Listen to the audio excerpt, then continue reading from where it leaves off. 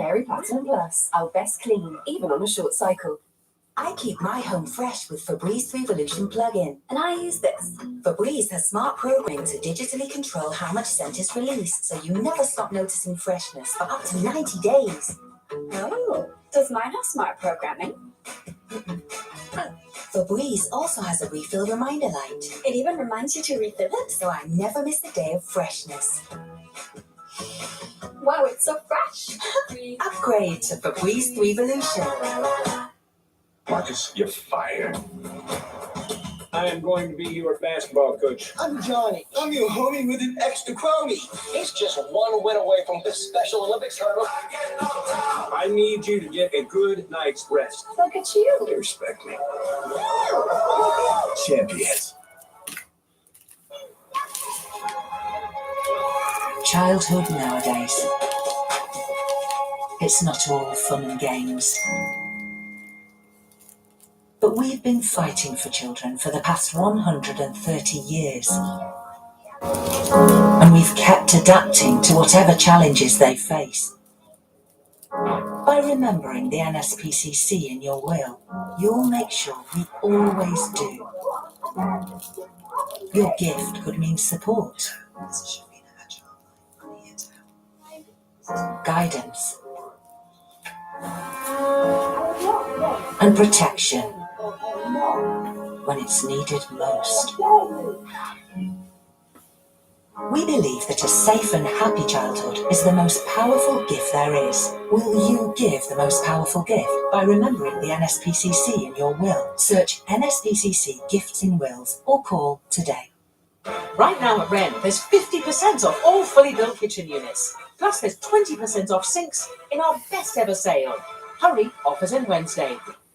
The last thing you have time for is cleaning the floor on your hands and knees. There's a better way. Stand up to Dirty Dirt with a Flash Speed Mop! Speed Mop! Cleans up the impossible. Attach the wet cloth to the Flash Speed Mop. Speed Mop sticky bits and gimmicks, unrubbing awkward bits, and playing the evil thing in the bin. It's quick, easy, and hygienic. Use our absorbent wet cloths. They're 2 times thicker and wetter. Flash Speed Mop for your daily hygienic floor clean. Is all that cleaning and buffing and rinsing slowing down your evening? There's an easier way. New Flash Spray Wipe Gun with a plant-based ingredient. A white misting spray, a grease-busting wipe, and you're done. Done means done with new Flash Spray Wipe Gun with a plant-based ingredient. And give your shower a shine in no time with new Spray Wipe Done Bathroom. I'm tripping right now. I feel like I've totally lifted his already. I died 11 times, and it only looks like it has to move on to you. I need to figure out how to close the loop. Who's the killer? There's one way to find out. The network premiere of the sci-fi sequel Happy Death Day to You, tonight at 9 on Film 4 and All 4. Film on 4. Sponsored by Hyundai.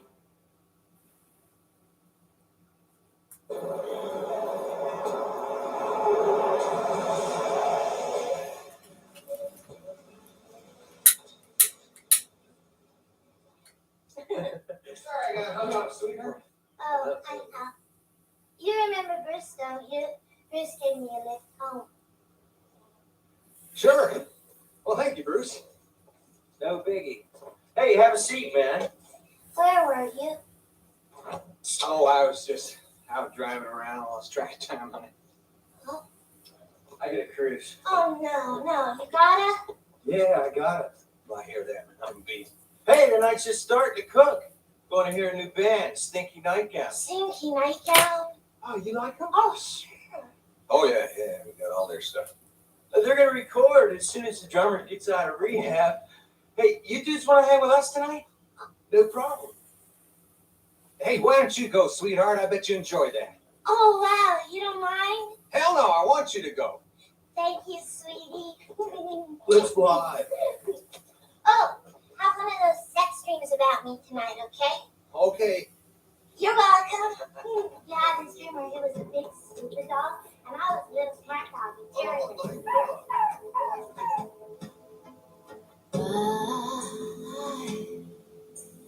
Why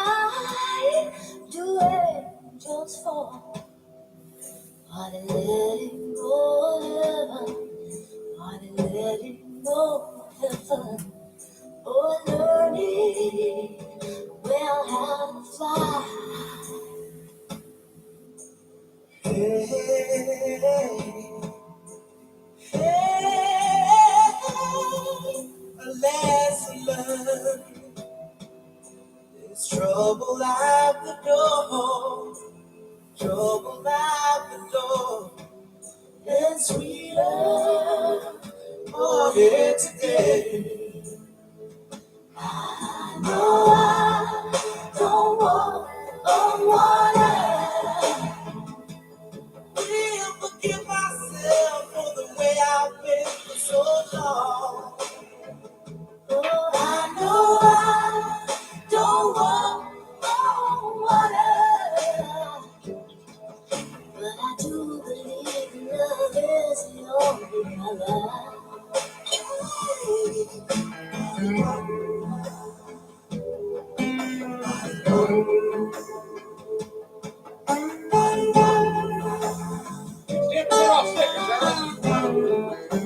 Hey, good morning. Oh, God, what a beautiful skirt. You gave it to me. Christmas '83. Did I? You know something, Alfred? You work too hard. Take the day off. Really? Do it now. Run. I'm feeling good.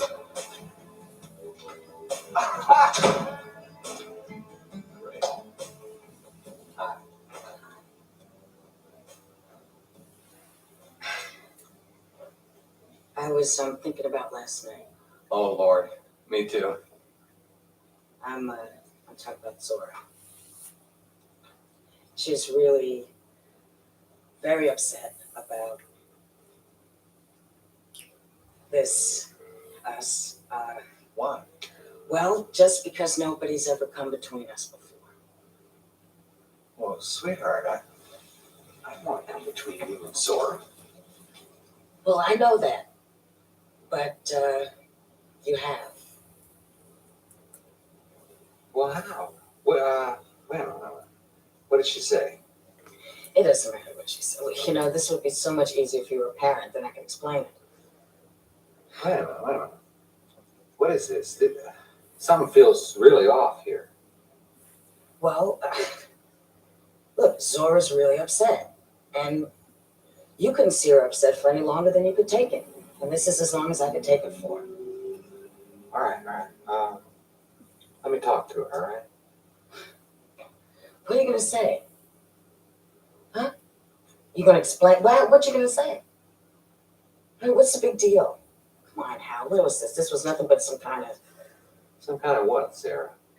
Well, just some sort of, attraction. Some weird old attraction. I mean, look, let's just get out of it before somebody gets hurt.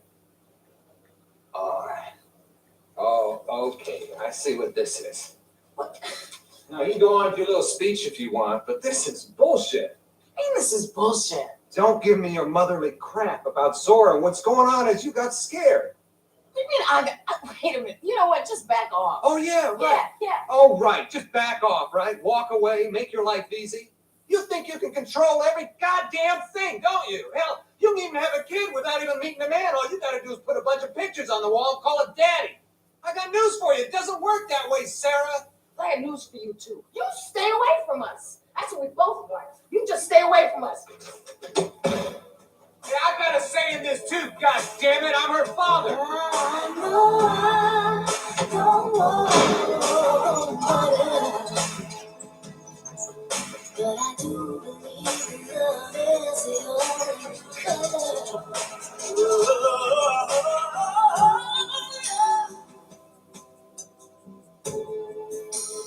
Daddy told her why. I told you to go. I'm going. Across the sky. Daddy told her why.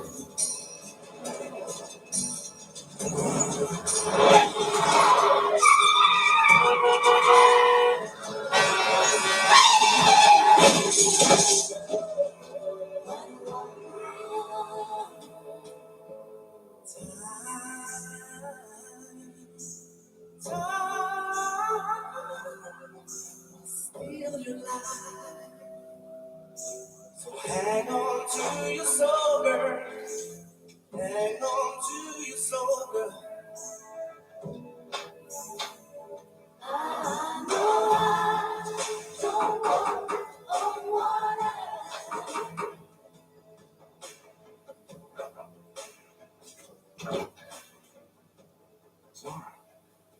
I'm sorry.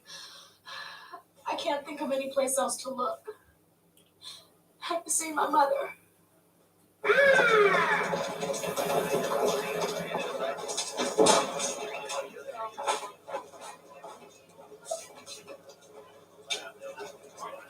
I'm looking for my mother. They said my mother was Sarah here. Matthews. Excuse me, we're looking for Sarah Matthews. Sarah Matthews. Are you family? This is her daughter. Oh, she came into the ER this morning. We are sustaining her vital signs. She has a concussion and she's still unconscious. We operated on her leg this afternoon. Ma. She's gonna be okay, right, Doctor? The next 48 hours are critical.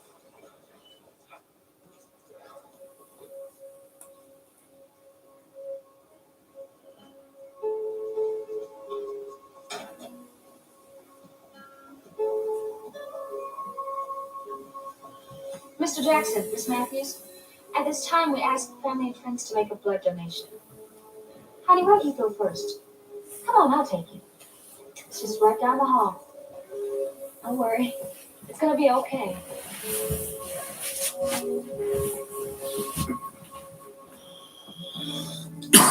Did you see that doll in here right before you?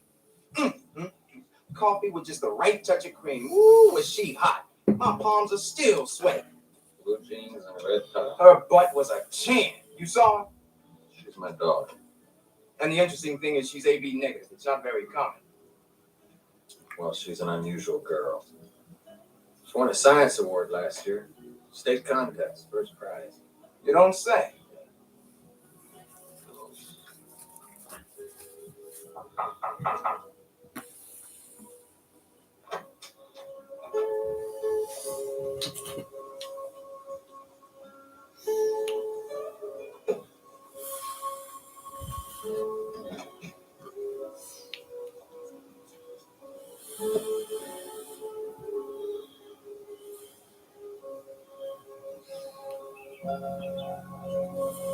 I mean, it was really an awful fight.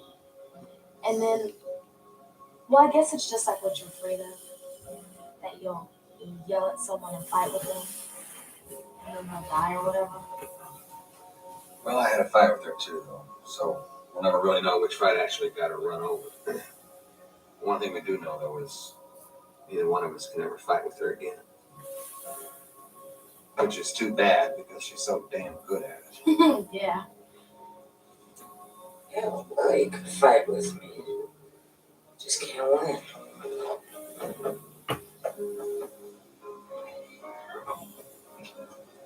Well, look, you got the asshole. I think she's okay. Well, maybe I ought to leave you two ladies alone for a second. Go home and grab some clothes. I'll be back real soon. Aren't you gonna smell me goodbye?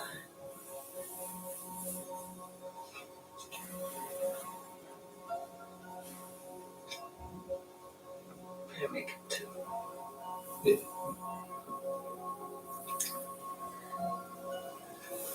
I think there's hope here. Yeah.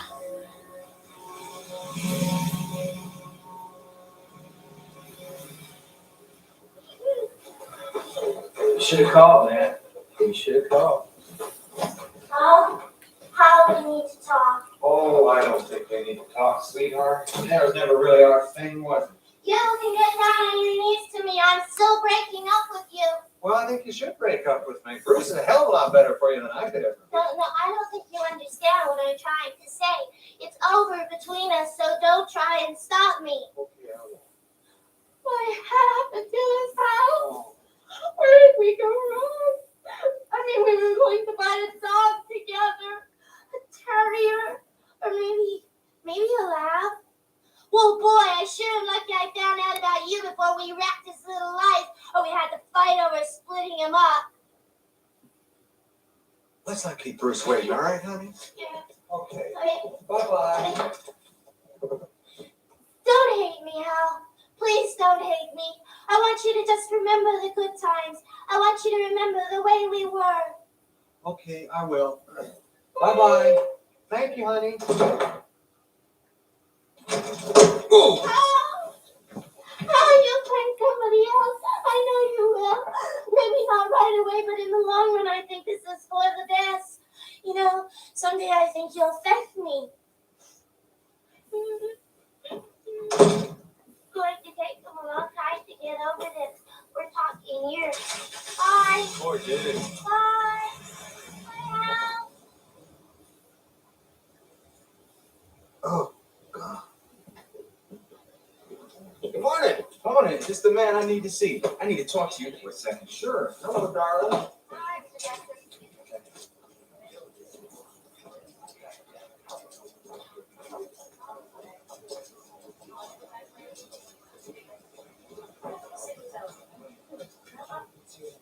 Hey, come here, quick. Go ahead. Mom, What? I won a Westinghouse Science Award. They only give out 10 each year. That's 10 in the whole country. Yes, and the principal's going to give it to me next week for graduation. Isn't that something? I'm telling you, this is our baby. Our baby is getting this incredible award. Yes, they're going to give me a trophy or something, and they'll pay for my whole college tuition. Congratulations, sweetheart. That's wonderful. Thank God. How about that, huh? What's wrong? Well, I just come from a hematology lab. Ooh, why? Well, I swear they keep all our blood. You're type A, Sarah. Well, sweetheart, they want you to give some more blood. You're AB negative, and that's kind of rare. And they took some of mine too. And I'm old.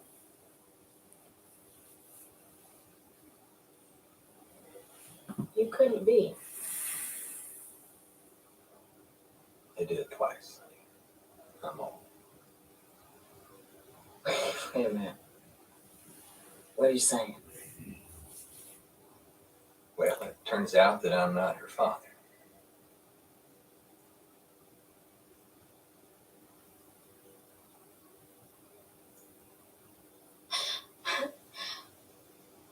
But I got the name from Mom's file. They had your name at the sperm bank. I know that, sweetheart. I called. I talked to the fellow that runs the place, and he said that the files were done by hand up until about 10 years ago. And then they sent them overseas to be put on computer disks or something. When they came back, they were all messed up. How can they do that to people? I'm afraid that the most you're ever going to know is that the donors came from the university. Mostly science majors.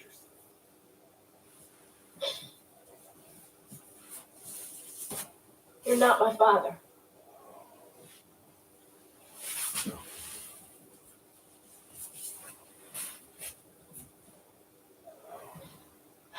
I made a mistake. I made a horrible, horrible mistake.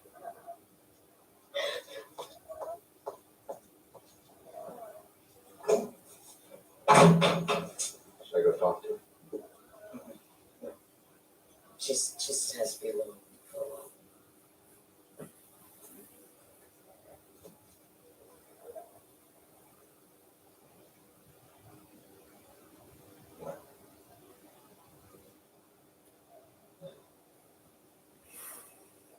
I guess you probably want to go back to work or something. You probably need your rest, huh?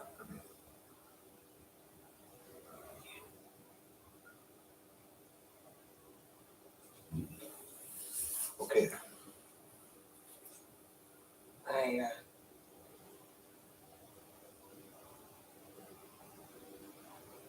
don't think I thanked you for being there for Zora and me.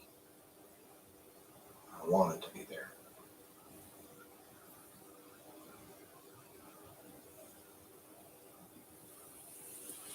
I gotta go to Las Vegas tomorrow. I have a dealer's convention. Sounds fine. It's work. I'll call you when I get back. Okay.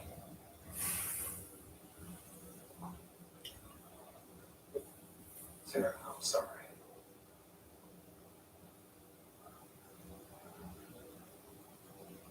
too.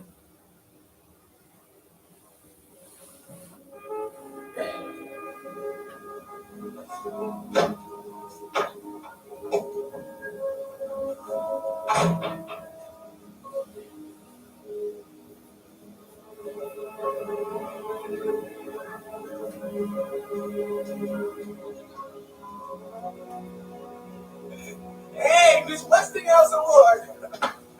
Go Zora, put your thing down. Congratulations, you won a Westinghouse. So what you get, like free light bulbs and stoves and microwaves and shit? Schnibbelunk? Thanks. What's wrong? It's not my father, T.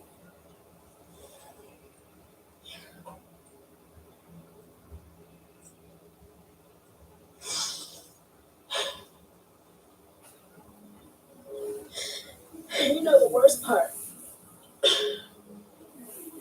Was I wanted a dad. He was my dad.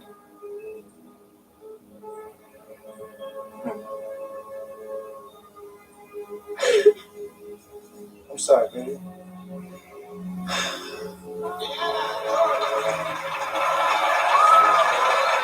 Erica Franklin.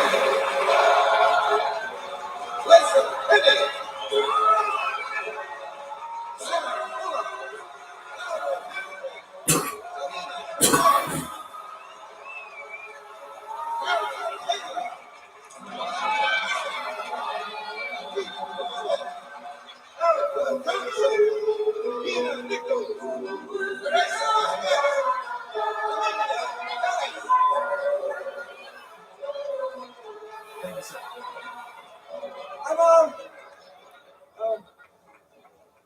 I guess the cool thing about giving this award is that I get to give it to my friend. Well, my best friend, actually. Zora's going to MIT this fall. And I'm sure she's going to make their heads spin just like she did ours. You know, there's certain people that just bring out the best in others. Well, as y'all know, I ain't one of them people. But Zora Matthews is. And that's why I take great pleasure in presenting this Westinghouse Award to my best friend, Zora Matthews.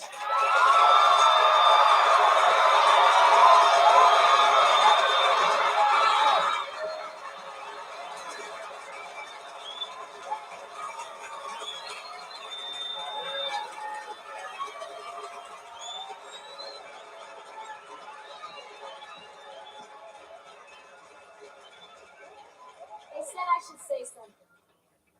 If I've done well in school, it's because I got the message at home that learning was important. I'd like to accept this award in the name of my mother. She has made it her life's work to educate people, and I am so lucky to be one of them. May we give her the clap? Would you come up, Mrs. Matthews?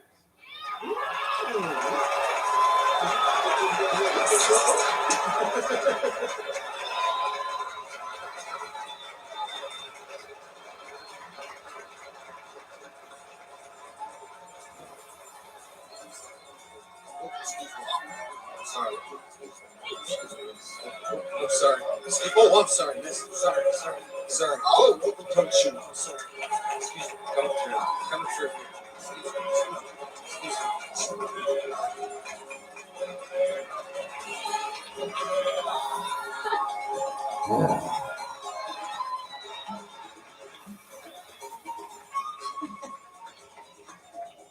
What are you doing here? I'm not sure. I mean, I wanted to see. Your daughter graduated. Yeah. I also thought maybe you might need a hand going up the stairs. Oh, absolutely. Absolutely.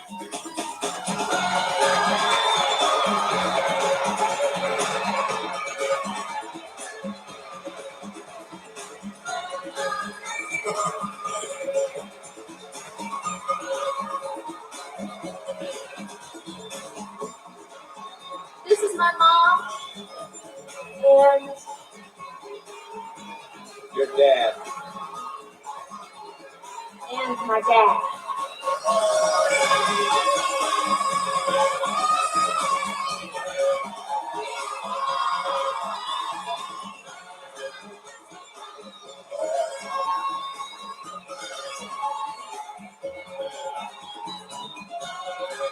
And now promotes this class graduated. And congratulations to you all.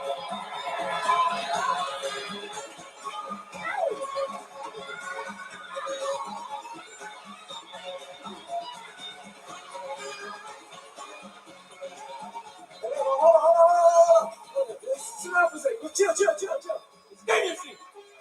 We have a little something that we planned that we'd like to give you. And it goes a little something like this.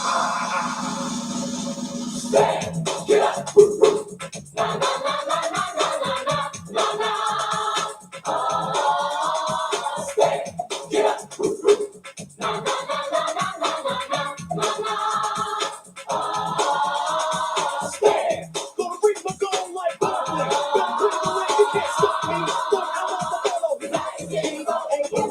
Yeah, 'cause only I control the Anthony. Ain't nothing gonna make me. Not crack, or movie. You got to get about the HIV, 'cause that's another negative thing in your life. New York to Japan, everybody in the world. Still be you. When that's done all the things you said I could do. There's a cause, you're due to bear. Things you go through, you're going anywhere.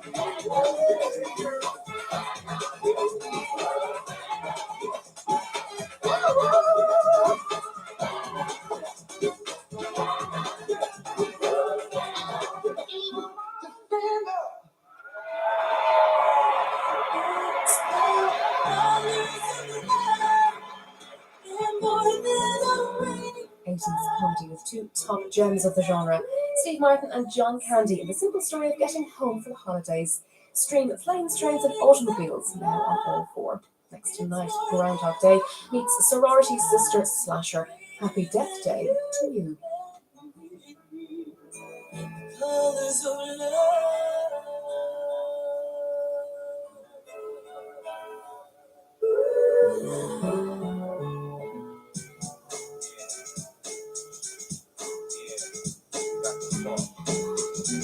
We got the bar. The fucking empty trunk. Yeah. Transform your world with Film on 4. Sponsored by Hyundai. Do you get people asking where Dracula's grave is? All the time. Jonathan Ross is uncovering myths and legends from all over the UK. Things they speak to a more irrational part of ourselves. This reminds me of the first time I explained our ballet. A brand new series, Jonathan Ross's Myths and Legends, coming soon on More 4 and All 4. I love it when I can dry my clothes outside, but the weather doesn't always cooperate. Very Outdoorable fabric softener makes our washing as fresh as if it's been dried outside, even when drying inside. That outdoor freshness. And still so soft, even next to sensitive skin. Very Outdoorable, very soft and fresh as if dried outside.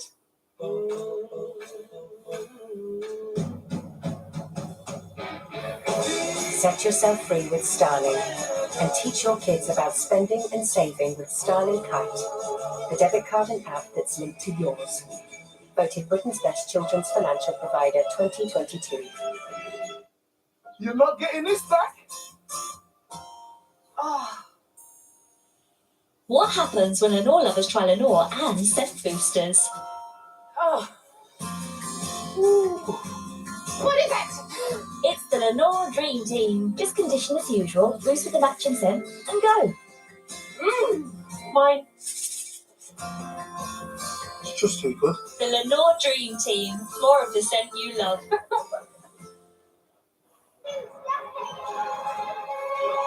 Childhood nowadays. It's not all fun and games. But we've been fighting for children for the past 130 years. And we've kept adapting to whatever challenges they face.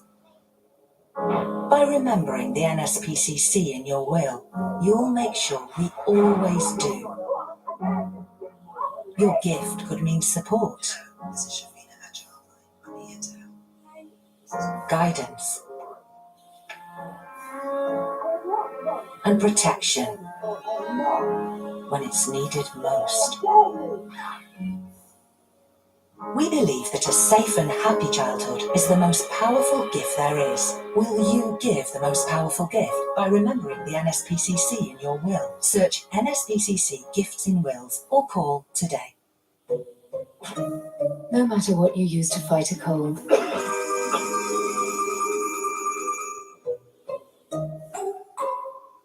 you could add Vicks Vapor Rub to help relieve your blocked nose, sore throat, congestion, and cough due to cold, to help you sleep like a baby. Vicks Vapor Rub. This is a 30-second ad. That's not long, but it's long enough to do something that could save you money on your energy bills. In 30 seconds, you can turn a boiler flow temperature down here, or switch these off there. Change this, reduce that, close these, or turn this down in a room you're not using. Each one you do will be 30 seconds well spent. They all add up and could save you money. Visit gov.uk/save energy for more energy saving ideas. Who are you? Someone you're going to get to know very well. Let's not just say as a perfect astronaut. My mother said it was not a job for girls. Celebrating International Women's Day. Seem to waste your life. A double bill of network premieres. Starts with Proxima, followed by Amulet. The 8th of March on Film 4 and All 4. The Wednesday night lineup on Film 4. At 5 to 7, Meryl Streep stars as the former PM Margaret Thatcher, the Iron Lady. At 9, beginning a 3-night run of classic gangster movies with The Godfather. And at 12:35, Gilbert and Sullivan take centre stage in the Oscar-winning Topsy-Turvy.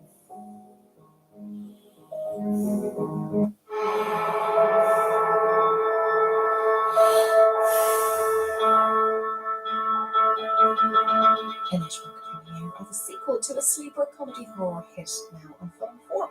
With Jessica Roth returning and writer-director Christopher Landon upping the ante with a sci-fi dimension, we find ourselves reliving the same day once again in the company of this feisty sorority sister. Happy Death Day to You has violence and strong language.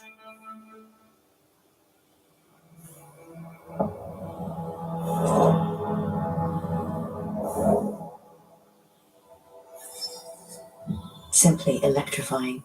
9 p.m. film on Film 4, sponsored by Polestar 2.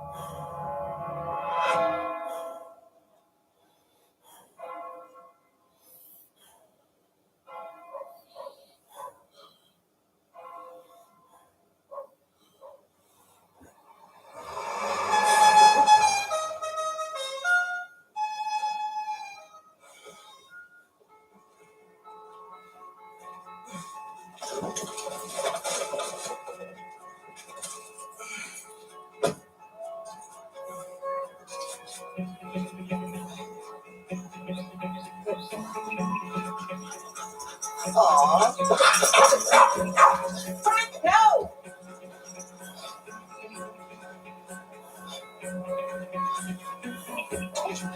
Spare any change? Sorry, man. I don't have any money. Sorry, bro. Watch it, man.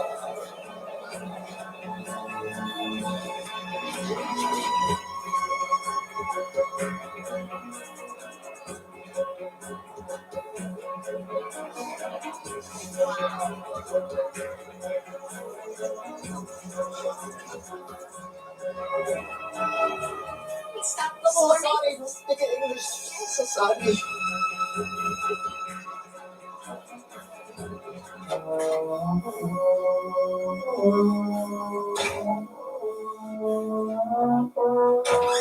Shut up!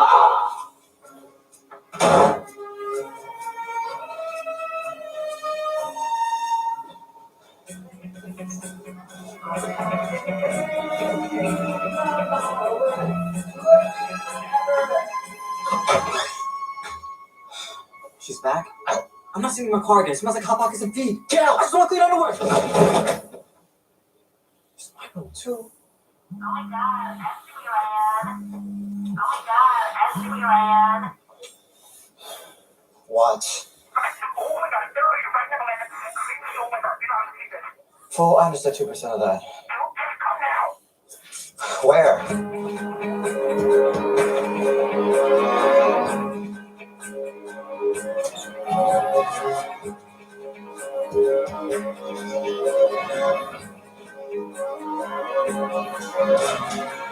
Dude, what?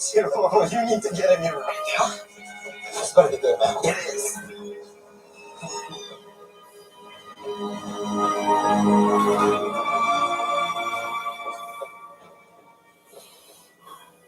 Whoa, right? 0.7 millinewtons of energy? That's huge.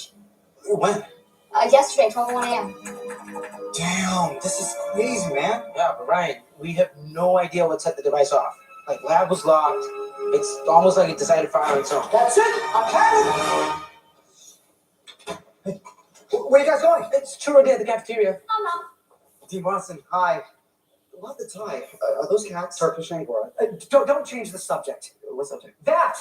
We've had 4 rolling blackouts, fried electrical circuits, broken bulbs all over campus, and it's all because of your little science project. It's my thesis project. It's an abject failure.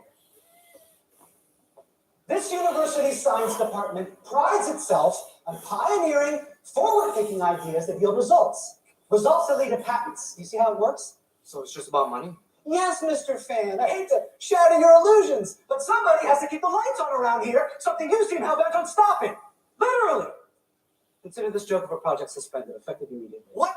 That's right. I've already called Professor Boner, It's Prince Bonner. and he's in total agreement with my request. I'm sending security to come and collect this energy-sucking doohickey by 6 o'clock today. You can't just take her. Watch me. I suggest you wrap up whatever business you have left here. Capiche?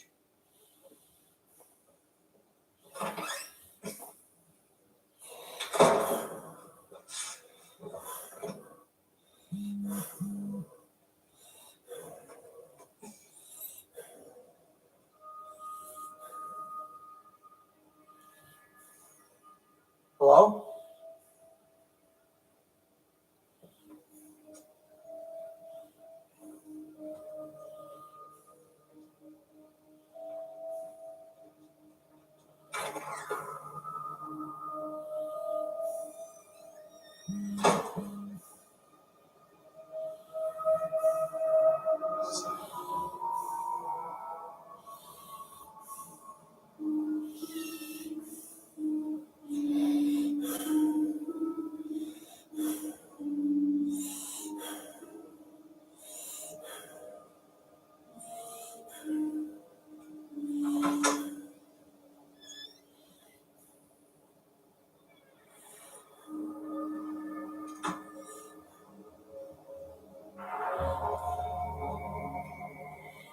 Hey, shitbags! While you were off playing games, our project got shut down. I hope you're happy.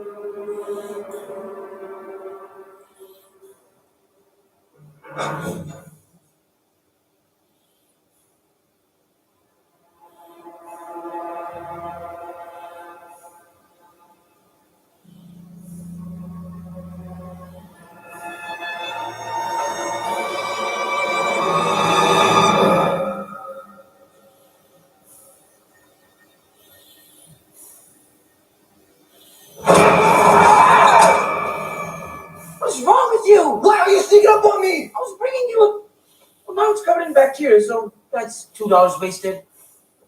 So ungrateful.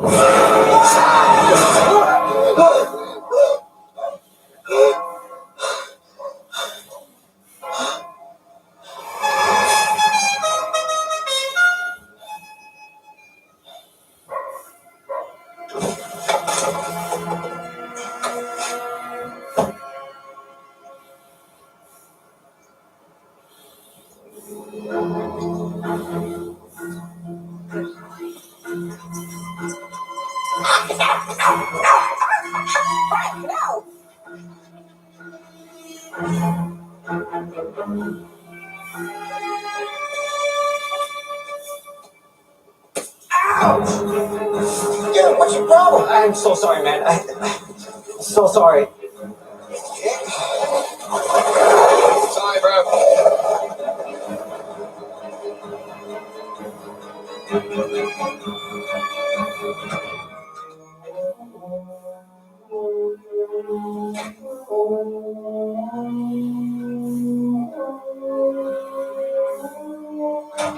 Shut up!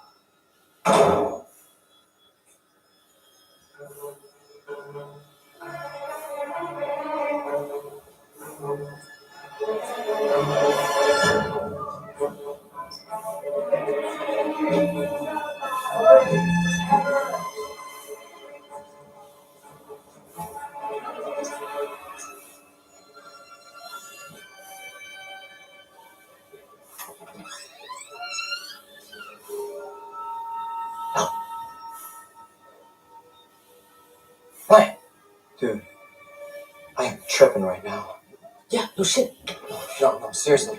I'm having that thing. You know what? What's it called? When you feel like you've already lived through something before. Deja vu? Yes, that. I feel like I've totally lived through this era.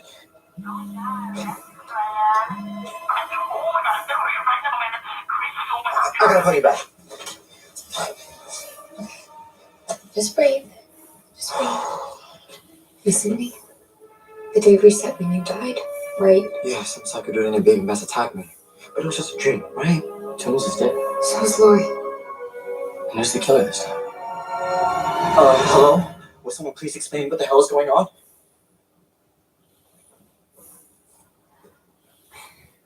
Okay, recap.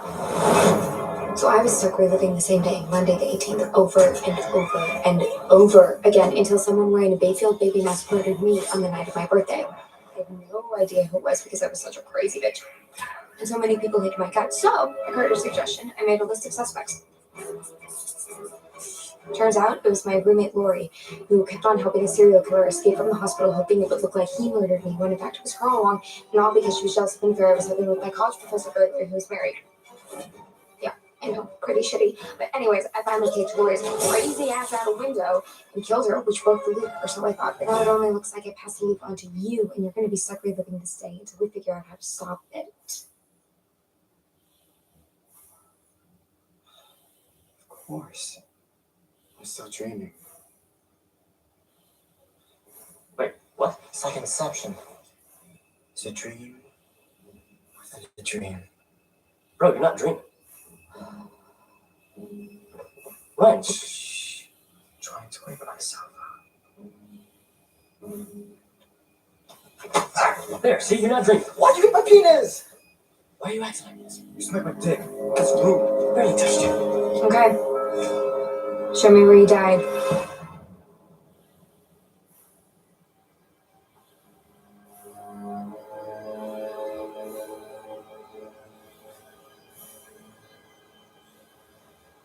Back there. Storm's closet.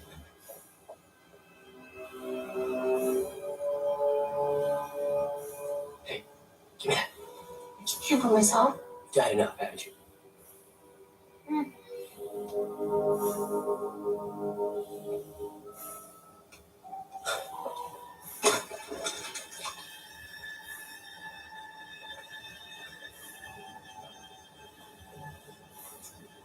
That's just it.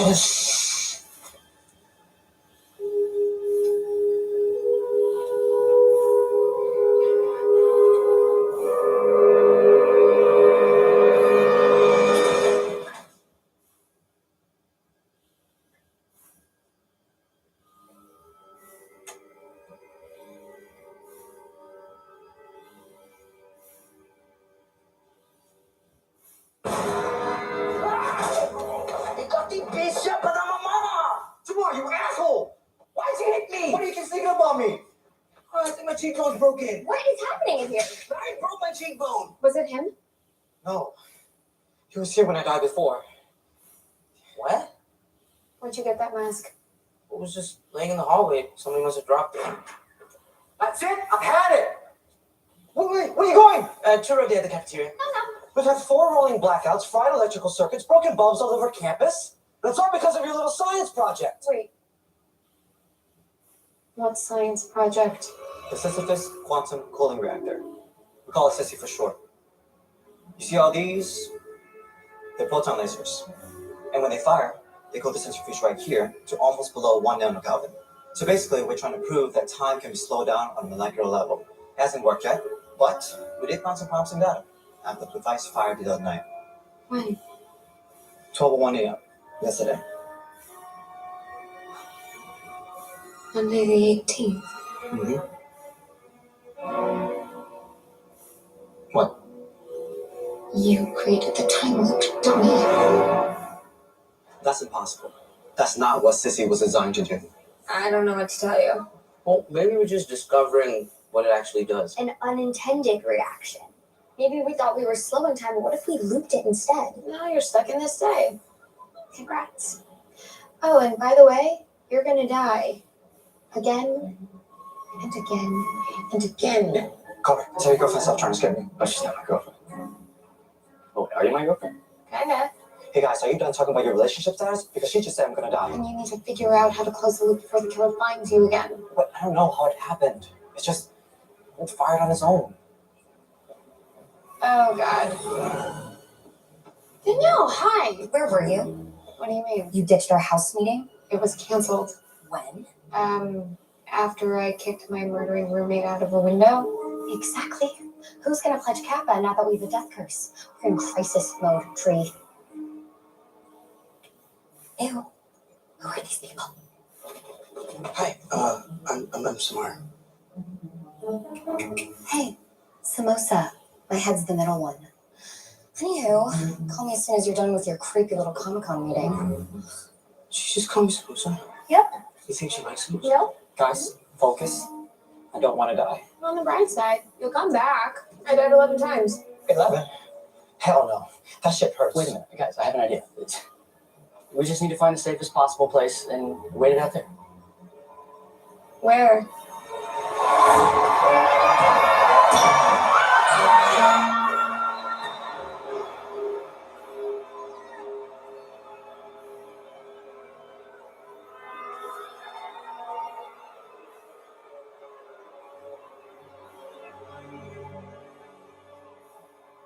What?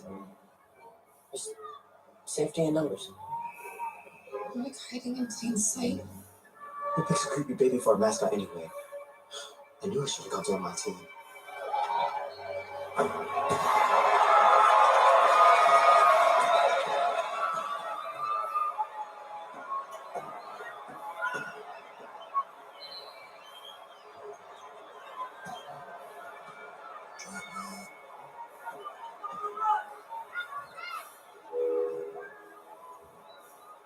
Is that you anymore? That's cute. Yeah, I was thinking. It's ironic. Here I thought I was stuck in the same day for some big cosmic reason. I'm facing my mom's death. I had nothing to do with her. Turns out it was just some big scientific fluke. That doesn't make it mean any less, does it? Guess not. Oh, you got a little something on you? Yep. Yeah. Sorry. Just It's your grandpa. what do you feel for it? So.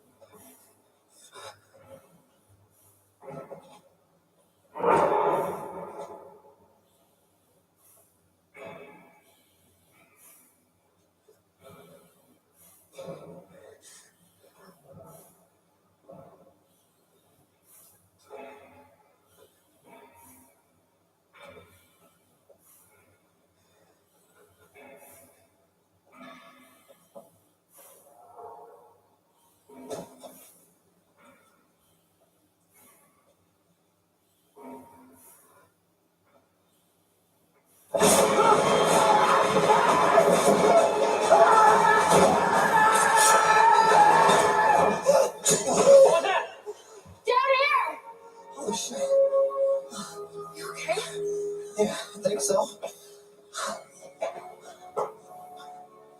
You did. Good job. Have a little practice. What the hell? I thought you were the killer. You should have said something. I was looking for you. Well, who is it?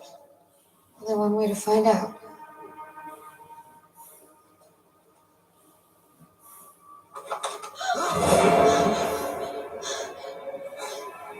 What the fuck?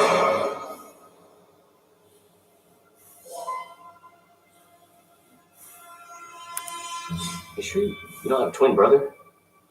Maybe you were separated at birth. Of course I'm sure.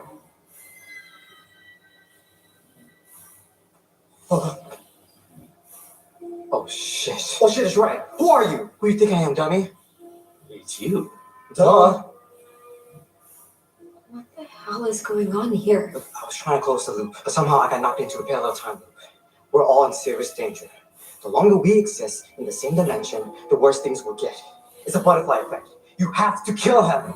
Me? She's going to create bigger problems if you do not stop her. Kill her now! No, screw that. Kill him. You're wasting your time. Do it, dude. I'm your friend, not him. You know, screw this. I'll just take care of it myself. Stop him! Wait, Ryan, maybe you should stop. Forget him. He's crazy. I'm the one who designed this. I know what I'm doing. You don't understand what you're doing. Shut up, fake Ryan. Ryan, this doesn't feel right. Ryan, stop! 4 seconds in measured distance, not time. Okay, so now you're gonna call Han Solo a liar? We'll see if the moment has to run. Jay, help me! Come on! Whoa. Dude, did you dose me Yoo-hoo again? What did I tell you about turning that thing on? Turn it off now! Turn it off now! Just get him! Ryan, just turn it off, man! Hey, what are you doing? Guys, take the wrench from him! He's a college student! Let me stay out of here! Okay, all right, just unplug it! Unplug the machine! Unplug it!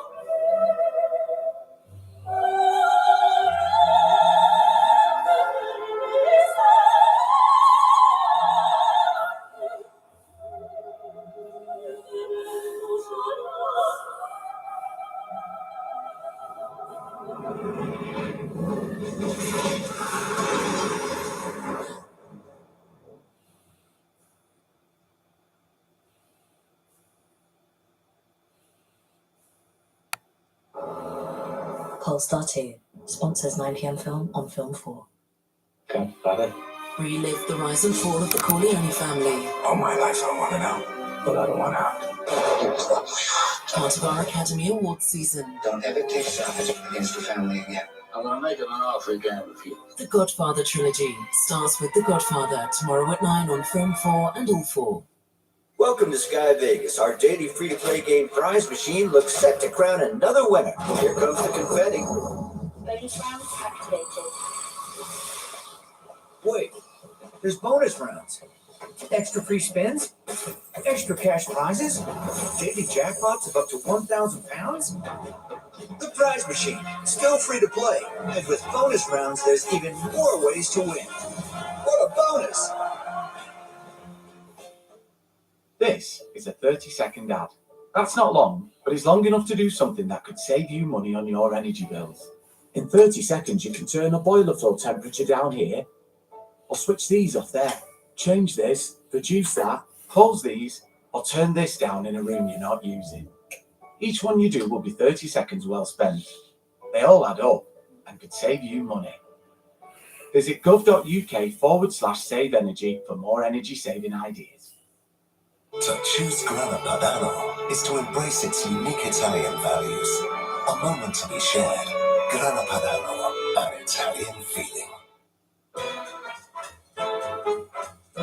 Wren, there's 50% off all fully built kitchen units and up to 5 years interest-free credit. Plus, there's 20% off sinks in our best ever sale. Hurry, offers end Wednesday. Dance on down to Wren today.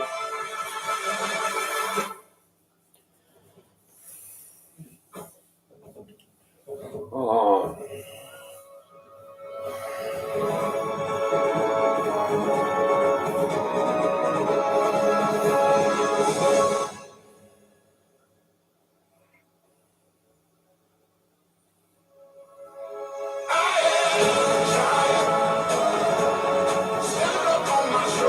At Lloyd's Bank, we will always be by your side.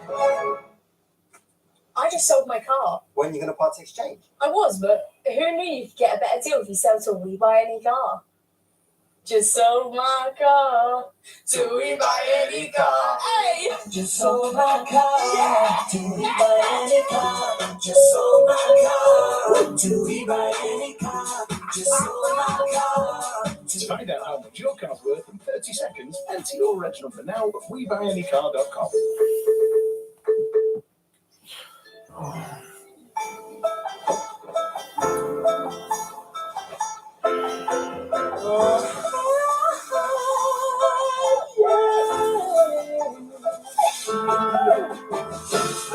Summer breeze. At Haven, we understand how important holidays are. That's why we have a holiday for your budget. For our lowest prices, visit haven.com. Haven, where happy happens.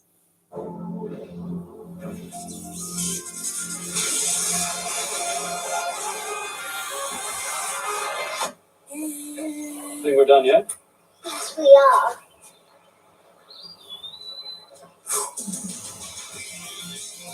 The Volkswagen ID4, created net carbon neutral, 100% SUV, 100% electric. Our skin is engineered for living, but eczema-prone skin is susceptible to sudden flare-ups. Flare Relief from Double Base is a steroid-free dual-action emollient with supplementary anti-inflammatory.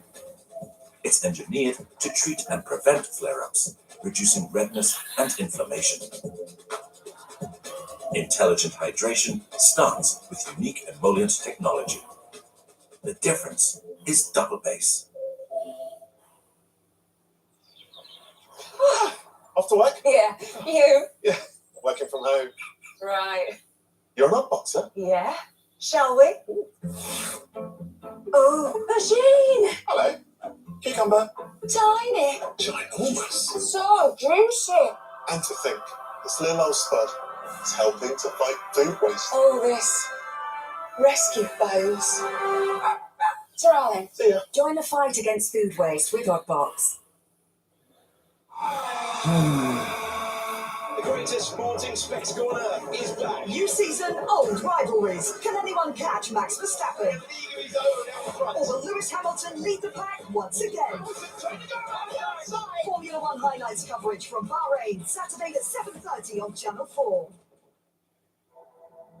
Polestar 2 sponsors 9pm film on Film 4.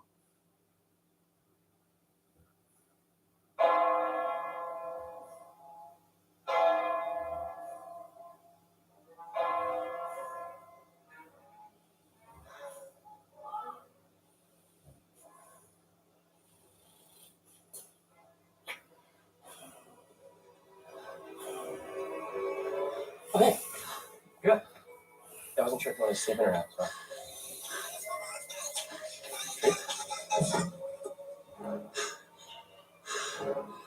No fucking way.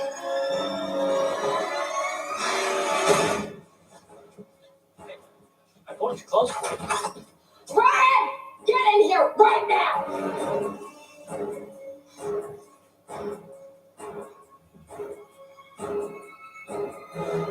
Wait a minute, you two know each other?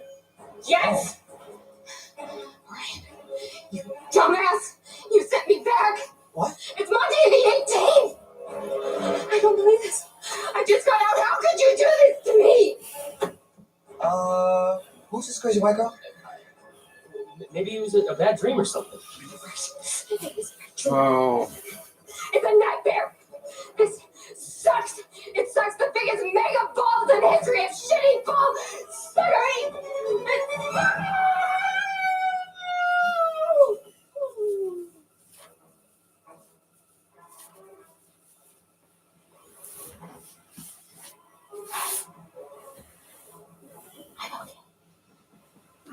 Sure? Oh. Needs to fix this now. This is a joke, right? I wish. Ryan, we need to go to your lab, turn on Sissy, and figure out how to send me back. How'd you know Sissy?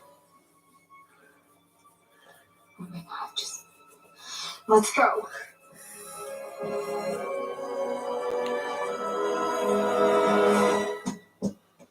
Andale, people!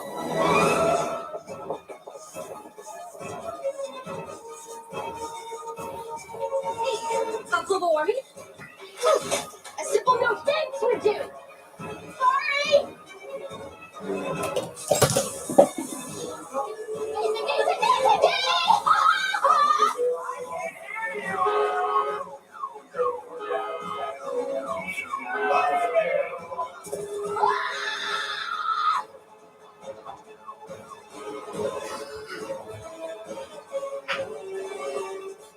Never turning You are gay!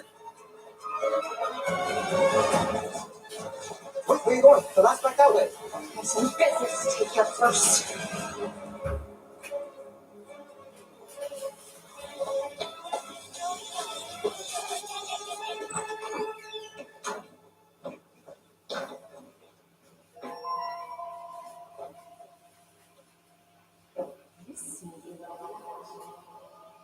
It's weird. What? You're supposed to be here.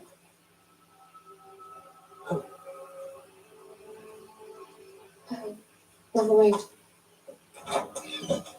She finally rolls in. Where is it? There's what? Oh, hey, Friday. Where's the cupcake? What cupcake? One you made for my birthday. The one you poisoned. Oh, that cupcake. I'm serious. Look, I don't know what stupid joke Danielle put you up to, but there's no cupcake. Sorry. I gotta go. Only a double for time. Just have the flu. Happy birthday, though. $2. Something's wrong. I don't know. It's different. There were two of me? Yes, that is how this whole thing happened. You know, this kind of reminds me of Back to the Future, too. Totally. Right? Mm-hmm. With Marty McFly. Doc. The DeLorean. Sorry. Are you serious? You've never seen Back to the Future? No, wait. Oh my god. Does this mean that...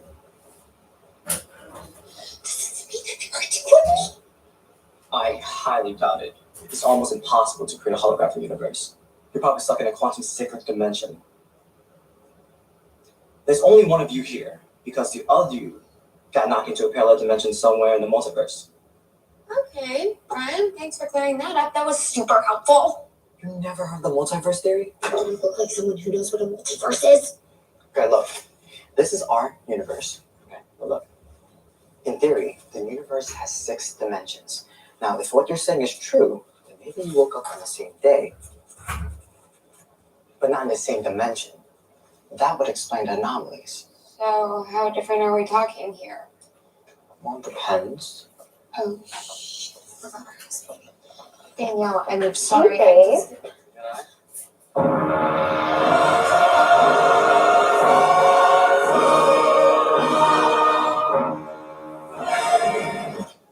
Hi, Ryan. Hey, Danielle.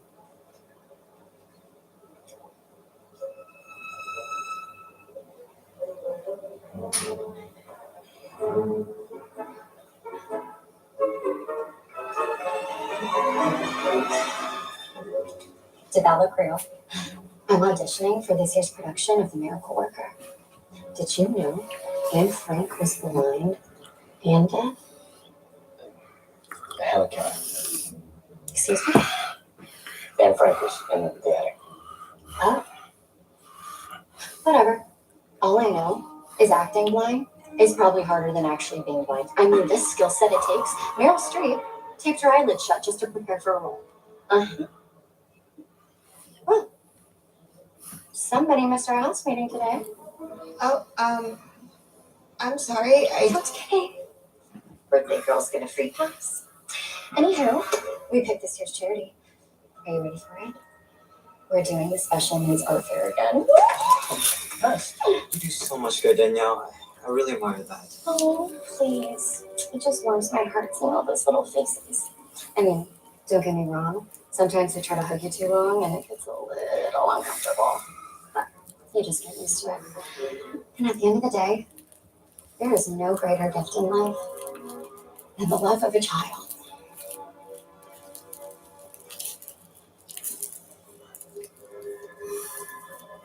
Tree? You okay? Yeah,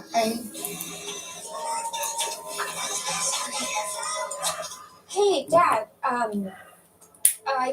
Yeah. Sorry, I'm on my way. I'll be there in a little bit. I have to go. Wait, what? You're leaving? Yeah. I have to meet up with my dad for lunch. It's a birthday thing. Meet me in the laboratory. We are figuring this out before it gets any worse.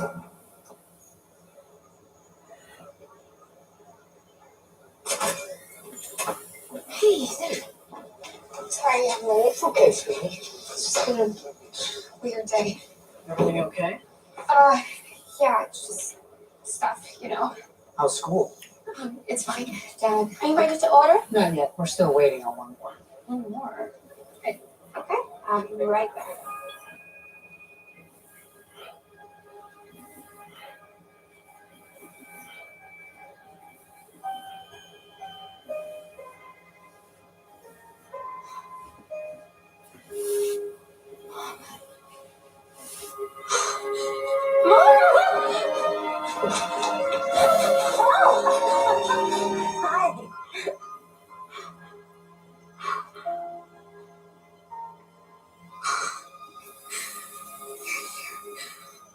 Oh, you're really here.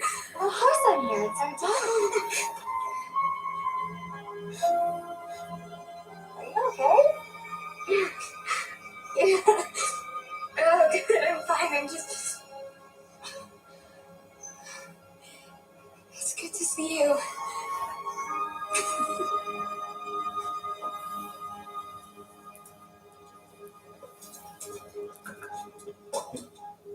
Okay. Try it now. 20 seconds.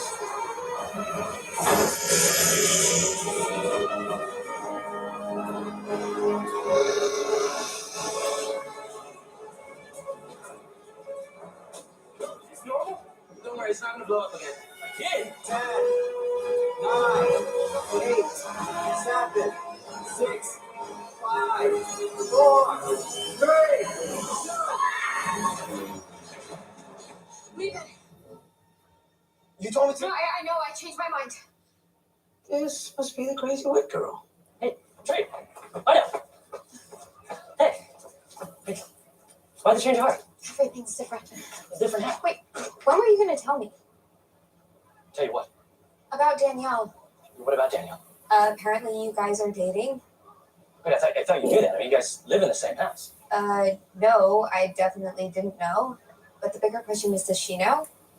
Does she know what? One of her closest friends woke up in your bed this morning. You don't think that that's newsworthy? Nothing happened. I slept in Ryan's bed last night. So why take me home? Because you were wasted. I was afraid you were gonna fall or choke on your own vomit like Janis Joplin. Okay. It's fine.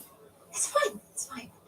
It's fine. This is how it's supposed to be. My mom's okay. Lori isn't trying to kill me. I mean, this is like the better version of my life, right? Wait a minute. In this other dimension where we... I can't do this right now. No, Trey!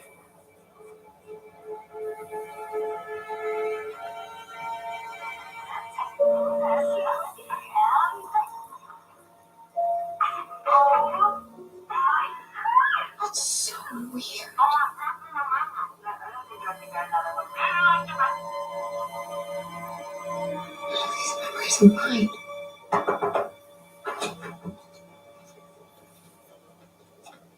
I know. I'm just borrowing it for tonight. What time are you going to the party? I can't make it. Something came up. What? I mean, we've been planning this for weeks, Tree. No, I know. I know it's a surprise party. I'm sorry. It's just, my parents aren't taking me. Oh, our tuition dollars at work. Anywho, who told you about the surprise? Was it Lori? I swear that girl really needs to learn how to keep a secret. I don't know what's going on. You know what, Tree? I'm just gonna come out and say it. I have been feeling so extremely unappreciated by you. Hello?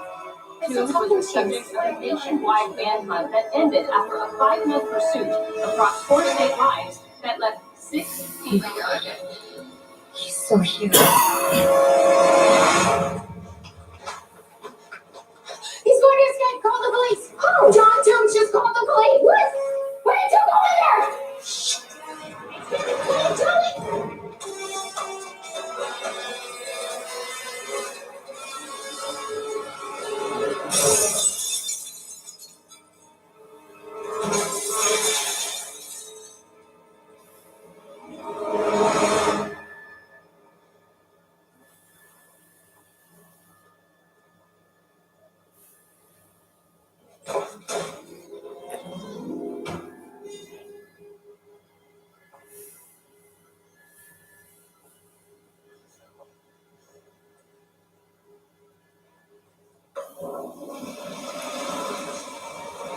Whoa.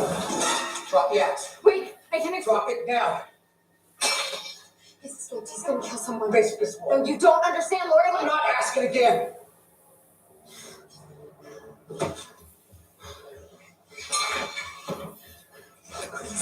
Listen, please. My roommate works here. She's at Tim's free because she's trying to blame him, but she's gonna kill me. Shit, you're late. Platoon's down in the arm right now. Nurse just took him. But she told me, dark hair and a ponytail. I know you think I'm crazy, but you gotta believe me. Dispatch. This is Officer Monroe. At 11:55, hospital need immediate assistance.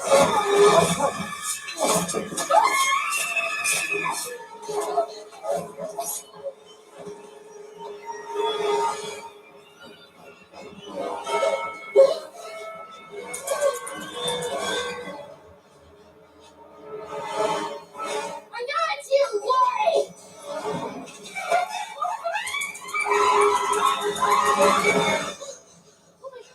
Are you okay? What the hell is going on? What's that? Chase escaped. He's trying to kill me. No, Tree, that's not possible. I just took him down to the ER. What's happening? I don't know. Oh my God, I get the power. Just stay calm. Just stay calm. Shit! Okay, come on.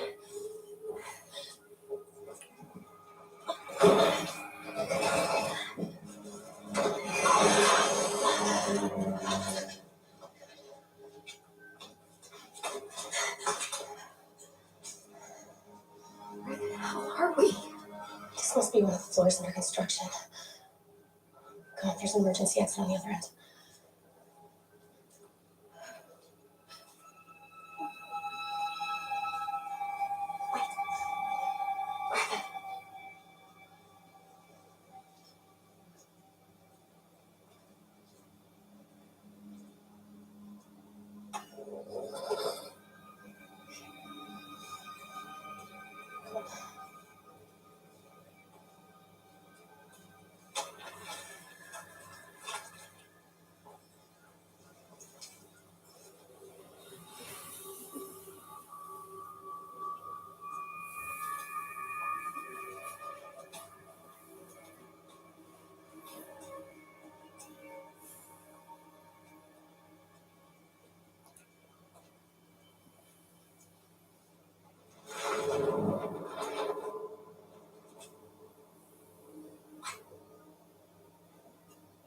Did you hear something?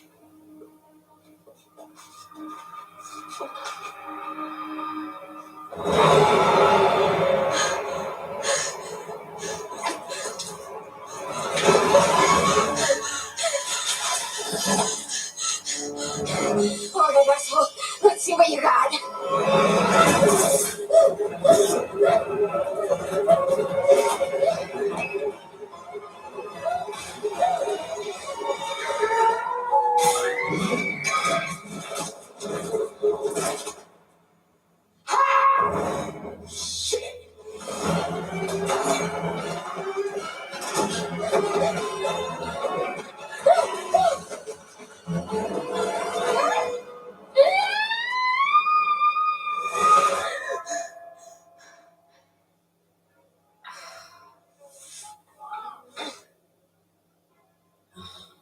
Rookie move, tree. Oh, hey. Yeah. What dimension am I in? Huh? Danielle. My girlfriend? Same one.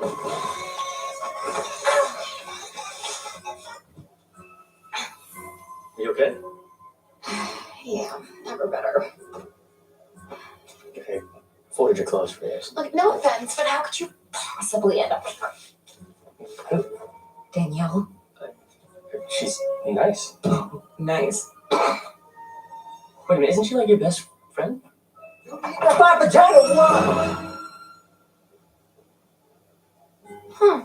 Interesting. No, I wasn't trying to do Well, it. as innocent as you look. What? No, I You. Meet me in your lab in an hour. Huh? I've got to get out of these disgusting clothes. Listen to me carefully. I need to stay here in this dimension, okay? So just close the loop. Look, we have no idea how this even happened in the first place. Well, you're all brainy science people, right? So you'll figure it out. You realize we're messing with things we have no business touching, right? Well, maybe you should have thought of that before you built the big dumb thing.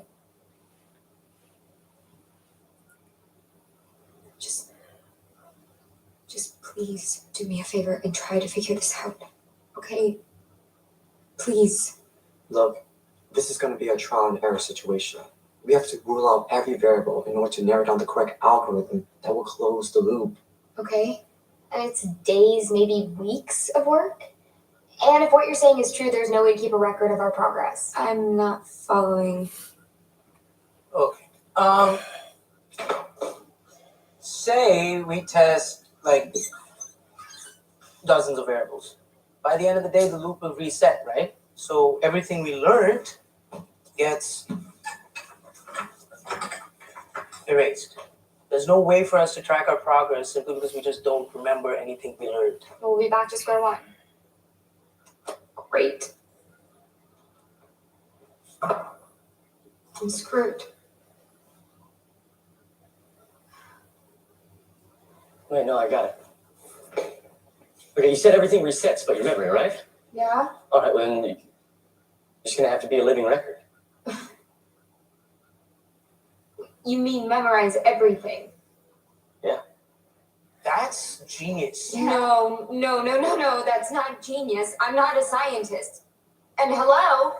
I mean, you do realize there's a killer after me, right? That means I'm gonna have to die over and over again until you guys figure out how to close the loop. I mean, I guess you could just kill yourself before they find you. Wow, another genius idea. Better than being chased by some crazy guy in a baby mask. Do you have a better idea? Yeah, you were gonna say that.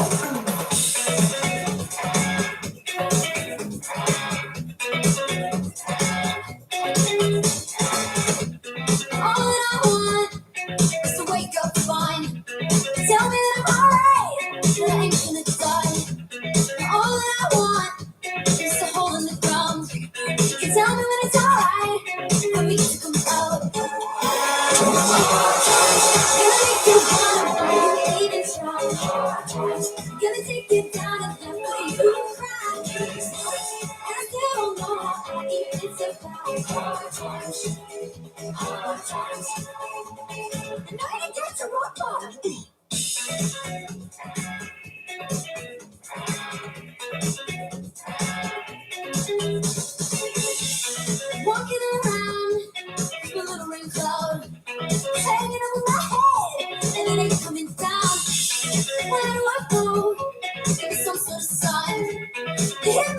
Baby, I'm coming alive.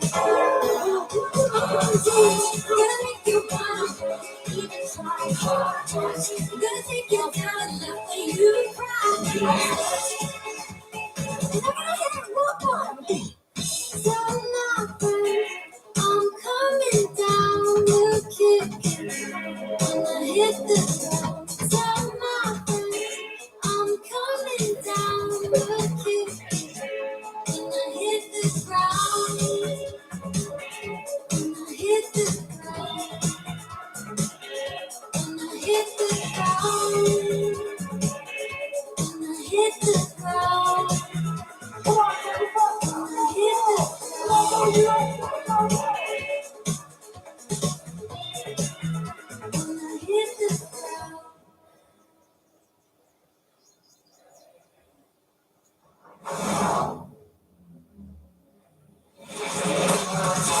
Gonna make you wanna even try. Gonna take you down and love when you cry. And I still don't know how you can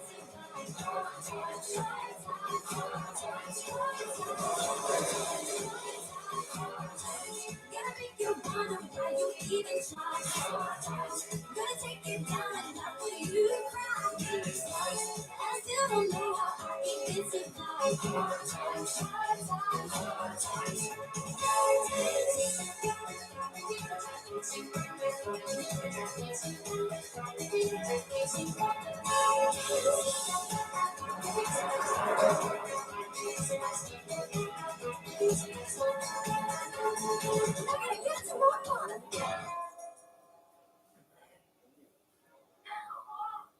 Well, hey. Wasn't sure if you wanted to sleep in or not. Folded your clothes last night. Wasn't sure if that material gets wrinkled. Anyway, what the hell are you always looking for under that desk? Oh, see, my mouth. Yeah, hi. I ground like 2 treatment. Mystery solved.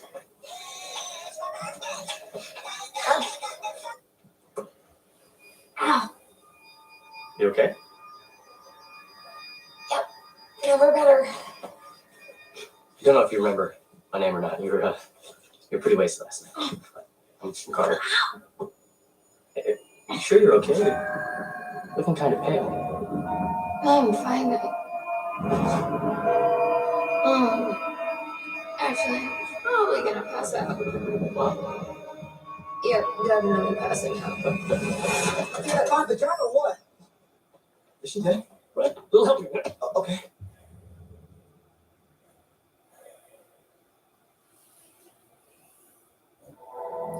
Polestar 2 sponsors 9pm film on Film 4. We got married 13 years ago. 13! Sure, there are moments when you can drive me crazy. But this holiday, just us two, well, it reminded me just how good those years have been.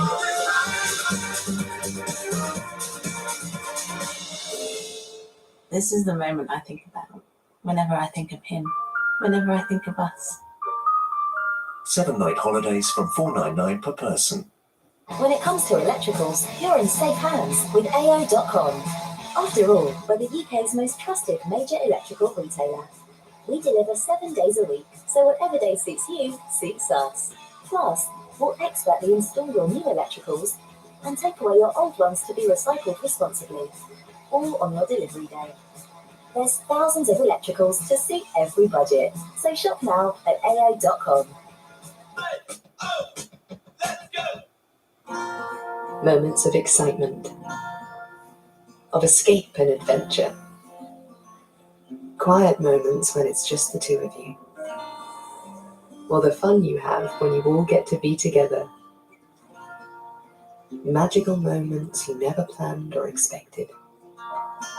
This is how memories are made. holidaycottages.co.uk. Properties handpicked by us. Memories made by you. Mufasa, you know you sold the car, right? What? You know you sold the car, right? Just sold my car. Do we buy any car? Just sold my car. Do we buy any car? Just sold my car. Do we buy any car? Just sold my car. Do we Find out how much your car's worth in 30 seconds. Enter your reg number now at WeBuyAnyCar.com. At Betfred, we want betting to be safe, so we have a range of tools to help. You can set a deposit limit to control your spending. Reality checks are there to remind you how long you've been playing. And if you need to take a break, you can set a timeout whenever you like. For more help, speak to our shop staff or visit Betfred.com. Betting should be fun and friendly, so please remember, gamble safely. Who said electricity can't be adventurous?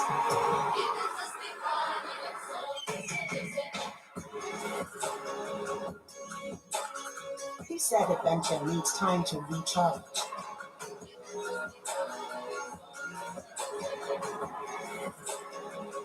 All new Nissan X-Trail with e-Power, a unique electrified experience, unplugged.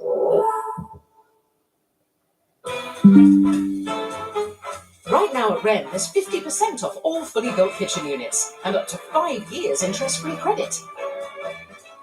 Plus, there's 20% off sinks in our best ever sale. Hurry, offers end Wednesday. Dance on down to Wren today. Experience all the exquisite layers of Ferrero Rocher. The roasted, chopped hazelnuts, soft, creamy filling, and fine chocolate in a uniquely delicious bar. Enjoy the taste of Ferrero Rocher, one square at a time.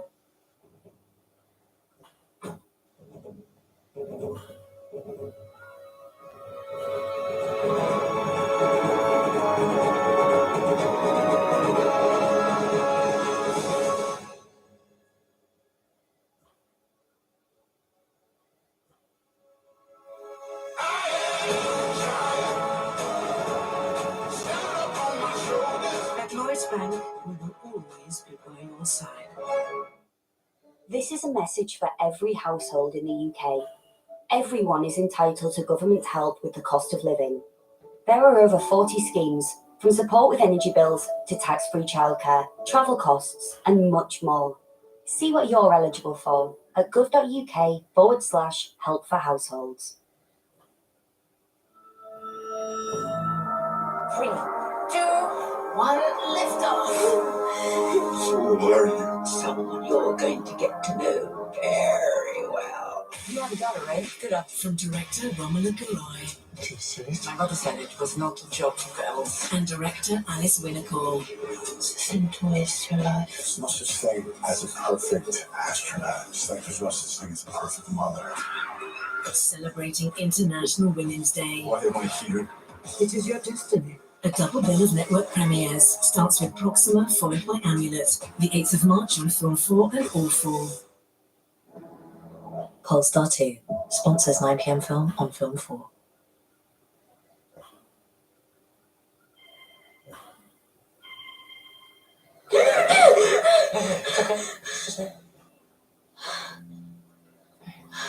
You okay? You're really getting a scare back there. Yeah, I'm fine. It's okay. Yeah, of course. Why wouldn't I? Oh, we gotta hold your parents. They're on their way. I can't come here. It's not safe. Jesus. Can I help you? Oh, it's okay. He's a friend. Sorry. Visiting hours were over. Thanks, Carter. Feel better.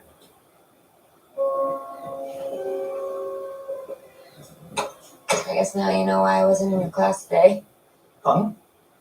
Advanced bio. I'm sorry. Are you in my class? You don't look familiar. I'm sorry, my mistake. Right. Well, I'm Dr. Butler. Nice to meet you. Miss Gelman, I've been having a hard time pulling up your medical records. I know I should be dead. My results, they don't make sense, right? Yes. Highly alarming, to be honest. What time is it? Almost 9:30. She's about to die. Who? Lord, He's gonna kill her. What? Listen to me. You need to stop her from going down to the OR. I'm sorry, I don't know who you're talking about. Oh, really? Well, maybe your wife does. Go! Go!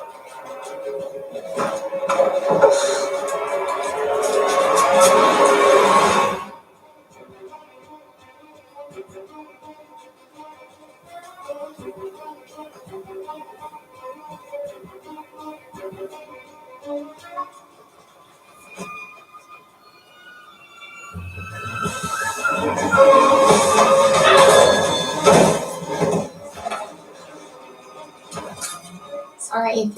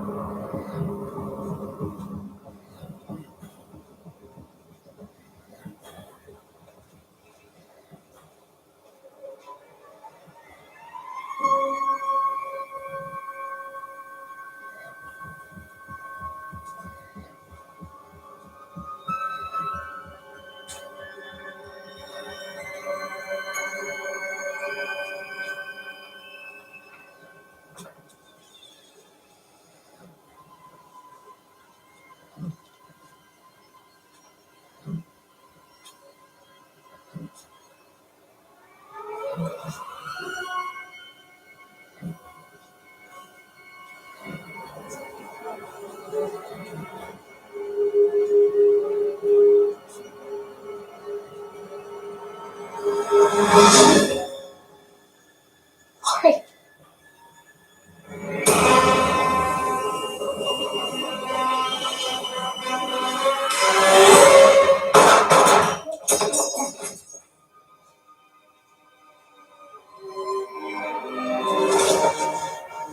Who set you free?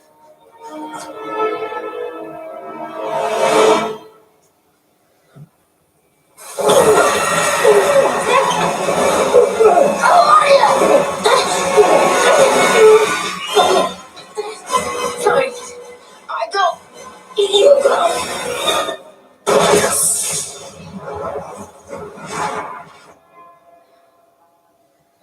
Oh, hey, you're up. Wasn't sure if you want to sleep in or not.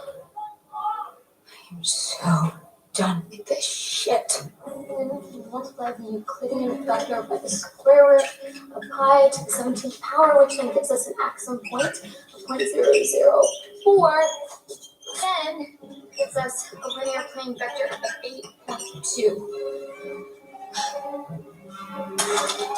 Boom. Damn.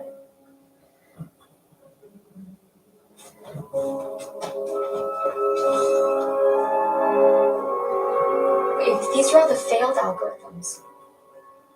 And there's only one possibility left.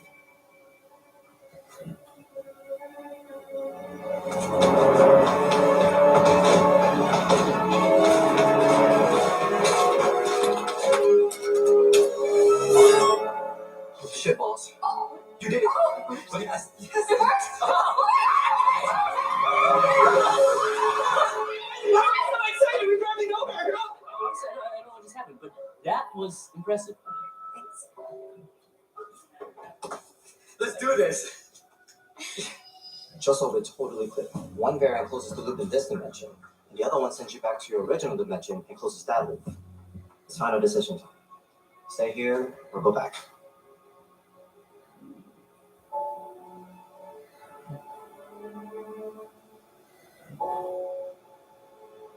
I'm staying here. Final decision. Okay. Here we go then. Stand back.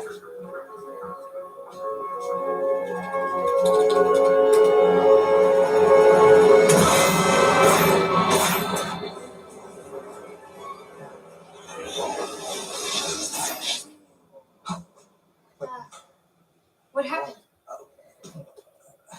Oh, the vector's off. You said this was the right one. on. No, the math was right. Something else is off.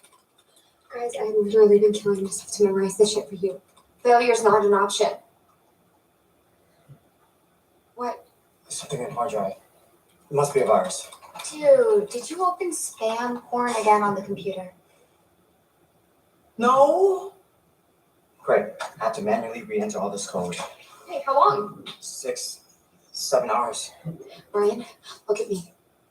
I am on borrowed time here. Understand? Get it done. Yeah, I'm on it.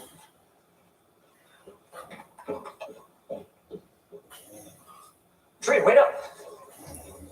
Hey, are you sure about this? Of course I'm sure. Okay, well, what about the killer? They said people are gonna die tonight if you close the loop and we don't help, and they're dead for good, aren't they? I have to stay alive. I can't go back to that hospital. It's way too risky. Okay, so that's it? You're just gonna walk away and let a bunch of innocent people die? People die every day, Carter. I can't be responsible for everyone, okay? I know how selfish that sounds, but it's true. Yeah, no, that sounds incredibly selfish. Are you serious?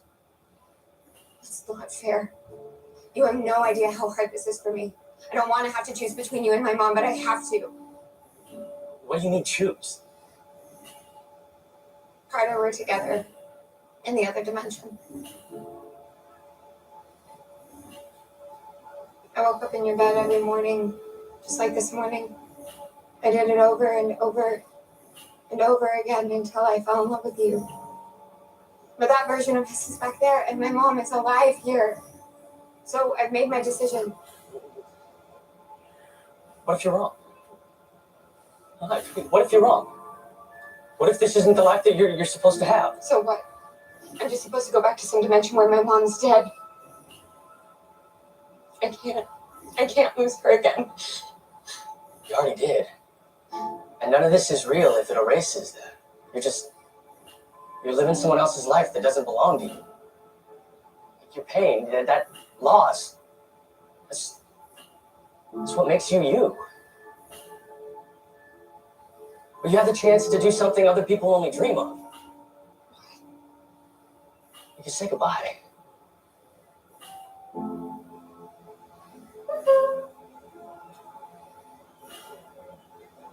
Girlfriend's calling you. Better go. What's her problem? She just ditched our house meeting.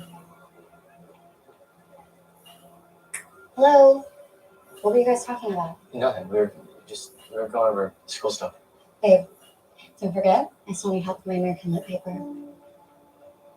I'm really busy right now. Carter, I promised. I won't pass the class without your help. Right, yeah, that's fine. You're the best.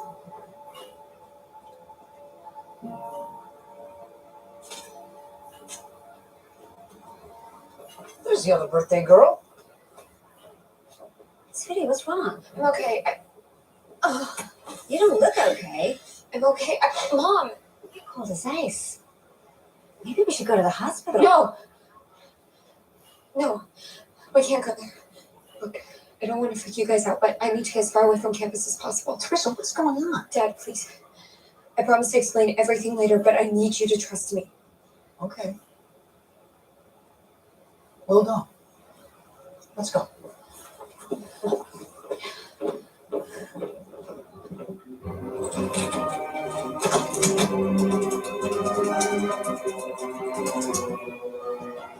Done! Finally. You guys ready? Okay. Let's close this loop once and for all.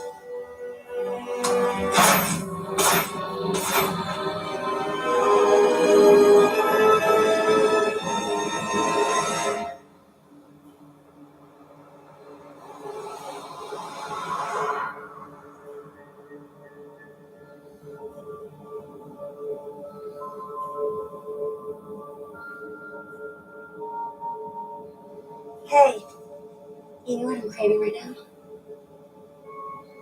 What? One of those giant cinnamon rolls from that bakery in Morro Bay. From our birthday last year? You don't remember you ate 2 of them. That wasn't me.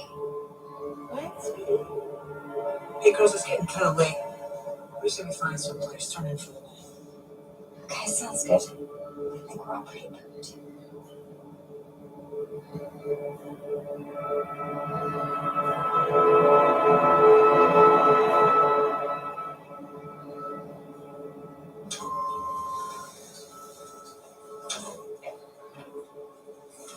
Lori!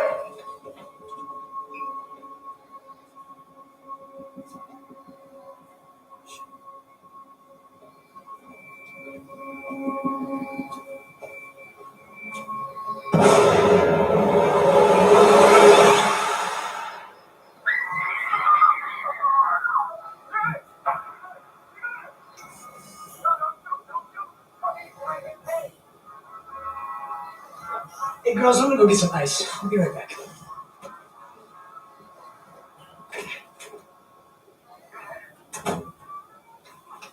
Okay. Just tell me one thing. Are you pregnant? No, Mom, Okay, sorry, I just had to ask. it's not like that. But it's a boy, isn't it? No. Yes. I don't know, it's complicated. Trust me. I can do complicated. What is that?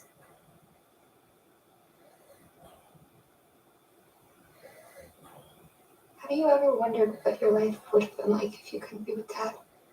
What? No. What if you had to choose? You know, what if being with him meant that you would lose someone that you were really close to, that you would never get to see that person ever again? What would you do? Well, we all have to make hard choices, Tree. That's life. And sometimes the past is pulling us in one direction and the future is calling us somewhere new. But of course, if I had to choose, I'd pick Daddy. I mean, without him, I wouldn't have you, right?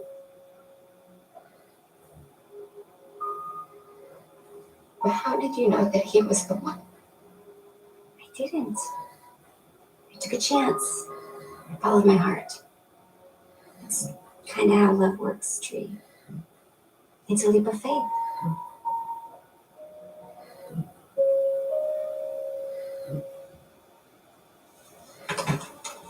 Sheffield University Hospital, where a terrible tragedy continues to unfold. Details are still coming in, but so far we can confirm 3 victims, a nurse and a police officer.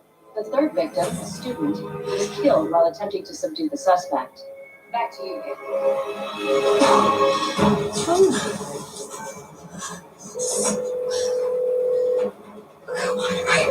Here's some more paycheck 2297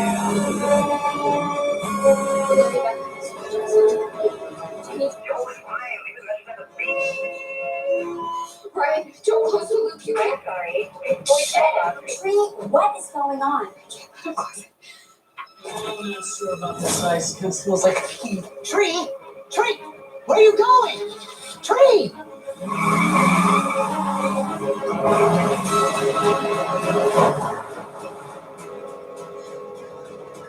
on, pick up your crop! You're lying. Where? Come on.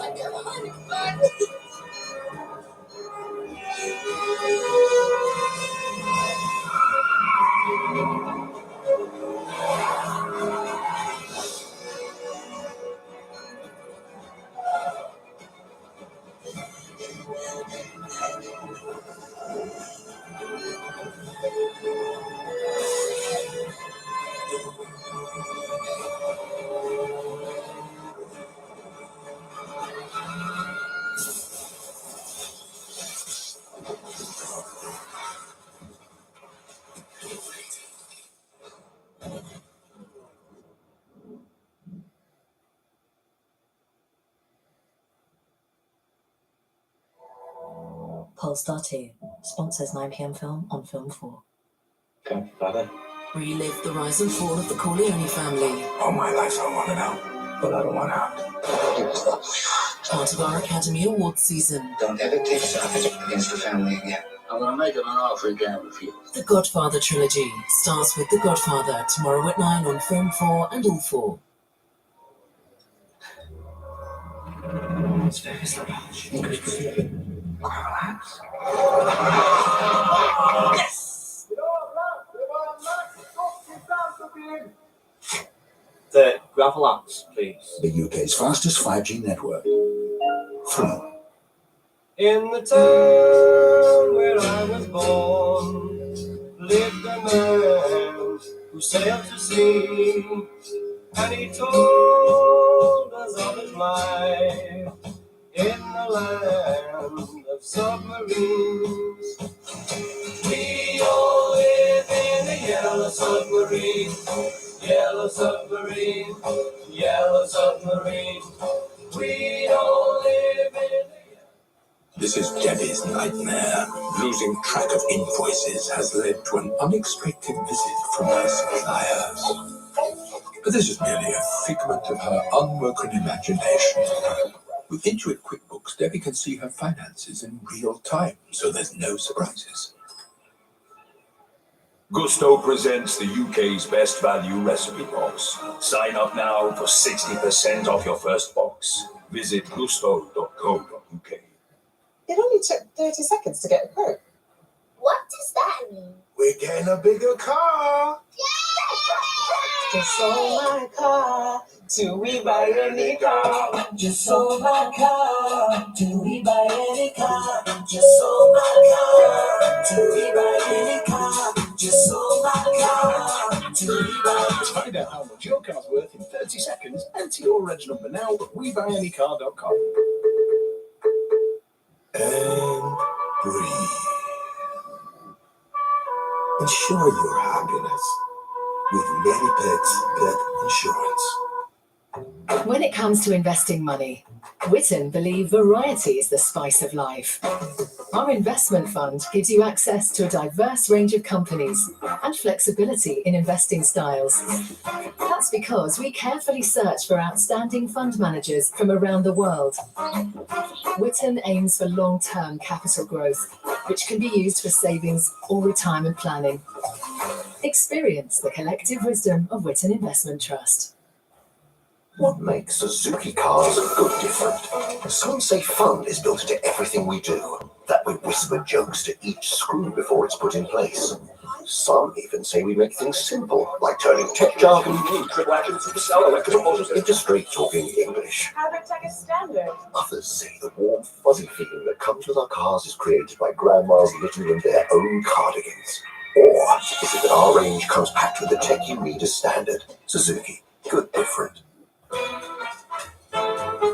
Right now at Wren, there's 50% off all fully built kitchen units and up to 5 years interest-free credit. Plus, there's 20% off sinks in our best ever sale. Hurry, offers end Wednesday. Dance on down to Wren today.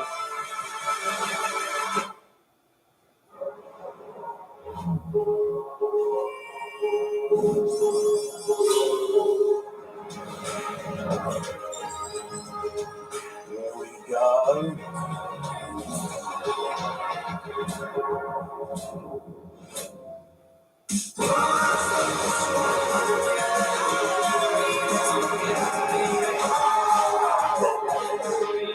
William Hill Vegas, Beyond Entertainment.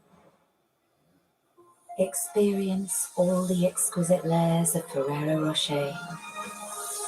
The roasted, chopped hazelnuts, soft, creamy filling, and fine chocolate in a uniquely delicious bar. Enjoy the taste of Ferrero Rocher, one square at a time. This is a message for every household in the UK. Everyone is entitled to government help with the cost of living. There are over 40 schemes, from support with energy bills to tax-free childcare, travel costs, and much more. See what you're eligible for at gov.uk/help for households. Top star George Michael was caught in a public men's room. I kind of knew it was coming. You can only dance with the devil so many times. I kissed the boy I liked it. I'm still so proud of him for that. George Michael, Outed. Starts Monday at 9 on Channel 4 and All 4. Polestar 2 sponsors 9 PM film on Film 4.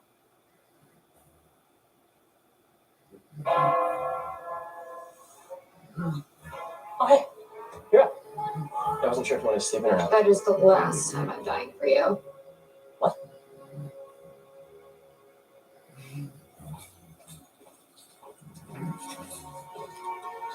much longer is it going to take? Thanks to your crazy memory, it shouldn't take long at all. I got Sissy ready to go in just a few minutes.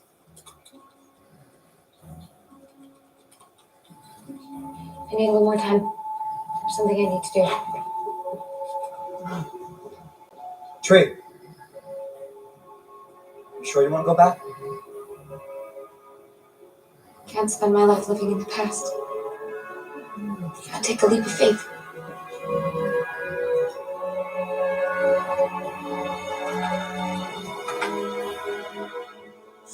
Finally rolls in. Lori, hi. Big night? You could say that. Look, Lori, it's good to see you. It's good to see you too, Trudy.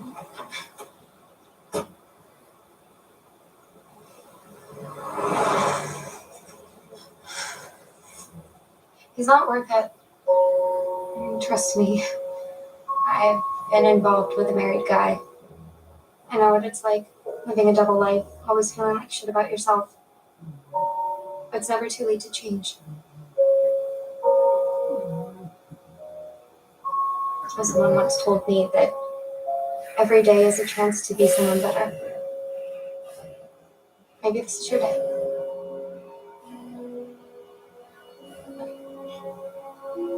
Thank you.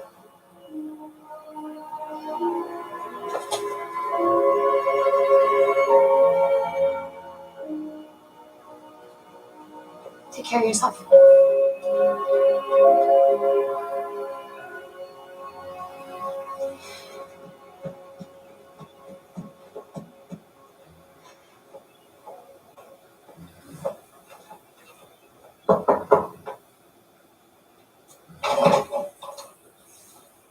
Tree. Hey. Look, Danielle, I feel really bad. I've totally been misjudging you, and it's completely on me. I am so sorry that I've made this. Nice. Three-way. He's kidding. No, I'm not. Nick's shower was broken, so I said he could use mine. Right, Nick? My shower is fine. Right. You know what? Never mind. Sorry for interrupting. Bye. Bye. Ow! What was that For for? being dumb as a rock, that's what. Oh, really? How can a rock be dumb? They don't even have brains.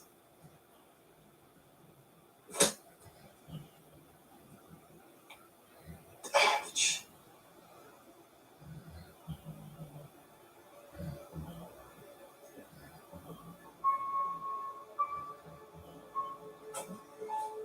There's the other birthday girl. Hey, Dad.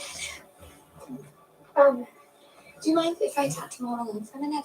Just girl talk. Oh, sure. I can go run some more calls. Thanks. Is everything okay? Yeah, it's fine. Everything's fine. Shit, how do I do this? Do what, sweetie? What's wrong?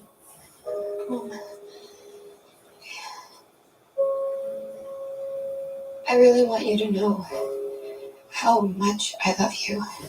Aw, I love you too, sweetie. No, Mom, I'm serious.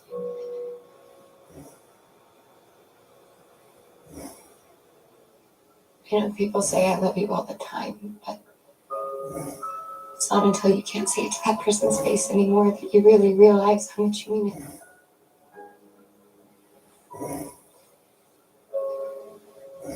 You are so beautiful and so amazing.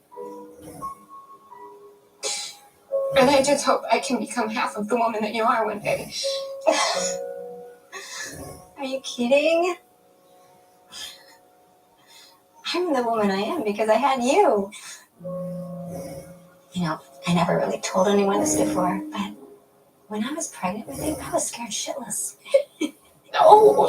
But then, the moment I held you, something inside of me changed. Instantly. This kind of love does that. It changes you. It makes you a better person.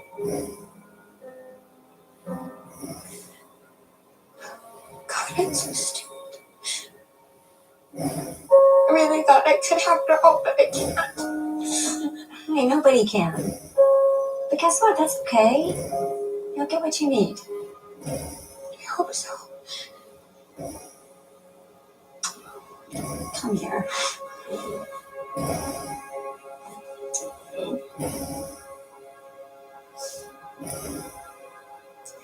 I'm gonna crush you too. Nope. You're always gonna be my little girl. Happy birthday to you. Happy birthday to you.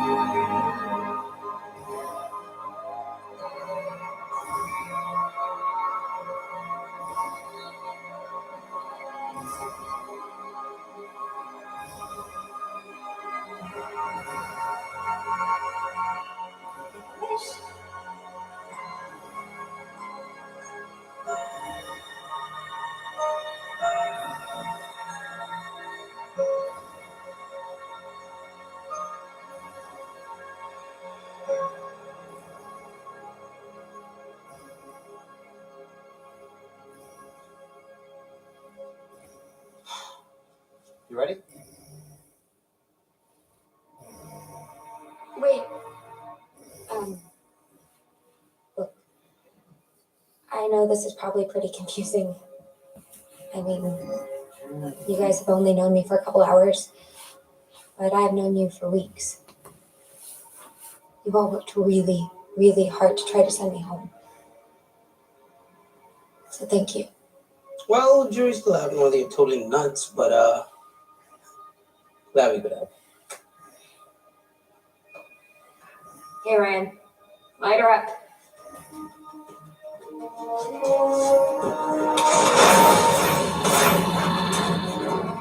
So, in this other dimension, do we know each other?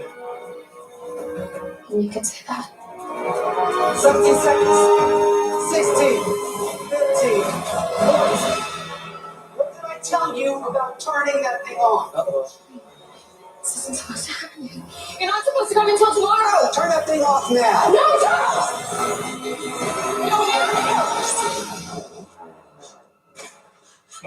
Please, you can't do this. And who are you? I'm a student here. Oh, well, keep this little attitude up and we'll change that. Get that thing out of here. No, please don't. Hey, watch it, BK. We spent 18 months on that.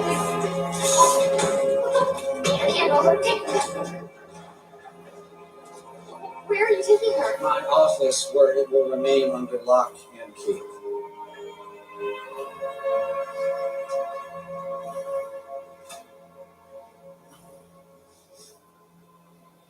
Okay, it's a setback. I get it. I will just reset the day and try again. No. You don't understand. I keep getting weaker every time I come back. I don't know how many chances I have left. For all I know, this could be it. If I die again, I could stay dead. Well, that's a problem. Oh, shit. Unless.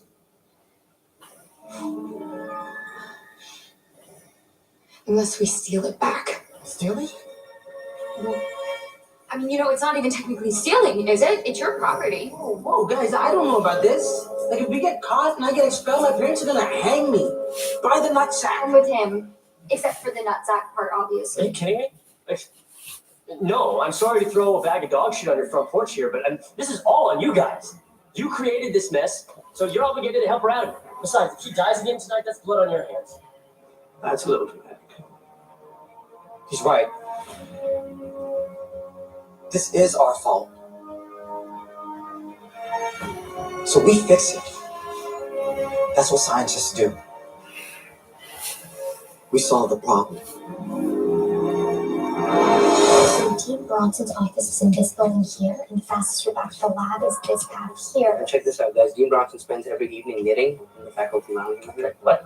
He knits? I think he used to smoke, and then his wife made him quit. Oh, by the way, shockingly hot. Smart? Can we do the thing we're doing right now? Right, sorry. Okay. So we need to get the keys to his office, sneak over to admissions, break into the dean's office, grab Sissy, wheel her back to the lab without anyone from security seeing us, get Dean Bronson's keys back to him without him ever knowing they were gone, power up Sissy, run diagnostics, flip the switch, and bam! She's back in whatever whack-ass dimension she came from, and we, well, We just saved the damn day. Hey, sounds awesome. How do we do that? Of course. Okay, well, we obviously need a diversion, so we just gotta find a way to distract him.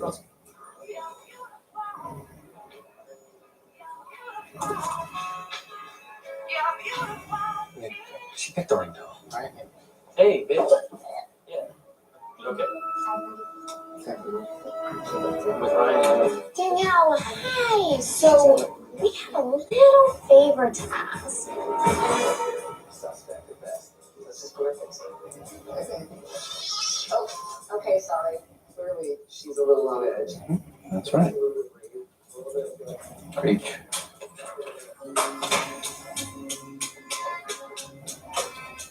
Can I help you? Oh, pardon. I appear to be very lost. Roger Bronson, I'm here. School. Oh, bonjour. My name is Amélie Lepied. Oh, you must be with the exchange program. Ah, really?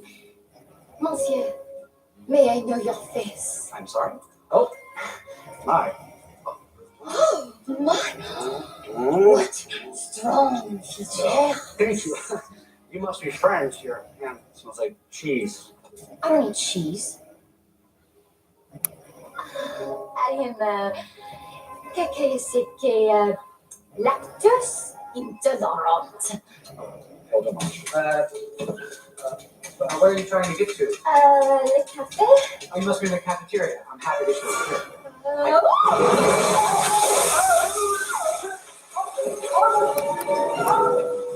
Marbles everywhere.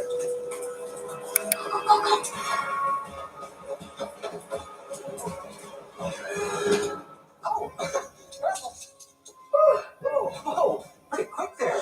Hold on now, just stay put. Okay, I just need to grab my keys.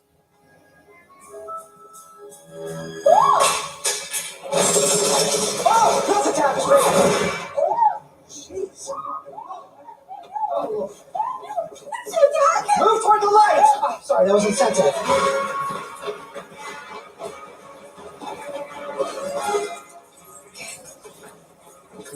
I'm trying. Stop rolling. You're not helping the other way.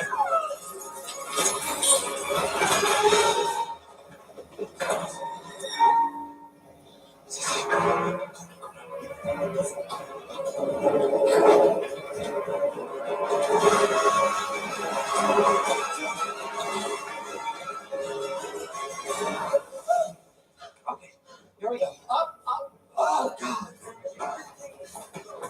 You really must stop wandering around. Gracias. Okay, shall we? Ah, I forgot my keys.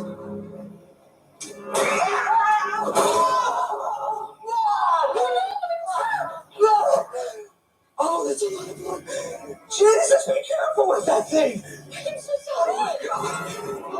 I don't think the cane is a good idea for you. You need a seeing eye dog.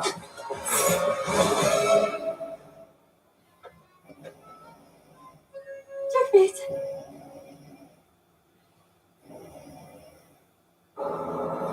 Polestar 2 sponsors 9pm film on Film 4.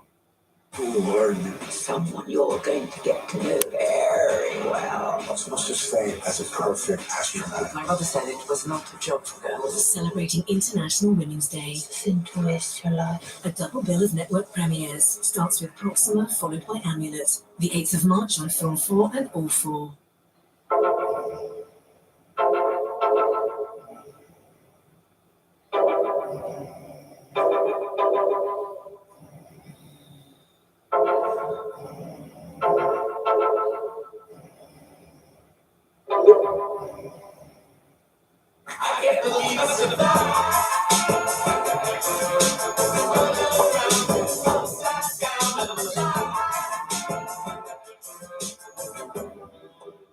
Deliveroo presents Decision Time. You want everything. But what's it going to be this time? Pizza. Yes. I love you. Scrap that. Burger's in town. Come and dance, you delicious meaty beauty. Chicken. Go on, have a pink bite. Rain down, you crispy. Oh, Tim's ordered noodles. Decision made. Order now. Deliveroo. Food, we get it. Now more than ever, we need great tasting food at affordable prices. That's why I shop at Grape Tree. Just look at these big kilo bags of walnuts, almonds, and cashews at less than £9. Same price as last year. Great value. They've got loads to choose from, such as pitted dates, jumbo oats, even Omega seed mix. And with over 130 stores nationwide, if you're looking for big bags and big value, Grape Tree's the place to go. Visit in-store or online. Grape Tree. Feel good foods. Sell your car the motorway way, where dealers compete to give you their best price. Motorway, the way to sell your car. When you have thrush, itch happens. Ask your mum, your bestie. They'll tell you don't wait for itch relief. Vagisil cream relieves itch fast, no matter the cause. Vagisil. Remember Marcus Markovich? You gotta make that! Get off the court. Well, he got fired. I will offer you community service, coaching adults with intellectual disabilities. I'm new to all this. Yeah, I can tell. Just one win away from this Special Olympics tournament. This is your shot at being champions. When a stroke strikes, the damage spreads like a fire in the brain. When you spot any single one of these signs, think and act fast. Face. Has it fallen on one side? Arms. Can they raise them? Speech. Is it slurred? Time. Even if you're not sure, call 999. The faster you act, the more of the person we save. When stroke strikes, act fast. Call 999. To choose Grana Padano is to embrace its unique Italian values. A moment to be shared. Grana Padano, an Italian feeling. Right now at Wren, there's 50% off all fully built kitchen units. Plus, there's 20% off sinks in our best ever sale. Hurry, offers end Wednesday. Whoa! Cheesy! Thank you. Mini cheddars, baked with real cheese. Welcome to Betfred Casino. Here you can play a range of slot and table games, or take a seat in our live casino. Get up to 200 free spins when you sign up and stake £10 on slots.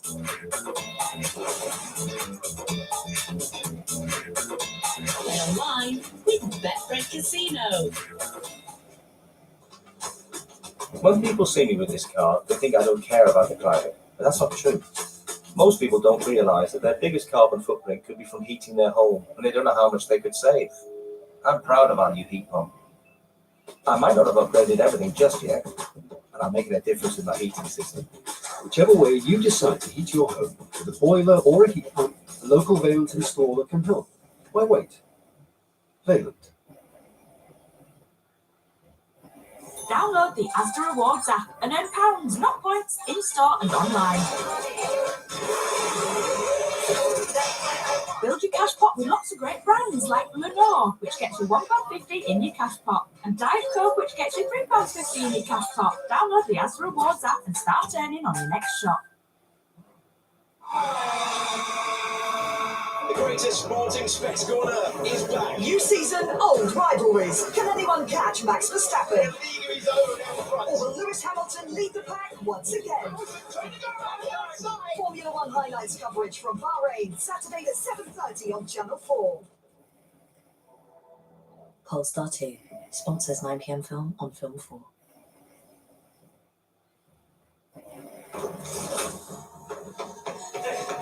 How's it going? We're on it.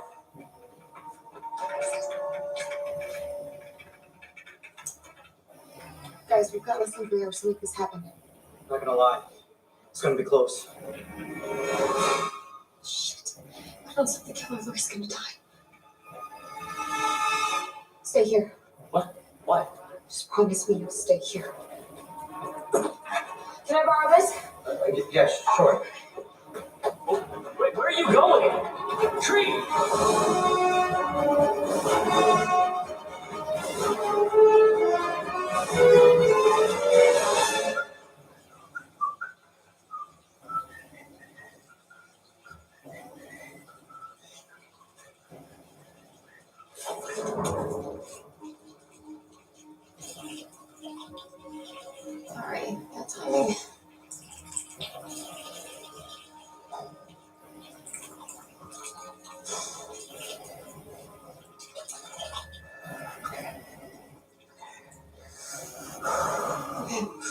can put it away. Come on, put it away. Slowly turn around.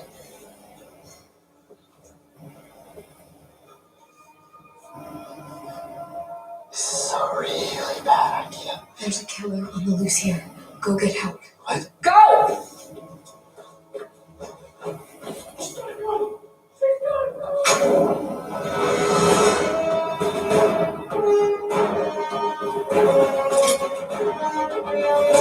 Lori, move!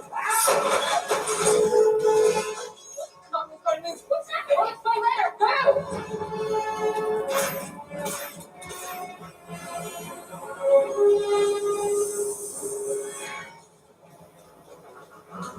What is this? You're not blind! Gonna kill them. I'm going to kill them! These aren't toys. Babe, can you also put my sunglasses back? I just got those.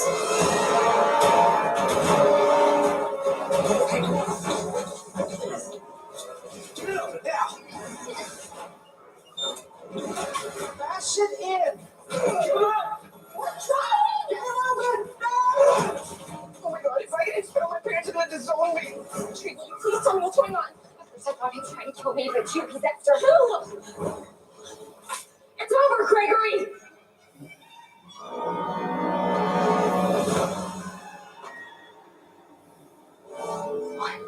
Why? His wife found out about your affair. So he stole a page from your old playbook.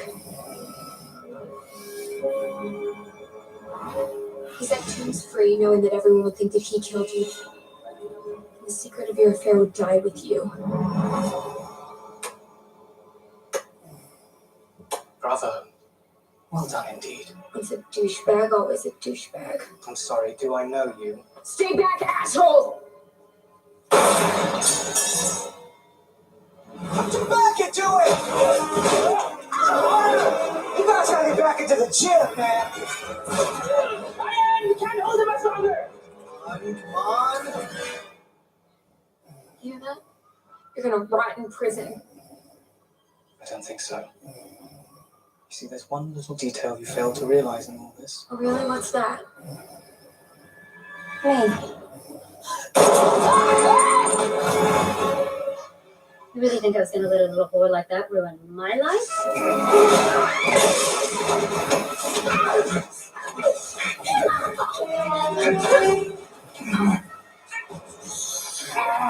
Gregory! Kill her!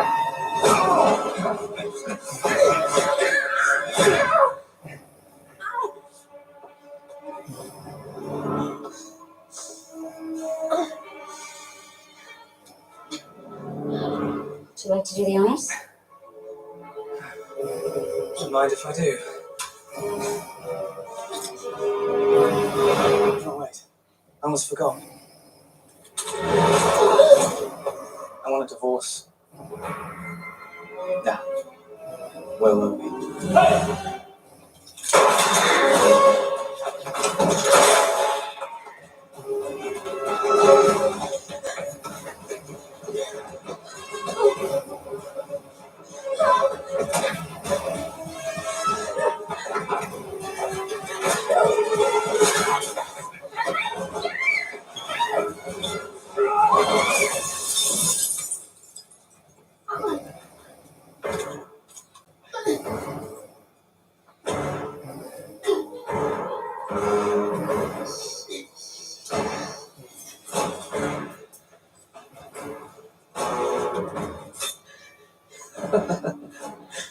Oh, look who brought a screwdriver to a gunfight.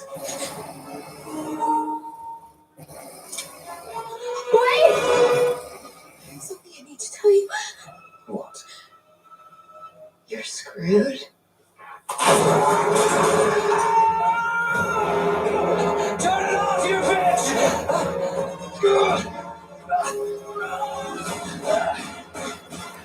No!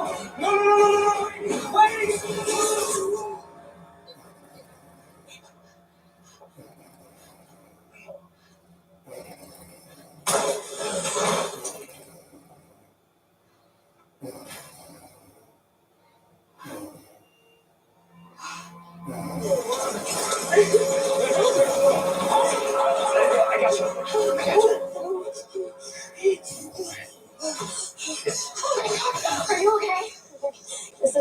Just see a shadow.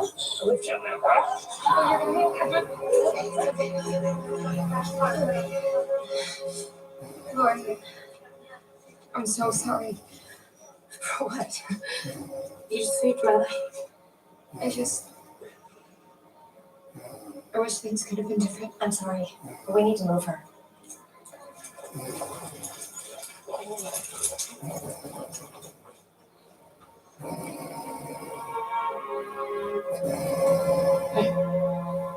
Hey. You okay?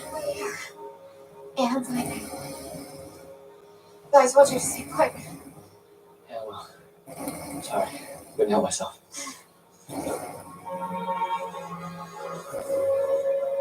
I think it's time. I hope you realize I'm only going back for one reason.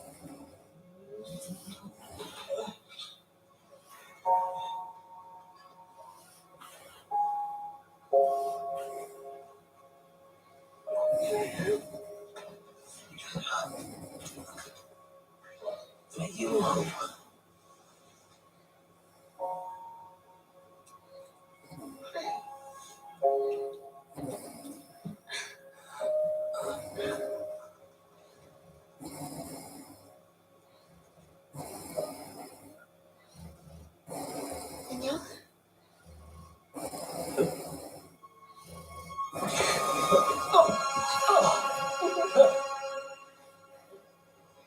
Hi. Oh my god. I think I just shit my pants. Staying alive, staying alive. Staying alive.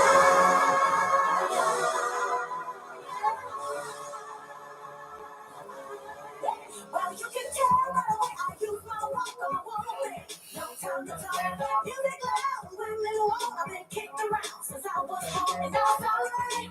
It's okay. And you may look the other way. We can try to understand. Living your time for better. Whether you're a brother or whether you're a brother, you're staying alive. Staying alive. Feel the city working and everybody shaking and we're staying alive. Staying alive. Staying alive. Staying alive.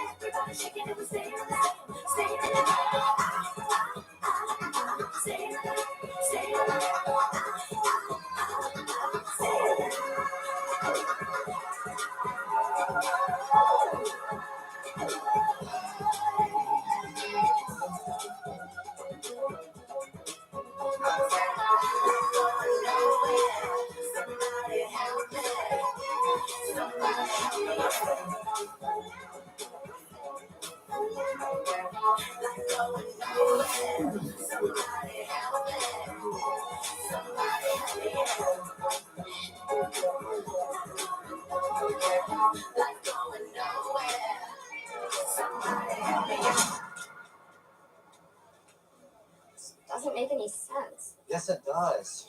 It acted like a slingshot. When she jumped back into this dimension, the vacuum created by the centrifugal force closed the loop. Who throws away a perfectly good churro? Oh no, don't.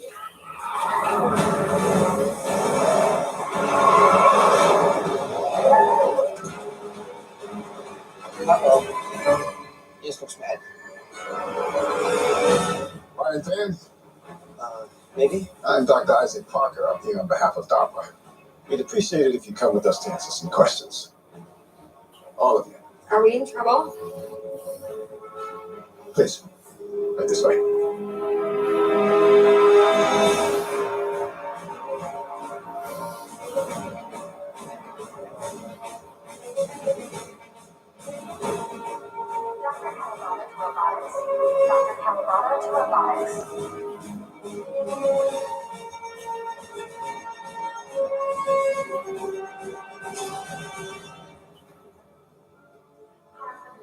Oh shit. Sissy. You don't mind us borrowing her. What you've created here is truly remarkable. Suck it, Prince. We've been having some difficulties understanding how the device operates. We figured you would know. There's so many different algorithms. It'll be tough to find the right one to make it work. I might be able to help with that. Great. So we just need to find a test subject. Wait, you gonna trap somebody in a time loop? That's messed up. Unless they deserve it.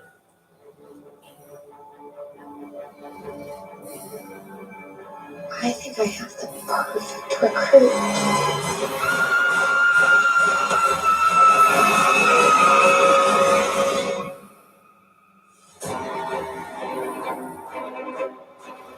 For tomorrow night at 9 and running for the next 3 nights, it is the daddy of crime dramas.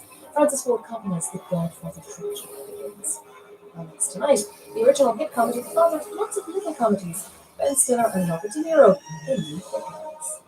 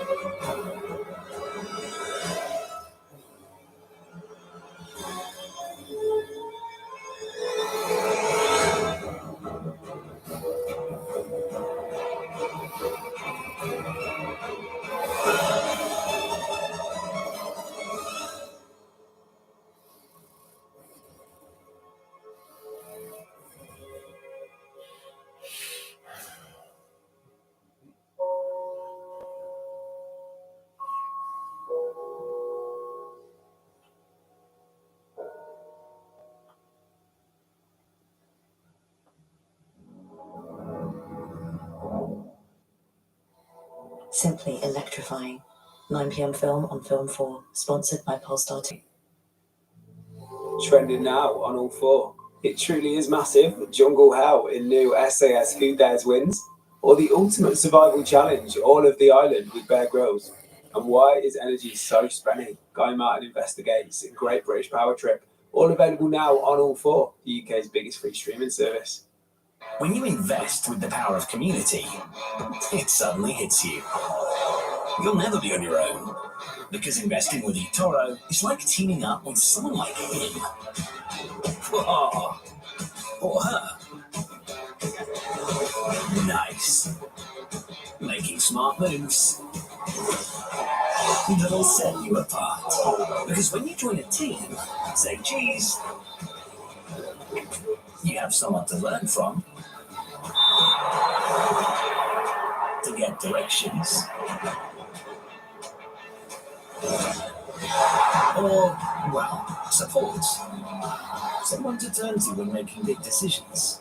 25 million someones. Become a smarter stock investor with the power of an investing community. Join eToro to learn from others and discuss strategies before you invest. eToro, the power of social investing. Welcome to Betfred Casino. Here, you can play a range of slot and table games, or take a seat in our live casino. Get up to 200 free spins when you sign up and stake £10 on slots. Play online with Betfred Casino. I want to live, not merely survive. And I won't give up this dream of life that keeps me alive. I gotta be me. Your next poo could save your life. Just a tiny sample detects signs of cancer before you notice anything wrong. If you're sent a bowel cancer screening kit, put it by the loo, don't put it off. 1, 2, 3, 4. Nice 900. Coming. Ready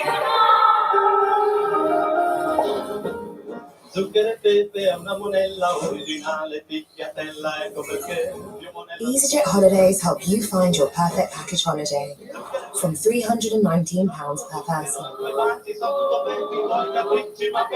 Book now for this summer with only a £60 per person deposit. Search EasyJet Holidays. I'm getting some work done. Enough of that. I'm totally winning! I'm chilling out. Do you chill water? With a coffee, thank you. I'm doing all of this on my way to Mum's because it's all possible on an LNER train. And I'm almost there. Father? Relive the rise and fall of the Corleone family. All my life I want to know, but I don't want out. Part of our Academy Awards season. Don't ever take savage against your family again. I'm gonna make him an offer again with you. The Godfather trilogy starts with The Godfather tomorrow at 9 on Film 4 and All 4. The Wednesday night lineup on Film 4. At 5 to 7, Meryl Streep stars as the former PM Margaret Thatcher, the Iron Lady. At 9, beginning a 3-night run of classic gangster movies, The Godfather. And at 12:35, Gilbert and Sullivan take centre stage in the Oscar-winning Topsy-Turvy.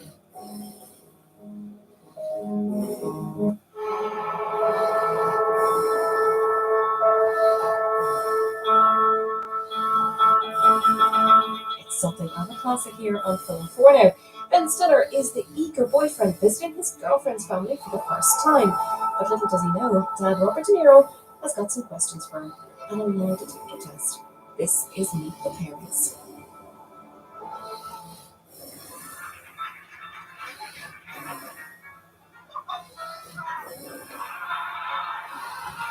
Bringing the entertainment home. Late nights on Film 4. Proudly sponsored by GG Poker.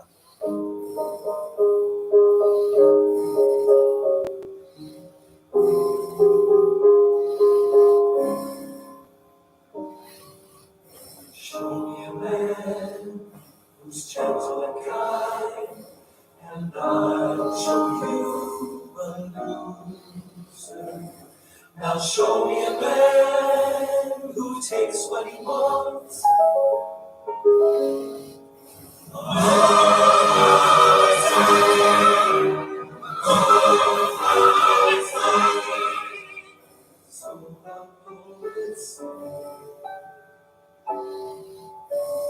When you're fooling.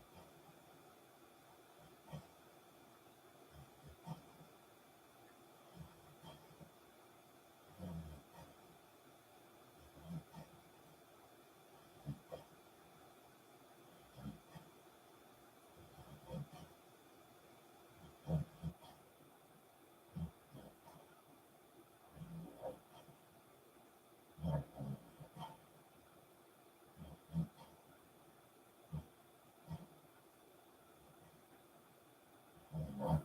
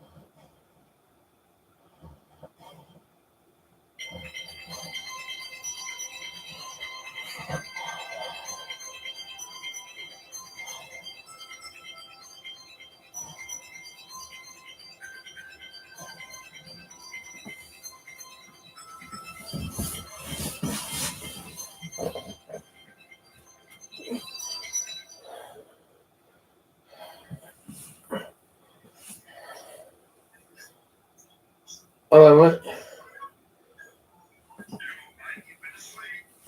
was just laying down saying I had a film, but I was watching a film. I was watching a film, but then I think it's ended and the TV went shut. TikTok. I turned it off. Yeah. Yeah. Yeah, not too bad, mate. I'm going for my budget man. Yeah, getting a budget man. That'd be 350 quid. That'd be 350 quid. Yeah. I better get some gold out.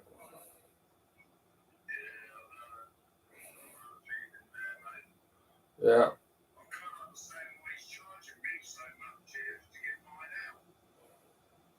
Really? Oh, mate.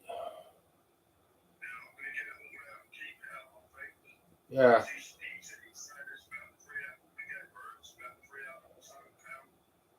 All right.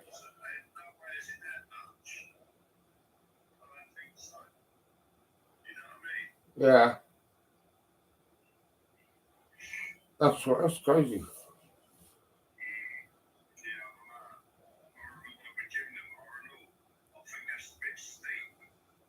Yeah. Oh.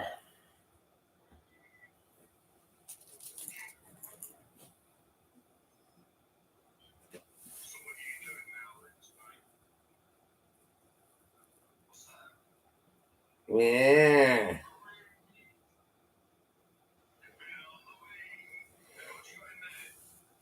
F. F. Yeah.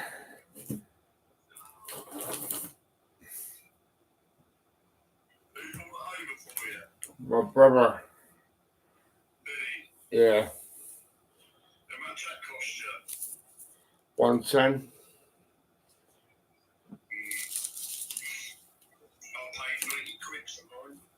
Yeah.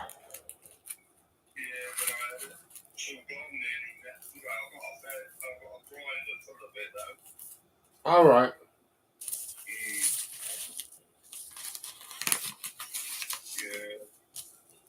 It's so bloody strong. It's strong.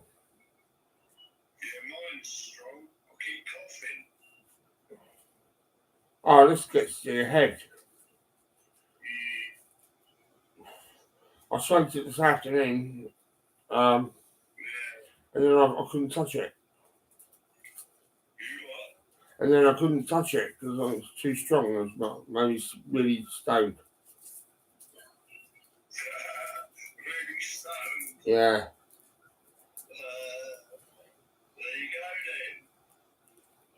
Yeah.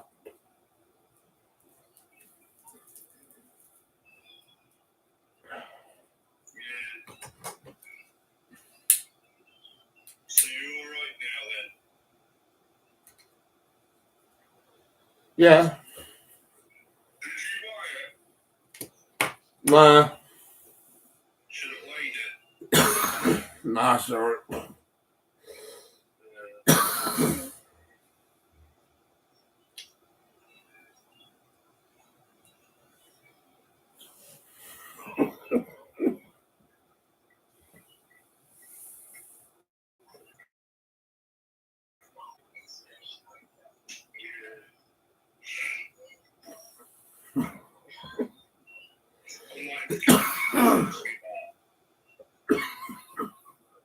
So you got.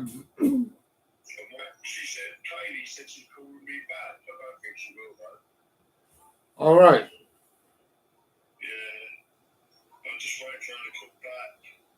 Oh yeah.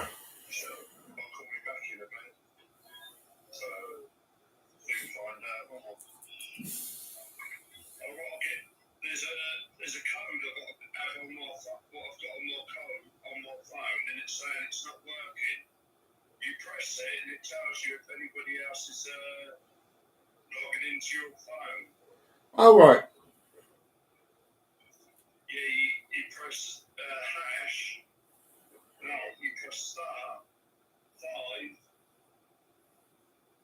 hash 21 hash, and then press star, and it comes up. But mine's not working, so I'm going to have to get that working. Yeah.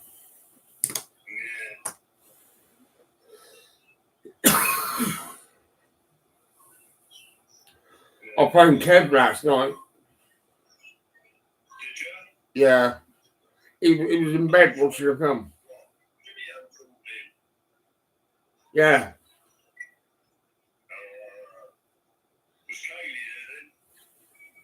Nah.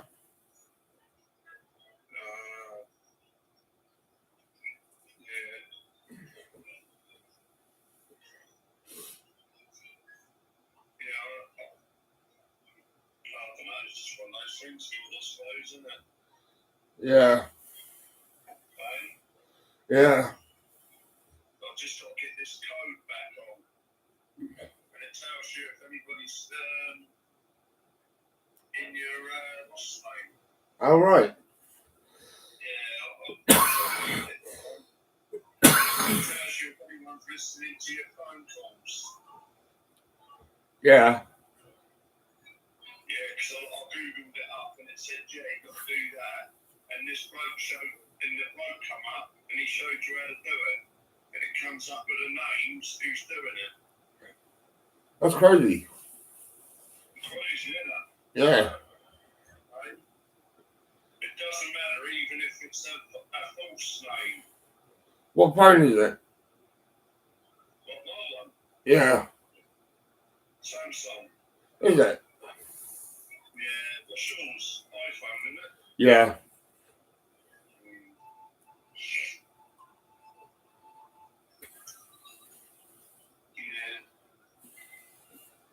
I'm just waiting for her to phone me back. I've just sent her a text, she phoned me back. It's up past 12. Yeah, she was, well, I think she was out. So All right. I'll soon find out when she phones me back. See how kosher she is, then, won't I? Yeah. No?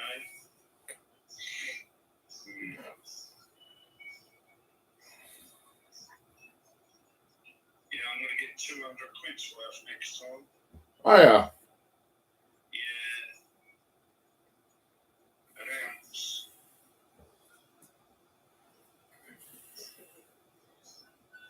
A lot of money, isn't it? It's really for what it is, but I don't mind that. Yeah.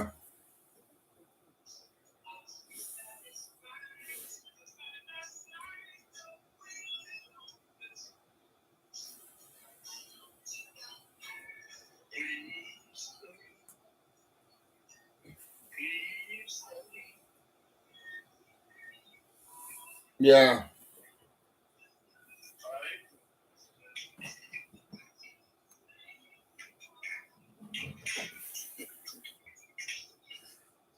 I forgot my tea.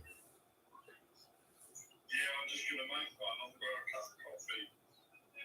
I'm just making a French first.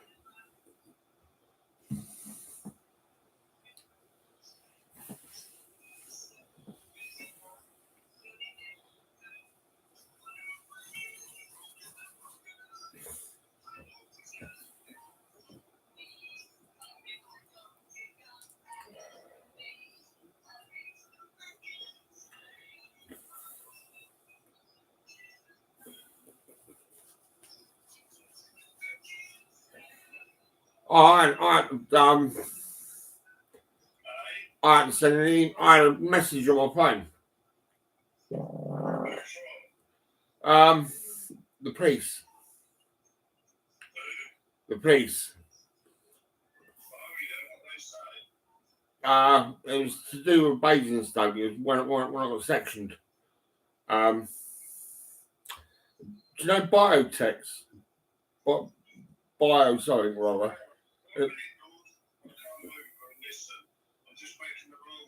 Oh mate. Yeah, it's I think it's a fingerprint or a picture or something, or a photograph or whatever. No, actually I think it's fingerprints. Because I was cautioned.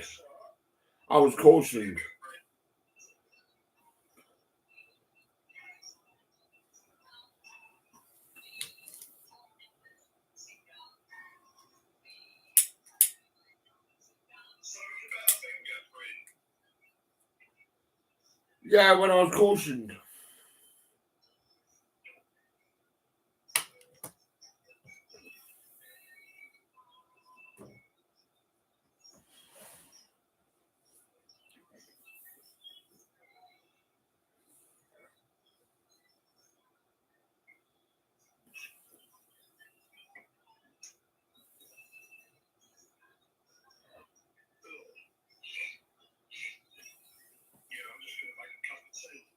That's all right, mate.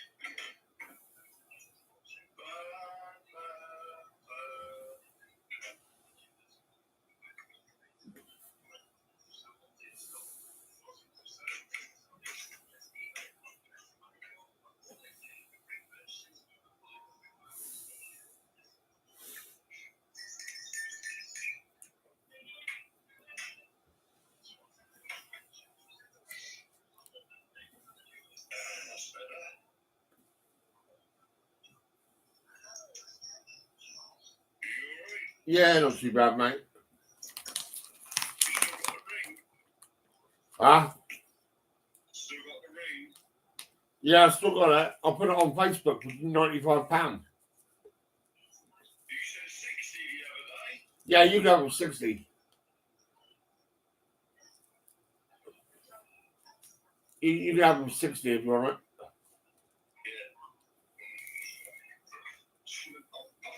Let the filter end up. How about? Yeah, I don't normally do that.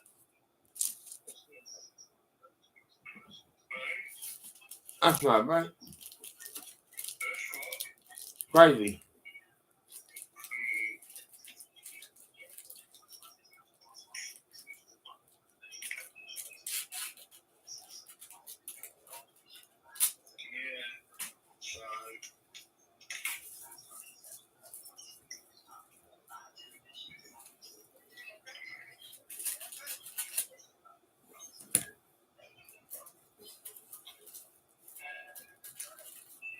Somebody took my goldfish bowl. Really? From what's that day? Someone stole your fish bowl.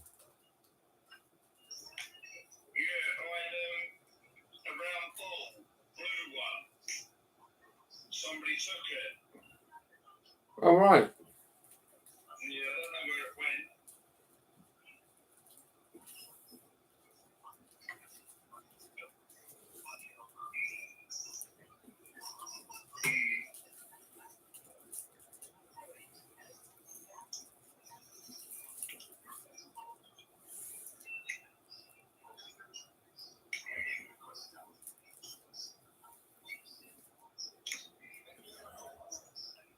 So what are you doing today? Been doing today? Nothing really, just watching films. Yeah.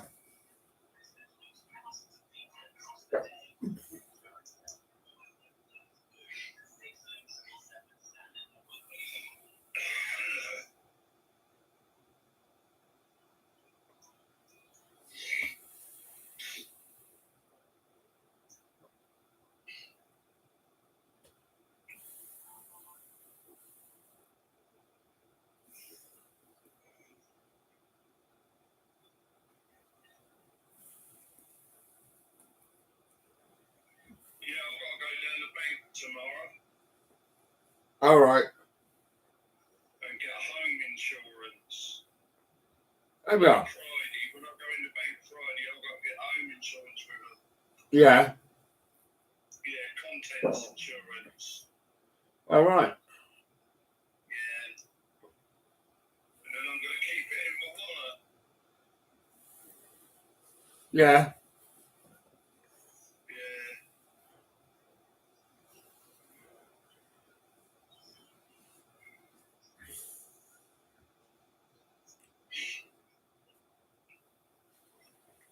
Oh, fucking 20% battery. Yeah. Put it on charge. Yeah, I will. I'm just having a joint. Oh, yeah. Yeah.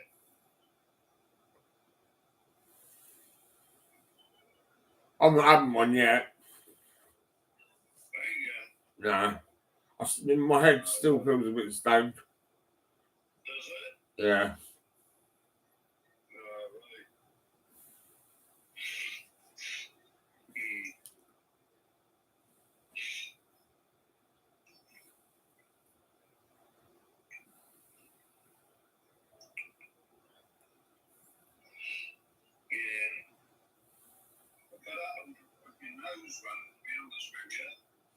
Really?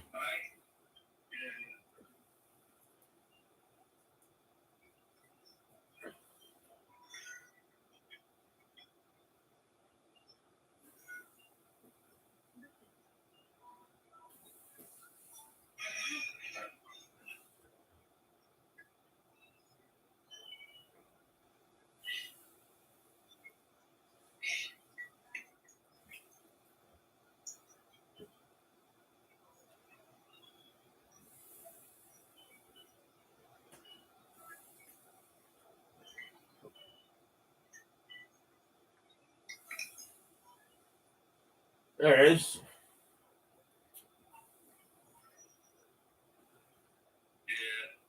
That's all right, isn't it? Yeah.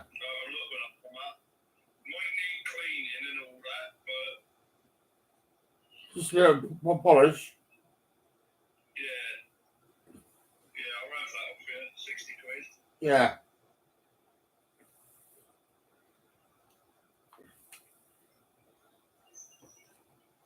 It fits on my little finger.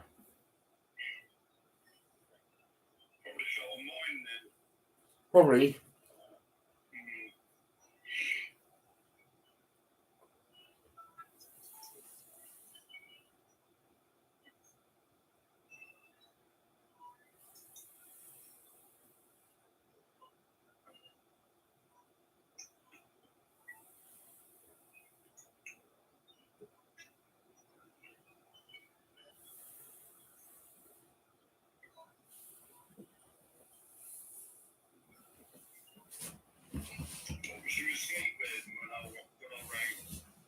Yeah, I was sleeping on Saturday.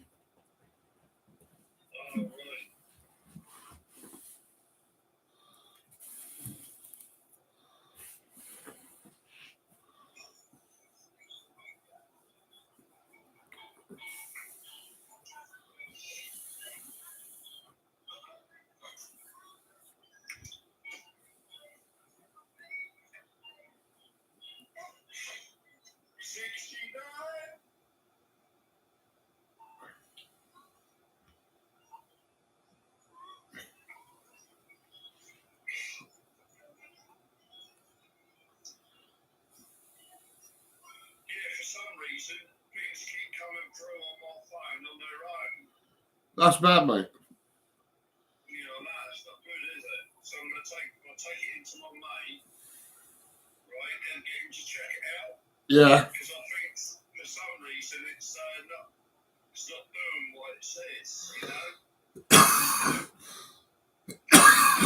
Yeah.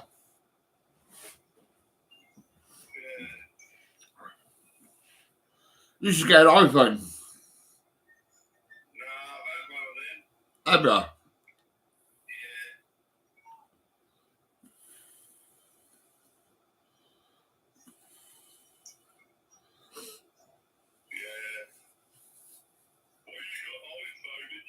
Yeah.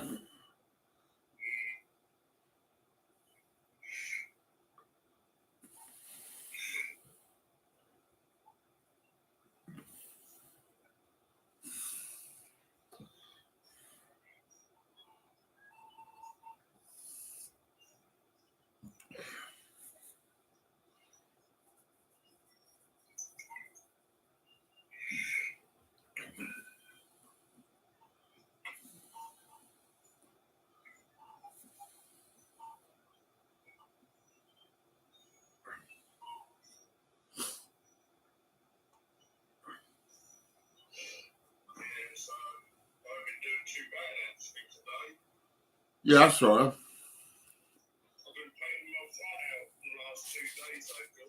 Have you?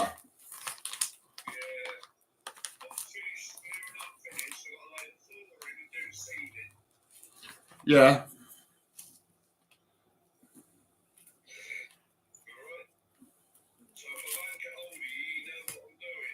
Yeah, that's fair enough, mate. Yeah.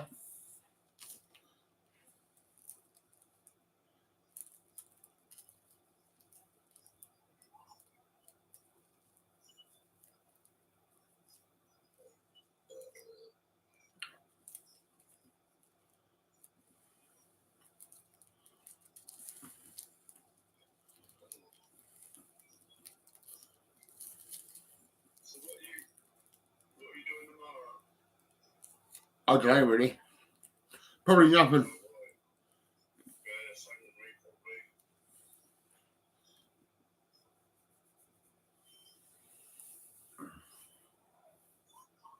Oh.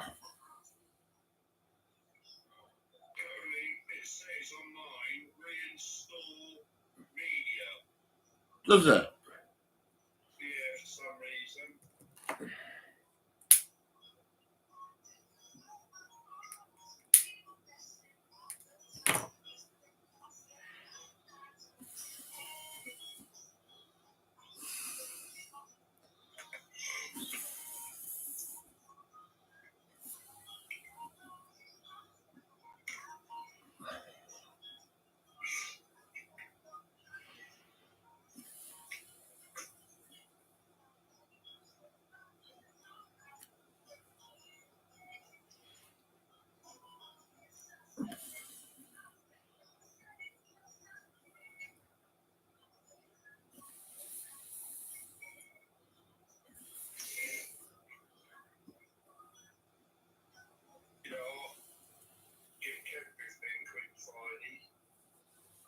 All right.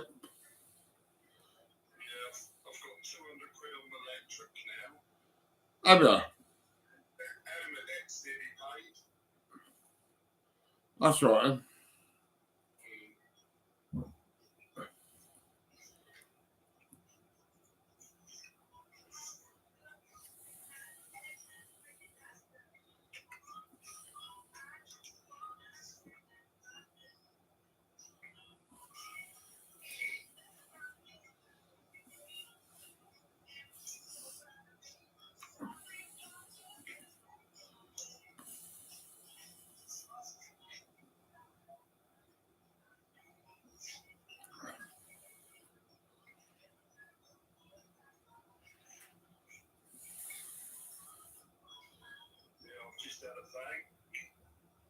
That's all right, mate.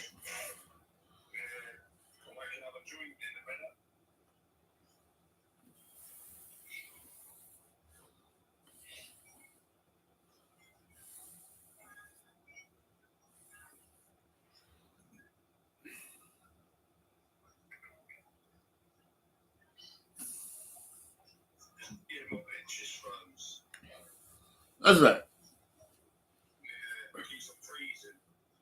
That's crazy.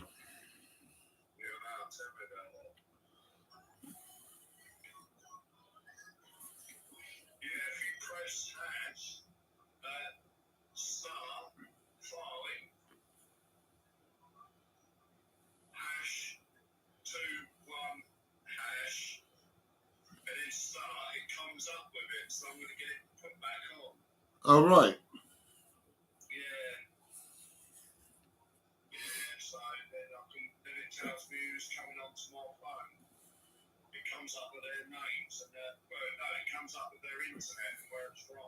All right. That's pretty cool.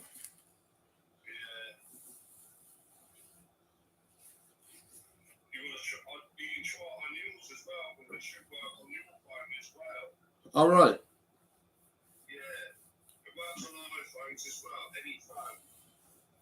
Yeah.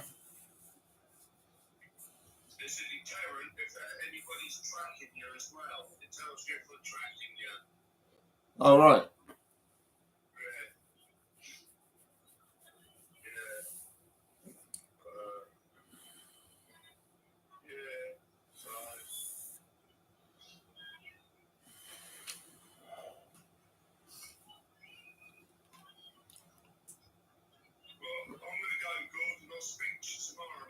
Yeah, all right, mate. Yeah, okay. See you later, yeah? I want to watch TV. Hands down. You cannot stop because if you do.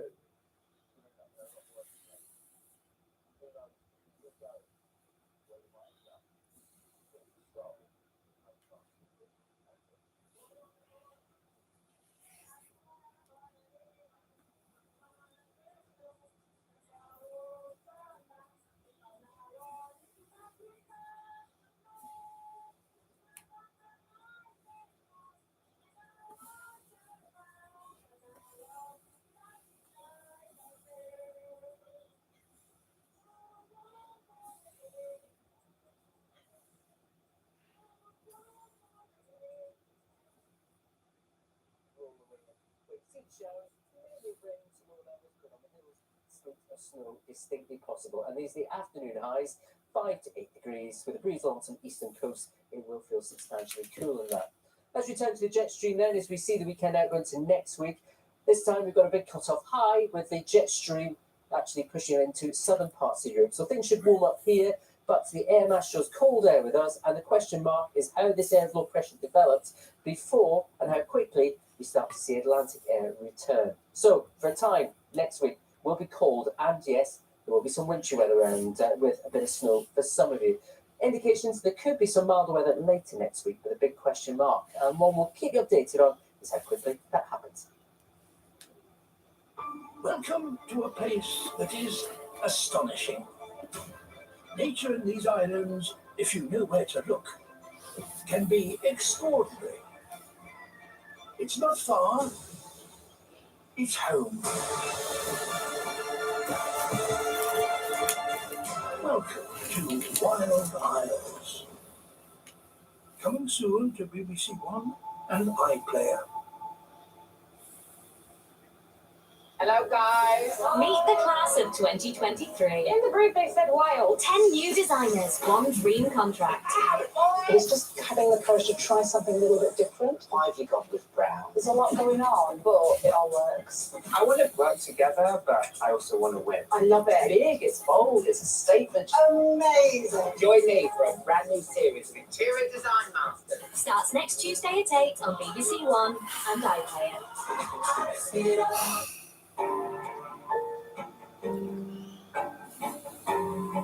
Are we ready, dear? We should have stood up to him then. What is happening now is the turning point. I get flashed out hundreds of times a day online. I need them to just acknowledge that what they've done is wrong so that I can take it all off me.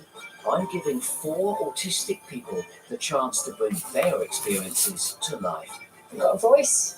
Press red to watch now on BBC iPlayer.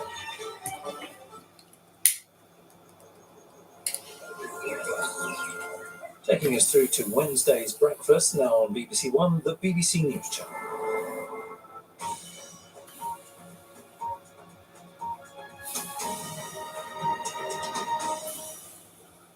And to start the week, there'll be a lot of cloud across the UK, but it will bear very little in the way of rain. It's the wind directions, if anything, that will shift about, and that could just bring about some changes in where we see the showers. And northeasterly again this Wednesday favours the northeast of England, parts of the Midlands, maybe South Wales, picking up some showers, a few for East Anglia. To the far southeast of England, maybe a bit more brightness than we saw on Tuesday. Again, some decent sunshine, I think, for western Scotland. Temperatures on the thermometer, 8-9 degrees, but in that northeasterly wind, it's going to feel closer to 5 or 6. Plenty of cloud drifting around again overnight Wednesday into Thursday. Perhaps the sky's becoming a little clearer towards the southeast across southern counties of England. Greater chance of catching a frost here. And also, again, clearer skies for western Scotland, allowing it to turn chillier. But any breaks where we've got some shelter could mean we catch a frost for first thing on Thursday. Subtle change for Thursday. Well, there's the high. Picture doesn't look too different, does it? But those isobars are further apart. Further apart they get, the lighter our winds become. And lighter winds for us on Thursday may mean it just feels slightly less chilly. So our temperatures will feel closer to the figures that we read on the thermometer, feeling around the 9 or 10 degree mark. Is an improvement by 3 or 4 degrees really from earlier in the week. Still a lot of cloud drifting around, perhaps a little more in the way of sunshine now on Thursday. Friday into Saturday, the high wriggles a little bit further westwards though, and look how those parallel lines start to track from north to south. That's the indicator that towards the end of the week and into the weekend, we could well be pulling in some Arctic air. So yes, it's felt chilly with the breeze off the North Sea recently, but come the weekend, we could be pulling in some much colder air, and later on in the weekend into the start of next week, signs it might become a little bit more unsettled as well. So there's just the possibility of something a little bit more wintry in our outlook.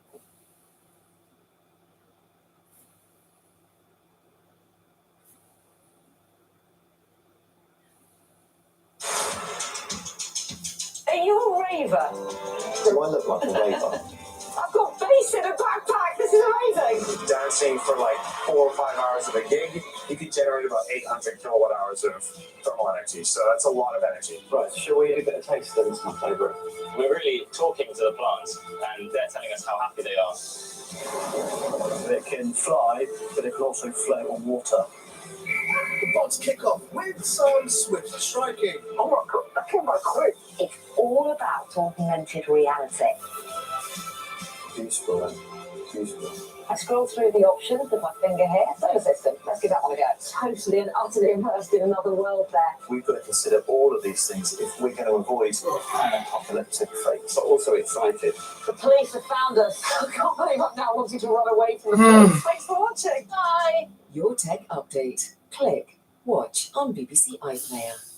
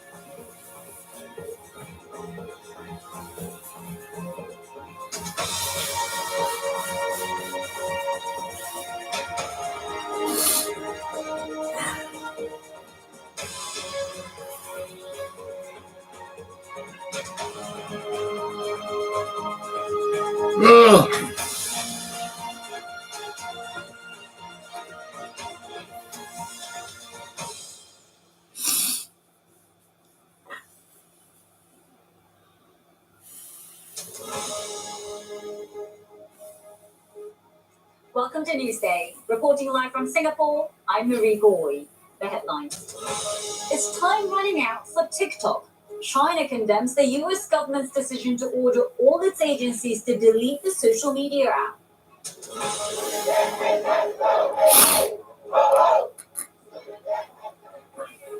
President Biden's plan to cancel the student debt of millions of Americans faces a challenge in the Supreme Court.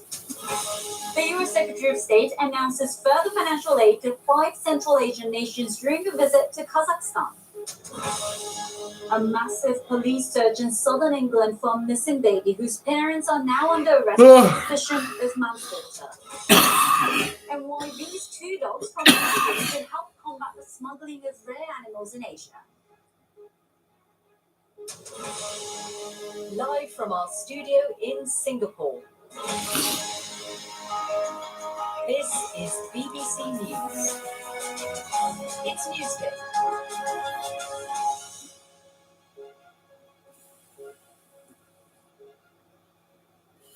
It's 9 in the morning here in Singapore and 8 p.m. in Washington, where a powerful House committee is debating whether to allow President Biden to completely ban the Chinese-owned app TikTok, which is used by more than 100 million Americans.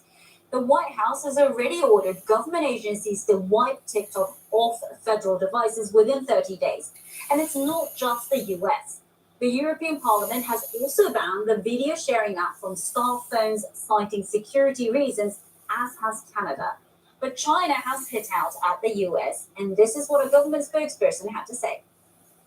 美国作为世界头号大国 The United States, the world's #1 superpower, is so afraid of a mobile phone application that young people like so much that they completely lack any self-confidence. We firmly oppose the US's wrong approach of overstretching the concept of national security, abusing national power, and unreasonably suppressing the companies of other countries. Bree Fowler is the senior technology writer at US tech publication CNET, and earlier I asked her why the US government has ordered the removal of TikTok from federal phones. There definitely are cybersecurity concerns with having TikTok on government phones. And in the US, this isn't a new ban. TikTok's already been barred from government phones for the Department of Defense and other defense and security related agencies. This just takes things a step further. But the worry is that, people's personal and professional lives could cross, and that, government data and government secrets could be collected by TikTok and end up in the hands of the Chinese as a result. But how likely do you think is it for the US to totally ban TikTok, not just from government devices, but just altogether? From a logistical standpoint, this would be incredibly hard and something that just doesn't happen in the United States. Civil liberties groups are already up in arms about this. To single out one app and then ban it from phones would be both incredibly hard and definitely face a court battle. You could force companies like Apple and Google to remove the app from their app stores, but people already have it. So millions of people already have it on their phones. Absolutely, and also a lot of Americans actually making quite a lot of money through the app as well, aren't they? Yes, it's incredibly popular with influencers. People use TikTok to promote all kinds of products, to promote their own personal influencer brands, especially when it comes to millennials, young people. TikTok is definitely their social media of choice. As we heard, China has hit out at the United States. Also, ByteDance, which owns TikTok, has been saying that it has no intention of sharing that data of its users with Beijing. But do you think it is a legitimate concern for the US government and other governments? It definitely is a legitimate concern. TikTok may have no intention of sharing data, but the thing is, the Chinese, they have controls over tech companies that we don't have in the United States or in Europe or the UK. They have the keys to the data and they can get at it if they want. And there really isn't a whole lot that TikTok or ByteDance can do about it. I'll have a lot more analysis on this story in Asia Business Report, so do stay tuned for that as well. Let's stay with the United States because the Supreme Court has heard arguments over the legitimacy of President Biden's plan to cancel the debts of millions of students. 6 Republican-controlled states have brought the case, arguing Mr. Biden is exceeding his powers. He promised to cancel $430 billion worth of student loans after the COVID pandemic under a federal law known as the HEROES Act, which it says allows the debt relief in national emergencies. We can hear from some students who have gathered outside the U.S. court in Washington. So I do have student loan debt, which will be $143,000 once I graduate in May. And Biden's plan to release the loan debt will help me tremendously. So I'm a daughter of Brazilian immigrants, and so I don't come from generational wealth. And so I had to take out student loans in order to go to university. And so I have about $30,000 of student loan debt. And through Biden's cancellation plan, I will have 2/3 of my debt canceled. And so for me, that's a lot of relief. The stakes are very high. I feel like I have a lot to gain if this relief is passed. I have an older brother who's went to college. I have a little sister in college. So the financial burden has forced us to take out the loans. And now since I'm graduating, I'm going to be looking for jobs. I have to consider, okay, if these loans are not canceled, I have to look at different prospects because I need to start making payments so the interest does not accrue and become out of hand. So here in the United States, women hold the majority of student debt. And when you really get into that, Black women hold the highest student debt burden of any other group in this country. And when you look at states like California, where we have Latina women who hold the bulk of student debt. So when we think about the people who work the hardest to get their college education, they enter the workforce and make less money than their peers. We also owe the most money for our education. So those are the views from students, and the ruling is not expected for several months. Our North American correspondent Peter Bowes explained the arguments.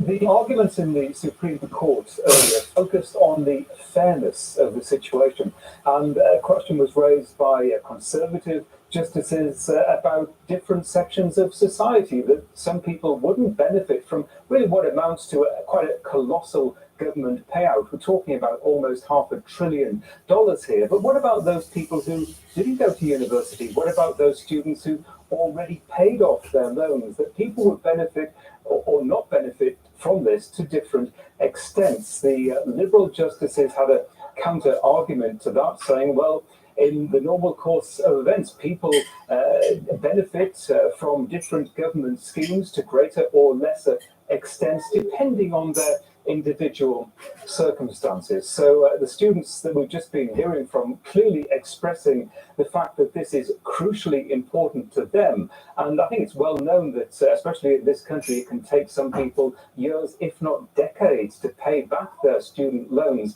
And whether it is or not, can have an effect on their ability perhaps to get a new loan, maybe to buy a car or to get a mortgage. So there is certainly a lot at stake for them, and there's a lot at stake for the government as well. Based on some of the most recent rulings by the Supreme Court, what analysts are saying about the possible outcome from this ruling? Well, as we know, there is a significant conservative bias on this court now, and certainly listening to some of the arguments, the tenor of the questions seemed, at least at this stage, to go against what the Biden administration wants. Now, Joe Biden has said that he is confident that the government has the law on its side, and this goes back, he mentioned it, to that law from 2003 that allows a government to modify or waive loans because of a national emergency. And of course, the national emergency in this case being the COVID-19 pandemic.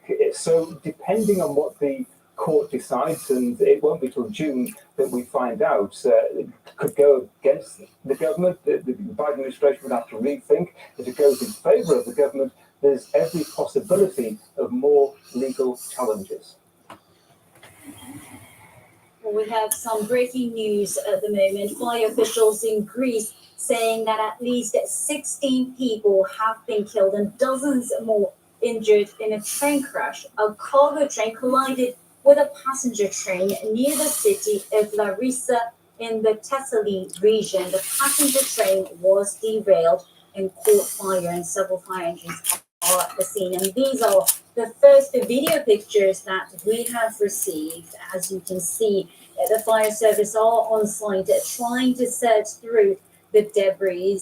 Of course, a lot more on website, and also we will bring you all the latest information as we get it. But as we said, police confirming that 16 people have at least died and dozens more injured because of this collision of trains.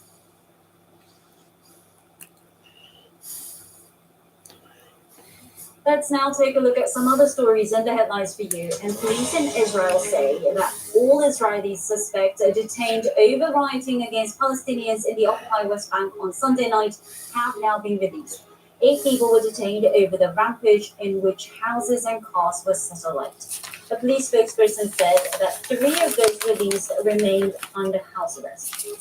In Nigeria, it's been reported that ruling party candidate Bola Tinubu has a definitive lead in the presidential election. That's according to a Reuters tally of provisional results from all 36 states. But opposition parties are calling for the election to be cancelled, alleging fraud after technical problems in the new electronic voting system. The People's Democratic Party and the Labour Party say there's been a lack of transparency with the new system. At least 650 schoolgirls have been poisoned by toxic gas in Iran since November, in what many believe is a deliberate attempt to force their schools to shut. Iran's authorities have opened an investigation. No girls have died, but dozens have been admitted to hospital with respiratory problems, nausea, dizziness, as well as fatigue. Some say that the schoolgirls are being poisoned as payback for their role in the anti-government protests. A massive fire consumed a plastic factory in Ecatepec, Mexico on Tuesday, causing a large plume of smoke. The fire at Distribuidora Ramos factory prompted a response from the fire department. Its origin remains unknown. According to local media outlets, the fire consumed tons of plastic and workers from other nearby factories were evacuated for safety. A massive police search is now underway in the UK for a missing baby whose parents have been arrested on suspicion of gross negligence manslaughter. Constance Martin and her partner Mark Gordon, who's a convicted sex offender, were found by Sussex police in Brighton last night after a member of the public reported seeing them. Our Home Affairs correspondent Daniel Sanford has the latest. Working their way slowly through allotments in North Brighton, police officers from London searching for a missing baby. Every shed and greenhouse was being checked, with temperatures close to zero. Officers looking for an infant who was born less than 2 months ago. The baby's parents, Constance Martin and Mark Gordon, were arrested last night after a police hunt that began in January. They're now being held on suspicion of gross negligence manslaughter. They had been in this convenience store and were spotted by a member of the public who called 999. They were arrested just moments after this CCTV camera caught them walking along a road that leads to the allotments and a golf course and the South Downs beyond. But there was no sign of the baby.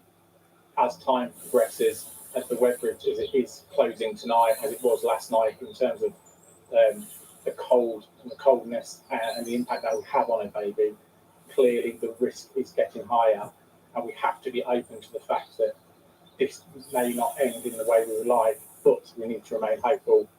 Constance Martin comes from a hugely wealthy family, growing up in this country house in Dorset.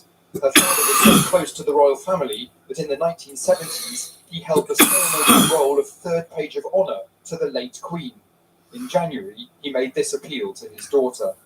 Darling Constance, even though we remain estranged at the moment, I stand by, as I have always done, and as the family has always done, to do whatever is necessary for your safe return to us. Constance Martin became estranged from her family in 2016 when she met Mark Gordon. He was convicted of rape in the United States, aged just 14, and served 20 years in prison. Police believe the baby was born in the back of a car in early January.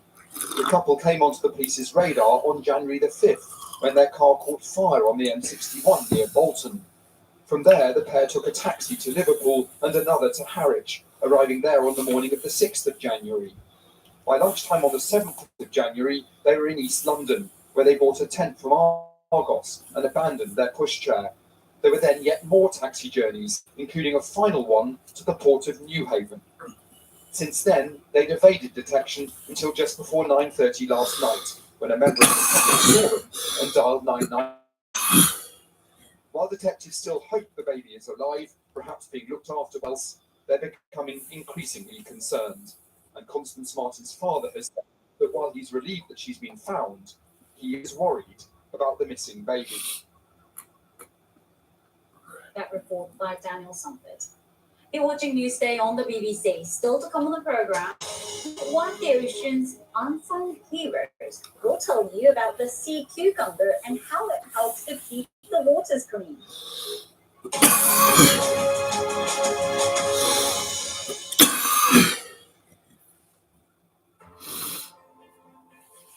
First, the plates slid gently off the restaurant tables. Then suddenly, the tables, the chairs, and people crashed sideways and downwards. It was just a matter of seconds as the ferry lurched onto her side. The hydrogen bomb. On a remote Pacific atoll, the Americans had successfully tested a weapon whose explosive force dwarfs that of the bomb dropped on Hiroshima. I had heard the news earlier, and so my heart went back and back. The constitutional rights of these marchers are their rights as citizens of the United States, and they should be protected, even in the right to test them out, so that they don't get their heads broken and are sent to hospitals. This religious controversy, I know you don't want to say too much about it, but it doesn't worry that it's going to boil up when you get to the day. Well, it worries me, yes. I hope everything will be all right in the end of the day.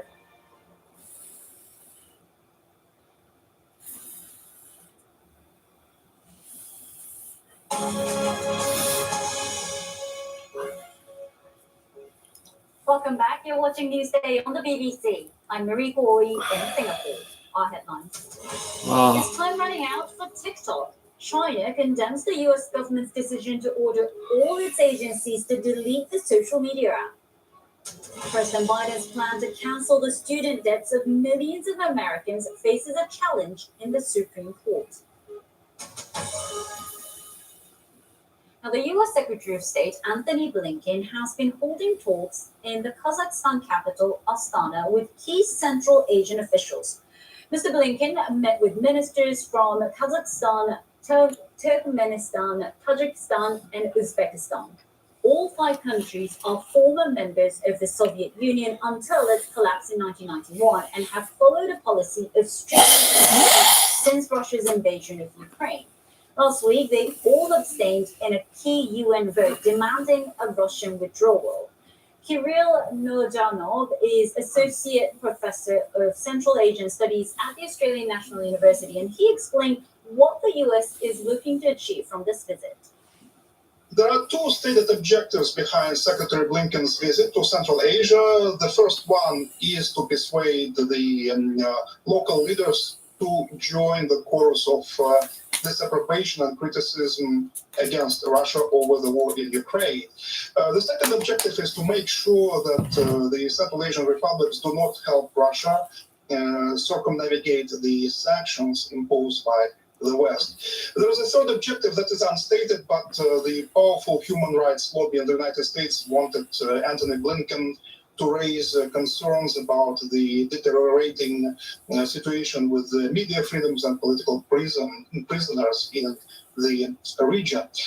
So far, the successes of the trip can be gauged as quite mediocre, to be honest. On the first count, that is whether the Central Asian republics will join the US-led narrative of Russia as an imperialist beast and predator attacking the former Soviet republics, the success is simply lacking. I noticed that in the joint press conference with Blinken and the Kazakhstani Minister of Foreign Affairs, the latter simply said Kazakhstan at present does not feel any risks or threats coming from the Russian Federation, which means in plain English that the Republic of Kazakhstan does not regard Russia as a new colonial aggressive power. On the second count, that is whether the Central Asians will maintain the regime of sanctions, there is partial success because there is verbal commitment now from Kazakhstan and Uzbekistan that say the banking sector in those countries will not help Russian banks under sanctions to do business as usual. On the other hand, Kazakhstan reiterated the point that the country is in a deep free trade agreement with Russia, and it's not going to change the situation. It will not impose a blockade on the long 7,000-kilometer border with Russia. On the third count, the human rights situation, I saw absolutely no evidence that Secretary Blinken ever raised such concerns publicly in Astana.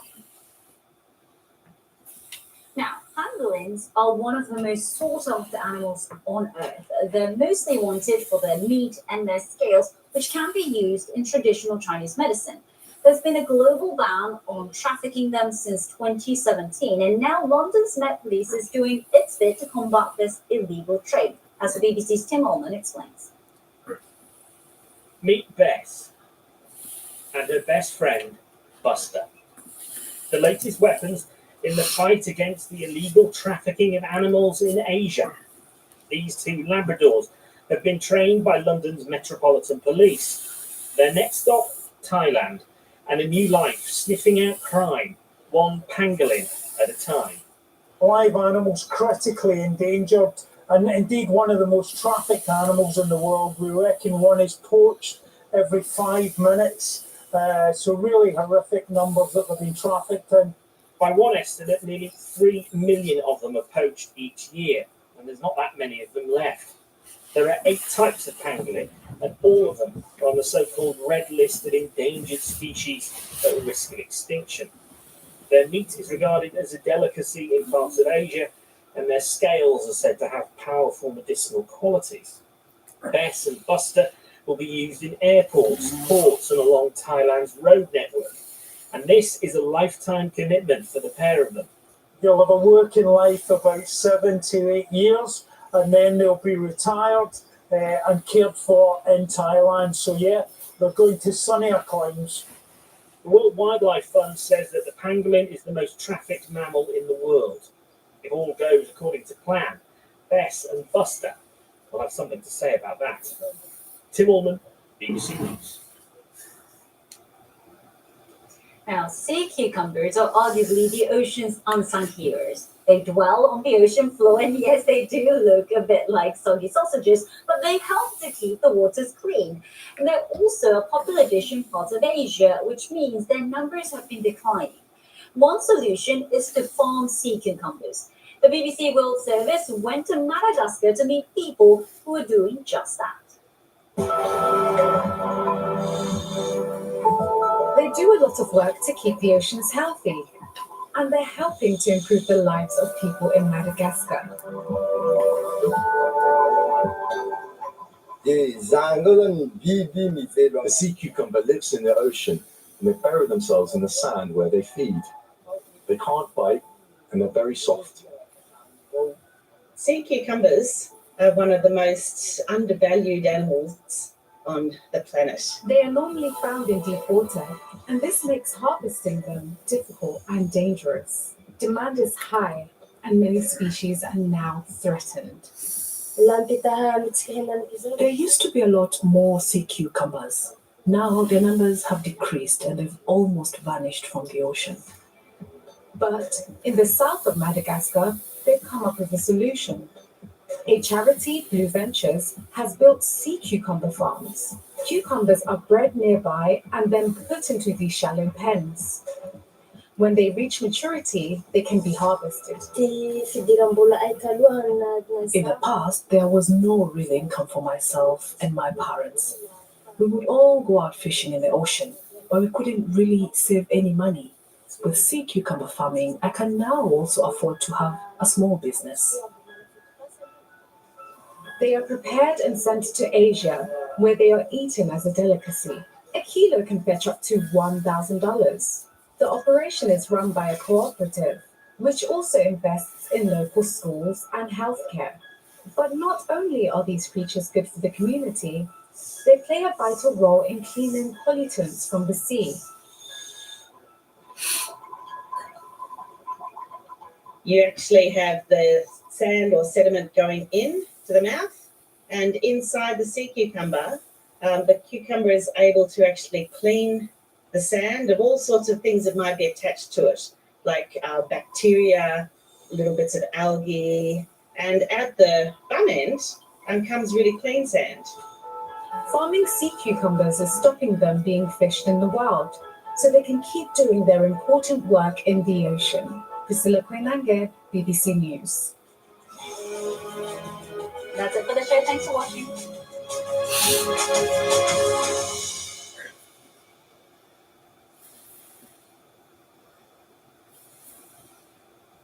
Good morning. Not a lot happening in any great hurry in terms of the weather across the UK in the days ahead. A big area of high pressure centred to the north of Scotland has been with us so far this week, and it stays with us right the way to until the weekend. You can see it wobbles about a bit in the next few days, but the changes really that will bring about are going to be very subtle. In the next couple of days, very much like it's been to start the week, there'll be a lot of cloud across the UK, but it will bear very little in the way of rain. It's the wind directions, if anything, that will shift about, and that could just bring about some changes in where we see the showers. And northeasterly, again, this Wednesday favours the northeast of England, parts of the Midlands, maybe South Wales, picking up some showers, a few for East Anglia.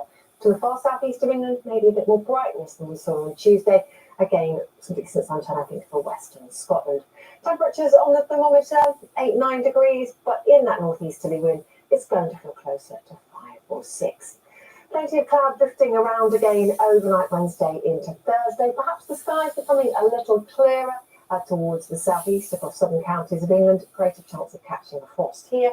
And also, again, clearer skies for western Scotland. There it gets turned chillier. But any breaks where we've got some shelter could mean we catch a frost for first thing on Thursday. Subtle change for Thursday. Well, there's the high. Picture doesn't look too different, does it? But those isobars are further apart. Further apart they get, the lighter our winds become. And lighter winds for us on Thursday may mean it just feels slightly less chilly. So our temperatures will feel closer to the figures that we read on the thermometer, feeling around the 9 or 10 degree mark. Is an improvement by 3 or 4 degrees really from earlier in the week. Still a lot of cloud drifting around, perhaps a little more in a way of sunshine on Thursday. Friday into Saturday, the high wriggles a little bit further westwards though, and look how those parallel lines start to track from north to south. That's the indicator that towards the end of the week and into the weekend, we could well be pulling in some Arctic air. So yes, it's felt chilly with the breeze off the North Sea recently, but come the weekend, we could be pulling in some much colder air. And later on in the weekend, into the start of next week, signs it might become a little bit more unsettled as well. So there's just the possibility of something a little bit more wintry in our outlook.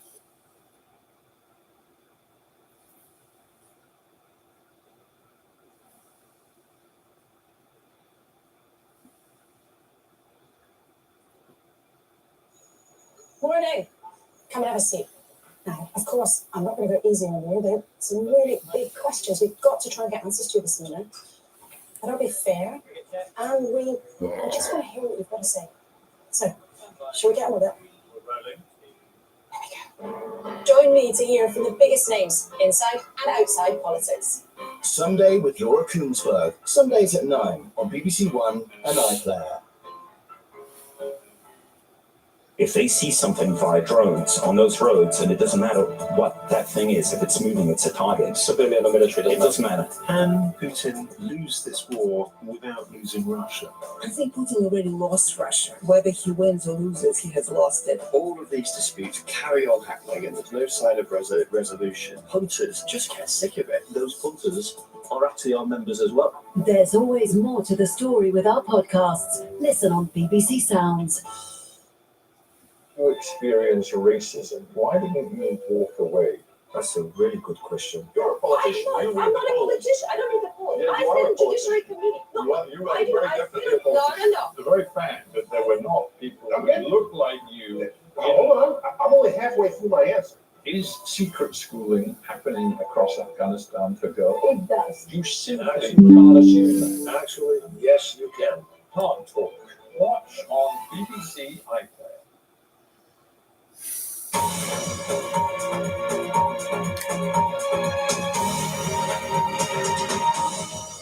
This is BBC News. We'll have the headlines and all the main news stories for you at the top of the hour, straight after this programme.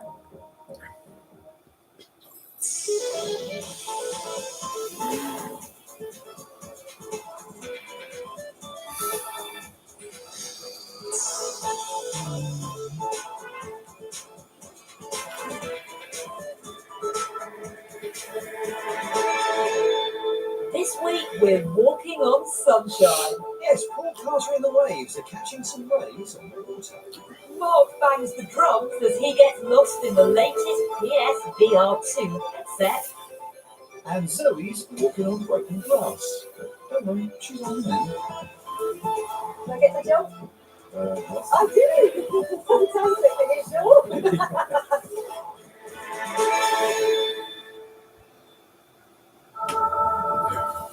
Here on Click, we've been lucky enough to visit some of the most beautiful parts of the world.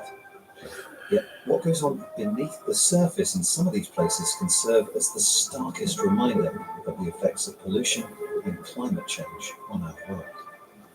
And sometimes it's also places like here, the fjords of Norway, where some of the most inspiring ideas come to life, like this island of floating solar panels. Oh, thank you. I've made it. Wow, we're walking on water.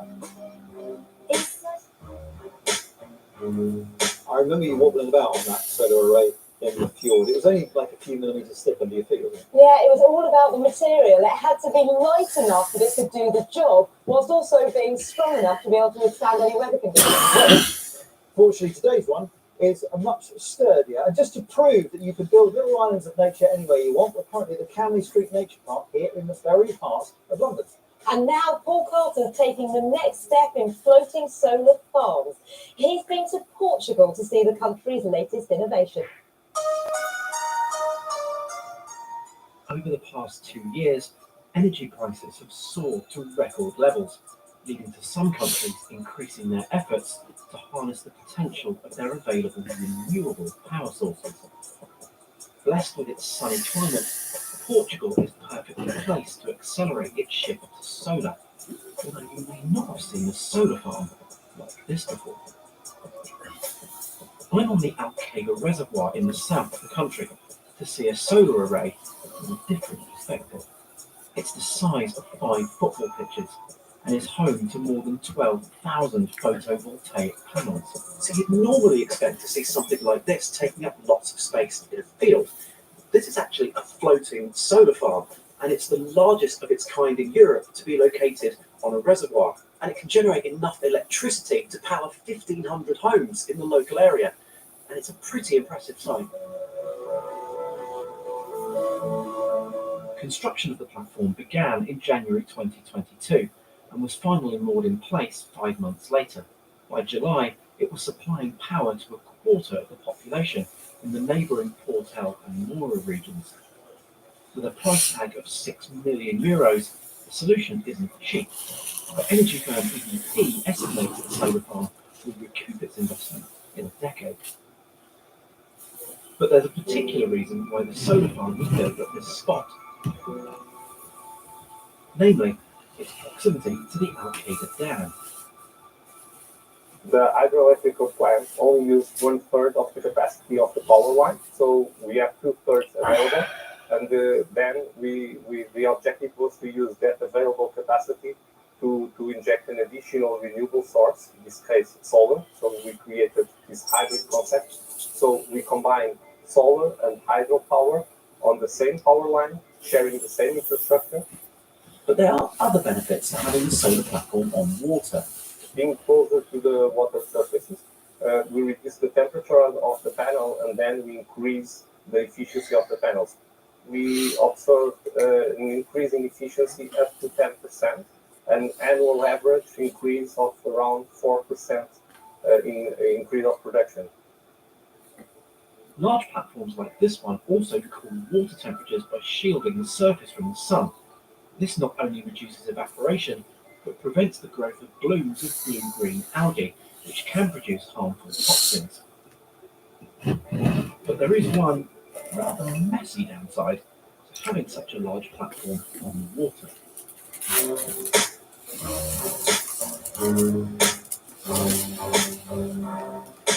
And one thing that I couldn't help but notice when we were looking at the panels is the local birds leave some gifts behind.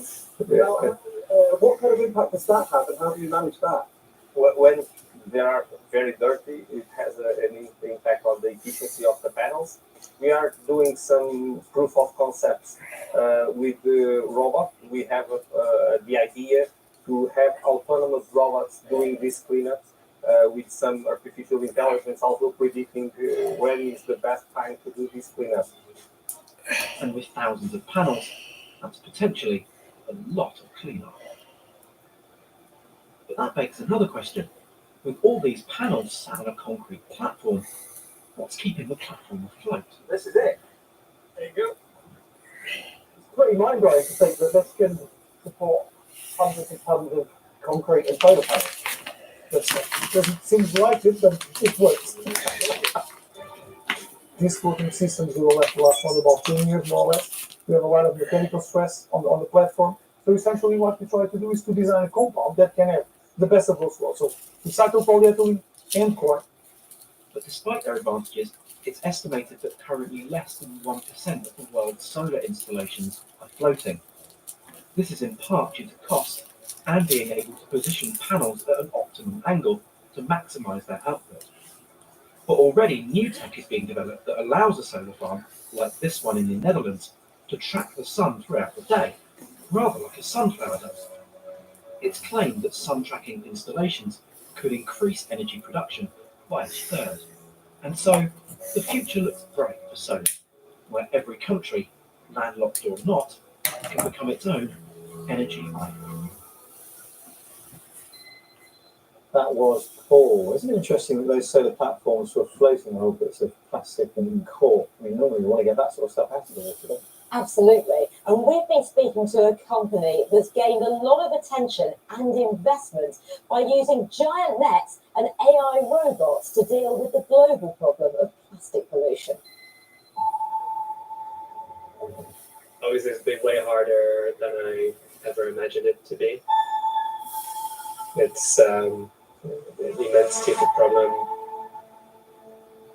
There's a lot of plastic that's already in the ocean. There's 60 years of legacy in these ocean garbage patches that needs to be cleaned up.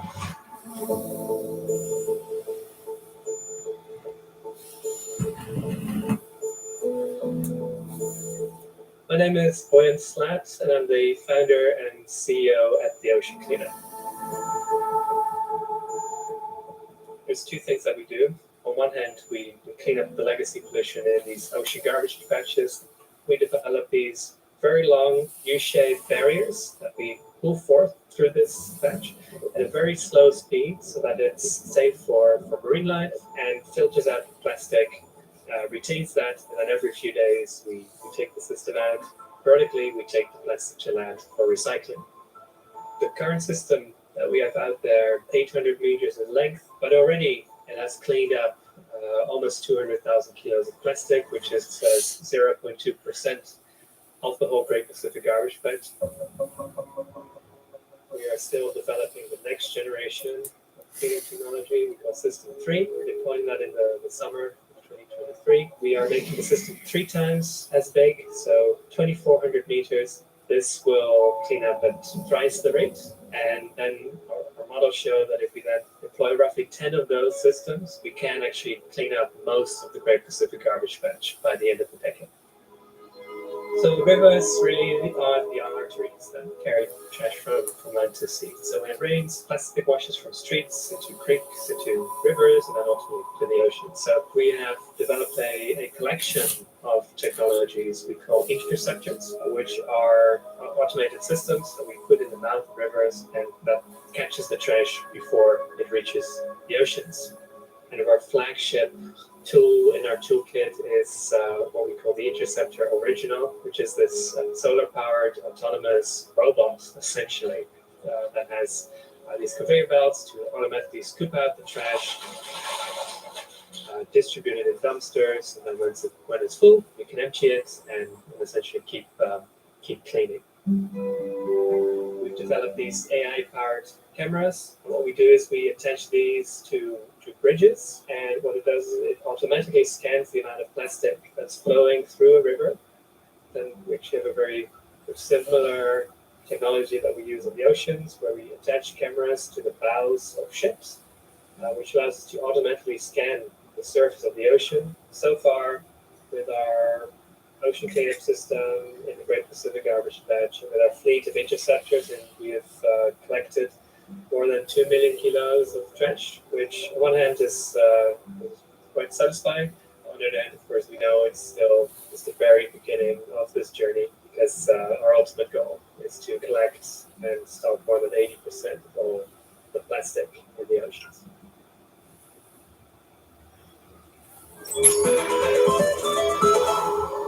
Time for a look at this week's tech news. Twitter has announced that text message two-factor authentication will only be available for its paying subscribers. Elon Musk tweeted that its Authenticator app would remain free, though, and it was more secure. Experts are concerned this opens users up to potential security threats. And after Twitter implemented a premium Twitter Blue service last November, Instagram and Facebook have now followed suit. Users there will also now be able to pay for a blue tick verification. Meta Verified will cost $11.99 a month on the web, or $14.99 for iPhone users. It's really going to be seen as an extra source of revenue because, of course, Meta, as have other social media platforms, really been struggling because of the drop in advertising revenues. Microsoft has defended its proposal to buy Activision Blizzard, makers of Call of Duty and Candy Crush, saying the $68 billion deal will bring more choice to its gamers. This was the last chance for the company to persuade regulators that the largest deal in gaming history would not harm its competitors. Wilson has designed a first-of-its-kind 3D printed basketball, which was introduced during the first round of the AT&T Slam Dunk contest. The ball, made using powder and lasers, and it nearly fits performance regulations. However, nothing will change for the Wilson NBA official game ball. As the name suggests, PSVR 2 is the successor to 2016's OG PlayStation VR. Still got it. Cosmetically, it's a pretty sleek headset. It does away with the jumble of cables and post-processing box that made the original PlayStation VR such a pain to set up and live with. Instead, it has just one cable, which connects the PlayStation 5 console via USB-C. That is it. Thanks to the addition of 4 cameras on the outside of the headset, the player can see the space around them if they need to, and the device doesn't need the same sort of extravagant webcam and coloured light setup that was the hallmark of the original. It comes with a set of headphones, although you can plug your own headphones into it if you want to. And then we have the 2 dedicated wireless controllers. They pretty much mimic the kind of features that you find on a normal PlayStation controller. So you've got your thumbsticks here, triggers. To put the headset on, you have this button on the back, so it's adjustable. And then this little dial here allows you to get a perfect fit. Inside, it sports a 4K OLED display with a 110-degree field of view. And there are 2 more cameras inside the headset for eye tracking. It also makes use of something called foveated rendering, which uses the eye tracking cameras to focus on where the player's eye is actually looking, maximizing resolution in those areas. There's a small amount of haptic force feedback via the headset and controllers, but that is a hit-and-miss affair. The virtual reality landscape has changed quite a bit in the last few years. There's now a wide variety of different headsets. As a result, there's a decent number of VR games actually available, and quite a few of them are being ported over to this device, which is a good thing because the old PSVR back catalogue isn't compatible with the new headset. Perhaps the game that shows off the potential of PSVR 2 best is Horizon Call of the Mountain. That was a homegrown effort from PlayStation, imagining its popular Horizon Zero Dawn franchise with its post-apocalyptic humans versus robotic dinosaur action. Here you can see how the combat really works. Using a bow and arrow, you have to aim in exactly the same way as you would in the real world. The clue is in the name, Call of the Mountain. This game involves a lot of climbing. There's a little bit of haptic force feedback, but it's not as successful on this device as it is on other VR headsets. Sometimes the little bit of feedback you get is on the feeble side. The world is populated with things you can interact with. So, for example, I can bang this drum like that, or I can pick up this over here, throw it, and it all just adds to the level of immersion. One of PlayStation's great strengths has traditionally been in exclusive titles, games that can only be played on its platform. There's a massive question mark hanging over this bit of kit. How many third-party developers will make really, really great games specifically for this device?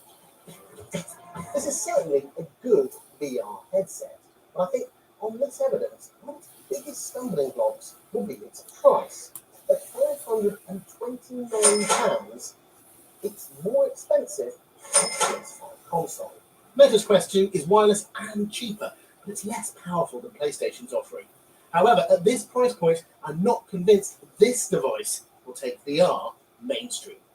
Now, back to sustainability, and one thing we can all do is reuse the materials that have already been created. Yeah, recycling is part of all of our lives these days, but of course it can go a lot further than just milk bottles and cardboard boxes. Yeah, you can recycle so many different things. Clothes, mobile phones.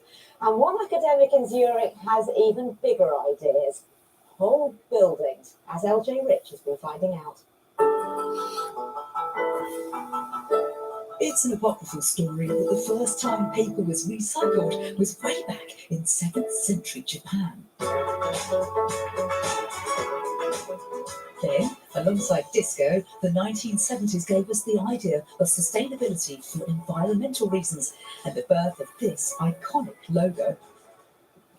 Since then, in our individual efforts to help the planet, we've been recycling out glass bottles and paper waste, one piece at a time. But one academic and entrepreneur believes we should be thinking bigger, a lot bigger, recycling entire buildings. Urban mining is really about mining the city for building materials rather than mining the earth.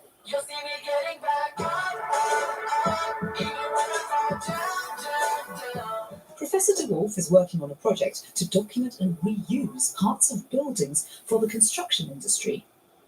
In the construction industry, we have a lot of waste, a lot of greenhouse gas emissions, and a lot of resource depletion. So we use a lot of raw materials to build our buildings. We also use a lot of energy and greenhouse gases to produce our building materials. We also waste a lot of our materials when we demolish a building to build a new one. So instead of just bringing this waste to landfill and then extracting more raw materials to build the new buildings, why don't we try to deconstruct a building carefully so that we don't damage the materials and then build new buildings with those materials? To do this, all the individual materials need to be carefully documented. Sounds like the perfect task for a machine. Faster, more accurate, and less human effort. We go and scan the buildings, we make photos of the buildings. We use already existing photos like Google Street View, for example, so that we can use the algorithms to automatically detect which materials are in the buildings.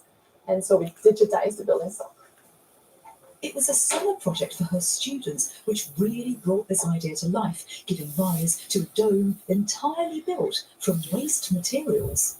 They disassembled an entire building in 2 days only, and they also assembled this dome in only 2 days. And then in between the two, we taught them about digitalization for circular construction. So it needs a process to put an identifying mark on each piece as it's extracted from the building. The answer? QR codes. So first, we're going to take the wood that we designed for the dome, and we'll put it inside the laser engraver.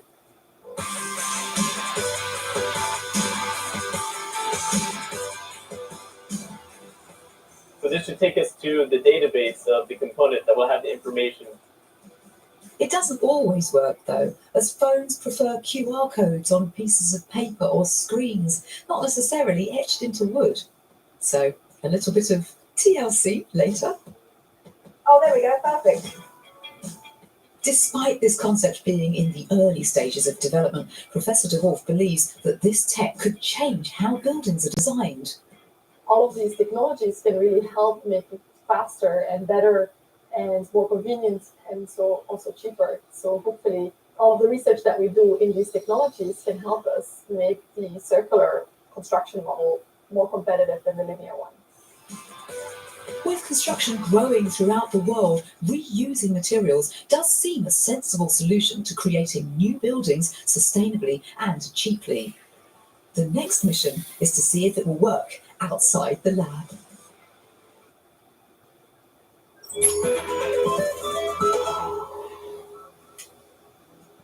Around 10,000 broken mobile phones make their way to this repair lab every single month. And one of the main reasons is we keep dropping them. Lots of us have a story to tell. Well, I dropped my phone before, I completely shattered it, and then I dropped it a second time on the same day, and it was completely broken. I was coming out of a club and I was trying to text, one hand, and I found I dropped something down and it started just. My best friend, like bailed on me the last moment, and I got super furious, super angry, and because I was on a call with them, and I just hung up on them and just smashed my phone on the wall. The staff here at TNT First in the UK are hard at work trying to repair broken gadgets. But the companies had trouble recruiting technicians because while there are lots of phone repair courses, there's no industry standard. There's 33 million cars on the road, and there's over 80 million mobile phones out there. There's an apprenticeship to be a car mechanic, but not an apprenticeship to be a repair technician. So there's already demand today for a mobile device apprenticeship. To deal with the problem, this firm has set up its own academy for trainees who can soon find themselves in demand. I'm going shopping or something. Everyone is like, I'm working on that company. Can you just tell me how I can fix this device, or what's wrong with my software? Something is weird. Experienced technicians can do up to 20 repairs each day, and the average repair costs between £150 and £200. The most common fix is, unsurprisingly, smashed screens. So we have here a device where I will show you how to disassemble and assemble the device back. Yeah. And you need to replicate the same process. Okay. Questions? I'm not sure I'm going to remember everything, but I will try. Okay. I have to go. This is fiddly. You need a steady hand and plenty of patience. You also have to wear special accessories to make sure you don't discharge any static, say from walking on carpet. A small amount can brick a gadget. Does it work? Yes, success. How did that take me? It's taken me about 40 minutes, but I have managed. It takes so time to get back together again. Wow. Did I get the job? Yes. I do. Fantastic. Are you sure? We asked the Institute of Apprenticeships and Technical Education, a UK government agency, whether there are any plans for a phone repair apprenticeship in England. There is a proposal that's already been developed and fully approved. What we would need is a group of employers to come forward to take that forward to further develop it. We would absolutely support them to do that, but we need the employers to be at the centre of it to make sure it's fit for purpose and suits their needs. Back in the lab, repaired phones are checked and returned to their owners. TNT First is trying to be more environmentally sound with its repair methods. It can now replace the screens on some handsets without having to discard the battery in the outside frame as well. And those phones that really can't be repaired, well, they get taken apart and put in the shredder. The aim is to get all of the precious metals, which includes gold, out of this shrapnel and then reuse it, possibly in your next mobile phone. And that's all we've got time for. Yeah, thanks for watching. See you soon. Bye-bye.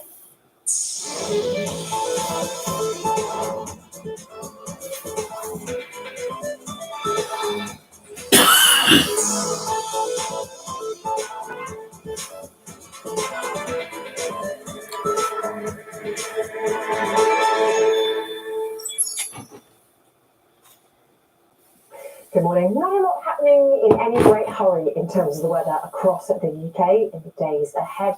A big area of high pressure centred to the north of Scotland has been with us so far this week, and it stays with us right the way until the weekend. You can see it wobbles about a bit in the next few days, but to the changes really that will bring about are going to be very subtle.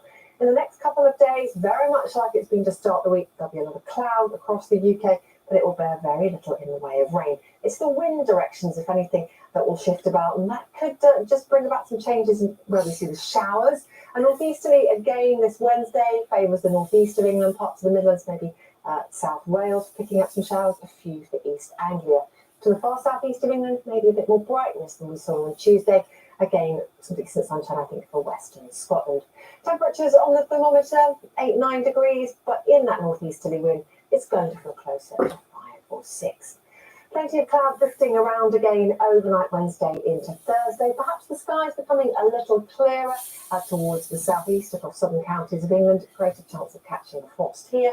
And also, again, clearer skies for western Scotland, where it gets a little chillier. But any breaks where we've got some shelter could mean we catch a frost for first thing on Thursday.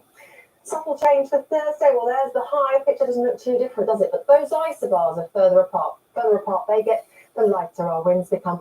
And lighter winds for us on Thursday may mean it just feels slightly less chilly. So our temperatures will feel closer to the figures that we read on the thermometer, feeling around the 9 or 10 degree mark. Is an improvement by 3 or 4 degrees really from earlier in the week. Still a lot of cloud drifting around, perhaps a little more in the way of sunshine on Thursday. Friday into Saturday, the high wriggles a little bit further westwards though, and look how those parallel lines start to track from north to south. That's the indicator that towards the end of the week and into the weekend, we could well be pulling in some Arctic air. So yes, it's felt chilly with the breeze off the North Sea recently, but come the weekend, we could be pulling in some much colder air. And later on in the weekend, into the start of next week, signs it might become a little bit more unsettled as well. So there's just the possibility of something a little bit more wintry in our app.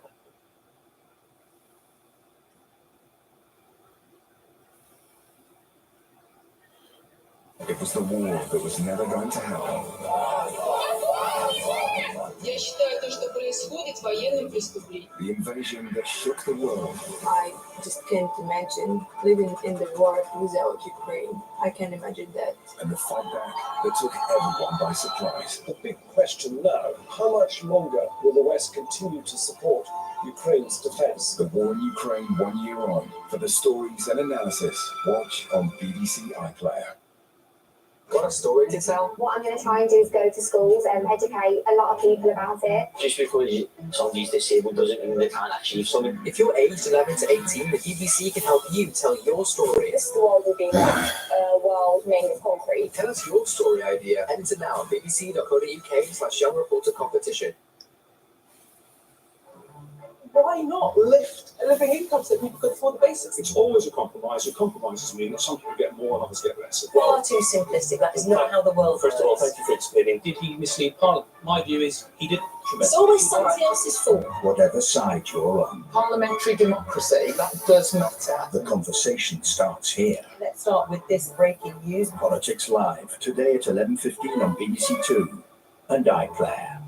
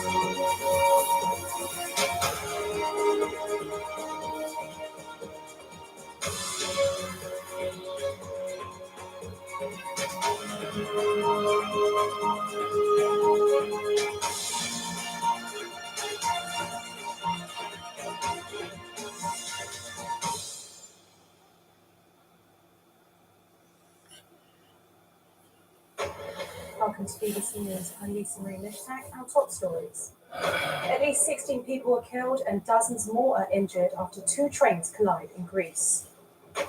The governing party candidate wins the most votes in Nigeria's disputed presidential election, but his victory hasn't been confirmed.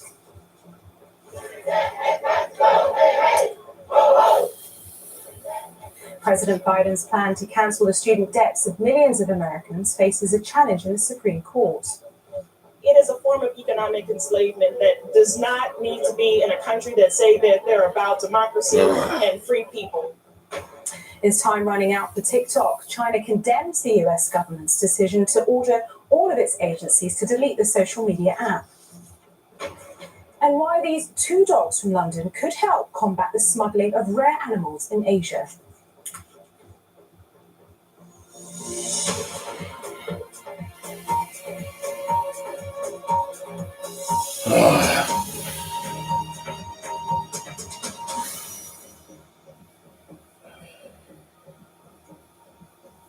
Welcome to our viewers on PBS in America and around the globe.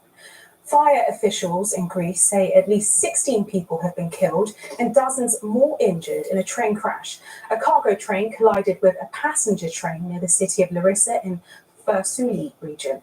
Well, I'm joined now by Stephanie Prentice, who's been following this story for us. So, Stephanie, what more do we know?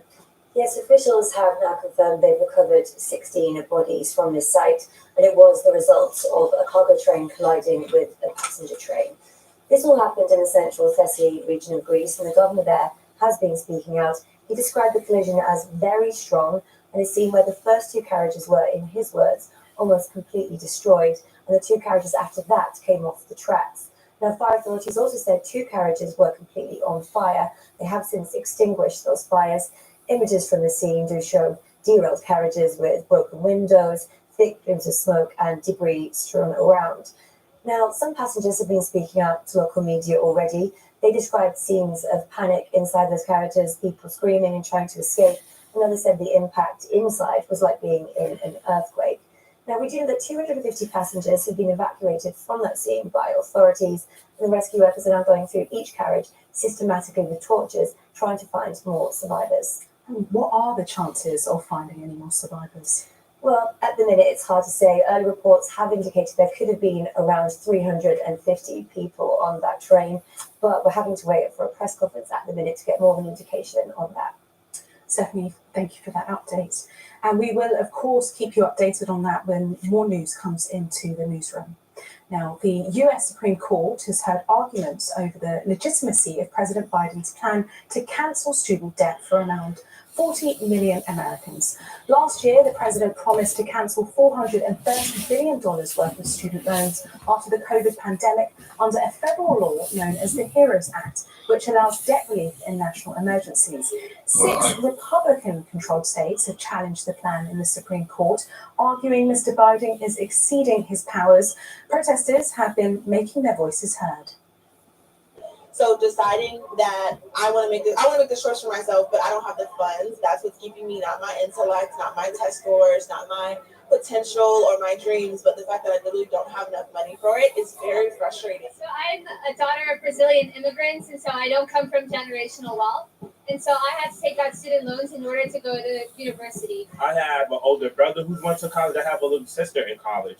So the financial burden has forced us to take out the loans. And now since I'm graduating, I'm going to be looking for jobs. I have to consider, okay, if these loans are not canceled, I have to look at different prospects because I need to start making payments so the interest does not accrue and become out of hand. You cannot live in America and have bad credit and have access. And so what we're seeing now is this issue, it impacts more than just your economics. It impacts your opportunity to actually live, to eat. And so I would tell all sides to look at this issue not from one track, not from a partisan track, but from a track that leads to humanity. I have about $200,000 in student loan debt, and I'm interested in public interest work. And that's not always guaranteed a big salary. Like law firms starting out at $215,000 a year. When we have this debt, it's hard to think through all the bills that are in front of us. And so we need to make that indebtedness go away. It is a form of economic enslavement that does not need to be in a country that say that they're about democracy and free people. If we truly want to get free, let's get debt free right now. Tara Grove is a law professor at the University of Texas School of Law, and she joins us from Austin.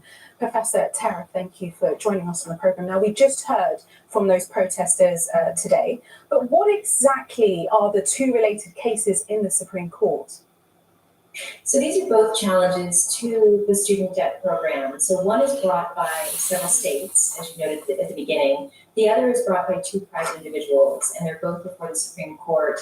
The legal questions are whether the court can actually hear the case, that is, whether it has jurisdiction, which is understood as whether the states who are challenging it or the individuals are somehow injured by the program. And the second question is, does the HEROES Act actually allow the Biden administration to forgive student loan debt? So what's the crux of the Republicans' argument against Biden's debt relief plan? So the crux on the merits is that the HEROES Act doesn't specifically say that the government can forgive student loan debt. It allows the Secretary of Education to waive or modify things, but they say that doesn't allow you to completely erase the student loan debt.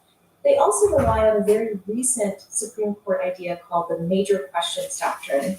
And this idea is basically that if the executive branch is doing something really big, really politically or economically significant, then the statute has to be extra clear. And what the states are arguing, what the individuals are arguing, is that this statute is not extra clear about the forgiveness of student loan debt.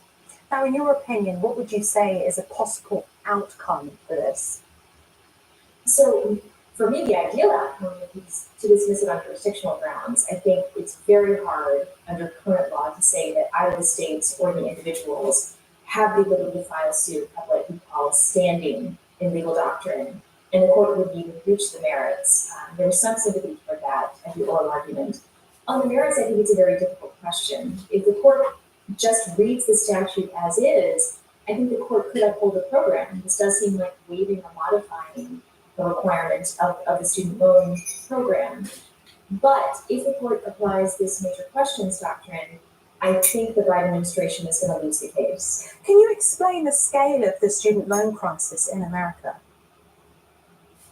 So the amount of loans that would be forgiven, I think, is on a scale of 400 billion.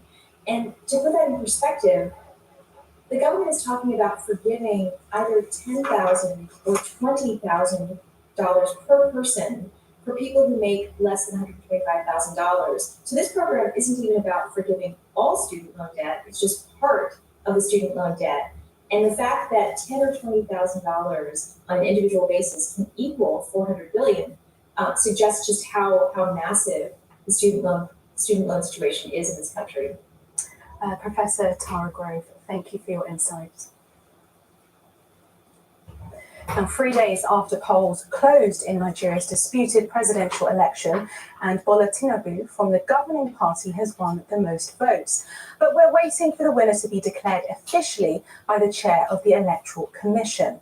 Well, our West Africa correspondent Mayoni Jones is in Lagos and can explain the latest situation. So, Mayoni, the results are in. What's the latest? Yes, so the head of the Electoral Commission has read all of the results for Nigeria's 36 states plus the capital Abuja, and it appears that the ruling party candidate Bola Ahmed has the most amount of votes. So he would have won the elections, but the head of the commission is reading those results, going through them again, and putting them in by hand into a final document. And then eventually he will make an announcement as to who the winner is once he's happy with all of them. So not officially announced yet, but on paper it looks like Mr. Tinubu has won. Now, tensions were mounting over the counting from Saturday's election, with the three main opposition parties holding a joint press conference yesterday, rejecting the results, calling it a sham. What's your assessment on what will happen next? Yeah, so the main opposition parties say they have evidence that this new electronic voting system that's been used on a national scale for the first time in these elections was faulty. And they say that this makes the election, makes it hard to believe in the results, and they want there to be a re-election. The Electoral Commission says it stands by its results. It's decided to continue with the process. It says there's a formal way that these parties can try and seek redress if they want. They can go through the courts. So for now, it seems that the Electoral Commission is going to stay with the results that they've got. But the opposition parties' concerns is something that we're hearing from many voters as we go around Lagos. Lots of people complaining about polls have been late, issues with the electronic voting system. And it's also something that Observer Mission said that they noticed when they were carrying out their duties on election day. Now, I know it's the middle of the night in Nigeria, but what's the situation been like on the ground? Well, in Lagos, at least, things have been quieter than usual. This is a bustling city. It's Nigeria's commercial hub. Usually there's heavy traffic everywhere. Over the last couple of days, things have been a little quieter. They've been picking up a bit more today, but I think lots of Lagosians were at home waiting to see what the reaction to the results will be. So I think as they wake up in the morning and hear the news, it would be interesting to see how they react and how the next couple of days go. Mayoni Jones, thank you so much for that update. Now stay with us on BBC News, still to come. Meet one of the ocean's unsung heroes. We'll tell you about the sea cucumber and how it helps to keep the waters clean.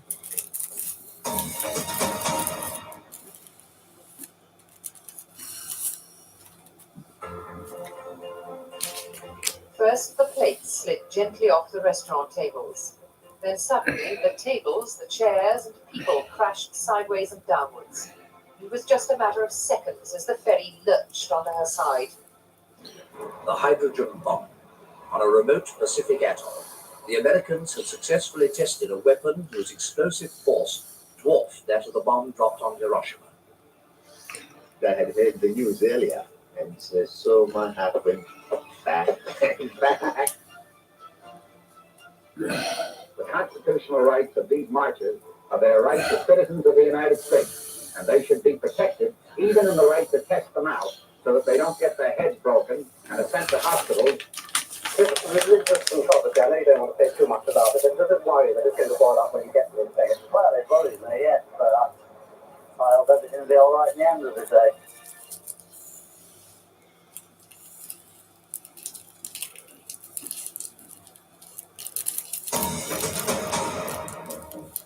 This is BBC News, the latest headlines. At least 26 people are killed and dozens more are injured after two trains collide in Greece. The governing party candidate wins the most votes in Nigeria's disputed presidential election, but his victory hasn't been confirmed. The US House Foreign Affairs Committee is to debate whether to allow the complete ban of the Chinese-owned app TikTok. The app is currently used by more than 100 million Americans. The White House has already ordered government agencies to wipe TikTok off federal devices within 30 days. And it's not just the US. The European Parliament has also banned the video sharing app from staff phones, citing security reasons, as has Canada. But China has hit out at the US, and this is what a government spokesperson had to say. The United States, the world's #1 superpower, is so afraid of a mobile phone application that young people like so much. I'm not sure, mate. We lack any self-confidence.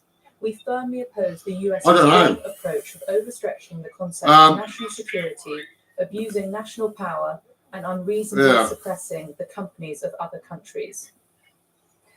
To Washington now, where we can speak to Reuters reporter David Shepherdson. David, thank you for joining us. They're getting rid of TikTok.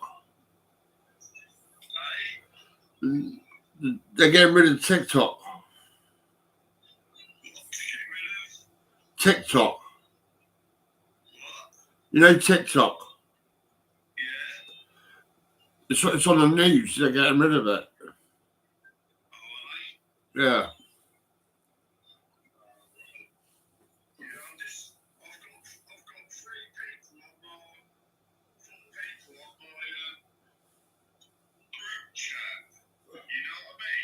Yeah.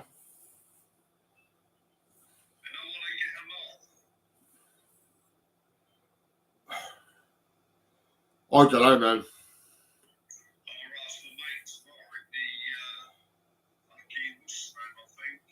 Yeah. Oh, I joined.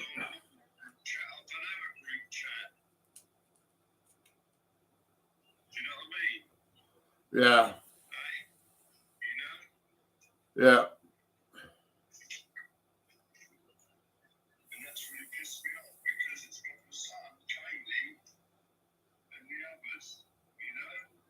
All right.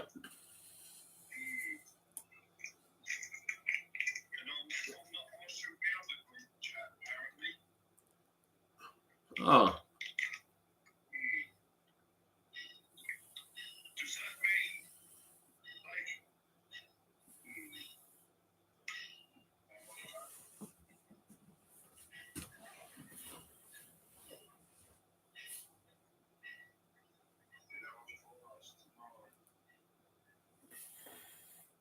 Earlier on, my neighbour bloody offered me a pizza.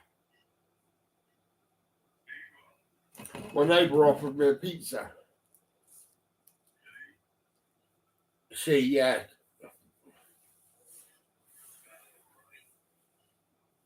But I was asleep. Yeah. Nah.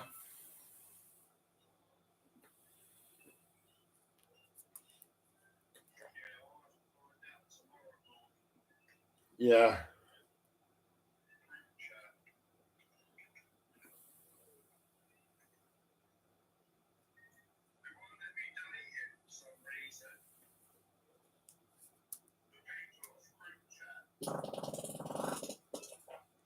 Oh, I just farted.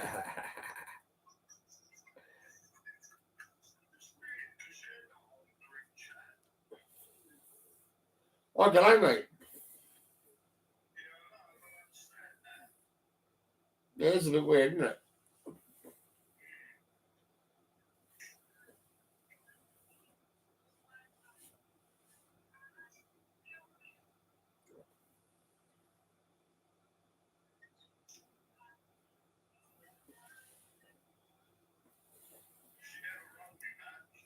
Oh, did she?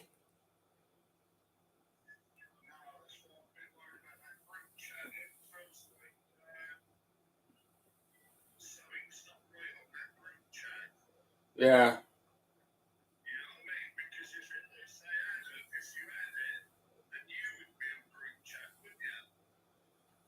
Oh, yeah, I know. Well, I don't know. I use WhatsApp, but I don't really know much about it, really.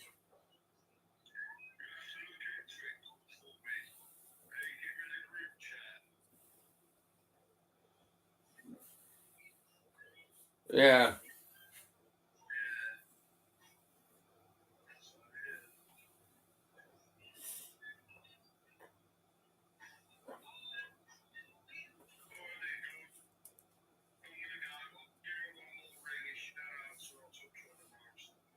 Yeah, that's it, mate. Yeah. Yeah, I don't even know who's on there.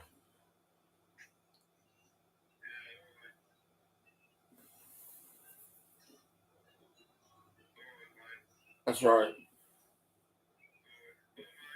See ya.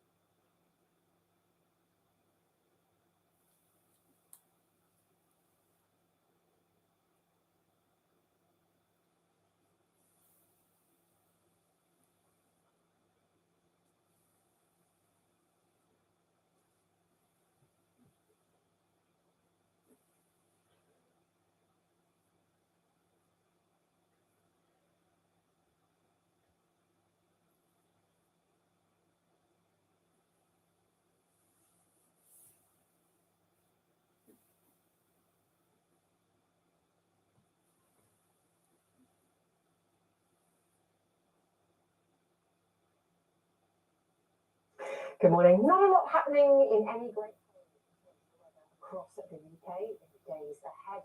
A big area of high pressure centred to the north of Scotland has been with us so far this week, and it stays with us until the weekend. You can see it wobbles about a bit in the next few days, but to the changes really that will bring about are going to be very subtle. In the next couple of days, very much like it's been to start the week, there'll be another cloud across the UK, but it will bear very little in the way of rain. It's the wind directions, if anything, that will shift about, and that could just bring about some changes in where we see the showers.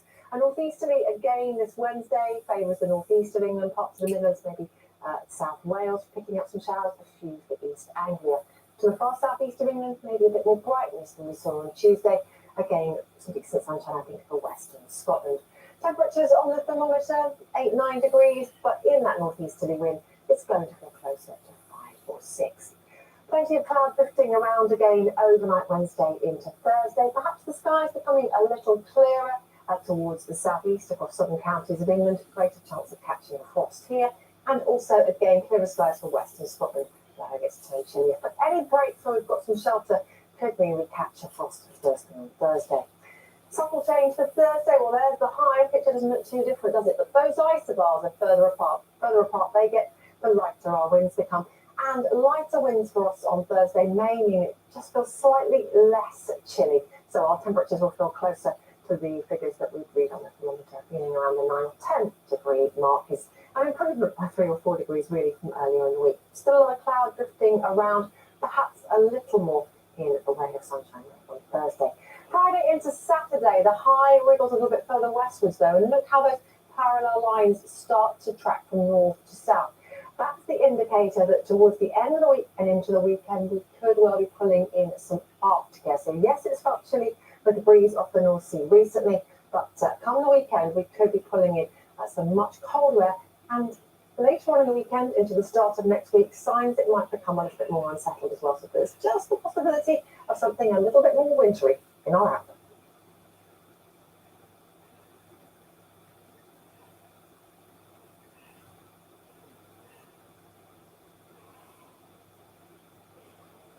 The news has been non-stop recently. How do you keep track? Flip the Script brings celebrities and journalists together to help. Absolutely wild. There's no such thing as a stupid question.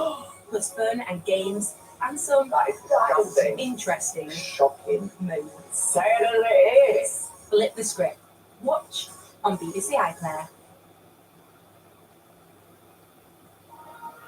Download the BBC News app now and get the latest headlines as they happen. Personalise your app to learn more about the stories you care about and watch BBC News live wherever you are. Stay up to date whatever you're up to. Download the BBC News app.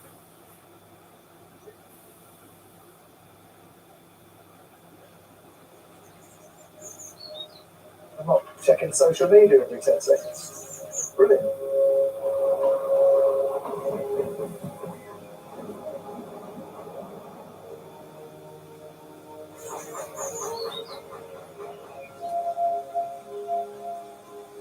Oh, there's a rainbow. Spring is a state of mind. Get your walking shoes on and go. Go and get healed by Mother Nature. Spring season. Weekdays from 7 on BBC4 and iPlayer.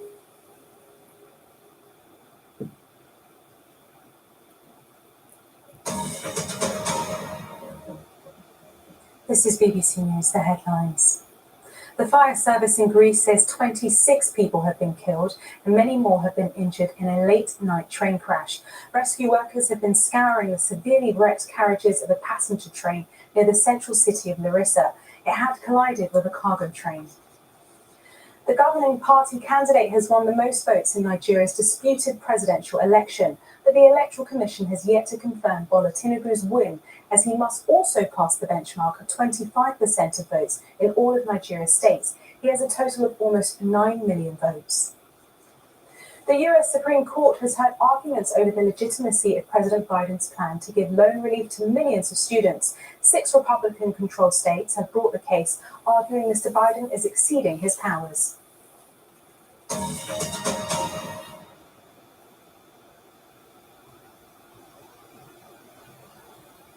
Now on BBC News, The Travel Show. This week on the Travel Show. Fire and fairness on a Scottish island. I'm a woman and I have a daughter who's 3 and I would love to see her participate on her own terms. Fancy a holiday for free? Well, almost. We're looking at canny ways to travel on the cheap. I was earning very good money putting frozen pies in a box. You can absolutely bundle with travel just by moving around the market. And the final curtain at Broadway's longest running show. This is the first show I ever saw on Broadway, and it is my Broadway debut, so it's a beautiful, beautiful full circle moment for me.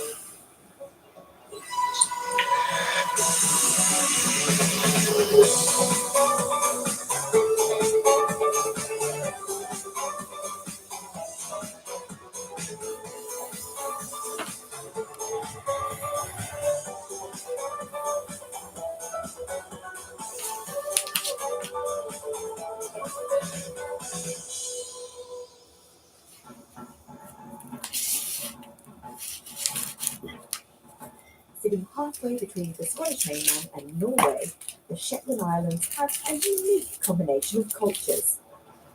And today, the sleepy town of Lerwick is facing an invasion from a long dormant foe,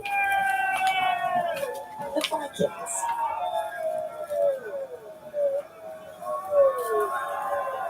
So this is Uphellia. It's one of a number of Viking festivals that take place in Shetland every year. This one in Lerwick is the biggest. Uphellia is best known for its nighttime procession. Almost 1,000 people carry flaming torches through the streets, then set fire to a replica Viking ship. The day begins with a march through the town, led by the Jarl Squad, a group of around 60 locals kitted out in elaborate Viking garb. I mean, this is serious stuff. This is... Who makes these? Almost all of it was done in Shetland, so they were presenting in squad. What kind of money are we talking for an individual kit?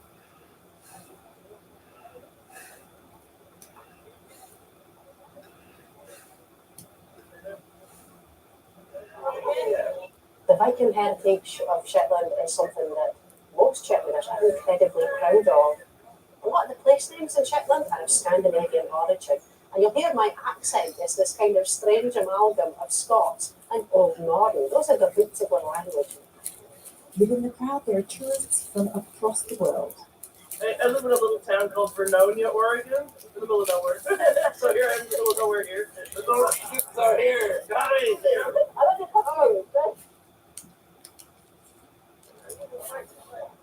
But fundamentally, this is a local tradition. There are rules for who can take part, which is why 2023 is a big year for Uphellia, because it's the first time in the history of this beardy, testosterone-fueled festival that women can join in. I think it's probably fair to say that the reaction to the announcement was broadly positive, although probably some people still cherish the format of the festival as it was. Traditionally, women are the hostesses of the all-night parties that follow the procession. Claire has some sympathy for those who want to keep it all as it was. My husband has been in 9 Jarl squads now. He's a joiner, he's a craftsman. I think it's a shame to forget what pride and delight lots of people involved in making these suits and making this event happen. From the hostesses in the halls, they do those things very, very well and they love it as it is. But I'm a woman and I have a daughter who's 3 and I would love to see her participate on her own terms. Women and girls have been taking part in other Viking festivals around Shetland for a few years, but the changes to Uphellia won't transform it overnight. Jarl Squad members are nominated 15 years in advance, so they'll mostly remain male for a while yet. But the changes will have an immediate impact on the junior Uphellia, which takes place right before the adult one. I'm on my way to meet one young torchbearer.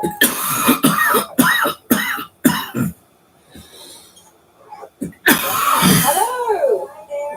Hi there, I'm Krista. You must be Jodie. So can you walk along the bridge? There's Jodie as well. Oh, that's great. Jodie's one of around 30 girls who'll be taking part for the first time. What are you looking forward to most? Probably throwing the torch into the galley. The torch might get a bit heavy to carry, so we've made these things where you put it in so it like lifts some of the weight off of you. Brilliant. What was it like for you to get the news that women and girls could be included for the first time? Was that quite an exciting thing to find out? Yeah, so I think it's just nice to everyone getting the opportunity, especially the young ones, you know, Joni and her friends. Yeah, I'm really happy. It's really good that they're letting girls take part in the Wild one. Which is brilliant. And can you imagine yourself taking part in the future and becoming a member of the Yarl squad? Yeah. Would you like to wear the armour? Mm-hmm. As the day draws to an end in Lerwick, the festivities start to heat up. I'm standing here with a lot of proud parents as the members of the junior procession light up their torches and get ready to set off across town. Well, hopefully we can catch sight of Joni. Behind the Yarl squad, the other revelers are dressed not in Viking gear, but in fancy dress. And sure enough, we see lots of girls taking part, including Joni. Not long after the junior procession, it's the grown-ups' turn.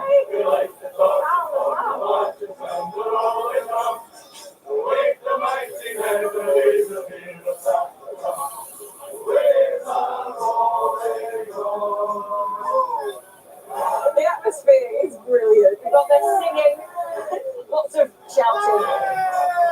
Turn off the street light, so you've just got this torch light around, but you do have to be a bit cautious because if a gust of wind comes by, the embers fly from the torches and land on your clothes. You're going to be vigilant or you'll go home with a few holes. As the adult procession passes by, we don't see many women taking part. The Eddie controversy hasn't stopped crowds of people turning out to watch. Did you have any feeling yourself about girls being able to participate? Yeah. Well, our boys involved, if we would have had two girls, I suppose we'd be keen that they could be involved as well. After a circuit, the procession files into a local play park. You've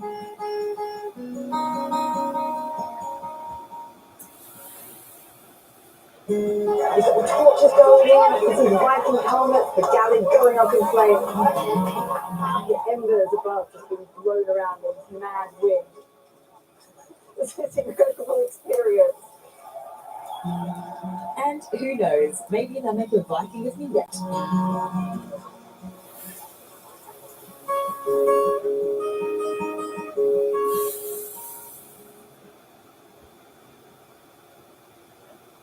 And if you're thinking of heading to Shetland anytime soon, here are some travel show tips to help you plan your trip.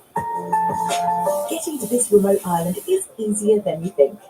Northlink ferries run overnight services 7 nights a week from Aberdeen on the Scottish mainland or Kirkwall in Orkney. It will take you over 10 hours though, so if the romanticism of waking up somewhere new doesn't cut it, then you might prefer the ease of flying, which will only take a couple of hours from most UK cities.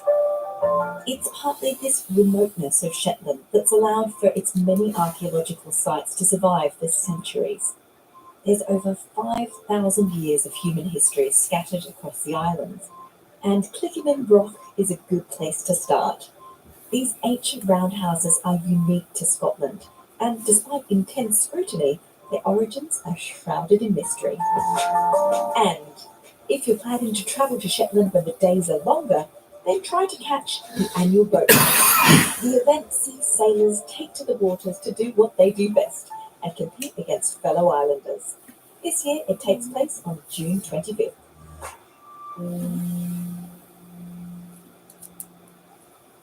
Well, do stay with us because it's still to come on the travel show. After 35 years and 14,000 performances, we bid a fond farewell to Broadway's Phantom of the Opera.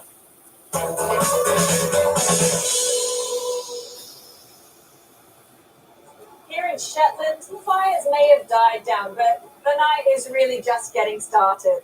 Squads and spectators will come to public spaces like this school, where they'll refuel with some food and, let's face it, probably a drink or two before heading on through for a bit more good old-fashioned Viking revelry. Around a dozen of these parties take place all around Lerwick. That's and Vikings on the walls, in case you forgot where you are. After the procession, squads of torchbearers visit each hall to perform a skit. And with more than 40 squads to get through, the festivities stretch well into the wee hours, with a bit of Kaylee dancing thrown in for good measure.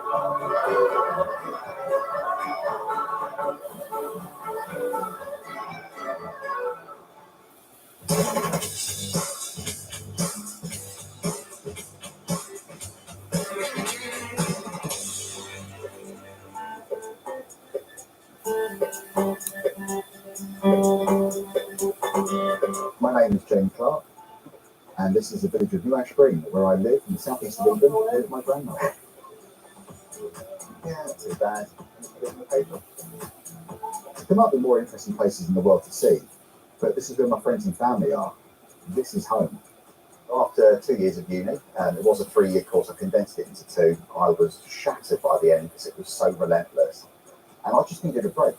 And my mum suggested applying for a job at a summer camp near Scranton, Pennsylvania, in the USA, after a cousin of mine had done it, and he'd had a great time.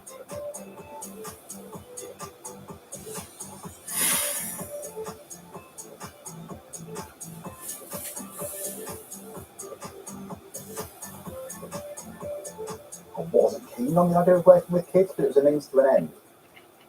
Little did I know it'd be the making of me. The kids are absolutely amazing. I got to reuse a lot of my filmmaking skills from university. We're creating a Camp Movie written by me.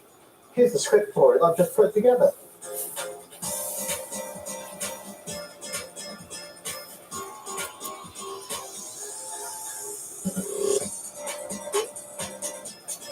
I went and planted 4 more summers after my first one because I just loved it so much. Especially because at the end of the day, you finish your final day at camp, you get paid, wallet of cash, and then you've got 30 days to leave the country. First time I went out, I took a group tour, so I was a bit nervous about travelling on my own. And I went from New York down to New Orleans with about 12 other people. New Orleans all the way across the south, heading up Monument Valley. We went to the swamps and saw alligators. Then we got all the way to Vegas, a couple of days in Vegas, then Los Angeles, Hollywood. I got to see Hollywood for the first time.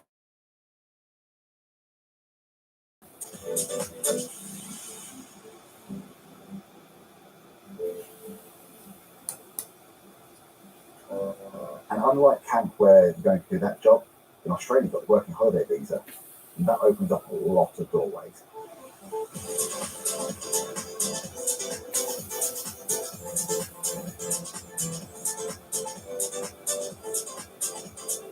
We were literally putting frozen pies in a box, just doing that, 8 hours a day, for really, really good money. I earned enough money to do some serious travelling. From the Red Centre to the Great Barrier Reef, seeing wildlife in its natural habitat, visiting several beautiful islands and beaches, and spending time in the cities on the coast. One of the big things about it does cost money, and this is where working becomes really, really important. When I go to America each year, I would pay agency fees, I pay for my flights. And that does involve a little bit of money, but maybe £400 or £500. And then you get paid much more than that over the course of summer. If you just want to come home, you can just come home. You don't have to travel. But you're there, why wouldn't you do it? And then Australia, yes, the flights were a bit more expensive again. But I was earning very good money putting frozen pies in the box, which kept me funded for months. 3 months of work. I could live out there by being frugal. But you can absolutely fund all this travel just by moving around and working. That's the life. That's the life.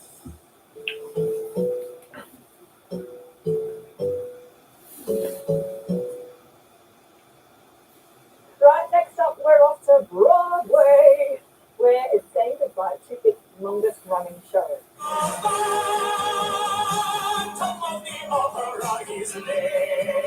It's 35 years since the musical Phantom of the Opera opened in New York, breaking records and hearts along the way. So we went in to capture some of the magic as it prepares to take its final bow. I still cry every time I see it. I'm a softie, gotta tell you. It has permeated every aspect of pop culture. And I think there's very few musicals that can do that. It has been a part of my life for almost half of my adult life. Somehow I thought that the show would be running when I was gone. It's hard to put into words because I love what I do.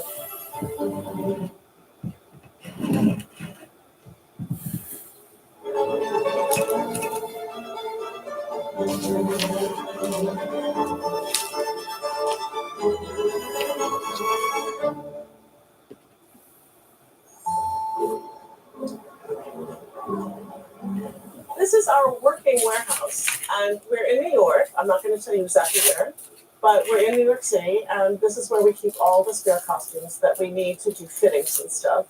My name is Sam Fleming. I'm the associate costume designer for Phantom, and I've been with the show since 1989. We did a count about 4 or 5 years ago, I think, and at that point we determined there were like 7,000 individual costume pieces here. So there's a lot. And we didn't even count the hats and shoes. This is meant to set the stage for everything that you're about to see for the next 2 hours and 20 minutes. It's sort of like this is the level of decor and texture.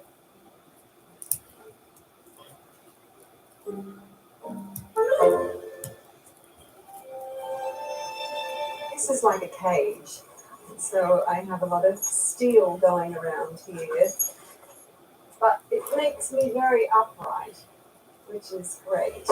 There's definitely something that happens to you as a performer, no matter what happens in the day. And once you start that process of getting dressed and putting your makeup on, and then you're standing in the wings and the orchestra starts, something just takes over and it all falls into place.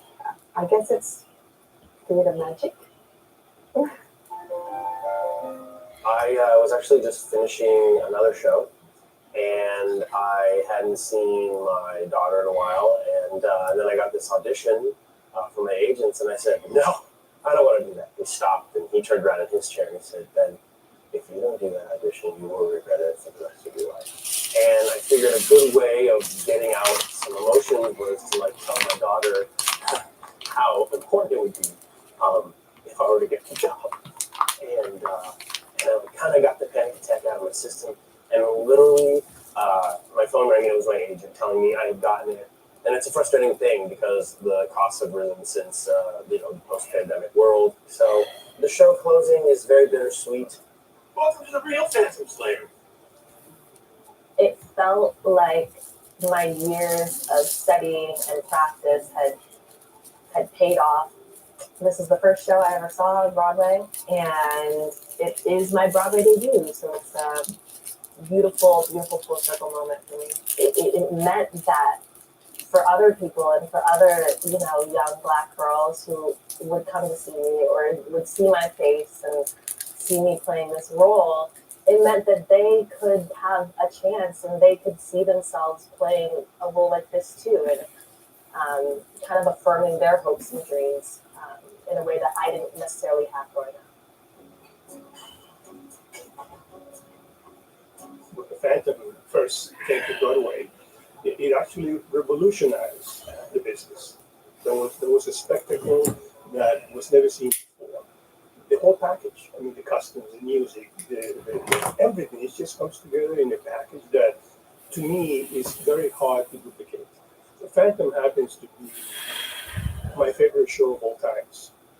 And I've seen the show probably 9 times. I plan to see it one more time before it closes.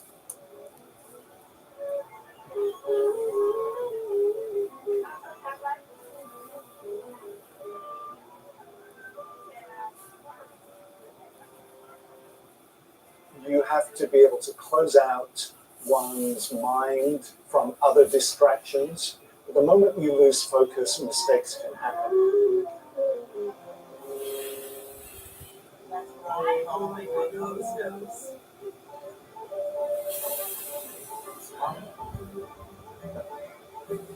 The night starts in the day for me, usually. I'm incredibly, grateful and lucky to be doing what I love with this incredible group of people around. And I think if 17-year-old Greg had known what was in store, I'm not quite sure he would have believed me. You've been through a lot with this chandelier. over the years. But it's held up. All the circuitry is intact. We've never burned out one piece of wire. I hope she gets a place in a museum someday. Welcome to the fan club. I'm working in this theater for 38 years. I started before the fun. I feel proud because working, meeting thousands of people every week in this theater from around the world. People know me sometimes by name.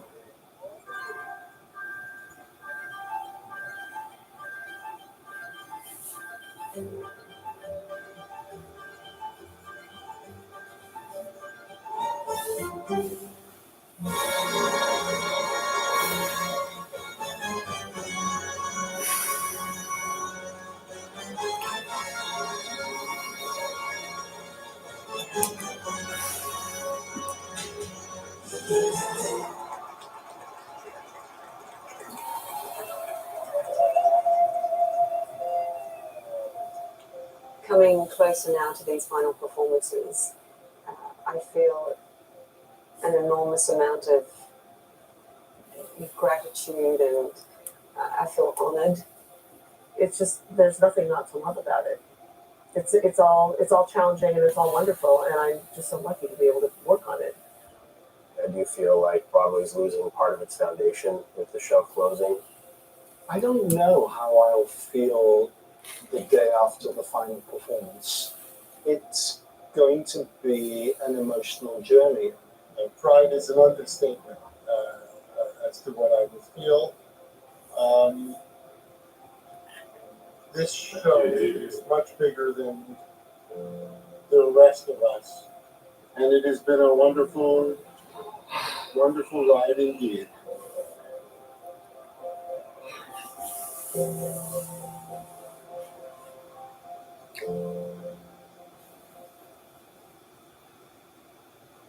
Well, that's it for this week's programme, but we'll be back before you know it. When? Lucy explores Brixton in South London to find out how 75 years ago the arrival of one ship from the Caribbean changed this corner of the capital forever. We've got the jet jar, we've got the pans, we've got the fire. It just screams Caribbean, and I love it. In the meantime, do follow us on social media where you'll find lots of great travel content from around the BBC. Right, for now, I'm off to find a little nip of whiskey to see if I can ward off this cold. We'll see you next time.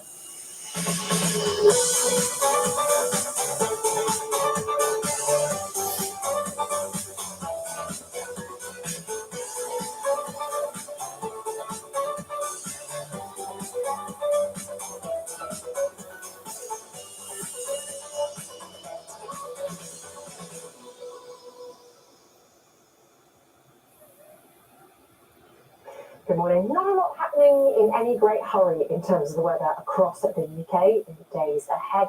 A big area of high pressure centred to the north of Scotland has been with us so far this week, and it stays with us right the way to the weekend. You can see it wobbles about a bit in the next few days, but to the changes really that will bring about are going to be very subtle. In the next couple of days, very much like it's been to start the week, there'll be another cloud across the UK, but it will bear very little in the way of rain. It's the wind directions, if anything, that will shift about, and that could just bring about some changes in where we see the showers. And northeasterly again this Wednesday favours the northeast of England, parts of the Midlands, maybe South Wales, picking up some showers, a few for East Anglia. To the far southeast of England, maybe a bit more brightness than we saw on Tuesday. Again, some decent sunshine, I think, for western Scotland. Temperatures on the thermometer, 8-9 degrees, but in that northeasterly wind, it's going to feel closer to 5 or 6.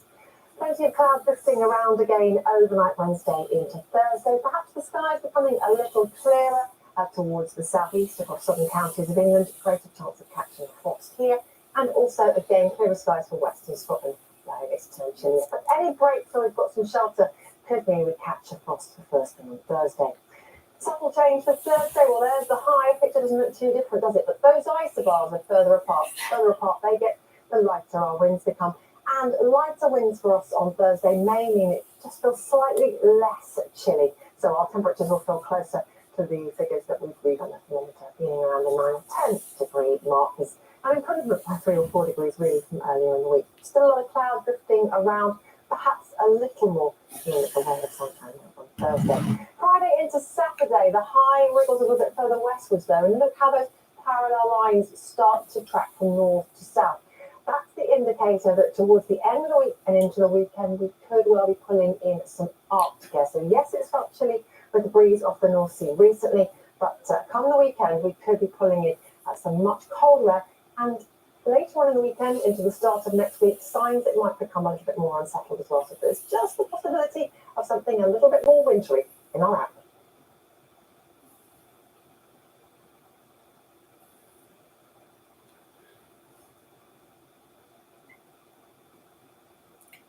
People are traveling again, heading back out on the road and rediscovering their wanderlust, exploring new destinations and cultures, making fresh friends, and creating memories that will last a lifetime. That's why at the Travel Show, we're expanding our horizons too. And wherever we go, we want you to come with us. And that might make for an awful lot of excess baggage, but we think you're worth it. The Travel Show, Saturday at 10:30 on the BBC News Channel. Are you a raver? Do I look like a raver? I've got bass in a backpack. This is amazing. Dancing for like 4 or 5 hours of a gig, you could generate about 800 kilowatt hours of thermal energy. So that's a lot of energy. Right. So we give it a taste of this, my favourite. We're really talking to the plants, and they're telling us how happy they are. They can fly, but they can also float on water. The bots kick off with some swift striking. Oh my god, that came by quick. It's all about augmented reality. Useful. I scroll through the options with my finger here. Solar system. Let's give that one a go. Totally and utterly immersed in another world there. We've got to consider all of these things if we're going to avoid an apocalyptic fate. But also excited. The police have found us. I can't believe I'm now wanting to run away from the police. Thanks for watching. Bye. Your Tech Update. Click, watch on BBC iPlayer.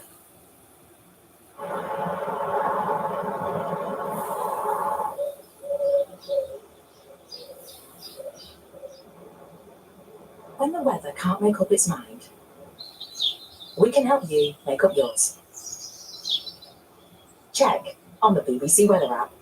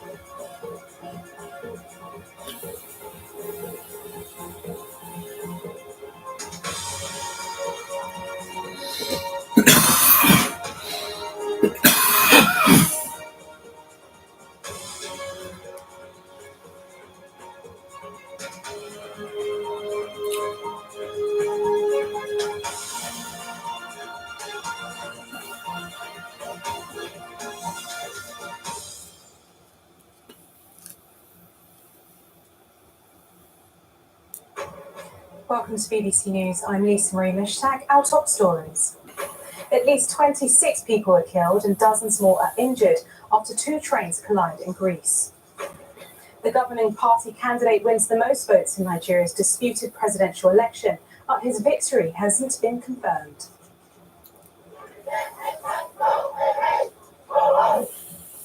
President Biden's plan to cancel the student debts of millions of Americans faces a challenge in the Supreme Court. It is a form of economic enslavement that does not need to be in a country that say that they're about democracy and free people. Is time running out for TikTok? China condemns the US government's decision to order all its agencies to delete the social media app. and why these two dogs from London could help combat the smuggling of rare animals in Asia.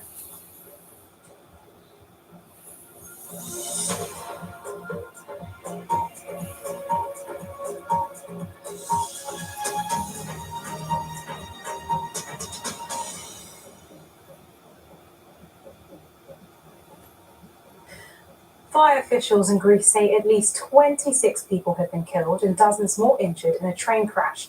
A cargo train collided with a passenger train near the city of Larissa in the Fasuli region. Well, I'm joined now by Stephanie Prentice, who has been following this story for us. So, Stephanie, what's the latest? So we have been getting regular updates from the fire department at this scene. They have said 26 bodies have been recovered now, and they think 85 people have been injured. They've got dozens of rescuers on the ground. They're going through those carriages in the dark with torches looking for survivors. Now, we do know this was a result of a head-on collision between a passenger train and a cargo train. And details have been emerging. It happened in the Thessaly region. The governor there described the collision as very powerful. He called it a terrible scene. He said the first two carriages were almost completely destroyed, in his words, and the two after that were derailed entirely. You know, there have been fires in some of the carriages. They do seem to be contained at the moment, but the images we're seeing do show destroyed carriages, plumes of smoke, and a situation that's very difficult for rescue workers to deal with there. Now, we have been speaking to some passengers. They've said that it was chaotic scenes inside, people screaming, people trying to get out, and one of them said the impact was, in his words, like an earthquake. What we do know also is that 250 of those passengers have been evacuated from the city. And what about any potential survivors from this train crash? Well, the situation on the ground at the minute is very challenging, but in the next few hours, the sun will start to come up. That may make their job easier. Domestic media have said there could be around 350 people initially on that train.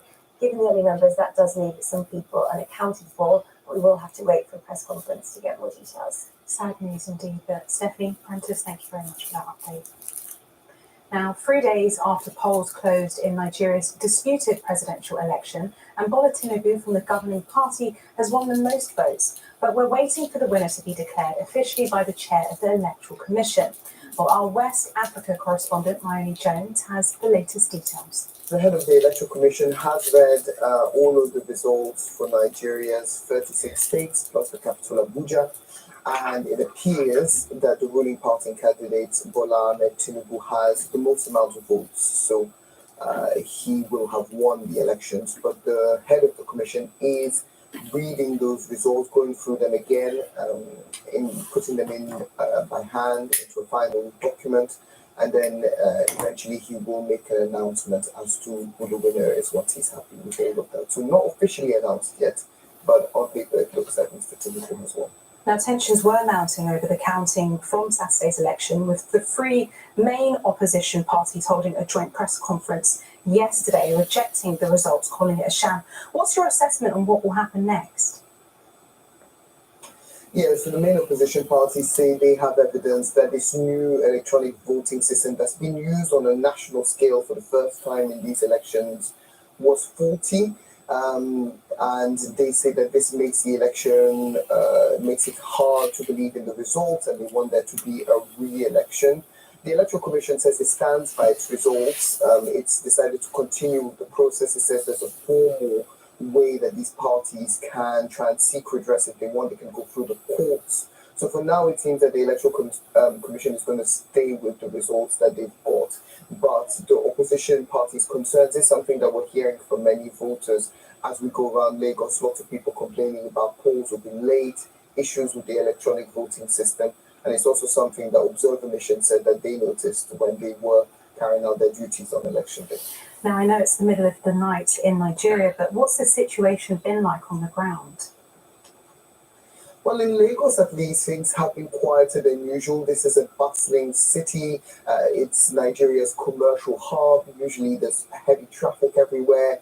Over the last couple of days, things have been a little quieter. They've been picking up a bit more today, but I think lots of Lagosians were at home waiting to see what the reaction to the results will be. So I think as they wake up in the morning and hear the news, it will be interesting to see how they react and how the next couple of days go. A massive police search is underway in the UK for a missing baby whose parents have been arrested on suspicion of gross negligence manslaughter. Constance Martin and her partner Mark Gordon, who's a convicted sex offender, were found by police in Brighton on Monday after a member of the public reported seeing them. Our Home Affairs correspondent Daniel Sanford has the latest. Working their way slowly through allotments in North Brighton, police officers from London are searching for a missing baby. Every shed and greenhouse was being checked, with temperatures close to zero. Officers looking for an infant who was born less than 2 months ago. The baby's parents, Constance Martin and Mark Gordon, were arrested last night after a police hunt that began in January. They're now being held on suspicion of gross negligence manslaughter. They had been in this convenience store and were spotted by a member of the public who called 999. They were arrested just moments after this CCTV camera caught them walking along a road that leads to the allotments and a golf course and the South Downs beyond. But there was no sign of the baby. As time progresses, the Redbridge is closing tonight as it was last night in terms of the coldness and the impact that will have on a baby. Clearly the risk is getting higher, and we have to be open to the fact that this may not end in the way we would like, but we need to remain hopeful. Constance Martin comes from a hugely wealthy family, growing up in this country house in Dorset. Her father was so close to the royal family that in the 1970s he held the ceremonial role of third page of honour to the late Queen. In January, he made this appeal to his daughter. Darling Constance, even though we remain estranged at the moment, I stand by, as I have always done, and as the family has always done, to do whatever is necessary for your safe return to us. Constance Martin became estranged from her family in 2016 when she met Mark Gordon. He was convicted of rape in the United States, aged just 14, and served 20 years in prison. Police believe the baby was born in the back of a car in early January. The couple came onto the police's radar on January the 5th, when their car caught fire on the M61 near Bolton. From there, the pair took a taxi to Liverpool and another to Harwich, arriving there on the morning of the 6th of January. By lunchtime on the 7th of January, they were in East London, where they bought a tent from Argos and abandoned their pushchair. There were then yet more taxi journeys, including a final one to the port of Newhaven. Since then, they'd evaded detection until just before 9:30 last night, when a member of the public saw them and dialed 999. While detectives still hope the baby is alive, perhaps being looked after by someone else, they're becoming increasingly concerned. And Constance Martin's father has said that while he's relieved that she's been found, he is worried about the missing baby. And the US Supreme Court has heard arguments over the legitimacy of President Biden's plan to cancel student debt for around 40 million Americans. Last year, the president promised to cancel $430 billion worth of student loans after the COVID pandemic under a federal law known as the HEROES Act, which allows debt relief in national emergencies. 6 Republican-controlled states have challenged the plan in the Supreme Court, arguing Mr. Biden is exceeding his powers. Protesters have been making their voices heard. So deciding that I want to make this choice for myself, but I don't have the funds. That's what's keeping me, not my intellect, not my test scores, not my potential or my dreams, but the fact that I literally don't have enough money for it is very frustrating. So I'm a daughter of Brazilian immigrants, and so I don't come from generational wealth. And so I had to take out student loans in order to go to university. I have an older brother who's went to college. I have a little sister in college. So the financial burden has forced us to take out the loans. And now since I'm graduating, I'm going to be looking for a job. I have to consider, okay, if these loans are not canceled, I have to look at different prospects because I need to start making payments so the interest does not accrue and become out of hand. You cannot live in America and have bad credit and have access. And so what we're seeing now is this issue, it impacts more than just your economics. It impacts your opportunity to actually live, to eat. And so I would tell all sides to look at this issue not from one track, not from a partisan track, but from a track that leads to humanity. I have about $200,000 in student loan debt, and I'm interested in public interest work. And that's not always guaranteed a big salary. Like law firms start out at $215,000 a year. when we have this debt, it's hard to think through all the bills that are in front of us. And so we need to make that indebtedness go away. It is a form of economic enslavement that does not need to be in a country that say that they're about democracy and free people. If we truly want to get free, let's get debt free right now. Well, to discuss this further, I'm now joined by Wall Street Journal personal finance reporter Julia Carpenter, who's been following the story and its developments. Hello, Julia, and thank you for coming on the programme. Now, we've heard there from some protesters and we understand what they're going through, but what's the main crux of this proposed plan? The main crux of the plan is forgiving student loan debt up to $20,000 of it for people who make less than $125,000 a year, or people who are in a couple that makes less than $250,000 a year. Now, what are some of the experts saying that are some of the flaws of this plan, or some of the criticisms of it? When the plan was first announced, some early criticisms of it were the constraints, the income constraints, as well as the constraint that it only applies to federal student loans. People also were asking about the legitimacy of the Biden administration's ability to create such a plan, whether using the HEROES Act or was in a way overstepping the Biden administration's authority. Now, we saw the Supreme Court earlier where it was being debated. What exactly has come out of it so far? We heard oral arguments on this case earlier today. Several of the justices questioned if the Biden administration was able to implement such a plan. Chief Justice John Roberts questioned the fairness of the plan and asked if it is fair to forgive loans for people who attend college and not forgive loans for people who don't attend college. Again, raising some of those criticisms from earlier in the plan's future. Julia Carpenter, thank you very much for your time. Thank you for having me. Now, stay with us on BBC News, still to come. Sniffing out the smugglers, the Labradors from London fighting animal trafficking in Thailand.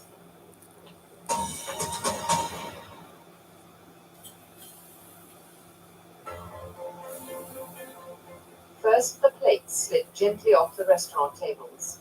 Then suddenly, the tables, the chairs, and people crashed sideways and downwards. It was just a matter of seconds as the ferry lurched onto her side. A hydrogen bomb on a remote Pacific atoll. The Americans successfully tested a weapon whose explosive force dwarfed that of the bomb dropped on Hiroshima. I had heard the news earlier, and so my heart went back and back. The constitutional rights of these marchers are their rights as citizens of the United States, and they should be protected, even in the right to test them out, so that they don't get their heads broken and sent to hospitals. This religious controversy, I know you don't want to say too much about it, but does it worry that it's going to boil up when you get to the stage? Well, it worries me, yes, but I hope everything will be all right in the end of the day.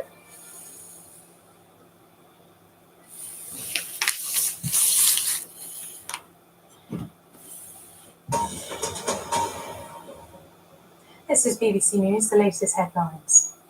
At least 26 people are killed and dozens more are injured after two trains collide in Greece.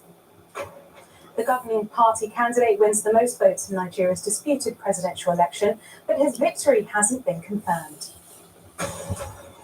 The British Prime Minister has been in Belfast trying to build support for his new deal with the European Union on trading arrangements for Northern Ireland. Rishi Sunak has been speaking to Sinn Féin, the Alliance Party, and most crucially, the Democratic Unionist, or DUP, whose support is vital if the political deadlock in Northern Ireland is to be broken. Our Ireland correspondent, Emma Vardy, has more details. With the deal done, today was the day for the hard sell. To ordinary consumers of Northern Ireland and to business. At a Coca-Cola factory in Lisbon, the Prime Minister wanted to emphasise the advantages of being able to sell both to the UK and into Europe. That is the price that is on offer. Because if we get this right, if we get this framework implemented, we get the executive back up and running here, Northern Ireland is in the unbelievably special position, unique position in the entire world, European continent, in having privileged access not just to the UK home market, which is enormous, fifth biggest in the world, also the European Union single market. Many businesses have welcomed the deal, which cut down the barriers they had faced bringing goods over the Irish Sea. Products staying in Northern Ireland will no longer need as much paperwork. But some, like this coffee company, are still working out whether they'll qualify for the new green lanes. Most of what we bring in, we sell in Northern Ireland. However, we also sell it into the south. It seems to be trying to say we're going to make this easier, but we've no detail yet, so we don't really know. We've had a number of manufacturers who are no longer supplying us, so we might see if we can get this on the back. The deal also affects what products customers can buy in their weekly shop, because the EU's ban on chilled meats entering Northern Ireland has been. So for shoppers, it means that things like sausages from Britain or haggis from Scotland can be sold on Northern Ireland's shelves. And for parcels being sent from Britain to Northern Ireland, there'll be no need for customs declarations. I think it's good. I didn't agree with Brexit in the first place, so we just want to see things back and run smoothly. Delighted that there is some progress and some common sense. Online shoppers should also face less complications. I had furniture on order that I've been waiting for ages. We're no longer in delivering to Northern Ireland. Because you're ordering from Britain? Yeah, it shouldn't be like that. And for pets travelling from Great Britain to Northern Ireland, under the old rules, they would have needed to show health certificates and proof of vaccination. But now, only need to show they've been microchipped, as long as they're not travelling on to the Irish Republic. But the big political jeopardy remains. A government can only be restored if the DUP drop its opposition to the Brexit arrangements and rejoin the power-sharing assembly. And for them, the jury's still out. We will take our time collectively to consider what is on the table, to examine it, both in legal and economic terms. Where is the potential in this? As you say, what are the opportunities? What are the downsides? But many businesses want to see the return of a stable government, so pressure on the DUP may increase. Emma Vardy, BBC News, Belfast. Let's get some of the day's other news. Police in Israel say that all Israeli suspects detained over rioting against Palestinians in the occupied West Bank on Sunday night have been released. 8 people were detained over the rampage in which houses and cars were set alight. A police spokesman said that 3 of those released remained under house arrest. At least 650 schoolgirls have been poisoned by toxic gas in Iran since November, in what many believe is a deliberate attempt to force their schools to shut. Iran's authorities have opened an investigation.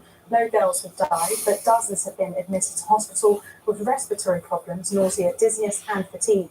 Some say that the schoolgirls are being poisoned as payback for their role in the anti-gun protests. A massive fire consumed the plaza in Ecatepec, Mexico on Tuesday, causing a large plume of smoke. The fire at Distribuidor Raymond's factory prompted response from the fire department. Its origins remains unknown. According to a local media outlet, the fire consumed tons of plastic. Workers from other nearby factories were evacuated for safety. The US House Foreign Affairs Committee is to debate whether to allow the complete ban of the Chinese-owned app TikTok. The app is currently used by more than 100 million Americans. The White House has already ordered government agencies to wipe TikTok off federal devices within 30 days. And it's not just the US. The European Parliament has also banned the video sharing app from star phones, citing security reasons, as has Canada. But China has hit out at the US, and this is what a government spokesperson had to say. The United States, the world's #1 superpower, is so afraid of a mobile phone application that young people like so much that they completely lack any self-confidence. We firmly oppose the US's wrong approach of overstretching the concept of national security, abusing national power, and unreasonably suppressing the companies of other countries. Earlier, I spoke to Reuters journalist David Shepherdson, who has been following the developments on Capitol Hill. So this dates back to 2020 when the then president tried to ban the app, and really over the last 3 years, right, with the concerns that people within the U.S. government have, both Republicans and Democrats, about what China could do with that, the data, that those 100 million Americans you referenced. if TikTok turned that data over. Now, TikTok says it spent over $1.5 billion to put in place this data security program to protect the data of U.S. users and to wall that off from any access to China. And that, this for more than 2 years, there's been negotiations between a national security body of the U.S. government, TikTok, agreement on a data protection mandate, but that hasn't been resolved. And as these talks have gone on, some Republicans and some Democrats in Congress have pushed for a complete ban rather than waiting for these negotiations to end. You mentioned they're pushing for a complete ban. Do you think that this could be a possibility? Could that actually happen? I mean, anything's possible, but at this point, it's still, it will, at a minimum, take a lot of uphill work to get that done, right? So first, you would need a majority in the House, and it's not clear yet if Democrats will be on board today at a hearing. All the Democrats said this bill is not ready. They want more negotiations, more talks. And then on the Senate side, you need, many Democrats to join as well, and the White House to take part or to agree to it. And so I think there's going to have to be a lot more discussions. It's hard for Congress to get hardly anything done. I think it's at a minimum true that there's no consensus in Washington to ban the app for those 100 million Americans you're talking about. I mean, that could happen down the road, but at this point, it seems like the most likely scenario is there'll be a lot of discussions, and there's going to be sort of a wait-and-see attitude until the administration, TikTok, can determine, can they reach an agreement that's satisfactory and resolves the government's national security concerns. Now, very briefly, will this have any impact on everyday Americans who use the app? Not now. I mean, not in terms of the government ban on devices that the government employees do, and there won't be any impact unless Congress actually did it and the president signed it. And that would be a significant time off if in fact that were to happen. David Shepherdston speaking to me a little earlier. Now, pangolins are one of the most sought-after animals on Earth. They're mostly wanted for their meat and their scales, which can be used in traditional Chinese medicine. There's been a global ban on trafficking them since 2017, and now London's Met Police is doing its bit to combat this illegal trade, as the BBC's Tim Orman explains. Meet Beth and her best friend, Buster. The latest weapons in the fight against the illegal trafficking of animals in Asia. These two Labradors have been trained by London's Metropolitan Police. Their next stop, Thailand, and a new life sniffing out crime, one pangolin at a time. Live animals critically endangered, and indeed one of the most trafficked animals in the world. We reckon one is poached every 5 minutes. So really horrific numbers that have been trafficked in. By estimate, nearly 3 million of them are poached each year, and there's not that many of them left. There are 8 types of pangolin, and all of them are on the so-called red list of endangered species at risk of extinction. Their meat is regarded as a delicacy in parts of Asia, and their scales are said to have powerful medicinal qualities. Bess and Buster will be used in airports, ports, and along Thailand's road network. And this is a lifetime commitment for them. They'll have a working life of about 7 to 8 years, and then they'll be retired and cared for in Thailand. So yeah, they're going to sunnier climes. The World Wildlife Fund says that the pangolin is the most trafficked mammal in the world. If all goes according to plan, Bess and Buster will have something to say about that. Tim Orman, BBC News. Just want to bring you an update on a story we were telling you about earlier in the programme, because Nigeria's Electoral Commission has confirmed that the ruling party candidate Bola Tinubu has been declared the winner. The 70-year-old veteran politician got 36% of the vote. Official results show his main rival Atiku Abubakar polled 29% and Labour's Peter Obi 25%. Their parties had earlier dismissed the poll as a sham and demanded a rerun.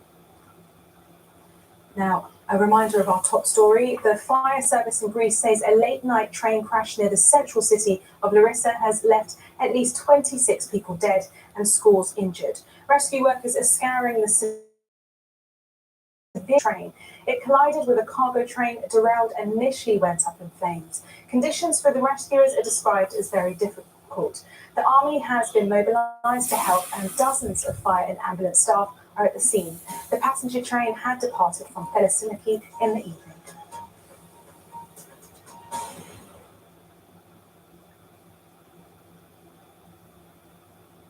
Good morning. Not a lot happening in any great hurry in terms of the weather across the UK in the days ahead. A big area of high pressure centred to the north of Scotland has been with us so far this week, and it stays with us right the way through until the weekend. You can see it wobbles about a bit in the next few days, but to the changes really that will bring about are going to be very subtle.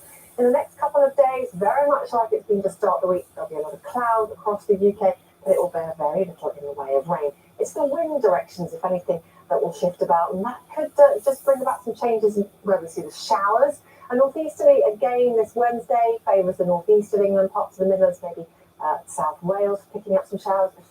To the far southeast of England, maybe a bit more brightness than we saw on Tuesday. Again, some decent sunshine, I think, for western Scotland. Temperatures on the thermometer, 8-9 degrees, but in that northeasterly wind, it's going to feel closer to 5 or 6. Plenty of cloud drifting around again overnight Wednesday into Thursday. Perhaps the skies becoming a little clearer towards the southeast across southern counties of England. Greater chance of catching a frost here. And also, again, clearer skies for western Scotland. There it gets turned chilly. But any break, so we've got some shelter, could mean we catch a frost for first thing on Thursday. Second change for Thursday, well, there's the high. Picture doesn't look too different, does it? But those isobars are further apart they get, the lighter our winds become. And lighter winds for us on Thursday may mean it just feels slightly less chilly. So our temperatures will feel closer to the figures that we read on the thermometer, meaning around the 9-10 degree mark is an improvement by 3 or 4 degrees really from earlier in the week. Still a lot of cloud drifting around, perhaps a little more in the way of sunshine on Thursday. Friday into Saturday, the high wriggles a little bit further westwards though, and look how those parallel lines start to track from north to south. That's the indicator that towards the end of the week and into the weekend, we could well be pulling in some Arctic air. So yes, it's felt chilly with the breeze off the North Sea recently, but come the weekend, we could be pulling in some much colder air. And later on in the weekend, into the start of next week, signs it might become a little bit more unsettled as well. So there's just the possibility of something a little bit more wintry in our outlook.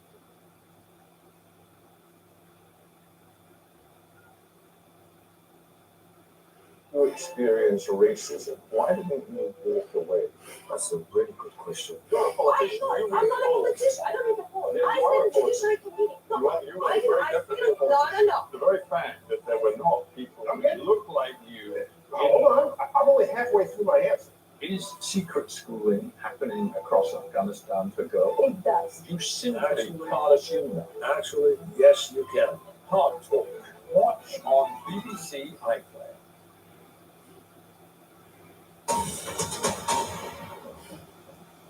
This is BBC News, the headlines. The fire service in Greece says 26 people have been killed and many more have been injured in a late-night train crash. Rescue workers have been scouring in the severely wrecked carriages at the passenger train near the central city of Larissa. It had collided with a cargo train. Nigeria's Electoral Commission has confirmed that the ruling party candidate Bola Tinubu has been declared the winner. The 70-year-old veteran politician got 36% of the votes. Official results show 2 major opposition parties had earlier dismissed the poll as a sham and demanded a rerun. The US Supreme Court has heard arguments over the legitimacy of President Biden's plan to give loan relief to millions of students. 6 Republican-controlled states have brought the case, arguing Mr. Biden is exceeding his powers.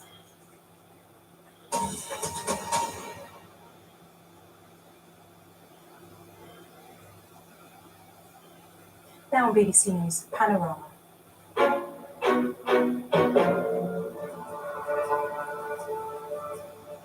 This is Claire. She's pregnant and about to go undercover.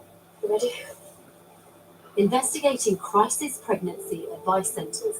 If you feel like it's getting too much, just leave. Hey, it's Lisa and Ella.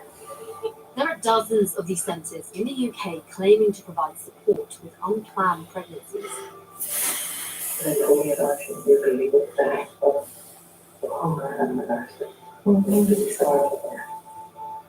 We reveal evidence some centres are giving misleading advice.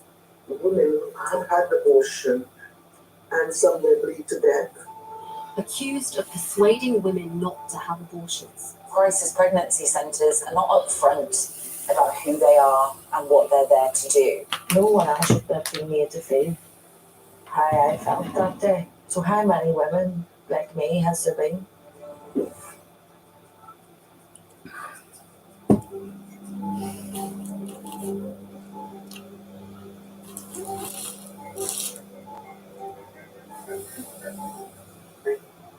I'm on my way to meet a woman who contacted me about her experience with a crisis pregnancy advice service. She was 25 when she became pregnant last year. It was absolutely unplanned, unexpected, and I think I was unprepared for having to deal with that. I googled pregnancy crisis line or pregnancy helpline just to talk to somebody for impartial advice, and I found pregnancy crisis helpline. The Pregnancy Crisis Helpline says it supported more than 2,000 women in the last year. But Melanie was unhappy with the advice she got. They were things that were with an aim to make me question why I wanted to have an abortion, whether I should. She definitely did some fear-mongering around the process of the medical abortion. You can heavily bleed for months on end. She had said about the likelihood of me being infertile after having an abortion, and she said, "You will always be a mother." And whilst that's something I disagree with, that does stay with you. I was appalled, I was angry. It made me not want to call anyone else for advice that wasn't someone I knew. Despite her experience, Melanie went ahead with an abortion. The Pregnancy Crisis Helpline says it supports women in a safe, pressure-free environment. It works hard to offer women the highest possible standard of support. And since it started, it's had 2 complaints and thousands of grateful clients. Abortions have been available on the NHS in England, Scotland and Wales for more than 50 years. Today, the NHS also funds abortion through providers like MSI Reproductive Choices. Medicine is all about informed choice. And abortion care is exactly the same as any other field of medicine like that. But you can only come to the right decision for what's best for you in your circumstances if you have good quality, unbiased information.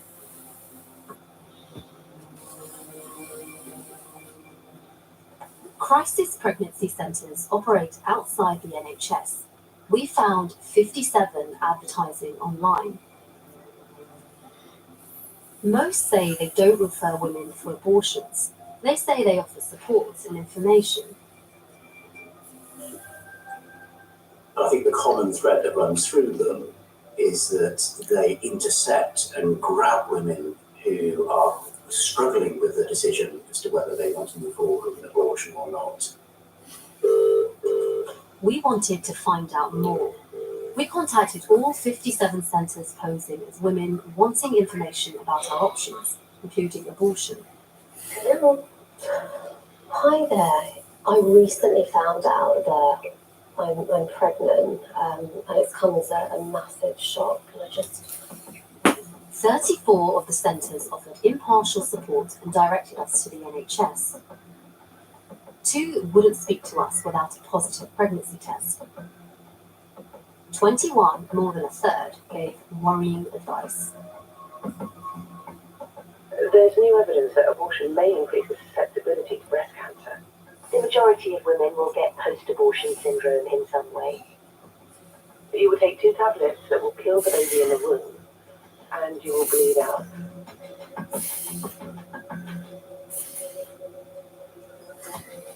To investigate further, I decided to go undercover and make appointments at 3 of the 21 centres.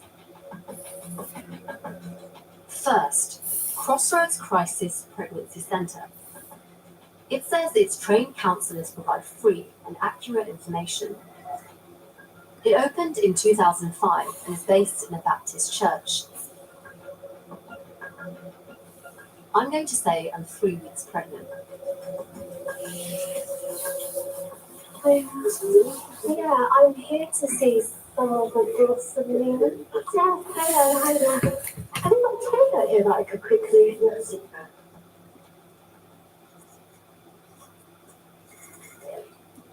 I'm taken into a room by Glossina, who says she's a counsellor. Well, I suppose it'd be great to know what options I've got. When you are sexually divorced and you conceive, the baby is there. The baby is coming from another world and it's coming into you. But in order to come in, you've got to come through a process called pregnancy. I just want you to know the facts about your journey. Yeah, I mean, it'd be great to just hear facts. Well, what is the kind of the process for the abortion, like at this stage of the pregnancy? Because I don't know anything about, like, I think there's pills involved. The baby is there, the baby is going to be taken out. That's what we've got to look at. Yeah. It's like a feeling, it's a reality now. Yeah. The baby is waiting for, the pill to kill it and to get rid of it out of you. Wow. That's what's happening. Because you've got to kill the baby. That's what you have to do.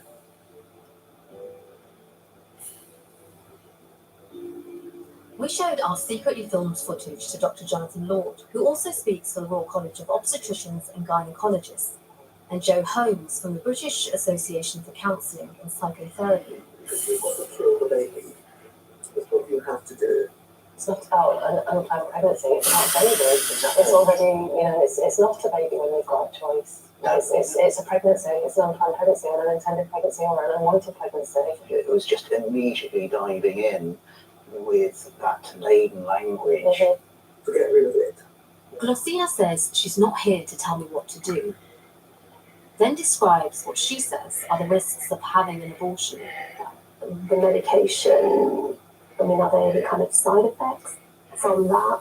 Well, listen, there's no kind of safe thing because women have had abortion and some may bleed to death and all sorts of things happen. Are there other risks of abortion that I should be aware of? The shock and the denial and sadness and depression, there's sadness. And unfortunately, some don't get pregnant again. They don't get pregnant again. Thank you so much. Thank you. I'll let you know. A lot of what was in there was just simply false. There is no increased risk of infertility. The risk of hemorrhage is minimal. From a professional standards point of view, is a counsellor. They're not there to advise. They're not there to guide, and they are so not there to give their opinion. Neither Crossroads Crisis Pregnancy Centre nor Glossina responded to our request for comment. Of the 57 centres we looked into, 32 made their religious affiliations clear, and 20 of them provided impartial advice.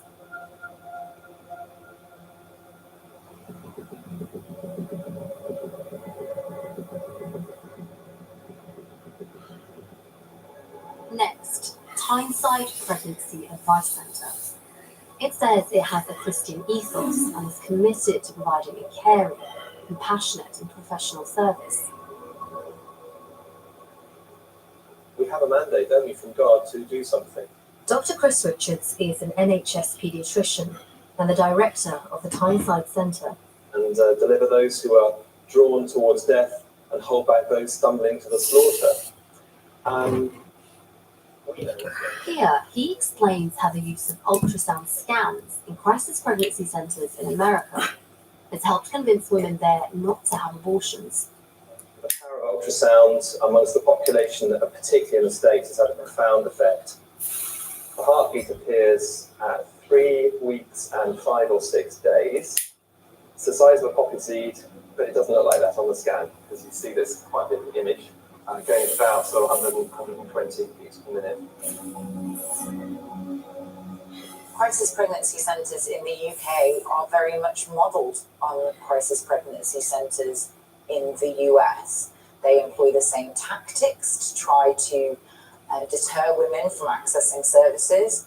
So they tell women that even if they've already... Catherine O'Brien is an Associate Director at the British Pregnancy Advisory Service, one of the UK's main abortion providers. They will share similar literature and messaging to women, and crucially they employ tactics around the use of ultrasound and will try to force women to, say, listen to the heartbeat or see an ultrasound image in order to prevent her from undergoing an abortion.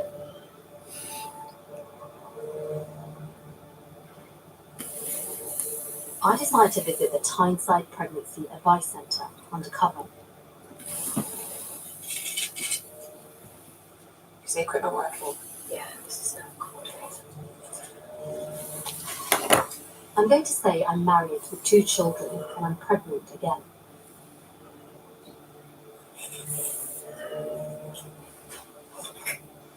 I meet Audrey, who I'm told is an advisor. Yeah, sure. I'm just up to because I've been pregnant before. Would you be able to tell their daughters about having a termination? Or will it be something we'd always have to keep quiet about?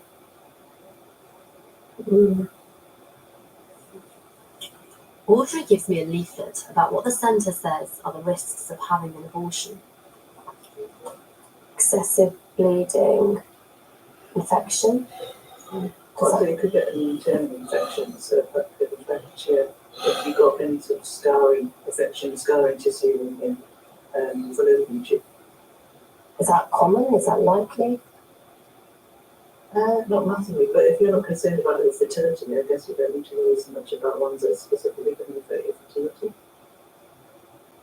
I know you can see here the physical risks, and then you've got the psychological effects like guilt, shame, grief, depression. There's a lot here.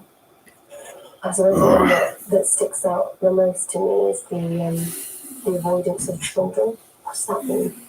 Just having a termination, you feeling like maybe you shouldn't be around children.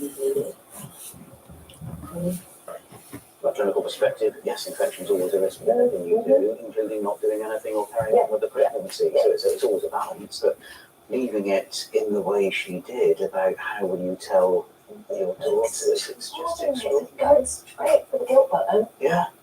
This is about this woman's unique experience that she owns, not the counsellor. It's the woman's experience, and I think she's just trying to manipulate the conversation between her ends, really. Audrey says if I'm considering an abortion, I should consult the NHS website. But she also encourages me to have an ultrasound scan and shows me the room where they're carried out. How long have you had the scan machine for? Okay.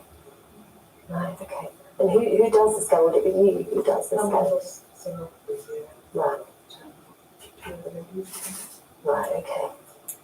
I leave, saying I'll think about having a scan. Take care. Bye-bye.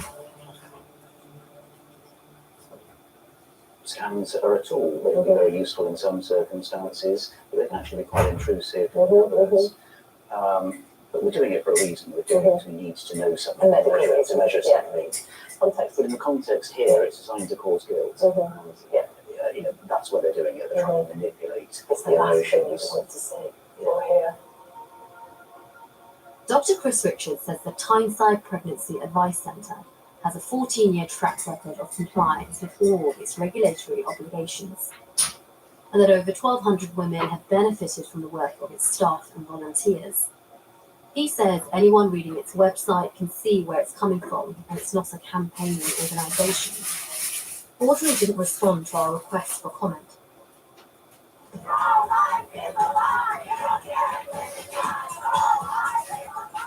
The Supreme Court has just overturned 5 decades of the constitutional right to an abortion for women across the country. Now, millions of women we have lost that right. Last summer, abortion laws in the US were radically changed. It's no longer a legal right to have an abortion in every state. 3 more states have now officially banned abortion services. There are no exceptions under this new law for rape or incest. The only exceptions for medical emergency.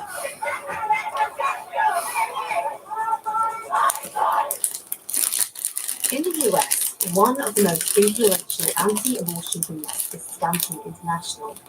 It set up 5 crisis pregnancy centers there. Life-affirming medical clinics such as Stanton Healthcare are revolutionizing women's medical care and providing a true choice for women. Stanton International opened a centre in Belfast called Stanton Healthcare in 2015. 4 years before abortion was legalised in Northern Ireland. Its website says it's a safe place where women are empowered to make their best choice.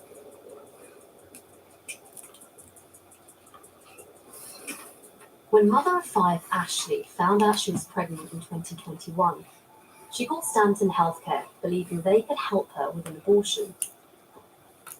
It was made quite clear to them that that's what I wanted, and they didn't ask me did I want anything else. They told me that they would sort it out for me, and that there would be support. There would be counselling for afterwards. But when she turned up for an appointment, she was told she needed an ultrasound scan. It revealed she was pregnant with twins. They were doing the scan, and I had my head the other way, and you can't tell me to look and look and look and look and look at the scan, and I wouldn't look at it. She's like, these are your babies, and I was like, oh God.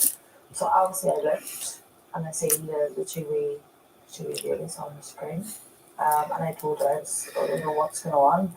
I'm here because I want an abortion. I wiped my own jelly off and left the room. That was enough for me.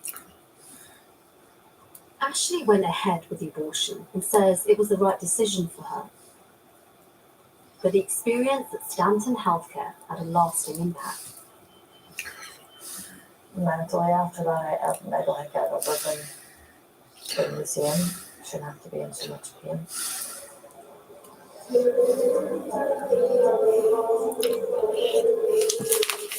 I want to go undercover, but Stanton Healthcare said it will only see women who provide a positive pregnancy test on site. So Claire, who's 10 weeks into a planned pregnancy, agrees to help us.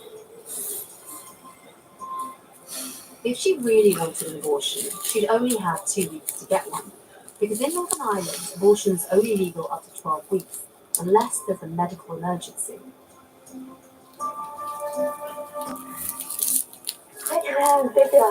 Honestly, we can't thank you enough for helping us because this is not an easy task. Really, that's what intrigued me, the fact that you were focusing on a key issue that women face that they would not want to speak about openly.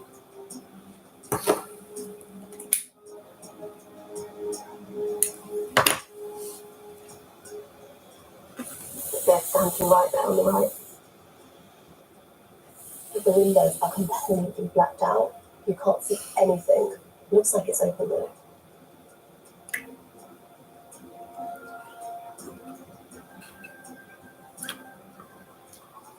How are you feeling? Yeah, I'm slightly nervous. You do not have to stay in there. You can pull out at any point. Okay. Yeah, ready? Yeah.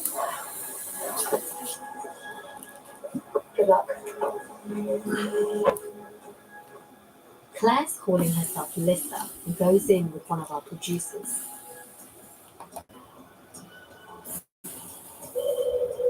Hi, it's Lisa and Ella. Just a pregnancy test. In the waiting room, Claire is introduced to Anne, who says she's an advisor. I want to come in with Lisa. We have policies and still rigorously adhere to. Don't make an issue. I would love you not to make an issue. Don't make it 10 minutes. Yeah, let's just Have a chat. cup of tea. Yeah. Have a cup of tea. You happy with that? They won't see Claire with me. What's in here? The camera. When you go in, what you need to do is just put this on your lap. Claire returns to secretly film on her own. What are the laws? What's the support? What's it advised? Actually, what is the determination? Yeah. I haven't gone through a syndrome, not talked about what it's called, what it's like. Everyone else, water syndrome, when you get 16, there's an anxiety that erodes your mental health, and it's severe. Addiction is a better thing than it's really across the board. Yeah, and so. You do medically actually proven for Post-abortion syndrome? Is that a thing? No, it is completely made up. There is no evidence for it whatsoever. and it's lot of books in your body. There's a lot of methods in there. Then for your life, you really look back of the hunger and the thirst. And we start there. And the second time, and you really pass it. More at home, pass it on the woman. All the babies can pass it. Almost none of that whatsoever was rooted in reality, that it's a powerful female hormone. That's nonsense. And then she sort of carries on about passing it. Well, it is true that the process of having a medical abortion is worse than having a heavy period, for example. You carry a demon which you will try to express. It's the anger, it's like a cancer. You'll be angry with yourself. What I would strongly suggest for you is you come back to us next Tuesday and stay with the partner exactly where you are. What you're dealing with. It's stalling and it's just tick tock, and time is going on. That woman's going to be almost sort of coerced into keeping pregnant. So yeah. Anne says the centre can provide financial help and aftercare to women who go ahead with their pregnancies. Claire leaves, agreeing to come back for a scan. On the way out, she's given several leaflets. What really struck me with these leaflets are that if I did decide to get an abortion, they said that I could get breast cancer, which is scary. But this one's got kind of high, literally not like to look at it. It's got babies that are basically aborted, and the pictures are very graphic. I can't even look at it. The images are too graphic to show. So Dr. Jonathan Lord and Joe Holmes agreed to look at them.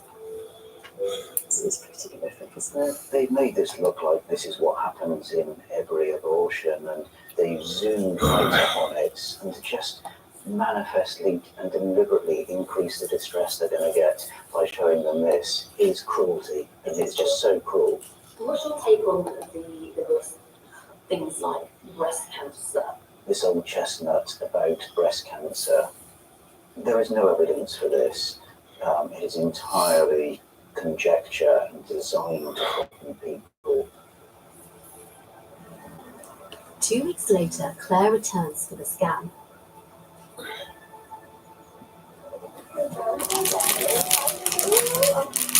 They say they didn't think she'd turn up, so there's no one available to do the scan.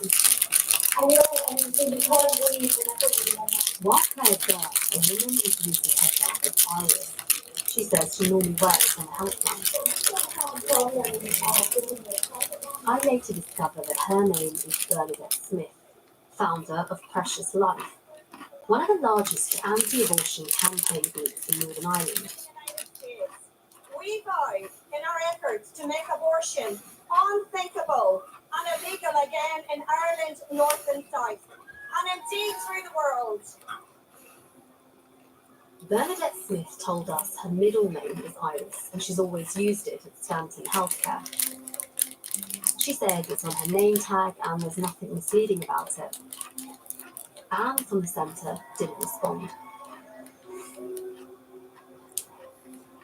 Stanton International's Chief Operating Officer agreed to speak to me about the findings of our investigation.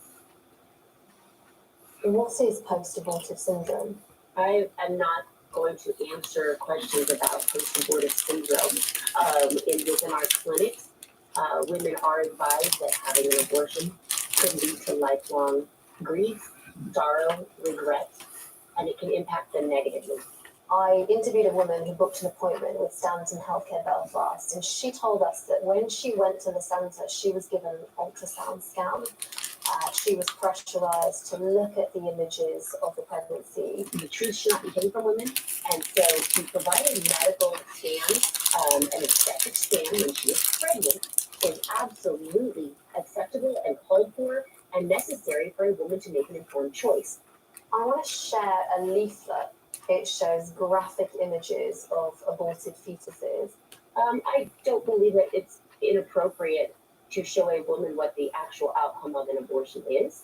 Women have the ability to make a decision if they are given the facts. And at Stanton Healthcare, we're committed to providing women with the truth and with the resources that they need to make the best possible decision for them and their baby.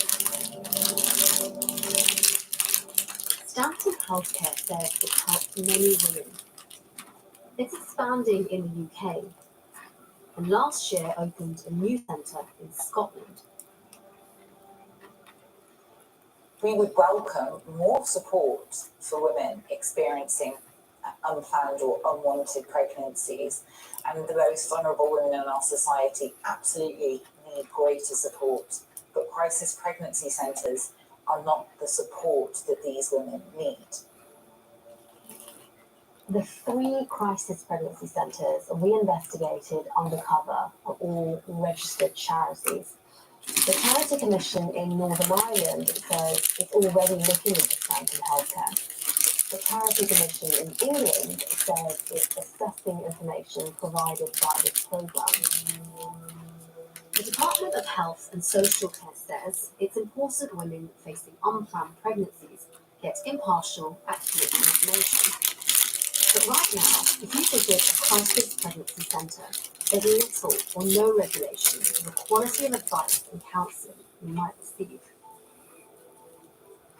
I think they're flying under the radar. Yeah, they really should be regulated. I think they're falling between a gap in where they're in the regulations. It's not something that's ever left me or will ever leave me. No one else should experience what I experienced. No one else should be made to feel how I felt that day.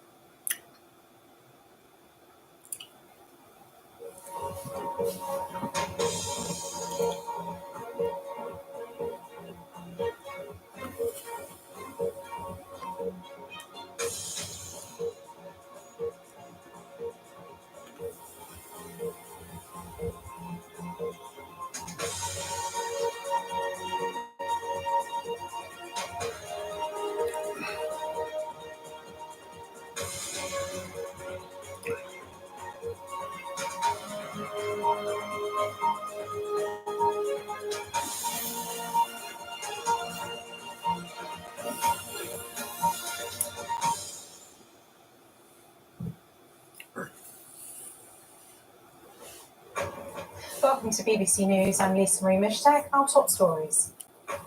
At least 29 people are killed and dozens more are injured after 2 trains collide in Greece.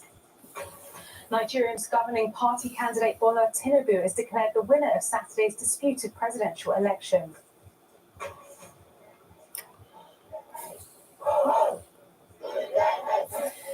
President Biden's plan to cancel the student debts of millions of Americans face a challenge in the Supreme Court. It is a form of economic enslavement that does not need to be in a country that say that they're about democracy and free people. It's time running out for TikTok. China condemns the US government's decision to order all its agencies to delete the social media app.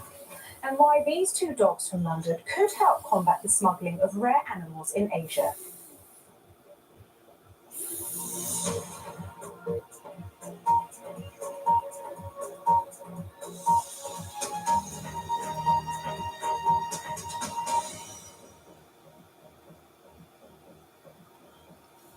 Welcome to our viewers on PBS in America and around the globe.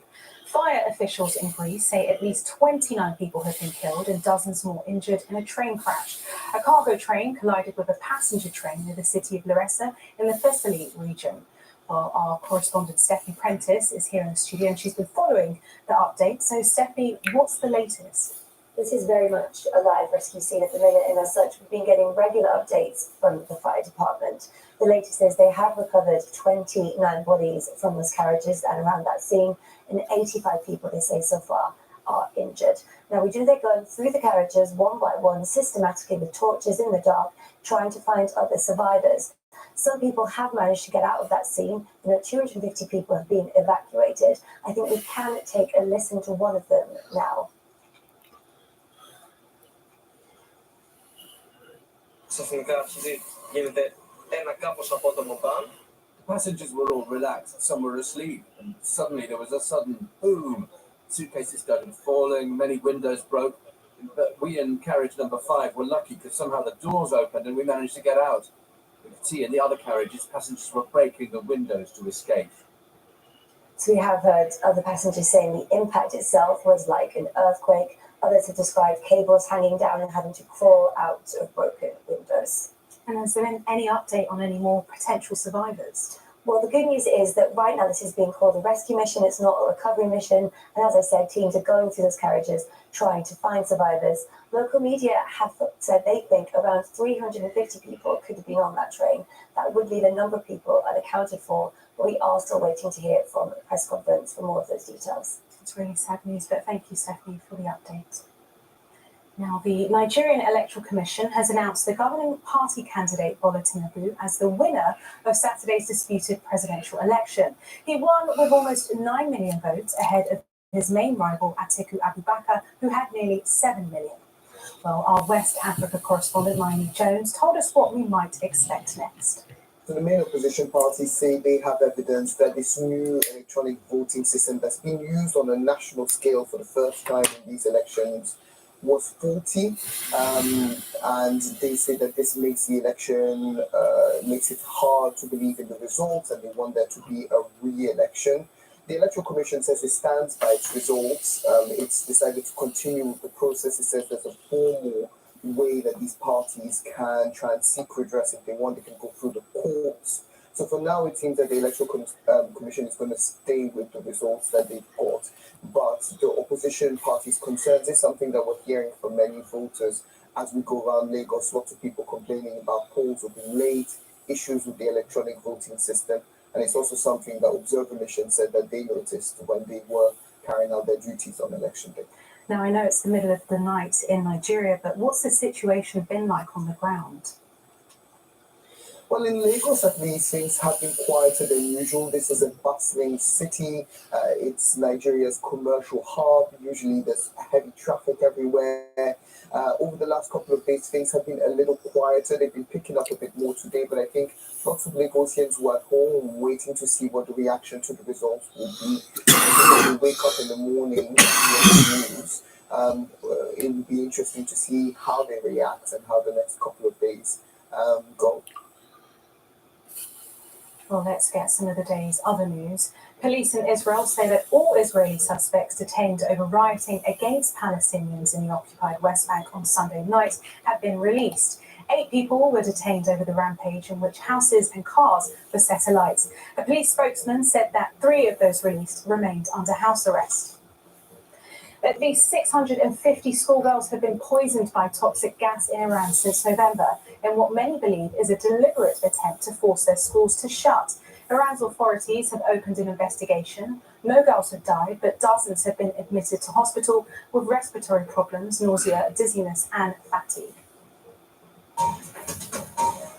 Now, a massive police search is underway in the UK for a missing baby whose parents have been arrested on suspicion of gross negligence manslaughter. Constance Martin and her partner Mark Gordon, who's a convicted sex offender, were found by police in Brighton on Monday after a member of the public reported seeing them. Our Home Affairs correspondent Daniel Sanford has the latest. Working their way slowly through allotments in North Brighton, police officers from London are searching for a missing baby. Every shed and greenhouse was being checked, with temperatures close to zero. Officers looking for an infant who was born less than 2 months ago. The baby's parents, Constance Martin and Mark Gordon, were arrested last night after a police hunt that began in January. They're now being held on suspicion of gross negligence manslaughter. They had been in this convenience store and were spotted by a member of the public who called 999. They were arrested just moments after this CCTV camera caught them walking along a road that leads to the allotments and a golf course and the South Downs beyond.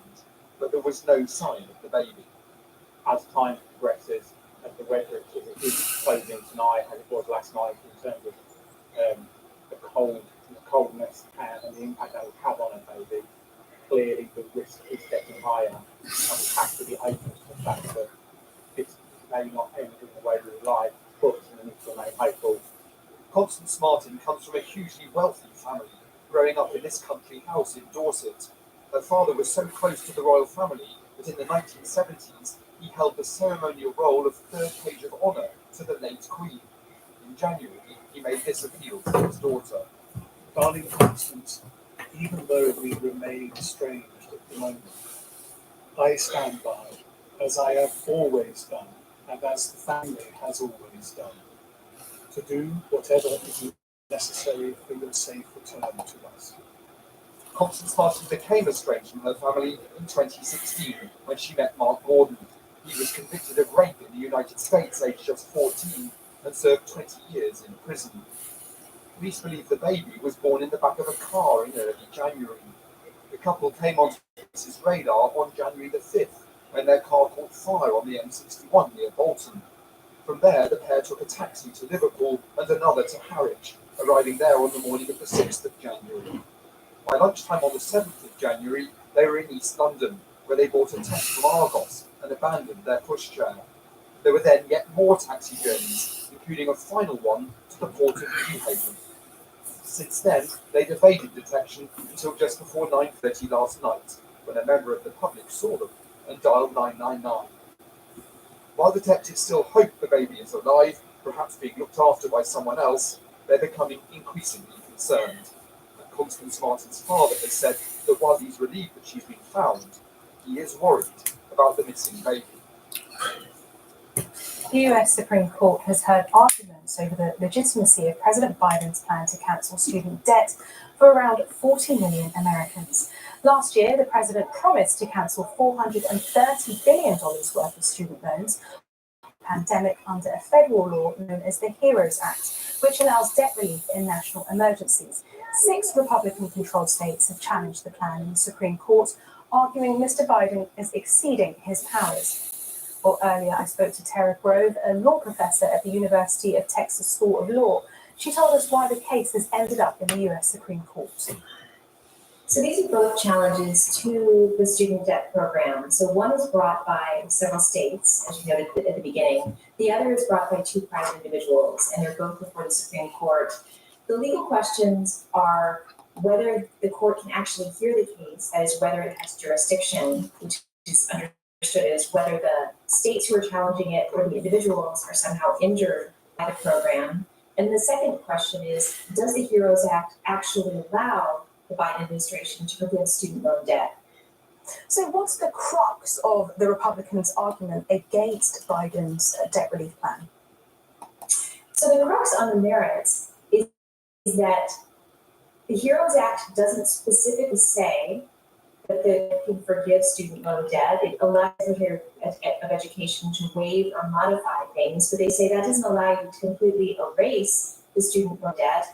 They also rely on a very recent Supreme Court idea called the major questions doctrine.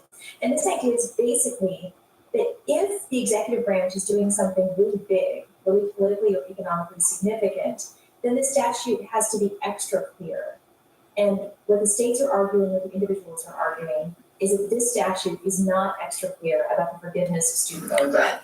Now, in your opinion, what would you say is a possible outcome for this? So, for me, the ideal outcome would be to dismiss it on jurisdictional grounds. I think it's very hard under current law to say that either the states or the individuals have the ability to file suit, have what we call standing in legal doctrine, and the court wouldn't even reach the merits. There was some sympathy toward that at the oral argument. On the merits, I think it's a very difficult question. If the court just reads the statute as is, I think the court could uphold the program. This does seem like waiving or modifying the requirement of the student loan program. But if the court applies this major questions doctrine, I think the Biden administration is going to lose the case. Can you explain the scale of the student loan crisis in America? So the amount of loans that would be forgiven, I think, is on the scale of 400 billion. And to put that in perspective, the government is talking about forgiving either $10,000 or $20,000 per person for people who make less than $125,000. So this program isn't even about forgiving all student loan debt, it's just part of the student loan debt.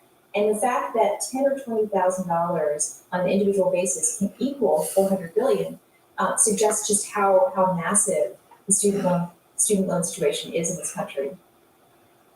Stay with us on BBC News, still to come. Sniffing out the smugglers, the Labradors from London fighting animal trafficking in Thailand.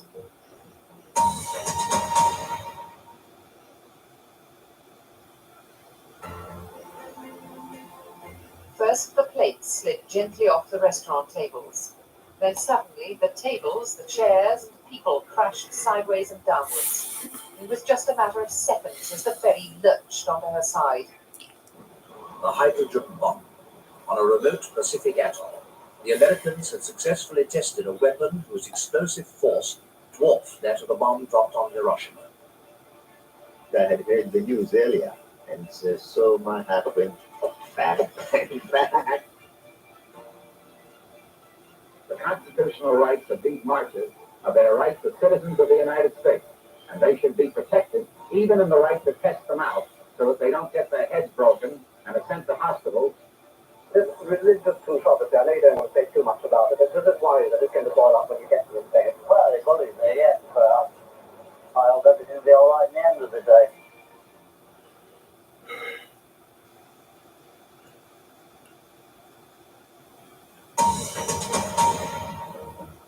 This is BBC News, the latest headlines. At least 29 people are killed and dozens more are injured after two trains collide in Greece. Nigeria's governing party candidate Bola Tinubu is declared the winner of Saturday's disputed presidential election. Now, the British Prime Minister has been in Belfast trying to build support for his new deal with the European Union on trading arrangements for Northern Ireland. Rishi Sunak has been speaking to Sinn Féin, the Alliance Party, and most crucially, the Democratic Unions or DUP, whose support is vital if the political deadlock in Northern Ireland is to be broken. Our Ireland correspondent, Emma Vardy, has more details. With the deal done,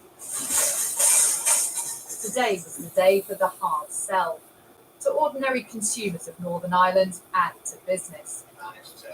At a Coca-Cola factory in Lisbon, the Prime Minister wanted to emphasise the advantages of being able to sell both to the UK and into Europe.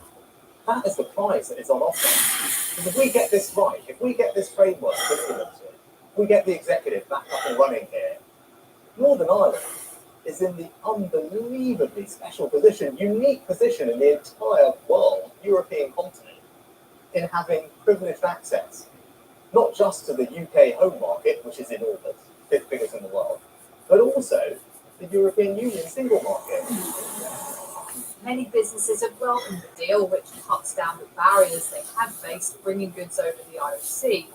Products staying in Northern Ireland will no longer need as much paperwork. But some, like this coffee company, are still working out whether they'll qualify for the new green lanes. Most of what we bring in, we sell in Northern Ireland. However, we also sell it into the south. That seems to be trying to say we're going to make this easier, but we've no detail yet, so we don't really know. We have a number of manufacturers who are no longer supplying us, so we might see if we can get this one back. The deal also affects what products customers can buy in their weekly shop, because the EU's ban on certain goods like chilled meats entering Northern Ireland has been scrapped. So for shoppers, it means that things like sausages from Britain or haggis from Scotland can be sold on Northern Ireland's shelves. And for parcels being sent from Britain to Northern Ireland, there'll be no need for customs declarations. I think it's good. I don't agree with Brexit because I just want to see things back and rolling smoothly. Delighted that there is some progress and some common sense. Online shoppers should also face less complications.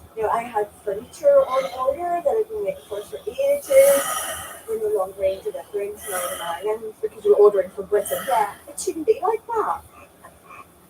And for pets travelling from Great Britain to Northern Ireland, under the old rules, they would have needed to show health certificates and proof of vaccination.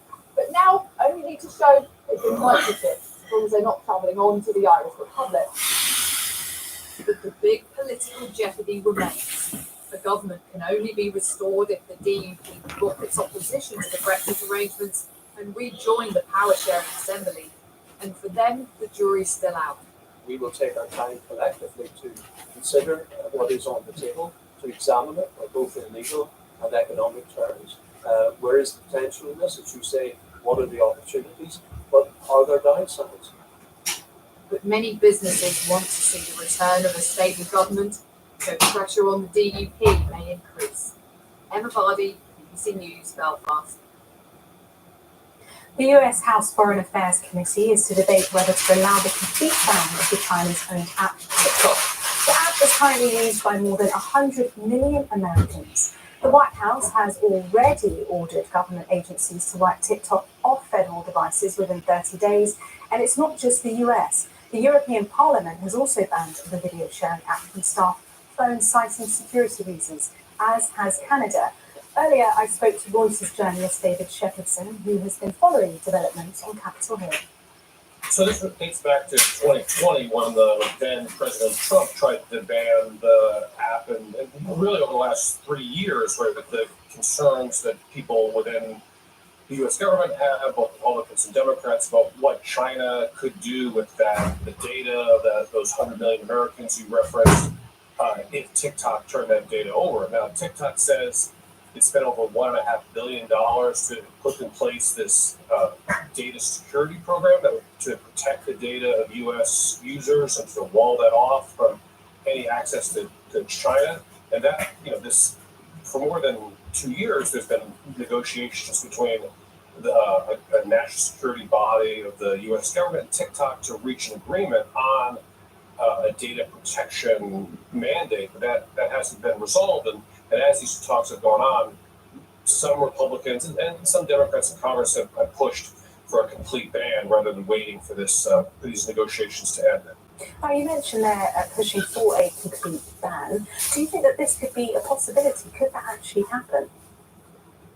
I mean, anything's possible, but at this point, it's still, it will, at a minimum, take a lot of uphill work to get that done, right? So first, you would need a majority in the House, and it's not clear yet if Democrats will be on board today at a hearing.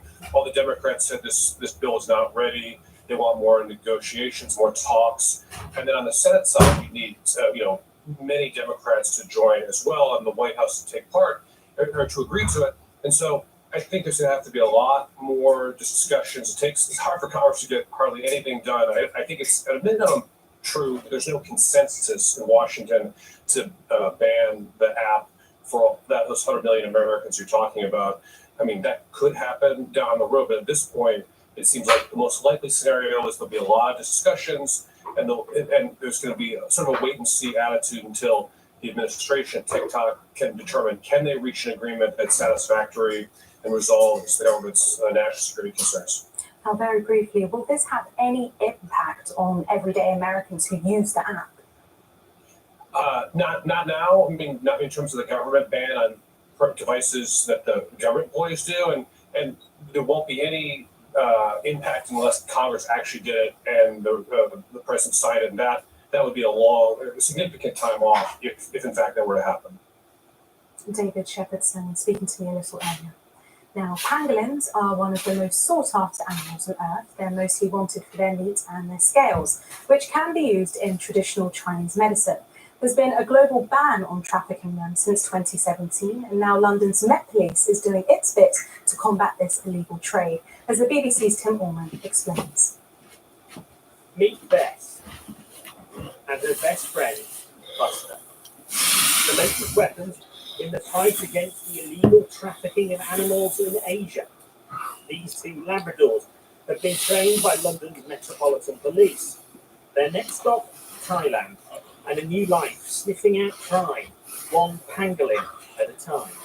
Live animals critically endangered, and indeed one of the most trafficked animals in the world. We reckon one is poached every 5 minutes, so really horrific numbers that have been trafficked in. By one estimate, nearly 3 million of them are poached each year, and there's not that many of them left. There are 8 types of pangolin, and all of them are on the so-called red list of endangered species at risk of extinction. Their meat is regarded as a delicacy in parts of Asia, and their scales are said to have powerful medicinal qualities. Bess and Buster will be used in airports, ports, and along Thailand's road network. And this is a lifetime commitment for the pair of them. They'll have a working life of about 7 to 8 years, and then they'll be retired and cared for in Thailand. So yeah, they're going to sunnier climes. The World Wildlife Fund says that the pangolin is the most trafficked mammal in the world. If all goes according to plan, Bess and Buster will have something to say about that. Tim Allman, BBC News. Sea cucumbers are arguably the ocean's unsung heroes. They live on the ocean floor, and yes, they look like soggy sausages, but they help to keep the waters clean, and they're also a popular dish in parts of Asia, which means their numbers have been declining. One solution is actively farming the cucumbers. The BBC's World Service went to Madagascar to meet people who are doing just that. They do a lot of work to keep the oceans healthy, and they're helping to improve the lives of people in Madagascar. The sea cucumber lives in the ocean, and they bury themselves in the sand where they feed. They can't bite, and they're very soft. Sea cucumbers are one of the most undervalued animals on the planet. They are normally found in deep water, and this makes harvesting them difficult and dangerous. Demand is high, and many species are now threatened. There used to be a lot more sea cucumbers. Now the numbers have decreased and they've almost vanished from the ocean. But in the south of Madagascar, they've come up with a solution. A charity, Blue Ventures, has built sea cucumber farms. Cucumbers are bred nearby and then put into these shallow pens. When they reach maturity, they can be harvested. In the past, there was no real income for myself and my brothers. We would all go out fishing in the ocean, but we couldn't really save any money. I can now also afford to have a small business. They are prepared and sent to Asia, where they are eaten as a delicacy. A kilo can fetch up to $1,000.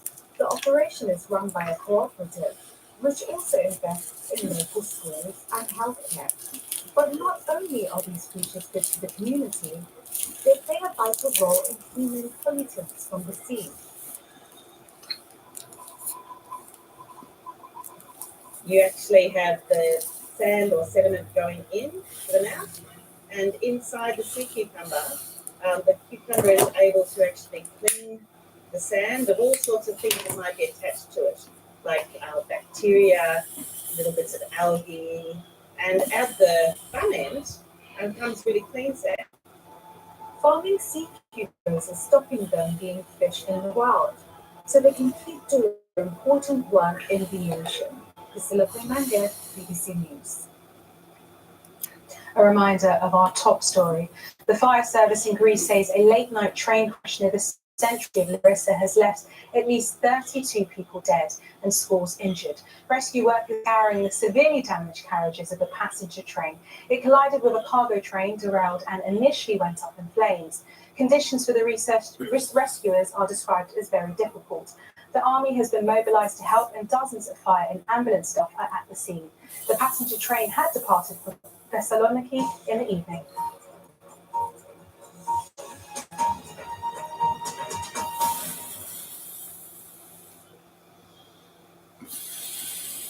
Good morning. Not a lot happening in any great hurry in terms of the weather across the UK in the days ahead.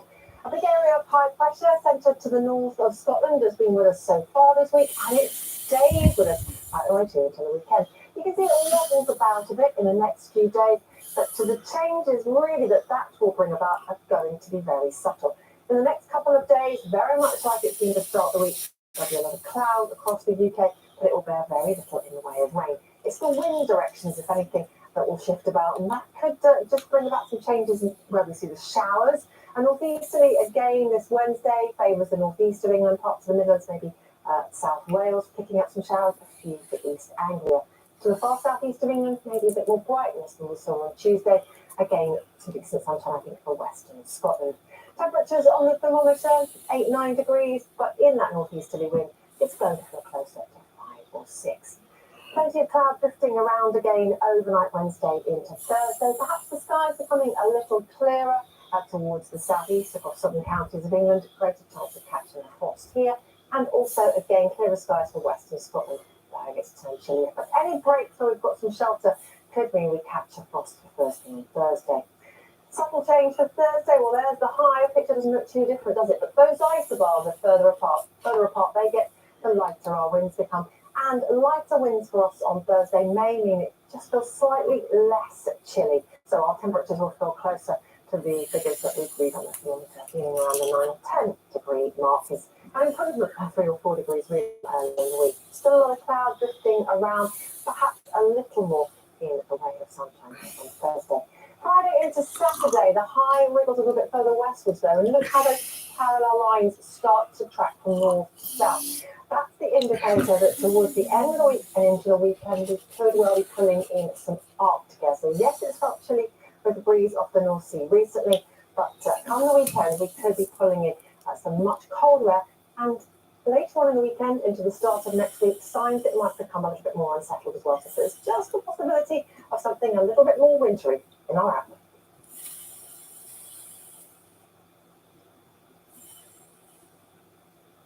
The news has been non-stop recently. How do you keep track? Flip the Script brings celebrities and journalists together to help. Absolutely wild. There's no such thing as a stupid question. Plus fun and games and some interesting, shocking moments. Say it is. Flip the Script. Watch on BBC iPlayer. I've waited in corridors for 6 hours with patients needing urgent medical attention. It's not fair to them. Wagner Army, they don't well lives. Today I had 2 days worth of operating planned in these theatres, and we have nothing planned at all in terms of surgical activity. As much as we didn't get to orbit, the project for us hasn't been a waste. We've learned a great deal. The BBC News Channel. More than just the headlines. Download the BBC now and get latest headlines as they personalise your app to learn more, hear about, and watch BBC News live wherever you are. Stay up to date, whatever you're up to. Download the BBC News app.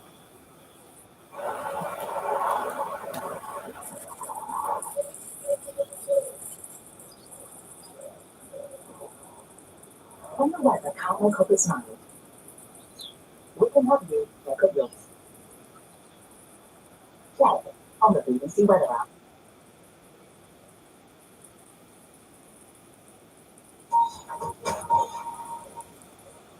This is BBC News, the headlines. The fire service in Greece says 32 people have been killed and many more have been injured in a late night train crash.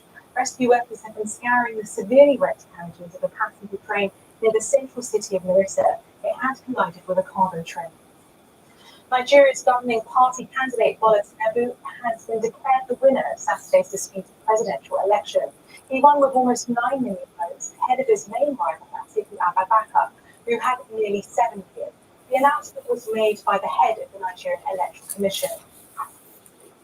The US Supreme Court has heard arguments over the legitimacy of President Biden's plan to give loan relief to millions of students. 6 Republicans-controlled states have brought the case, arguing Mr. Biden is exceeding his powers.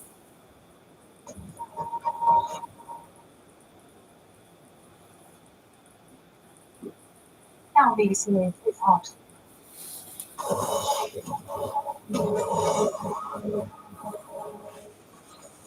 Welcome to Hard Talk. I'm Stephen Seneca. As Russia's war on Ukraine grinds into a second year, how complete is Vladimir Putin's control of the home front? Critics of the war risk prisons, independent media outlets have been closed down, and the Kremlin propaganda machine has been supercharged. But thanks to the internet, the costs of this war cannot be entirely hidden from Russian eyes. My guest is Tikhon Zyadko, editor-in-chief of Dozh, or TV Rain, founded as an independent TV channel in Moscow, now broadcasting from Riga. Are Russians ready to question what their government tells them?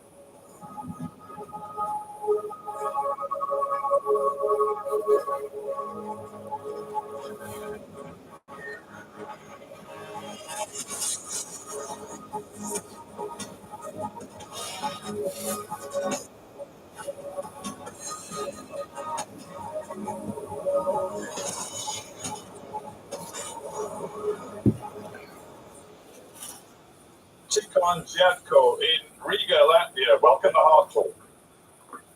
Thank you so much for having me here. It's a great pleasure to have you on this show. Now, it strikes me this past year has been one of extraordinary challenge and disruption for you at TV Rain.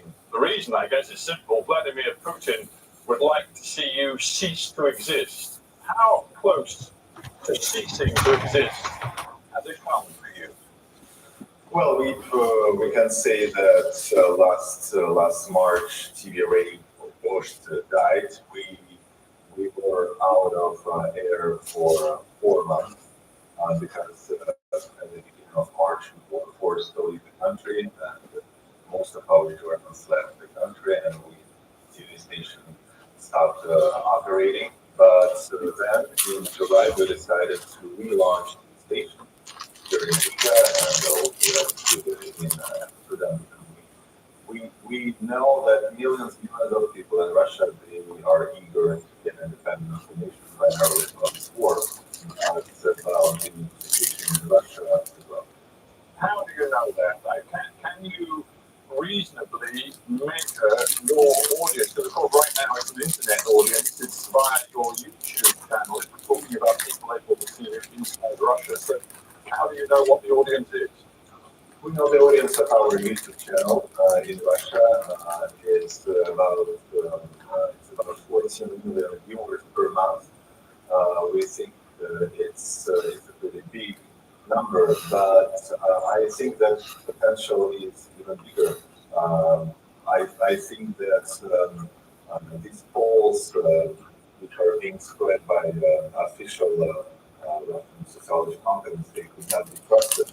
I mean, the poll is about 86% supporting the war. I think the number of those who are opposing the war is bigger than 14 million of our viewers. So I would think it would be.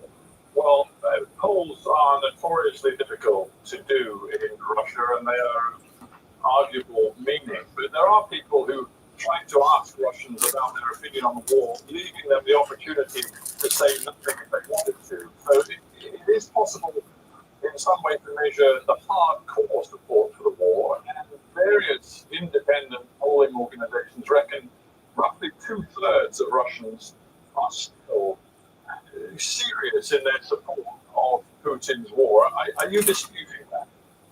Well, I think it's impossible to know what do Russians in majority think now, because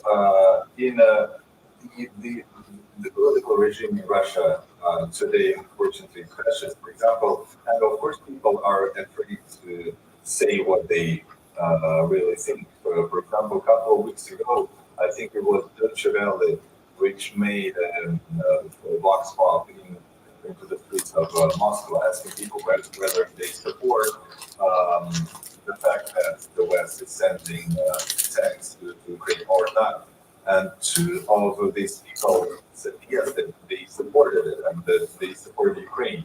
Now they are being prosecuted by Russian police. So I think the polls in the time of the repressions could not be trusted at all. But it doesn't mean that everyone opposes the war. Of course not.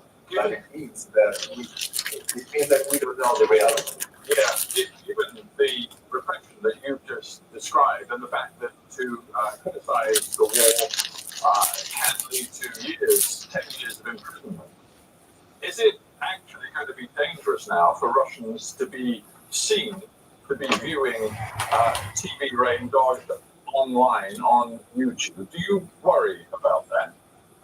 Frankly, no, because YouTube is not blocked in Russia, and people are watching Dost TV Rain, not even with VPN services, so it's open. But what is not safe, unfortunately, is to give comments to TV Rain. We know 3 or 4 examples when people were fined for so-called discrediting Russian army after their comments on TV. You've said in the past that you believe there are, as you put it, 3 different Russias when it comes to opinion about this war. I'm interested in the third. I mean, it's clear what the first 2 are. There are those Russians, and we've already discussed it, who are absolutely strong in their support of Putin's war and his declared war aims. There clearly are a number of Russians, and we've seen over the course of the war, thousands of them expressing dissent, and 20,000 and more have actually been arrested for criticizing the war. So we know there is an anti-war faction. But the third grouping is the one that you call hesitant Russians. Now, how do you, at TV Rain, think you can reach out and perhaps even influence the thinking of these hesitant Russians? I think this group of Russian society, of the Russian population, is the biggest group. These are people who are in denial. These are people who are not ready to admit that their country, our country, is committing terrible war crimes in Ukraine. Because if they admit it, they have to do something, but it's too dangerous to do something. So they just pretend that this war does not exist. And Russian propaganda is also trying to tell people that this war is not about them. It's not even a war. It's a special military operation somewhere far from you. Our goal is to explain to each and every Russian that this war is about everyone. For example, we saw it during military draft in Russia, during mobilization, when we received 6 million new viewers who never watched TV Rain before. But during the mobilization, this war became the war about them. And we're trying to explain it to the Russians not only during the mobilization, but every day. Isn't the truth, though, that the messaging you can put out on your YouTube channel pales into insignificance when one considers it and compares it with the power of the Russian state media machine? I'm thinking of the power of individual commentators like Vladimir Solovyov, who, of course, we all see thanks to the internet, delivering his daily diatribes to the Russian people on one of the most important primetime shows that's aired across Russia. He rails against what he calls the fascism coming from NATO, the US, and the Europeans. He says the Russian motherland is under threat. He says that if NATO and its forces win, then satanic forces will be unleashed that will undermine Russian values. Russians see this every single day. Isn't that where the power lies? Of course, Russian propaganda is very powerful, and it has been powerful over the last 20 plus years. Also, it's very professional because they have a lot of money, to produce these shows. But I think that, and we see it, for example, when we read the Telegram channels of those who support the war, we see that some ideas of propaganda, they are not being bought by the audience, because it's the reality is completely different from what they are saying. If we look at how Russian propaganda has been describing this so-called special military operation, at the beginning it was a special military operation to demilitarize and denazification of Ukraine. Then Russian propaganda was telling that this special military operation has to stop NATO from approaching to Russian borders. But then people see that Finland is going to join NATO, and that borders with NATO will be even bigger. Then Russian propaganda tells some stories about Russian values and how the West is trying to destroy Israel. So the idea is changing every month, and it looks like a lot of people are not buying this anymore. Is there a generational split here within Russia and Russian public opinion? I mean, mindful that for a start, probably the audience for your YouTube channel tends to the younger element of the Russian demographic. Sure. And there is evidence that older Russians, still, many of them, buy into the state propaganda which paints the picture of a greater Russia, maybe a Soviet Russia, which has been unfairly humiliated and which Putin is trying to restore a form of glory to. Older Russians really feel that, don't they?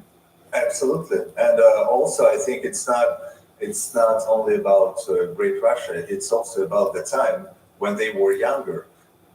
They were young during Soviet time, and I think psychologically it means that they think that if they see bigger Russia with Ukraine and Moldova and Georgia, etc., they would feel like they felt before when they were young people. But of course, there is this conflict of generations in Russia.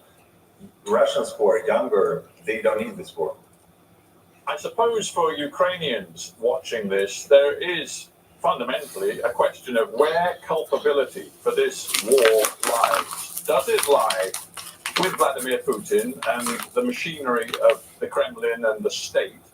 Or, in a deeper sense, does it lie with the Russian people? It's a very difficult question. Who is responsible for this war? Of course, there are concrete people who are responsible for this war. Vladimir Putin, Sergei Shoigu, the Minister of Defense, Sergei Lavrov, the Minister of Foreign Affairs, and other people. Then, of course, we should talk about the fact that it happened in our country, and we, as Russian citizens, we let things came to the point where this war became possible. But also, let's talk about how. Just let me interrupt you for a second, if I may.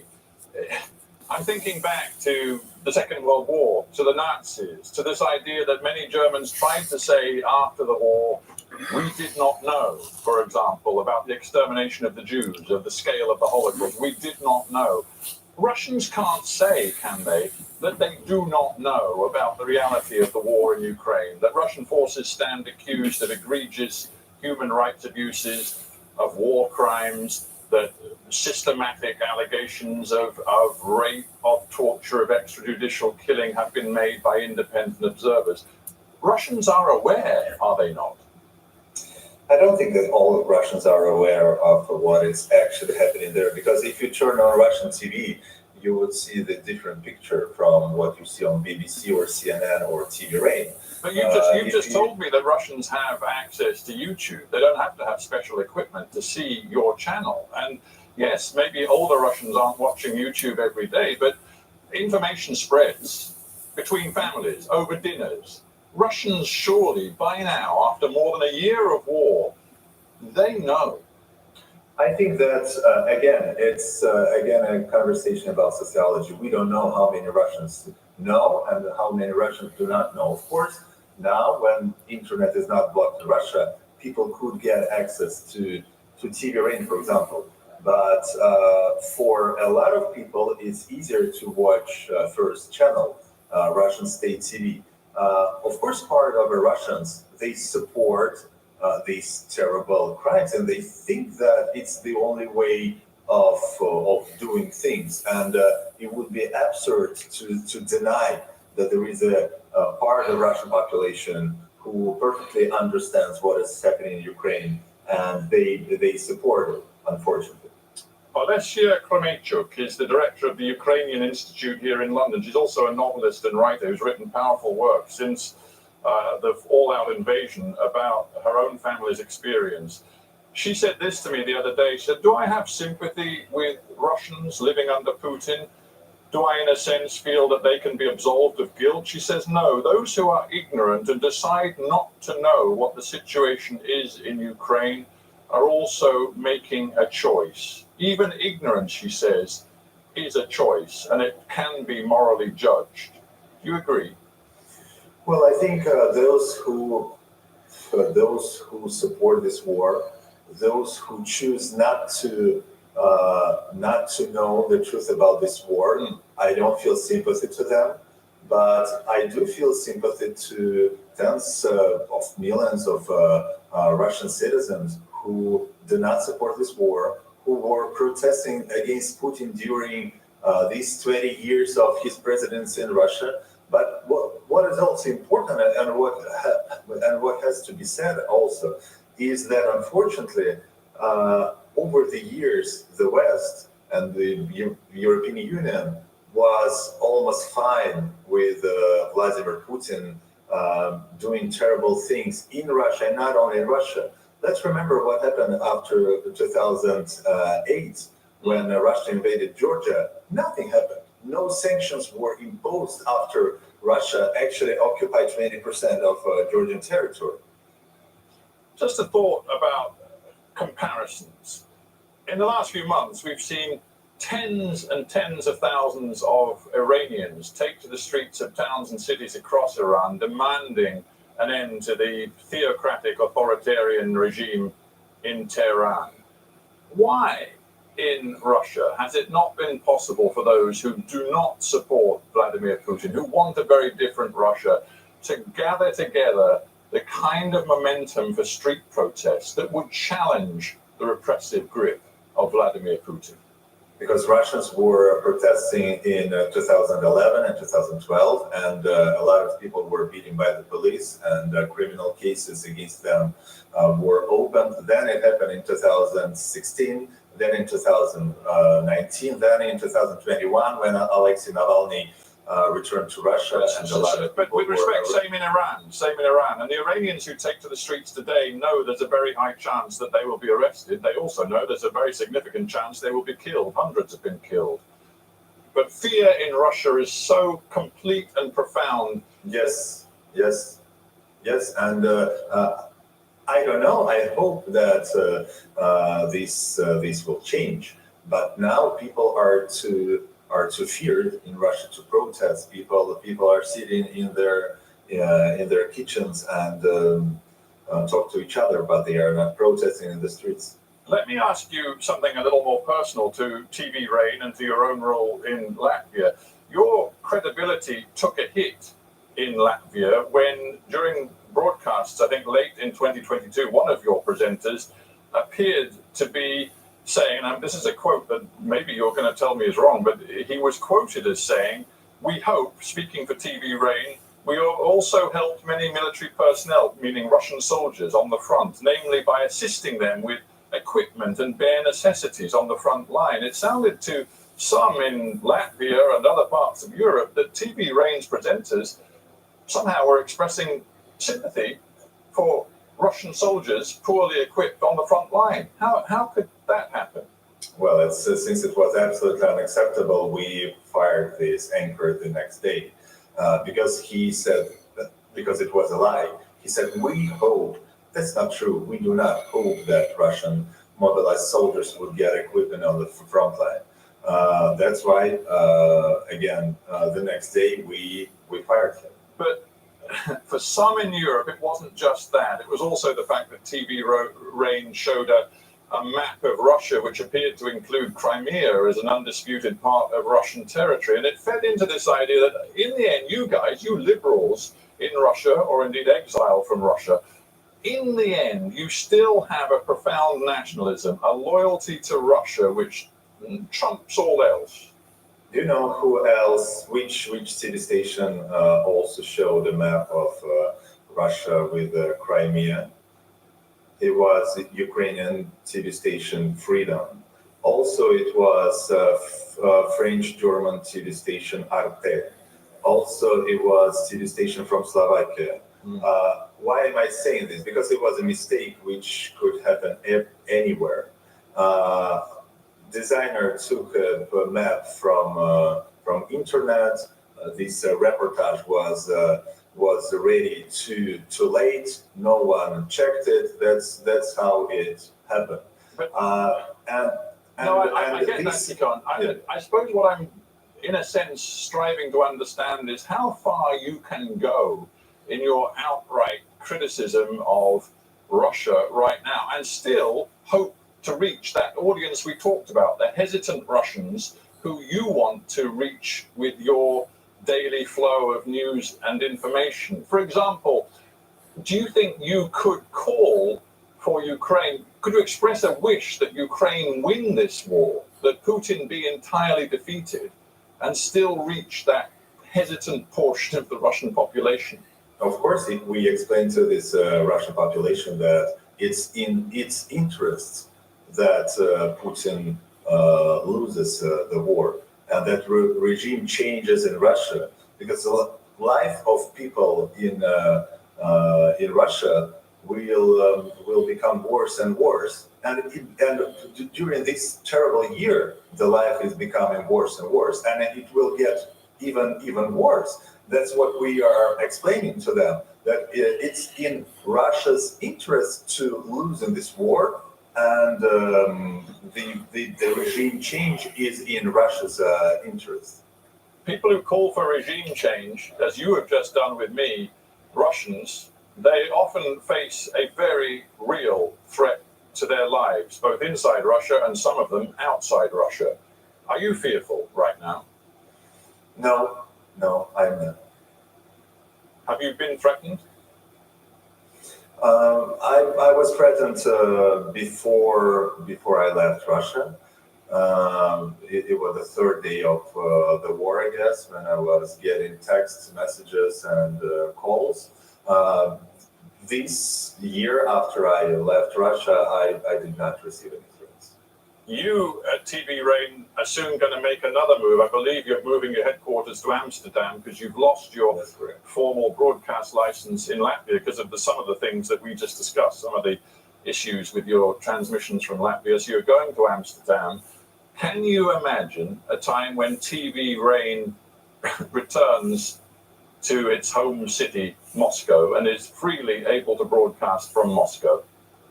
I'm probably being optimistic, but I think it will happen a couple of years from now, maybe 3 years and 4 years. I think that Putin cannot win this war. I think it's obvious that he will lose. And right after he loses, I don't see that he will be able to. You think a post-Putin Russia would allow a TV channel such as yours to return to Moscow? Because many people think that the repression and the authoritarianism may be worse. No, frankly, I do not agree with such a position. I think that after Putin leaves, the situation in Russia will be absolutely better than with Putin. Nothing could be worse than Russia with Putin. Those who will be after Putin will have to change the country. We'll have to start negotiations with the West, and it will be a different Russia. Tikhon Dziadko, I thank you very much indeed for joining me from Riga. Thanks a lot. Thank you so much.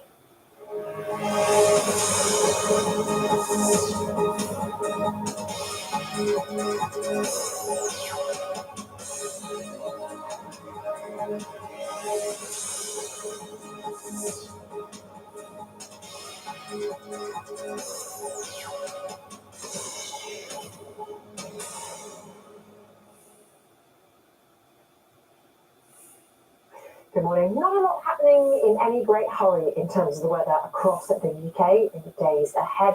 A big area of high pressure centred to the north of Scotland has been with us so far this week, and it stays with us right the way to until the weekend. You can see it wobbles about a bit in the next few days, but to the changes really that will bring about are going to be very subtle.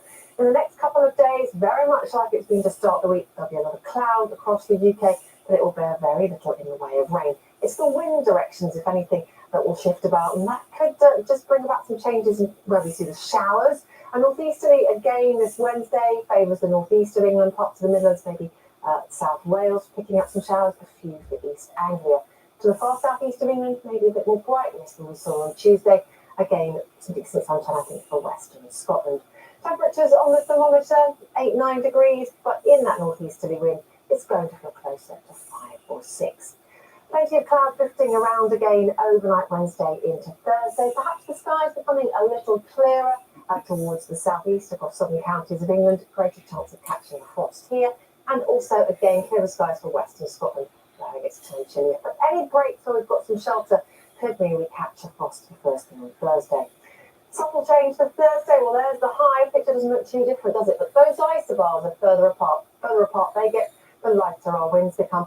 And lighter winds for us on Thursday may mean it just feels slightly less chilly. So our temperatures will feel closer to the figures that we read on the thermometer, feeling around the 9 or 10 degree mark. Is an improvement by 3 or 4 degrees really from earlier in the week. Still a lot of cloud drifting around, perhaps a little more in the way of sunshine here on Thursday. Friday into Saturday, the high wriggles a little bit further westwards though, and look how those parallel lines start to track from north to south. That's the indicator that towards the end of the week and into the weekend, we could well be pulling in some Arctic air. So yes, it's felt chilly with the breeze off the North Sea recently, but come the weekend, we could be pulling in some much colder air. And later on in the weekend, into the start of next week, signs it might become a little bit more unsettled as well. So there's just the possibility of something a little bit more wintry in our outlook.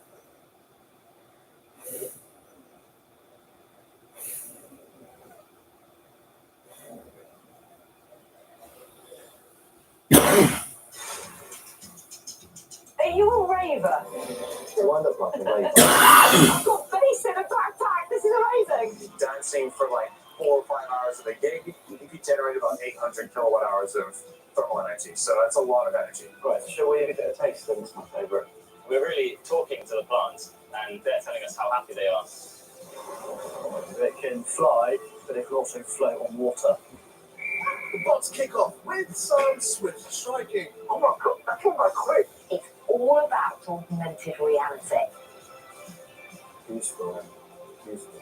I scroll through the options with my finger here. Same assistant. Let's give that one a go. Totally and utterly immersed in another world there. We've got to consider all of these things if we're going to avoid an apocalyptic fate, but also excited. The police have found us. I can't believe I'm now wanting to run away from the police. Thanks for watching. Bye. Your tech update. Click Watch on BBC iPlayer.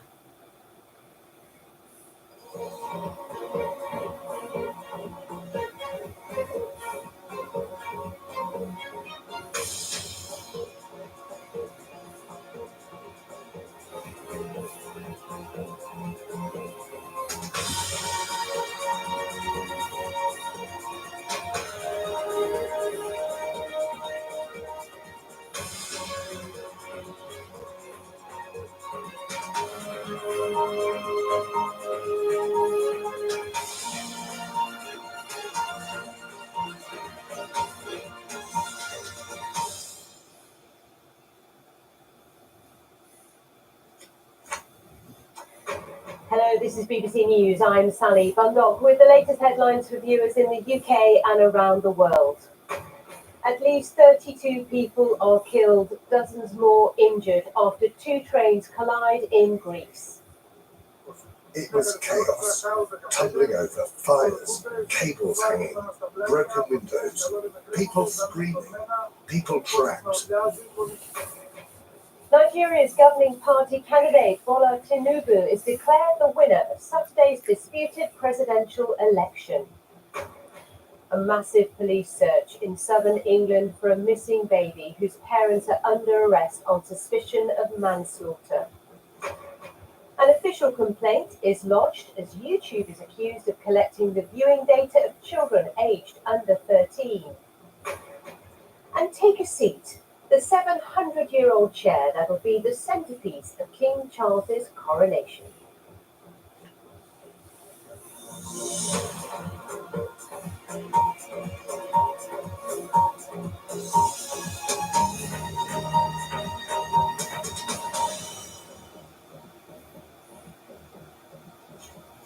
A very warm welcome to the programme, and we begin in Greece today, where fire officials say at least 32 people have been killed and dozens more injured in a train crash. A cargo train collided with a passenger train near the city of Larissa in the Thessalon region.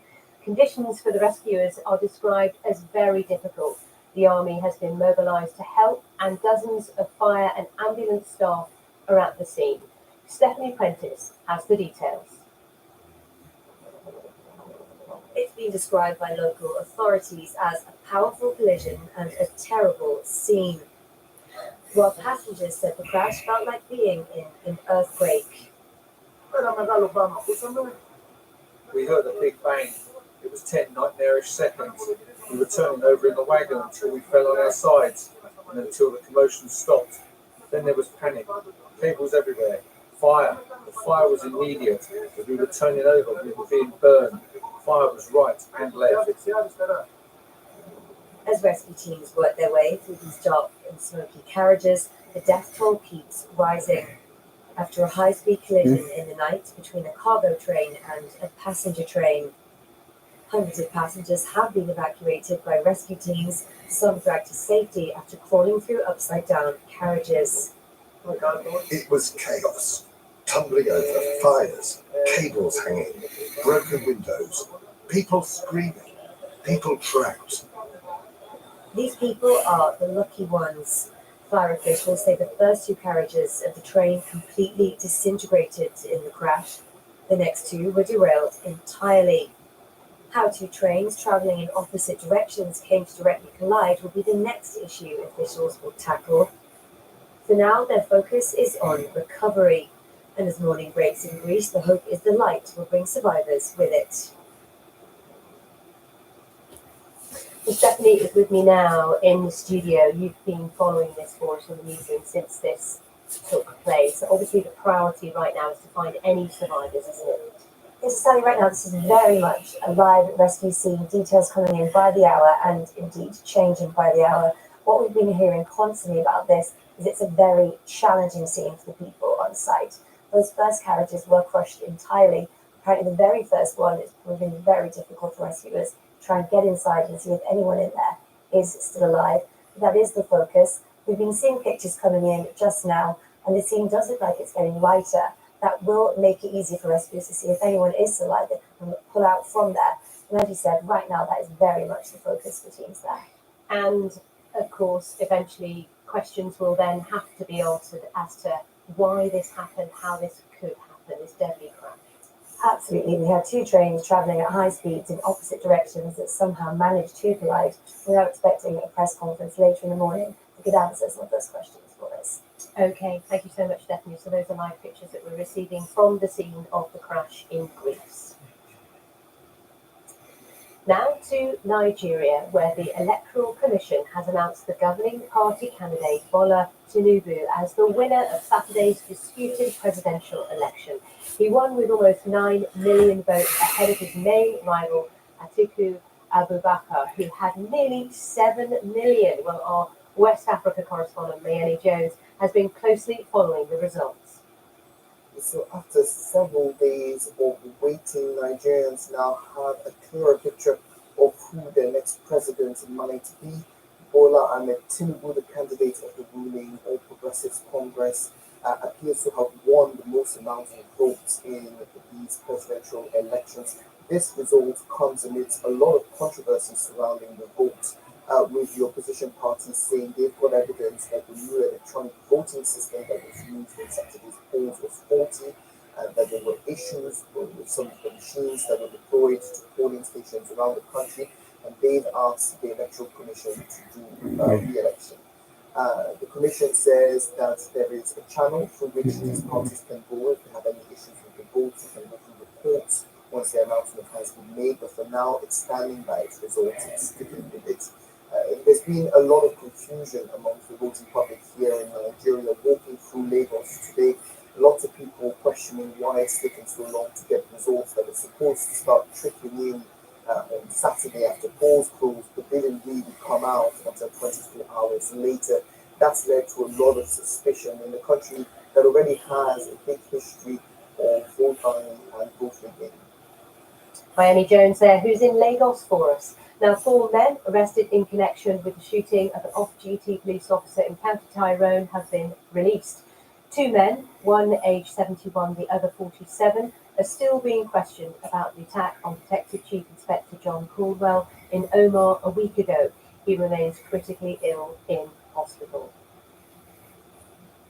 A massive police search continues in the UK for a missing baby whose parents have been arrested on suspicion of gross negligence manslaughter. Constance Martin and Mark Gordon were found after being spotted in Brighton by a member of the public.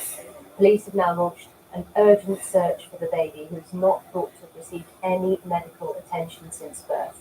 Vincent McAviney reports.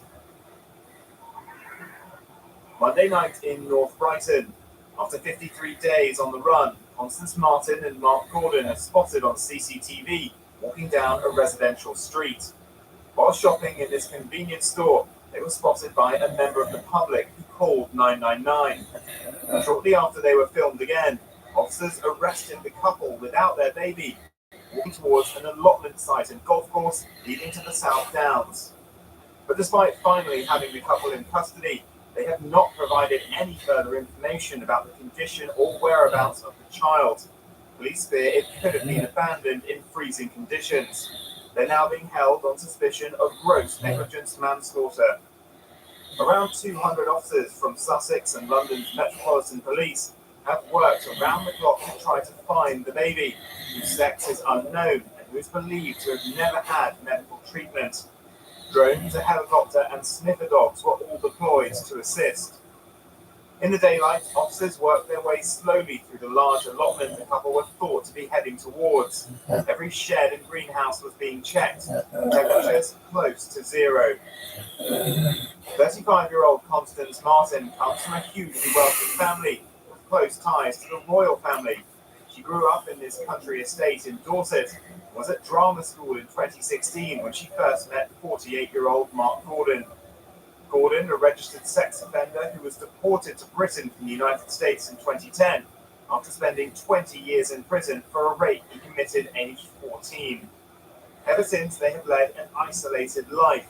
Then in September, when Martin was well into her pregnancy, they began moving around rental flats.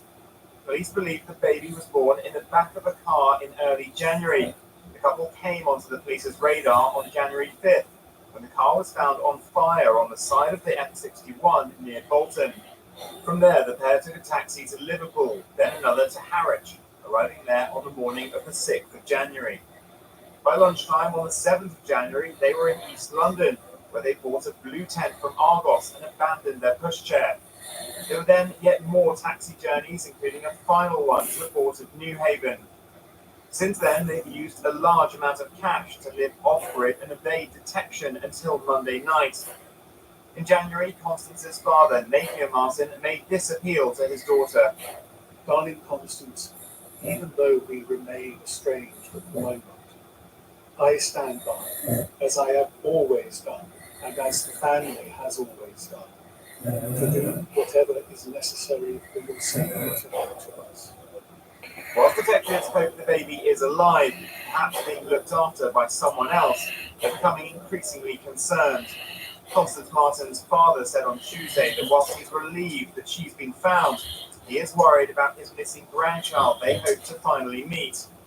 But after another night of freezing weather, that hope here is fading. Vincent McAviney, BBC News.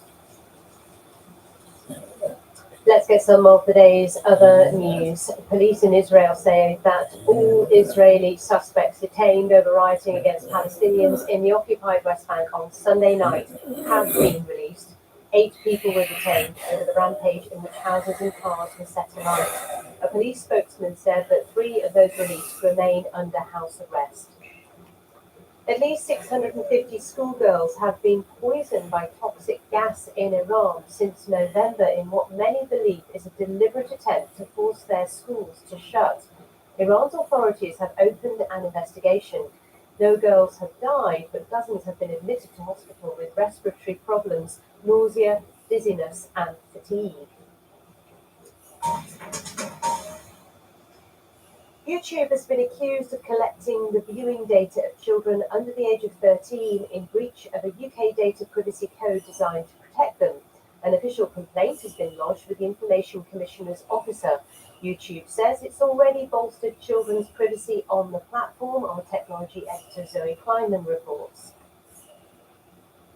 What are our children watching online, and who knows about it? 89% of 3 to 17-year-olds watch YouTube, according to the regulator Ofcom, despite it being aimed at children aged 13 and above. YouTube gathers data about what its users are watching so that it can show them more videos they might like. It also looks at where they're watching and what they're watching on. Children aren't supposed to be part of this, but lots of them use their parents' devices and accounts, and that means that their data gets gathered too. Can we see your recommendation? Campaigner and father of 3, Duncan McCann, says he believes YouTube is breaching industry standards by doing this, as neither the children nor their parents have consented to it, and he's taken his complaint to the Information Commissioner's Office. It has a children's internet code designed to protect children's data privacy. My preferred reform that YouTube should make is that actually when you enter YouTube, they don't collect any unnecessary and process any unnecessary information. And that the best way to ensure that they are only collecting the data of adults who are properly consenting would be to then have a process where adults can sign in to the tracking, recommendation systems, profiling, targeted ads. In a statement, YouTube said it had made investments to protect kids and families, including more protected default settings, a dedicated kids app, and a supervised experience which requires parental consent. The Information Commissioner's Office told the BBC will consider this complaint carefully. Many tech firms make a lot of money from compiling data about their users and then using it to sell ads, but children are supposed to be protected from this. Action in the US led to YouTube paying a £140 billion fine and changing its practices. So it assumed that anyone watching children's content would be potentially under the age of 13, and so collects far less data on that type of content, and also doesn't send personalized ads to people watching that content. It shows that big tech can make big changes when it needs to. Zoe Kleinman, BBC News. And do stay with us here on BBC News, still to come. Sniffing out the smugglers, the Labradors from London fighting animal trafficking in Thailand.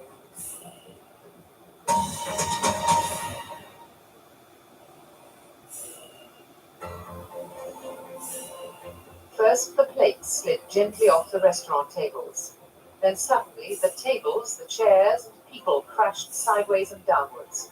It was just a matter of seconds as the ferry lurched onto her side. The hydrogen bomb.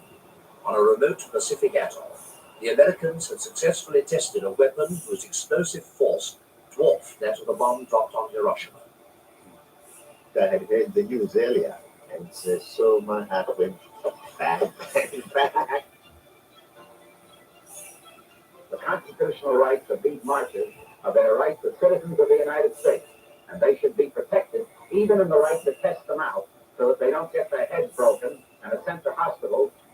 This religious controversy, I know you don't want to say too much about it, but does it worry that it's going to boil up when you get to the second? Well, it worries me, yes, but I hope everything's going to be all right in the end of the day.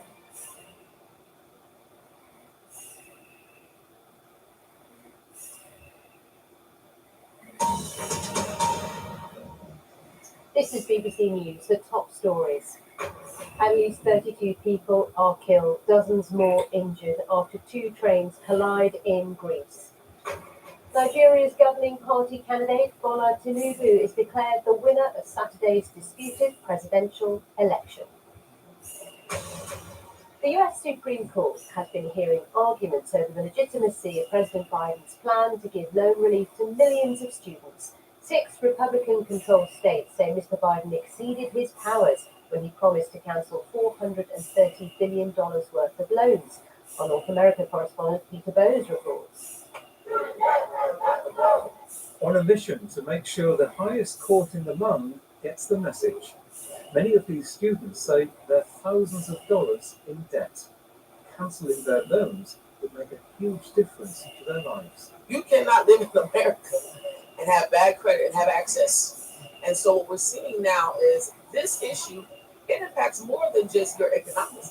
It impacts your opportunity to actually live. When we have this debt, it's hard to think through all the bills that are in front of us. And so we need to make that indebtedness go away. It is a form of economic enslavement. But is President Biden's plan fair or even legal? He believes it is, based on a law passed 20 years ago that says the government has the power to waive or modify loan provisions to protect borrowers affected by a war or other military operation or national emergency, in this case, the pandemic. The Supreme Court's Chief Justice expressed doubts. We're talking about $500 billion and 43 million Americans. How does that fit under the normal understanding of modifying? But the Biden administration says almost 20 million people are eligible to have their entire student loan balances cancelled. The whole point of this statute, its central mission and function, is to ensure that in the face of a national emergency that is causing financial harm to borrowers, the Secretary can do something. He can alter the student loan program to ensure that they're not worse off. Outside the court, a final appeal to the justices from a politician who's hugely popular with students. So today we say to the Supreme Court, listen to the needs of millions of struggling people. People who want a middle-class life but are buried in debt. Do the right thing. Support Biden's proposal. Cancel student debt. Thank you all very much.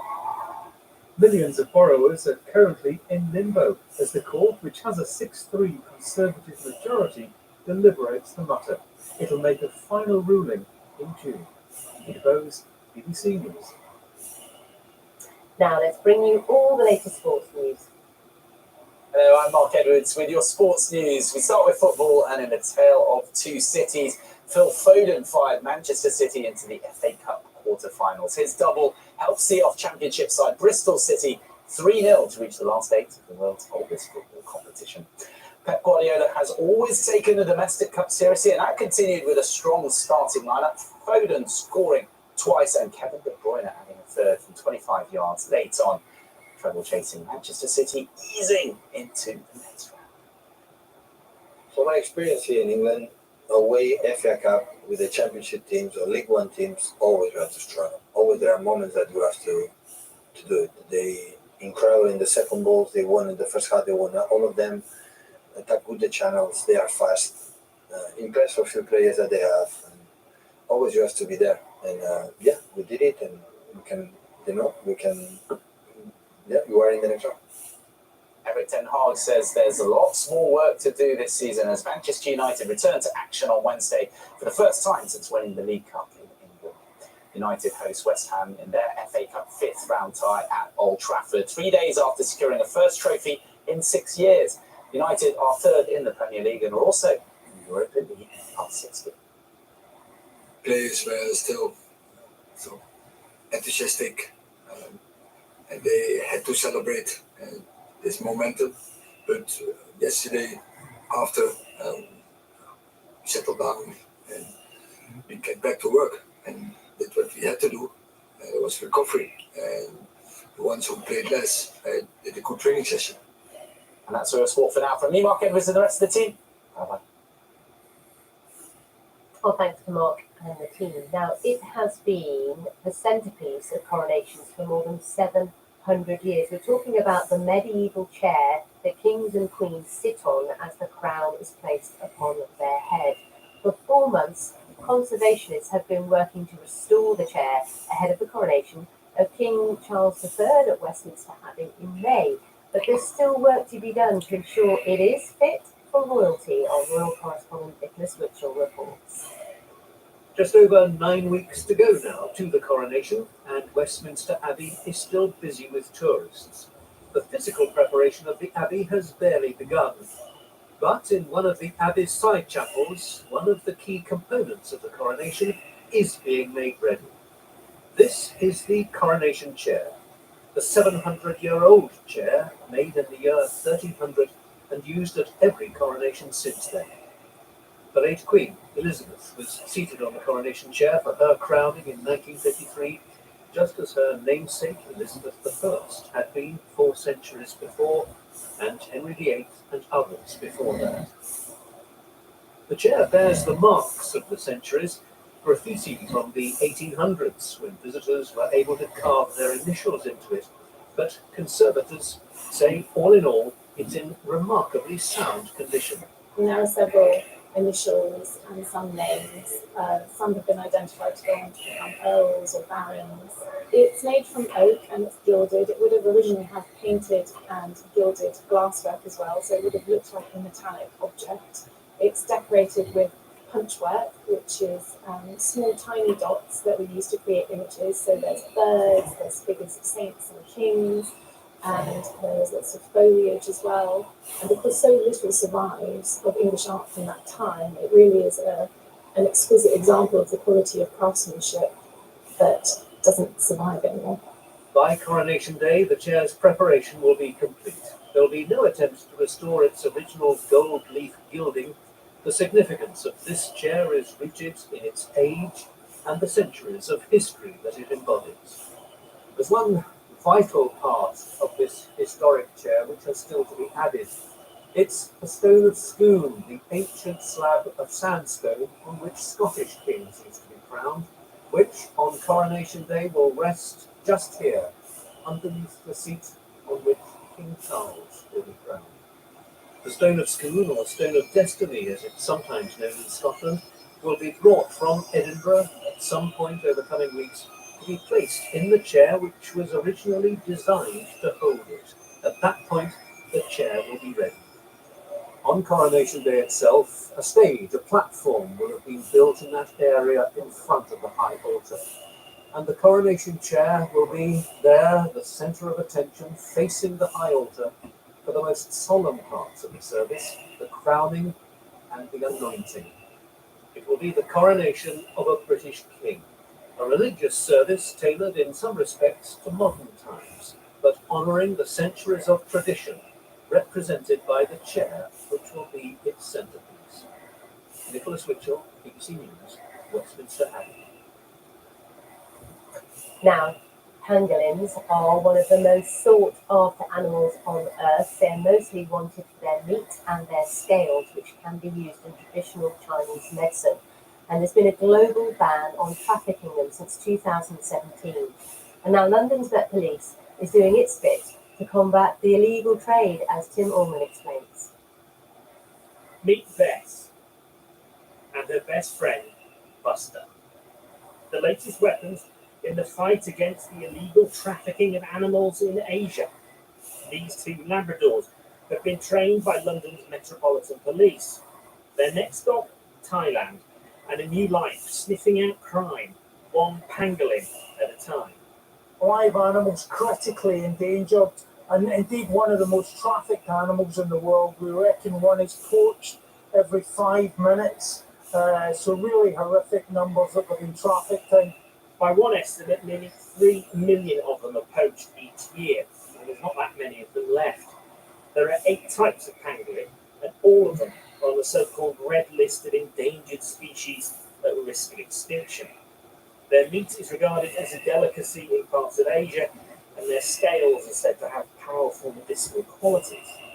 Bess and Buster will be used in airports, ports, and along Thailand's road network. And this is a lifetime commitment for the pair of them. They'll have a working life of about 7 to 8 years, and then they'll be retired and cared for in Thailand. So yeah, they're going to sunnier climes. The World Wildlife Fund says that the pangolin is the most trafficked mammal in the world. It all goes according to plan. Bess and Buster will have something to say about that. Tim Allman, BBC News. Now, we have plenty more for you here on BBC News. We're going to be looking at the agreement, the New Deal for Northern Ireland, the Windsor Framework as it's known. If you look online, you can see lots of analysis there. But basically, we're going to be hearing from the Federation of Small Businesses chair for Northern Ireland. They'll be on this programme in a moment.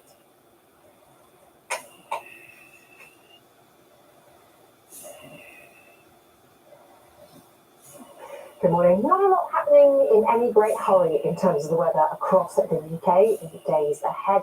A big area of high pressure centred to the north of Scotland has been with us so far this week, and it stays with us right through until the weekend. You can see it wobbles about a bit in the next few days, but to the changes really that will bring about are going to be very subtle.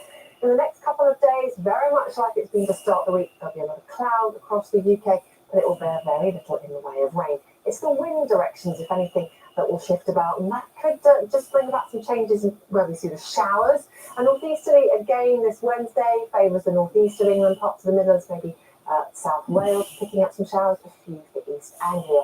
To the far southeast of England, maybe a bit more brightness than we saw on Tuesday. Again, some decent sunshine, I think, for western Scotland. Temperatures on the thermometer, 8-9 degrees, but in that northeasterly wind, it's going to feel closer to 5 or 6.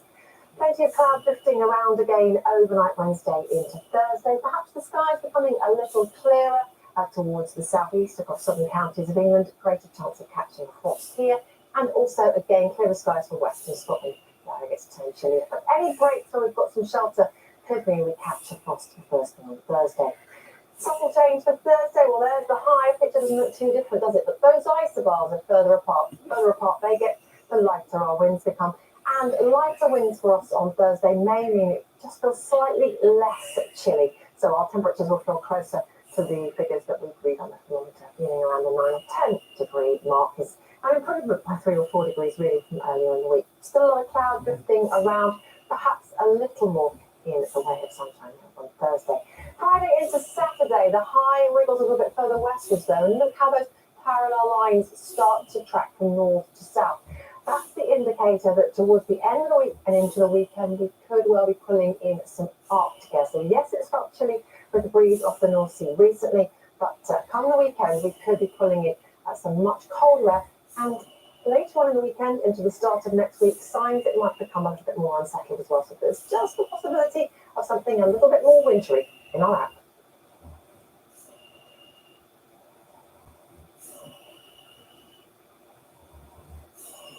Morning. Come and have a seat. Now, of course, I'm not going to go easy on you. There are some really big questions we've got to try and get answers to this evening. It'll be fair, and we just want to hear what you've got to say. So, shall we get on with it? There we go. Join me to hear from the biggest names inside and outside politics. Sunday with Laura Koonsberg. Sundays at 9 on BBC One and iPlayer. If they see something via drones on those roads, and it doesn't matter what that thing is, if it's moving, it's a target. Civilian or military, it doesn't matter. Can Putin lose this war without losing Russia? I think Putin already lost Russia. Whether he wins or loses, he has lost it. All of these disputes carry on happening and there's no sign of resolution. Hunters just get sick of it. Those hunters are actually our members as well. There's always more to the story with our podcasts. Listen on BBC Sounds. You experience racism. Why didn't you walk away? That's a really good question. You're a politician. I'm not a politician. I don't need the vote. I said the judiciary committee. No. The very fact that there were not people who look like you. Hold on, I'm only halfway through my answer. Is secret schooling happening across Afghanistan for girls? It does. You simply can't assume that. Actually, yes, you can. Hard talk. Watch on BBC iPlayer. Hello again, you with BBC News. I'm Sally Bundock. Time now for the top business stories. Northern Ireland is shaping up to be the world's most exciting economic zone, says the Prime Minister. But what do business leaders make of the New Deal? Just months after unlocking the economy, China sees its fastest growth in manufacturing for 10 years. With few homes being built, Britain's competition watchdog launches a study into the house building sector.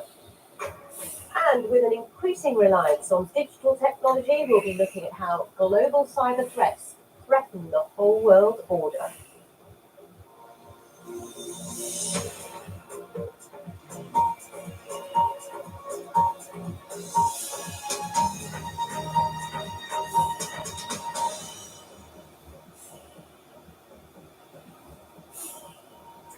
Business groups in Northern Ireland have expressed hope over the so-called Windsor Framework, the New Deal meant to simplify their post-Brexit trade with the rest of the UK. Until now, some imports have been complex to manage, others have been outright banned under the so-called Northern Ireland Protocol intended to protect the EU single market. The British Prime Minister Rishi Sunak has been in Belfast to meet politicians and business leaders to build support for the framework. Speaking to workers at one business, he said the new arrangements would help Northern Ireland become the world's most exciting economic zone, with unique access to both EU and UK markets.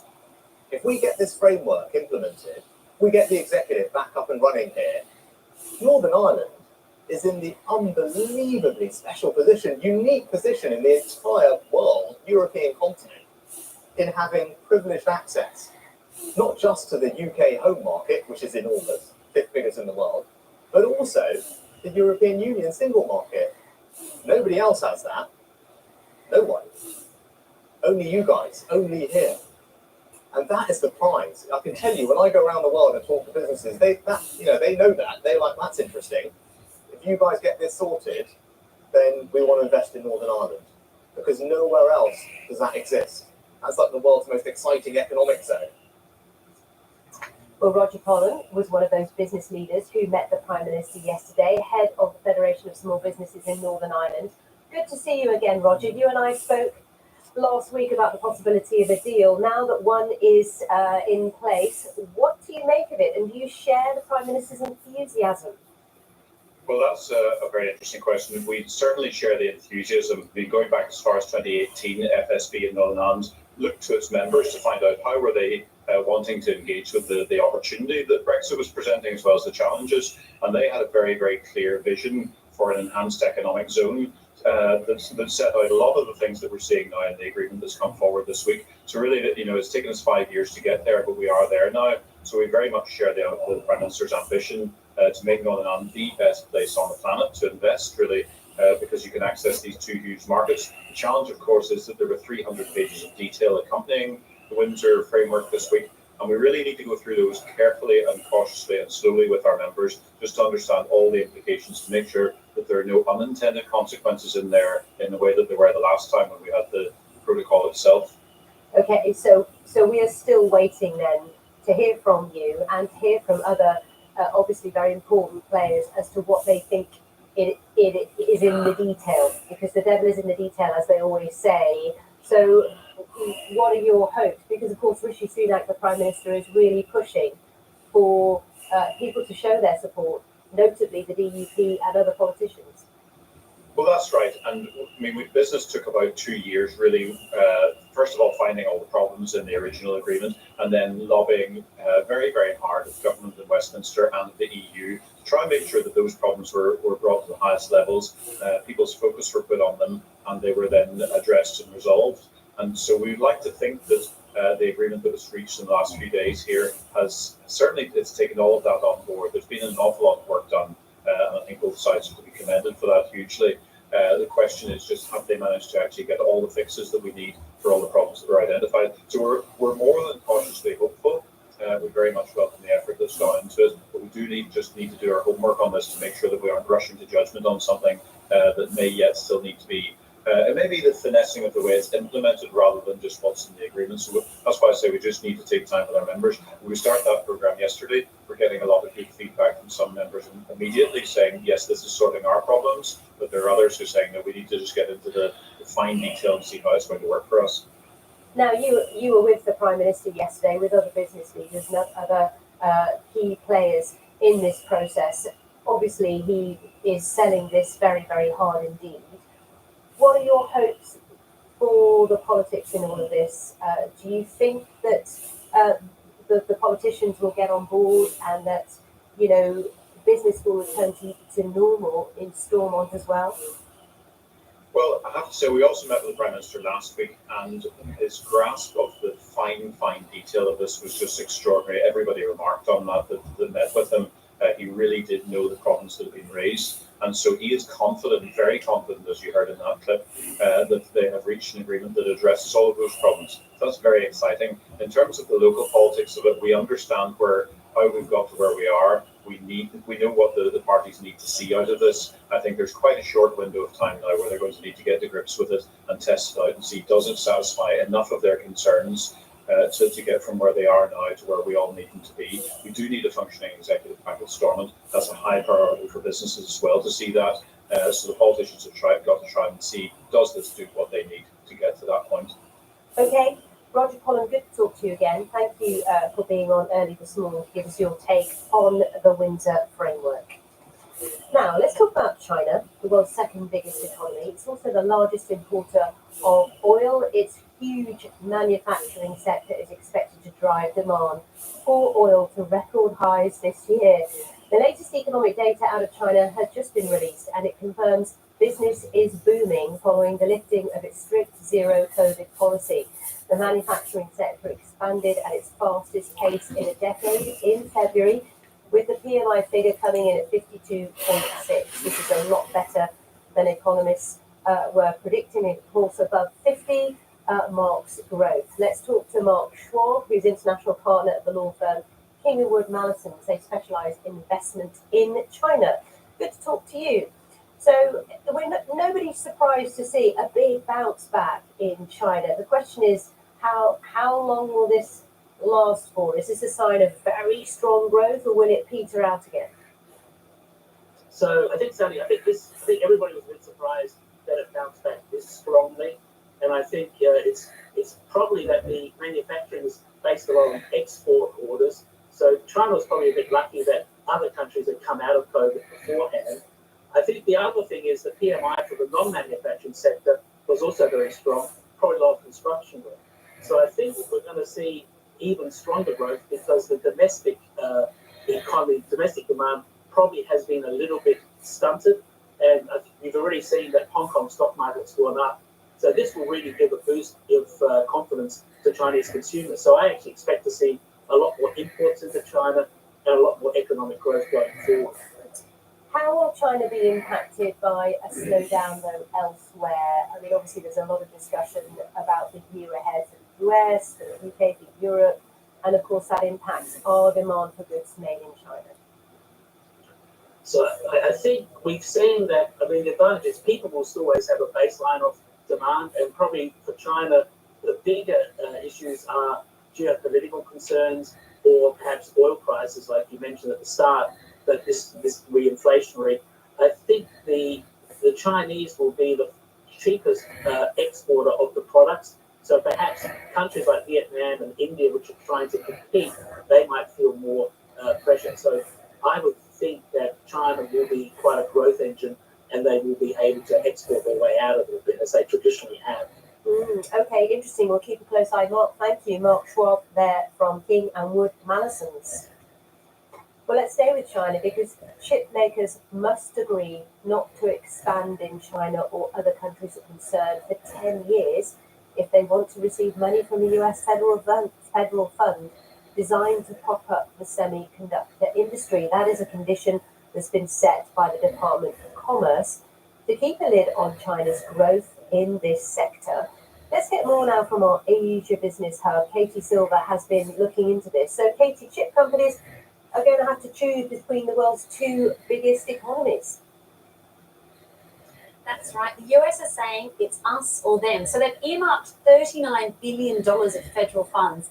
But there are some stipulations. And as you mentioned, there's this 10-year rule that if they're going to take any of these federal funds from the US, they will not be able to expand into China for 10 years. Now, this all comes off the back of the CHIPS Act, which the US brought in at the end of last year. This is about trying to become a leader in chip technology. We've heard time and time again from the US that they see it as an important issue of national security. And that's because, of course, chips are vital components when it comes to anything to do with the military. So we heard, for example, from the Commerce Secretary, Gina Raimondo. She said that for these 10 years, there's no expansion. Now, China wasn't specifically named. They called it, quote, countries or foreign countries of concern. And they said that they're going to both restrict expansion as well as any joint research efforts. Now, this is, as I say, part of hamstringing China's chip industry. We've seen the other element of this, of course, has been when it comes to export control regulations. So we've seen, for example, in recent times, any chips made using American tools or intellectual property cannot be sold to China. So that is another element that they're also trying to use. Okay, Katie, interesting. Thank you so much. Now, let's talk about, talking of chips, let's talk about Tesla. It's in the news yet again. The electric vehicle maker will build a major new plant in the northern Mexican city of Monterrey. The Mexican President Andrés Manuel López Obrador made the announcement on Tuesday, saying Tesla's chief executive Elon Musk will have more details today. Our North America business correspondent Samira Hussain is in Monterrey. This represents a major victory for Mexico. It demonstrates the country's ability to lure big global companies as it tries to establish itself as a manufacturing hub. Now, this particular area of Monterrey is attractive for companies because it's only 2 hours away from the US border. It has a skilled workforce, and generally, companies are able to manufacture products at a lower cost. Dedicar la inversión a México. They will invest in Mexico. The factory will be built in Monterrey. They will help us face the water scarcity with a series of commitments. It represents considerable investment and many, many jobs. This is also a test for Tesla too, as it tries to ramp up production. The important for Tesla is to also show to their investors that they can succeed at operation. It's not important and it's not crucial to have factories in China, but also you can have these factories in your neighborhood. The practice of nearshoring, that is to bring manufacturing closer to home, has resulted in an economic boom for Mexico. The trade wars between the United States and China has seen a lot of American companies moving manufacturing here. But also the COVID-19 pandemic really accentuated the importance of more resilient supply chains. Samira there with the latest on Tesla. You're with BBC News. Still to come, we'll have a look at the big cyber threats facing the planet.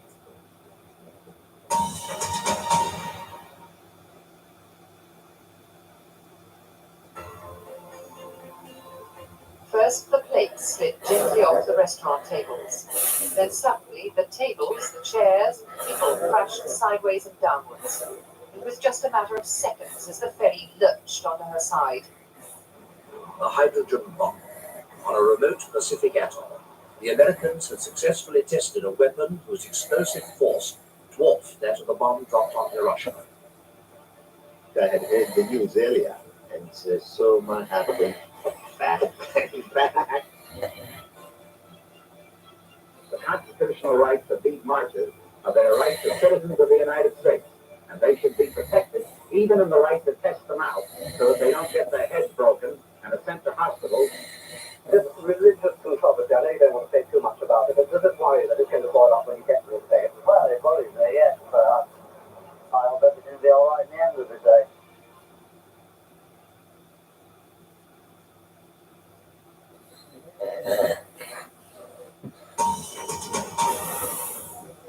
Here with BBC News, the top stories. At least 32 people are killed, dozens more injured after two trains collide in Greece. Nigeria's governing party candidate Bola Tinubu is declared the winner of Saturday's disputed presidential election. Britain's competition watchdog has launched a study into the house building sector here. It comes amidst concerns at the low supply of new homes and a warning from the Home Builders Federation that new home completions in England could fall to the lowest level since the Second World War. Well, let's talk this through Victoria Scholar, Head of Investment at Interactive Investor. Hello to you, Victoria. And this news coming out on the day that we'll get the latest house prices news from Nationwide as well. Housing is a big problem in the UK, lack of, isn't it? Yeah, that's right. Of course, it is a busy day for the housing market. We've got the UK nationwide house price figures. We've also got results from Persimmon, which is one of the UK's leading house builders. Now, of course, the market has been weighed down by rising mortgage rates as well as cost inflation and a softening consumer and the difficult macroeconomic backdrop. Now, on the other hand, there are chronic supply shortages in the UK, which is stemming a more steep slide in the housing market, which is partly why the CMA is doing this investigation to look into what's going on with housing, to check that there isn't any kind of problems with competition. It wants to try and reinvigorate competition in the market so that there is more supply of the right type of houses that we need, ones that are sustainable and also ready to move into, and try to alleviate that supply issue so that we can try and get more availability to people, because it's not just house buying that's an issue, but also there are problems with the rental market. We've seen rental prices sky high because of those pressures in terms of trying to buy a house and get on the housing market. Yeah, there are so many issues here, and not least planning and the obstacles that are often in place before home builders can get going, because to a great degree there is the appetite there, as we say, for lots of reasons, but there is just so many challenges to overcome. Yeah, there are, and the CMA is looking at a few factors. In particular, it wants to look at housing quality to check that it's the right type of houses that are being built. It's looking at land management to check the issue of land banking, which can be anti-competitive, where house builders hold back land before they actually start to build on it. And they're also looking at innovation to try to see if these house builders can use new techniques in order to try and create houses more quickly and more efficiently, and also with an aim of being net zero. And then on the rental side, they're looking at issues from the tenants' perspective to try to really understand what the issues are in terms of finding a new home, keeping that new home, and also any issues when it comes to moving between homes as well, and check that there aren't any issues that are stopping the consumer from being able to carry out this process smoothly and affordably as well. Victoria, thank you. Victoria Scholar there from Interactive Investor. Well, this is not a problem only in the UK. Many countries, I know many of you have been in touch with me to say that housing is a real problem. In Australia, rising rents are becoming an overwhelming challenge for many home hunters. The demand for affordable accommodation there far exceeds supply. Inflation stands at around 7.8%, but rent inflation seems to be running a lot higher than that. Here's Phil Mercer in Sydney. These are gloomy and uncertain times for many Australians looking to put a roof over their heads. 2022 was a record-breaking year for rent increases. Even young professionals on modest incomes are feeling the pressure. Erica and Alex will soon have to move out of their subsidised housing apartment in Sydney. It is quite confronting. I think we've heard a few horror stories from friends about the rental market at the moment. There is the concern of having to compete with 15 to 20 people. With rates going as they are, you're looking down about potentially having to spend half, 60% of your income on your weekly rent. For many Australians, finding an affordable place to live is hard. Rental prices for apartments here in Sydney increased by about 20% last year. It was a similar story in Melbourne, the country's second biggest city. The pressure on demand for housing is being fueled by the return of international students and migrants. The federal government wants to build 30,000 affordable homes over the next 5 years. Campaigners say lessons must be learned from other countries. Canada is a country very similar in the way that it's got notice arranged. They've got a national housing strategy, and so they've started to invest in social affordable housing as well. It's a long-term problem. We don't expect it to be solved immediately, but we do expect governments to say, over 20 years, we're really going to crack this. And other experts believe Australia will need to become an increasingly high-rise society. The governments can also change policies on density, which we just know a lot of high-rise Hong Kong, Singapore type country. They're based approach someone. I'll have a look at what shut up this inspection again. Let's go through. For some Australians, the soaring cost of living could see them with nowhere to go. If they're squeezed out of the rental market by those who can afford to pay above the asking price. I think we are going to see a real crisis in terms of homelessness, and even if people don't lose their accommodation, the knock-on effects from just being impoverished are substantial. A recent report for the government said that more than 40% of low-income households in Australia were suffering rental stress. Phil Mercer, BBC News, Sydney. In January, the US revealed it had infiltrated a prolific cyber crime gang for 6 months to secretly sabotage their hacking attacks. The US estimates Hive and its affiliates collected over $100 million from more than 1,500 victims, including schools, hospitals, financial companies, and critical infrastructure. And these were spread across more than 80 countries. Cyber security remains a huge threat. China and Russia viewed as a particular concern, according to CrowdStrike's Global Threat Report, which is just out. Well, Mike Centenas is president of CrowdStrike. Good to have you on the program. So, what are you concerned about most?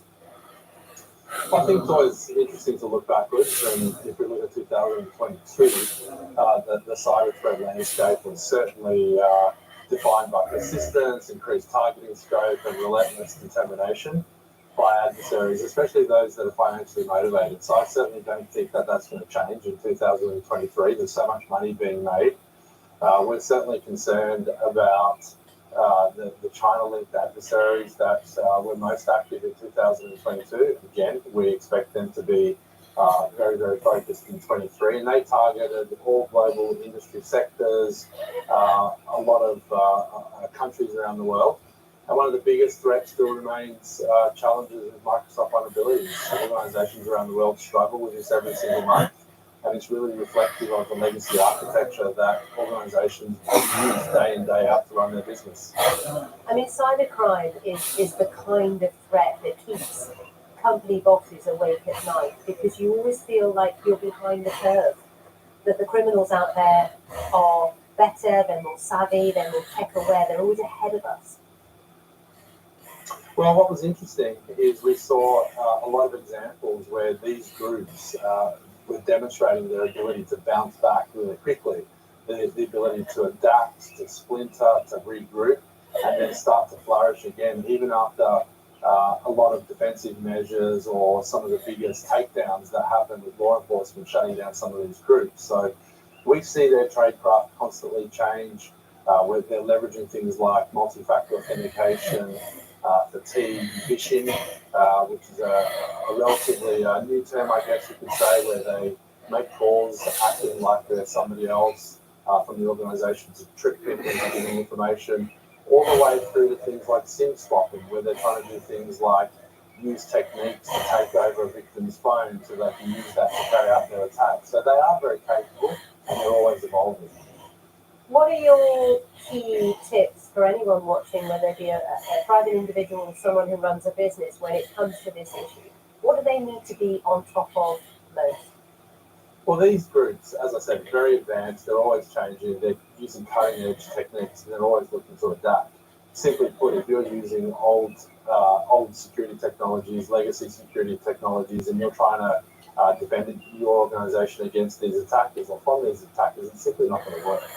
So you need to use next-gen technology, technology that leverages artificial intelligence. You need to have threat intelligence to understand how these people work, to give yourself the opportunity to be able to defeat and leverage cloud technologies, all the new capabilities, so that you have a chance to be able to defend and protect your organisation. Interesting. Thank you, Mike. It's good to get your perspective on this. Mike from CrowdStrike, joining us live from Sunnyvale, California. And that wraps up the programme. It's been busy as ever. You're up to date now on all things news, business and sport. Thank you for your company. Have a lovely day, and I will see you soon.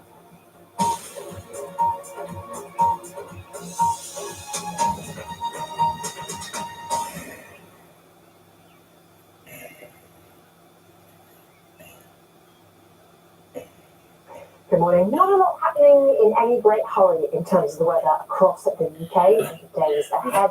A big area of high pressure closer to the north of Scotland has been with us so far this week, and it stays with us right the way to until the weekend. You can see it wobbles about a bit in the next few days, but to the changes really that will bring about are going to be very subtle.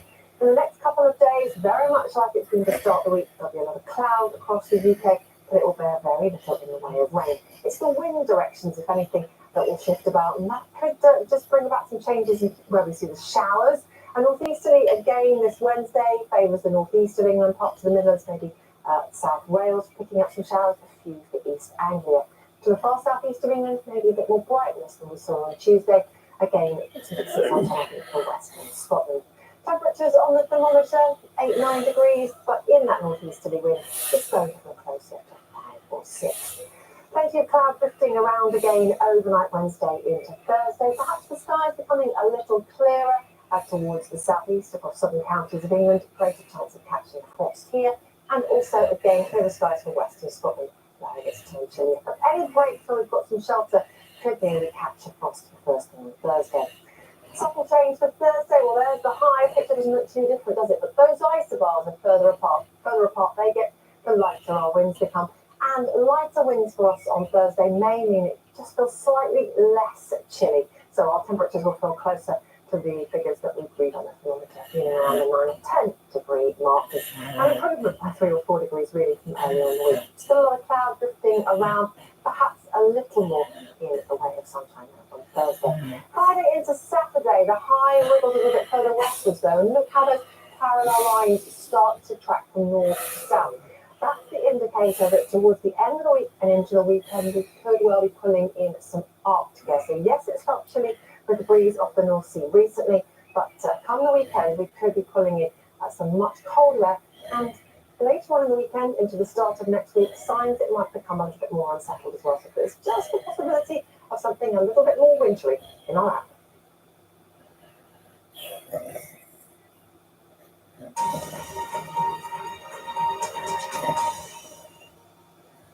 Hello, guys. Meet the class of 2023. In the brief, they said wild. 10 new designers, one dream contract.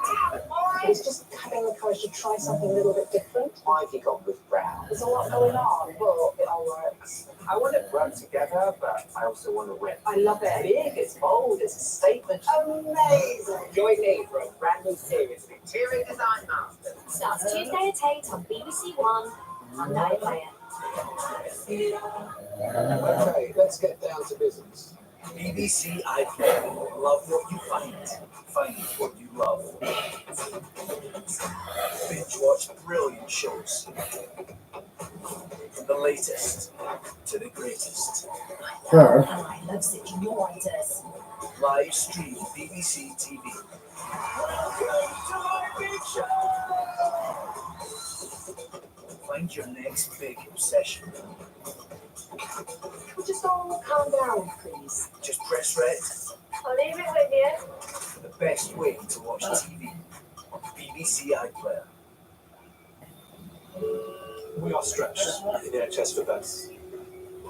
It's like on a minute-by-minute basis, we make difficult decisions. It's mind-boggling that somebody's willing to place their life in your hands. Just know it fix somebody. Thank you. All right, that is the best reward you can ever get. Onwards and upwards. Saving Lives in Leeds starts tonight at 9 on BBC Two and iPlayer. Welcome to a place that is astonishing. Nature in these islands, if you know where to look, can be extraordinary. It's not far. It's home. Welcome to Wild Isles.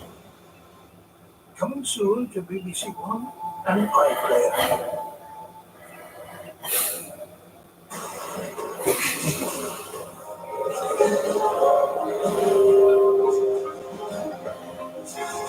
A very good morning to you. Welcome to Wednesday on BBC One.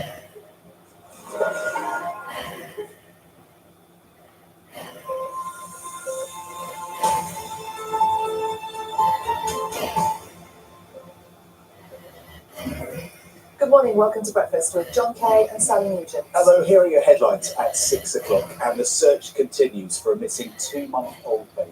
Its parents, Constance Martin and Mark Gordon, are being held on suspicion of gross negligent manslaughter. These CCTV images show the couple moments before they were arrested. We will have the very latest from the scene. Also this morning, more than 30 people have been killed and dozens injured after 2 trains collided in northern Greece. Former Health Secretary Matt Hancock denies allegations he rejected COVID testing advice during the pandemic after his WhatsApp messages are leaked to the Telegraph. In sport this morning, how Blackburn wrote a new chapter in their history, according to their manager, after causing the biggest upset on the first night of the FA Cup 5th round. Look at this. Can we have one, Sam? Can we have Yes. a record number of volunteers Definitely. signing up to raise guide dog puppies, and it's all thanks to you, to Breakfast viewers. We'll find out how a bit later. They are so cute. Good morning, everybody, and happy St. David's Day. For the next few days, it's going to remain fairly cloudy, a little bit of rain here and there, but not a lot. It's going to turn much colder as we head into the weekend, and especially next week. I have all the details later in the programme.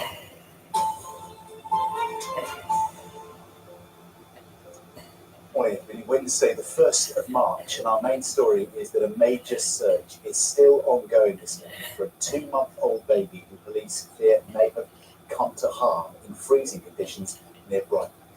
The child's parents, Constance Martin and her partner Mark Gordon, are being held on suspicion of gross negligence manslaughter. They are refusing to give any information about their baby, as Vincent Macarena reports.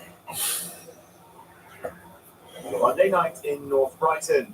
After 53 days on the run, Constance Martin and Mark Gordon are spotted on CCTV walking down a residential street.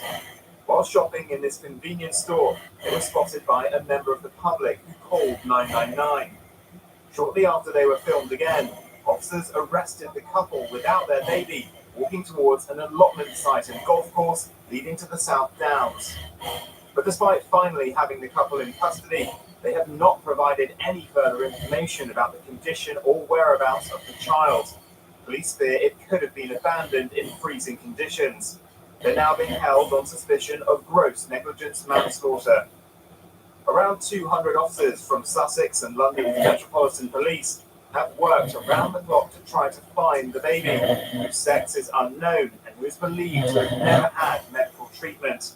Drones, a helicopter and sniffer dogs were all deployed to assist. In the daylight, officers worked their way slowly through the large allotment the couple were thought to be heading towards. Every shed and greenhouse was being checked, and temperatures close to zero. 35-year-old Constance Martin comes from a hugely wealthy family with close ties to the royal family.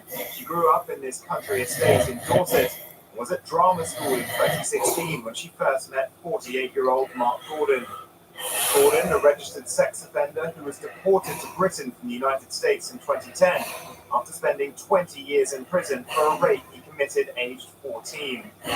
Ever since, they have led an isolated life. Then in September, when Martin was well into her pregnancy, they began moving around rental flats. Police believe the baby was born in the back of a car in early January.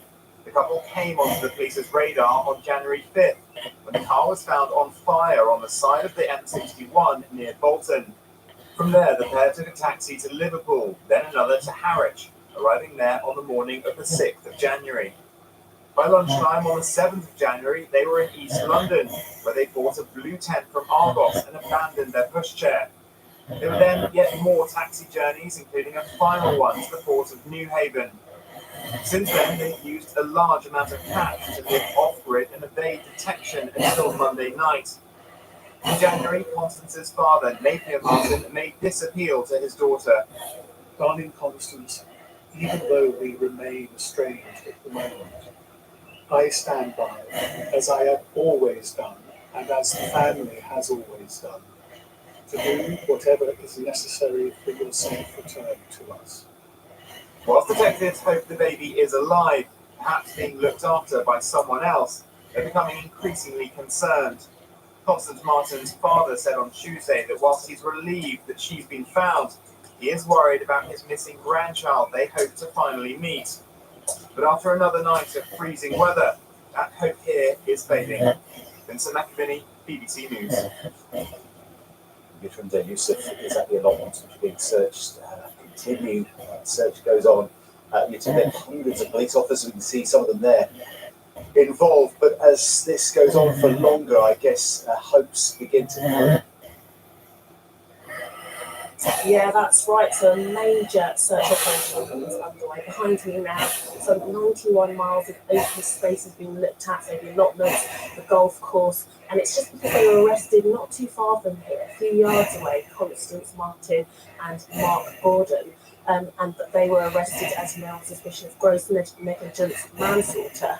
But police are trying to appeal to the public for any information and any help they can provide, especially in the New Haven to Brighton area, because the couple were believed to have last been seen with the baby on the 8th of January. So police are still hoping to find this child. And at the moment, the hope is fading away. They are still hopeful, but they do fear that harm could have come to the child. Thank you very much indeed. We'll come back to you.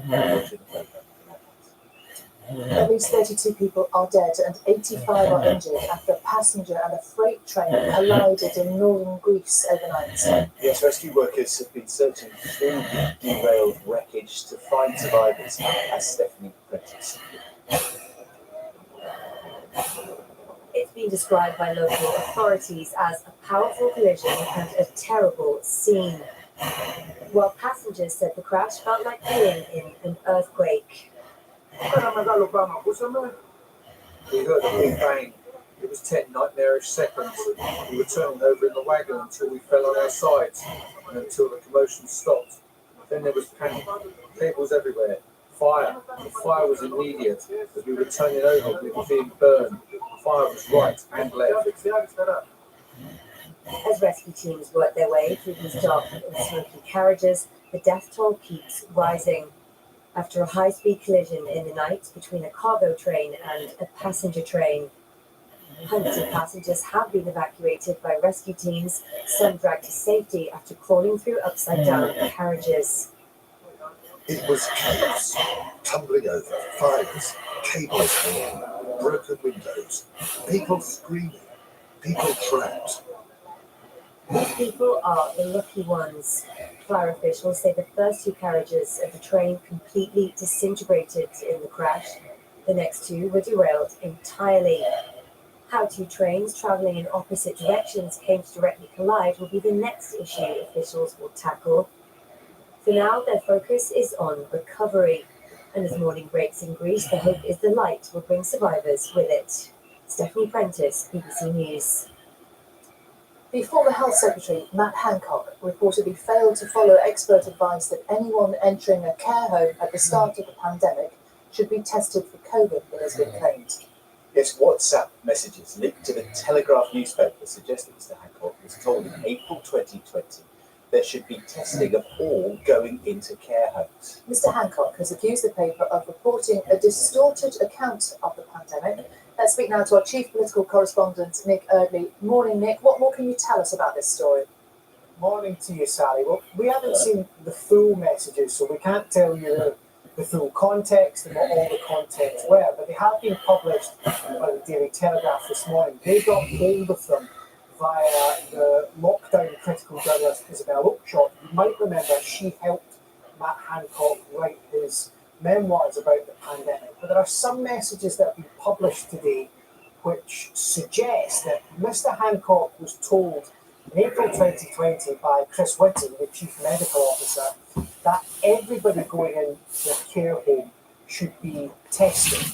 Now, we don't have all the messages, as I say, but the messages that have been published suggest that he changed his mind over the course of the day, and that by the evening of that same day, he was saying that actually the policy should be that everyone going to a care home from a hospital should be tested for COVID. Now, you'll know that the decisions around care homes have been hugely controversial. It wasn't until quite a few months later that everybody going into a care home was given a COVID test. We have had some pretty strong pushback from Team Hancock on this. They've said that they think the account published by the Daily Telegraph is distorted. I'll just get here what they said, that it excludes a reference to a meeting where Matt Hancock was told that a pledge to test everyone would not be deliverable. They're accusing the Daily Telegraph and the journalists involved of agenda-driven leaks of confidential documents. What I think is brilliant, Sally, is put the question about policy making at the start of the pandemic, particularly around care homes, back into the spotlight and leave more questions about the decisions made by the government. Nick, thank you very much indeed. That's Nick Early, live in Westminster for us. 4 men arrested in connection with the shooting of officers of police officer in County Tyrone have been released. 2 men, one aged 71, the other 47, are still being arrested and detained on the date of his head on court over a week ago. He remains in a critical but stable condition in hospital. The family of a woman who was brutally killed by her estranged husband are launching an appeal to prevent his early release from prison. Joanna Simpson was a week away from divorcing Robert Brown when he took her life in 2010. He was convicted of manslaughter due to diminished responsibility and given a 26-year sentence.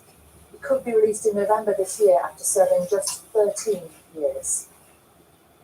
YouTube has been accused of collecting the viewing data of children aged under 13, which would be a breach of the UK Data Privacy Code that was designed to protect young people.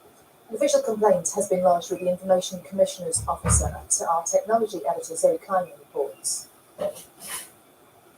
What are our children watching online, and who knows about it? 89% of 3 to 17-year-olds watch YouTube, according to the regulator Ofcom, despite it being aimed at children aged 13 and above. YouTube gathers data about what its users are watching so that it can show them more videos they might like. It also looks at where they're watching and what they're watching on. Children aren't supposed to be part of this, but lots of them use their parents' devices and accounts, and that means that their data gets gathered too. Let me see your recommendation. Campaigner and father of 3, Duncan McCann, says he believes YouTube is breaching industry standards by doing this, as neither the children nor their parents have consented to it, and he's taken his complaint to the Information Commissioner's Office. It has a children's internet code designed to protect children's data privacy. My preferred reform that YouTube should make is that actually when you enter YouTube, they don't collect any unnecessary and process any unnecessary information, and that the best way to ensure that they are only collecting the data of adults who are properly consenting would be to then have a process where adults can sign in to the tracking, recommendation systems, profiling, targeted ads. In the statement, YouTube said it had made investments to protect kids and families, including more protected default settings, a dedicated kids app, and a supervised experience which requires parental consent. The Information Commissioner's Office told the BBC will consider this complaint carefully. Many tech firms make a lot of money from compiling data about their users and then using it to sell them ads. But children are supposed to be protected from this. Action in the US led to YouTube paying a £140 billion fine and changing its practices. So it assumed that anyone watching children's content would be potentially under the age of 13, and so collects far less data on that type of content, and also doesn't send personalized ads to people watching that content. It shows that big tech can make big changes when it needs to. Zoe Kleiman, BBC News. 2 police dogs are being sent to Thailand from the UK to help authorities there crack down on the trafficking of pangolins. Quite a mission, isn't it? Look at the Labradors, Bess and Foster. They're going to work at airports, ports, and along the road network in Thailand to prevent smuggling, which has been banned globally since 2017. Pangolins are nocturnal creatures recognised by their full armour of scales, and they are critically endangered. They are beautiful. Bess and Foster are a bit of a surprise, aren't they? Bess and Foster look very bright and smart, don't they? They can handle everything. Much more awake than us. Yeah, that's definitely true. It's nearly 6:15. Good morning, thank you for joining us, and happy St David's Day, if you're Yes, we are at Happy St David's Day. Carol has picked up on a theme, haven't you, Carol? Morning. Good morning, Wolf. I certainly have, and I don't know how to say Happy St David's Day in Welsh, or to say Border. And this morning, it's a cold start to the day. Cold and frosty across parts of Kent and Sussex, as well as the Highlands, the temperatures are around freezing or indeed just below. And for the next few days, we're going to hang on to lots of cloud and little in the way of rain, but there is some rain in the forecast. So rather like yesterday, it's going to be another cloudy day. We still have this brisk northeasterly wind coming in from the North Sea, blowing in showers across eastern areas into East Anglia as well, the Midlands, over towards Wales and down towards the Bristol area through the course of the day. Now, most of these showers are light. We've got clear skies though across northern and parts of western Scotland, also parts of the southeast and the south coast. There's some sunshine. And even amongst all this cloud, we'll see one or two falls punch, so a little bit of sunshine. The temperatures 8 to about 9 degrees, so round about average or just below for some of us for this stage in March. And of course, today is the start of the meteorological spring. As we head into the evening and overnight, we hang on to a lot of cloud. There'll be frequent showers across southern Scotland and Northern Ireland. You'll also see some showers across northern England, and the clear skies across parts of Scotland and parts of the south. We're likely once again to see some frost. But this is the first thing in the morning. We'll start off with some sunshine in the south and also across parts of Scotland. You can see the amount of cloud we've got, but even so, tomorrow should be a sunnier day than today. The other thing is, it's not going to be as windy, so it's not going to feel as cold as it's going to today, with our temperatures 7 to about 10 degrees. But Sally John, as we head into the weekend, and especially the early part of next week, it's going to turn much colder. I think it feels chilly already, doesn't it, Carol? We have been warned. Thanks very much indeed. I'll tell you what, we loved your daffodil pictures. Do you want some more?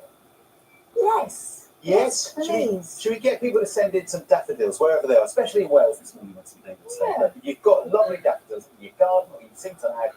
Do send them in this morning and Carol can then plough through her inbox. Just watching Carol's face and she's like, oh, thanks, John. How am I going to sort this out? You look like an emoji then, Carol. Don't even start that, John. We'll see you again a bit later with lots of flowers. Thank you. Thanks. Time now for another story from the BBC's We Were There collection of first-hand accounts and memories of World War II. Today's feature is thanks to breakfast viewer Lindsay. Good morning, Lindsay, who wanted to recommend her nan, Olive Whitson.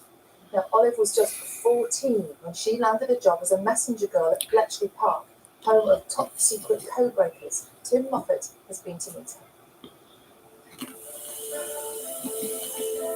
You see, that's where all the listeners grew up in.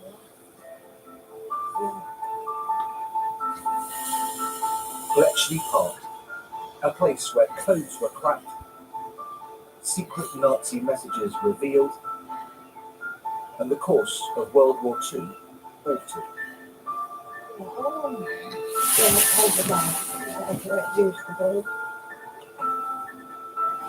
It was also where 94-year-old Olive Whitson landed her first job during the Second World War. There were 14 messengers, and I think I'm the only one that's left. All the others have gone. Tell us about the work you were doing. I had to sort the mail out and then deliver it 3 times in the morning and 3 times in the afternoon. Come back and sort the mail out again into the pigeonholes, ready for the next one. Did you have any idea as to what was in those envelopes which you were taking around? I'm not all. It was just kept secret. I made a lovely place of it now. Olive was 14 when she got the job. She'd only just left school. Thanks to codebreakers such as Alan Turing and captured machines that enabled encrypted Nazi messages to be understood, the envelopes Olive sorted and delivered almost certainly contained information that changed history. Being able to decipher Nazi communications had a huge impact during World War II, and some of the specific details as to how that was done are still officially secret. But it's clear it wasn't just the codebreakers who played a key role here. So what Bletchley Park is, rather than just a codebreaking centre, it's never described as sort of information management. It takes foreign communications in and it outputs intelligence. Someone like Olive, what she was doing, taking these messages around the site, I mean, how important was that role? Well, it's vital because, of course, there are so many different components of the organisation here. It's a very complex web of connections, and all these people have been joined up. So Olive's was just as important as anyone else's role here. Without the people at every level of the organisation, no the system works. Just like Olive did, Megan, who goes to school nearby and has been helping us illustrate Olive's work. Meg, what's it like to meet someone who's actually worked here for real? It's really nice. I think it's amazing that like someone who's 14 who's doing a job that maybe most 14-year-olds nowadays would have done. Bletchley Park was also where Olive met the love of her life, Thomas. Yeah, I used to say I'd like to go out with him. And then I married him. We used to just sit on the bank. It brings back lots of memories. The work that went on at Bletchley Park remained secret for many years after World War II. Now it's open to visitors. Interactive displays tell its story. But those who worked here did so in the shadows.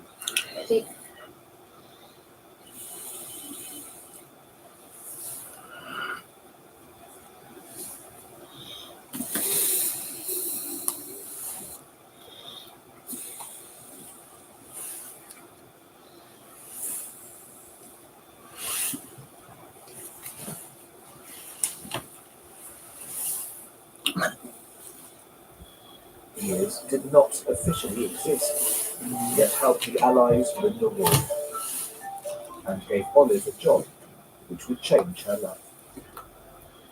Tim Muppets, BBC News, Bletchley Park. Wow. What a story. Yeah, what a lady. Our thanks to Olive for sharing her story. We would love to hear more stories just like that if you have them. If you served in the Second World War or you know someone who did, perhaps someone in your family, you can get in touch via the BBC website. The address is bbc.co.uk/we were there. Imagine that, 14 years old and going to work at Bletchley Park. Incredible. Now, the Sight Loss charity Guide Dogs says it's had a record number of people volunteering to raise puppies because breakfast highlighted the national shortage of dogs. Yes, it's all thanks to our brilliant correspondent, Sean Dilley, who has been without a guide dog since his previous companion, Sammy, retired 6 months ago. He's now facing a 2-year wait. But it's hoped that more volunteers looking at training dogs can reduce that wait, as Sean himself reports. I couldn't imagine my life without Rio. She's so important. She's my best friend, my constant companion, my means of independence, of getting about wherever I want to go, whenever I want to go, and living the life I want to lead. Look forward, Rio. This is the freedom guide dogs give their blind and visually impaired partners. Rio is Ella Caulfield's first guide. If they didn't have each other, Ella says she wouldn't be able to study maths at Oxford. She gives me that independence that I do kind of need in my trade, that I need to live the life I want to live. She's good for a cuddle at the end of an evening if I've had a bad day, and she's an excellent guide. She's very rarely led me astray. Ella started to lose her sight at 4 years old. When she was 15, she received some bad news. I think because it happened gradually, it wasn't like an immediate shock of you're not going to see again. I was told I had a lateral attachment, and I definitely broke down then. I was with my dad. I remember him hugging me, and the nurses kind of bringing me a cup of water, just kind of comforting me, and then I got booked into surgery the next day. Doctors operated to try to save any sight they could. Those attempts failed. Nothing came of it, so I've been left with just minimal light perception in my right eye. But it's not useful. I can only see light, so I can look directly into the sun or into a light bulb. For Ella, a new reality. She learned new life skills and how to read braille. Her application for a guide dog was accepted in May 2017. Then around a year later, Actually, my mum picked up the call, so I haven't got onto the call yet. My mum picked up the call. It was something that I was saying. I think I just got very giggly and very kind of, very excited. Like, yes, it's happening. never says Ella, would she ever want to be without a dog again. Just feeling so much more confident and independent and happy that like I have this friend with me who is going to be there permanently with me. Rio provides such a kind of a welfare support to me. Ella and Rio's is one of 3,695 partnerships currently working in the UK, down from around 5,000 before the pandemic, when breeding was paused for 5 months. The charity lost a third of their volunteers.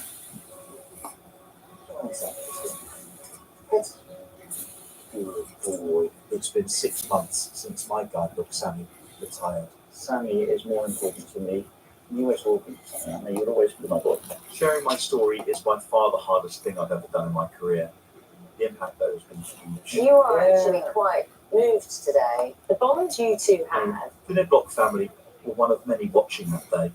It was heartbreaking to watch it, really. It just made us think, why not sign up when we've got the time, the space and everything, just to help make a difference. They're among more than 4,500 people who have applied to volunteer since Sammy's last walk. We applied, they came to see us, and we're getting a puppy at the beginning of April. Archie, touch! Guide dogs say applications spiked then, and again when we featured Lisa Allison and her guide dog puppies.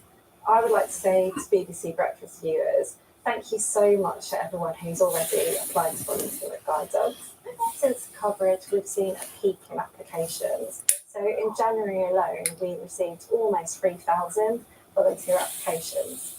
2,500 of those were to raise puppies compared with 2,000 for the whole of 2019, the last pre-pandemic year. The charity says what they need now is fosterers to look after guide dogs in training, people who can drop them off and pick them up from training offices. What this role particularly is a 6-month commitment to supporting a puppy to go to school and look after that puppy in evenings and weekends. Jenny is Hannah Cooper's 5th foster dog. Good girl! She's 6.5 weeks into her training. When she's not learning, she's at home having fun. It means that they are in a really relaxed, comfortable home situation in the evenings and on the weekends, and they get used to, in this case, living in a flat. Hannah's job in digital content creation means she gets to work from home a lot. Fostering is a commitment. It takes me probably half an hour to drop them off in the morning and to pick them up. So, it's about an hour a day that I spend commuting to and from the training centre, which actually isn't that much. And Hannah doesn't plan to stop anytime soon. When I hear from guide dog owners who have had a guide dog and how much it changed their life, that is incredible, and it makes me feel really proud to have been a tiny part of that. Far from playing a tiny part, guide dogs say Hannah's role is vital if they're to cut waiting times. Hannah knows their time together is not forever, but fosterers like her are needed to help dogs like Jenny become guides for people like me. For people like me? Because Sean's waiting for a dog, isn't he? Yeah. Sean Dilley reporting. Sean's going to be here a little bit later. Reunited with Sammy, his old dog, here on the sofa. We're also going to talk to the charity about what they're looking for, what they still need. Yeah, and much more about that story in the documentary Britain's Guide Dog Shortage. That is available now on iPlayer. It's 6:28. We're reporting this morning that thousands of pubs across the country could face closure due to high energy prices and inflation driving up the cost of food. That's a warning from industry insiders. They're calling for the Chancellor to help them in the spring budget. Well, Nina is at a pub in Stockport for us this morning. A bit early for the pub, Nina. Come on, but it looks gorgeous. Not for Nina. Absolutely not for Nina. It is never too early for the pub. In fact, John and Sally, what is cosier in the midst of winter than a quintessential British pub? I'll tell you, shall I? Absolutely nothing. Beautiful to be here this morning, but worrying that there is this warning from the British Pub and Landlords Association that 2,000 pubs could close over the course of the next year if there isn't really targeted support come the budget in a couple of weeks. Now that's on top of an estimated 13,000 or so hospitality venues that had to close because of COVID. This is Jo, the landlady here at the Windsor Castle in Marplebridge in Stockport on the outskirts of Greater Manchester. Good morning, thank you for having us. If you could quantify how tricky it is now compared to the pandemic, how does it compare? It feels it's harder now than when we were in the pandemic, because at least when we were in the pandemic we got some support, we got some help. We're hoovering in the dark, basically to conserve all our energy. We're turning lights off as we go. very, very, very difficult. Have you seen a difference in the way your customers behave? Yeah, I mean, we're seeing basically, instead of staying for a normal night out, people are going home early. Yeah. Because they're struggling. Curbing the treats. Yeah, they're struggling, you know. Okay. We'll talk to you a little bit later, Joe, get some more detail on what you would like to hear from the Chancellor in a couple of weeks when we do hear the details of the budget. But first, for now, the news, the travel and the weather, wherever you're having your breakfast this morning.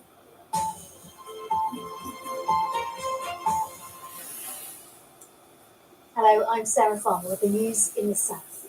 A plan to build a so-called super surgery GP practice in Bicester has been scrapped. The idea for the health hub at Graven Hill was put forward in 2019. It was planned that 2 of the town's GP practices would combine under one roof at the new purpose-built facility.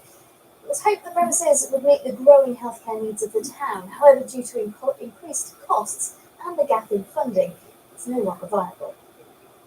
A new study from the University of Southampton shows that fewer than half of mums are meeting the recommended level of exercise. The suggested amount of moderate to vigorous physical activity is 150 minutes per week. Mothers of the youngest children, aged under 4, manage to do the least.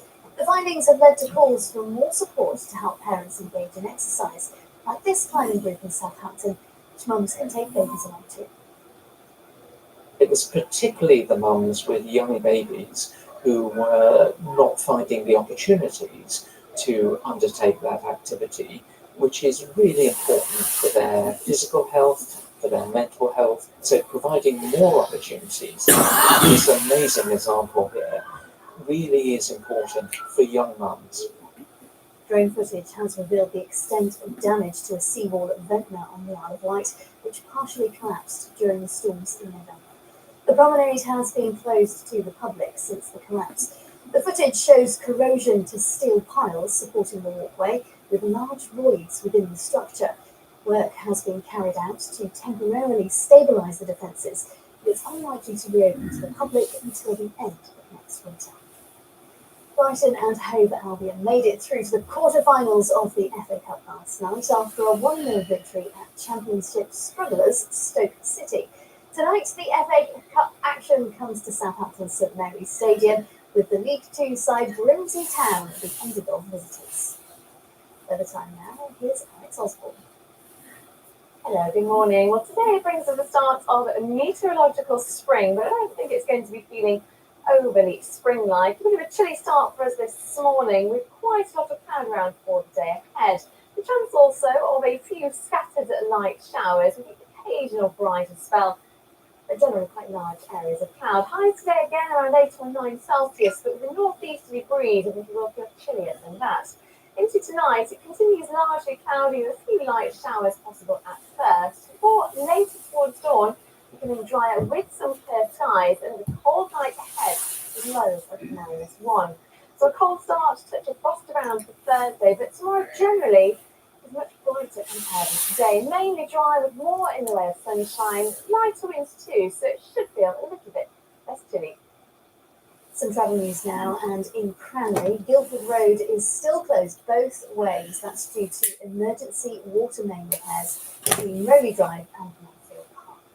That's the latest from us. We'll be back in half an hour. Bye-bye.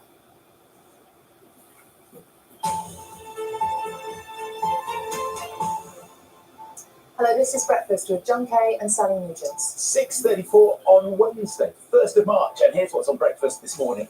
We've got a medieval chair undergoing conservation work so it can be used in the coronation of King Charles. We'll see the painstaking work that's involved. Why, Charlotte Haddock from Grimsby will be taking over Southampton tonight. Inflexible, yeah. And Nick Knowles is going to be here to tell us about his latest big adventure, swapping DIY to do this at the Grand Canyon.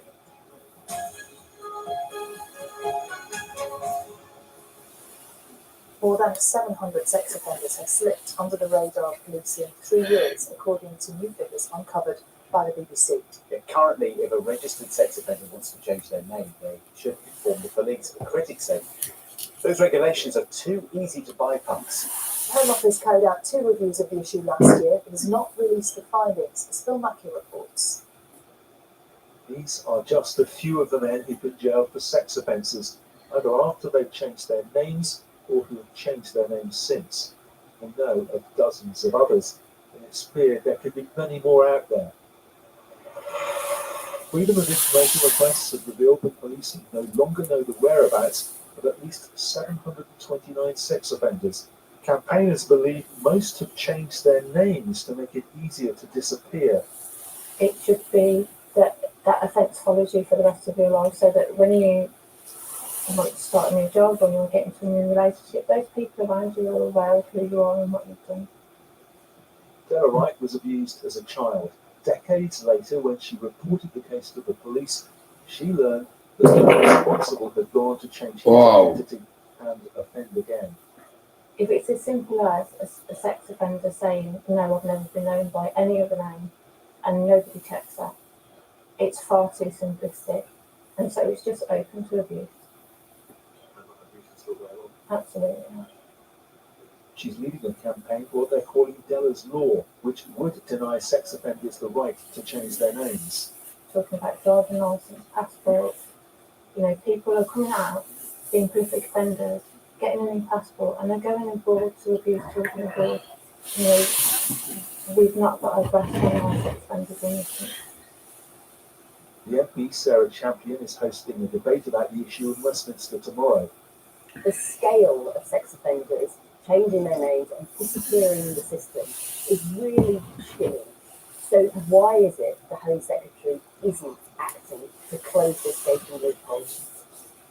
In a statement, the Home Office said that sex offenders must notify police of their personal details every year, and this includes any name changes.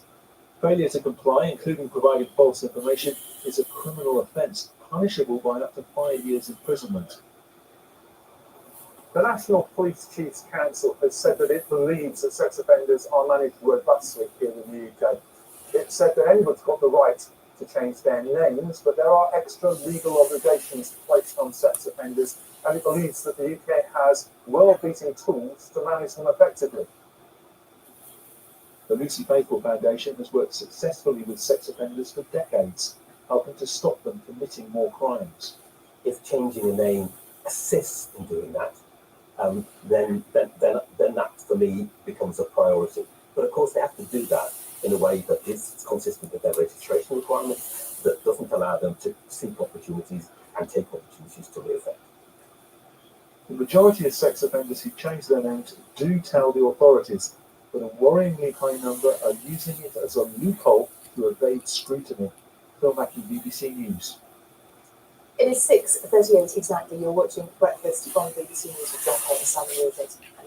John Watson is here. Good morning. But the FA Cup continues. So I say with some friends, but I'm waiting for the friends to arrive later. All will be revealed. But yeah, it's great, isn't it? Because we've got fans, as we say, Grimsby fans at the moment, riding high after a brilliant cup run. Lots of their mates making a long trip down to Southampton. They'll be enjoying themselves. It's a long trip. Oh, it is a long trip, but that's the fun of it. Midweek, I'm sure a lot of people taking some time off work to, go and watch their team play. We've got results from last night, who came through last night. Brilliant win for them, knocking out Leicester City. So we've got loads of kind of midweek drama, loads of fun. It's building. It is. That's what the FA Cup is all about. Yes, good morning. You've got to love the cup, don't you? Blackburn certainly are. Writing a new chapter in the club's history, according to their manager. The biggest upset so far of the fifth round, beating Premier League Leicester, and what a goal it was to take the lead. Tyrus Dolan there, great strike. They then went 2-up when Sammy Smodics got their second, and whilst Leicester did manage to pull one back, Rovers held on into the quarterfinals for the first time in a very long time. So party time for them. We know the Leicester is an excellent side. They've done really well. They play some good football, excellent manager as well. But I think we took the game to the place. We were for the party, and we were an important part of that party. The way we played, the way we created chances, and of course the workload as well. A big effort for the lads. Great to hear our fans being happy. So it's been a great night for Rovers. Yeah, that's what it's all about. Big night for fans. Manchester City fans made the not so short trip to Bristol last night. They were smiling on the way home too, as was Phil Foden. The England star with 2 last night. Certainly handy when you've got him on the team bus. A 3-0 win for them over Bristol City. Now, Marco Silva for Manager of the Year, perhaps that's what some are saying, after his Fulham side beat Leeds 2-0. A couple of cracking goals in this one, including that from João Paulinho. Well worth another. What a great strike. They're now a couple of wins away from the first FA Cup final since 1975. It's great for us to go through to play quarters final again since 2009-10, and we're not playing that stage of the competition. Really important for us. We know that our story as a club in FA Cup is not great, and we are here to try to change it. Brighton have never won a major trophy. They're also just 2 wins away from the final now after a 1-0 win at Stoke. Evan Ferguson scoring the only goal of the game. And we were talking, weren't we, about kind of fans making the long trip right at the moment. Well, that's certainly what Grimsby fans are doing this morning. Okay, that's Harry the Haddock for you. Thanks, John. Not at all. Don't say I don't bring you things. And this is also Harry the Haddock, right? And I think there's going to be a few more of these inflatables making the long trip down from Grimsby to Southampton. Thousands of them. Well, Harry has long been associated with the club, okay? Fans have sort of been flinging him around, you know, in their seats for a long time. And since they've had this brilliant cup run that they've been on, Harry has been making something of a revival, okay? He's back, he's enjoying himself, as are the Grimsby fans. And who else has been up there to have a little look around? I don't know who. Mike. Of course. Has been finding out how he's been making a revival.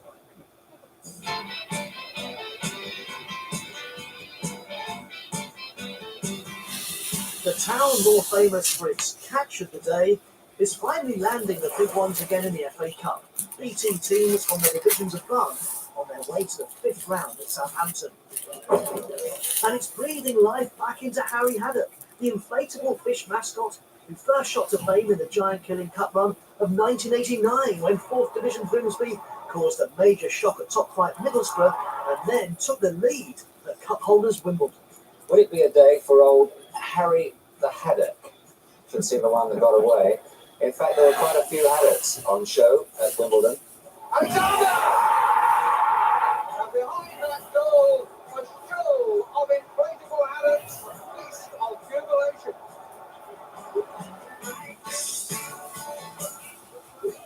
I mean, Harry Haddock is phenomenal, and it went sort of national, and I think a bit worldwide as well. It's a great size, unbelievable. I think for me, it wasn't a problem because I was a local lad anyway.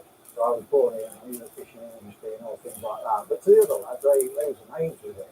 So to bring that memory back, it was great. The local people, for those players, everyone at the club.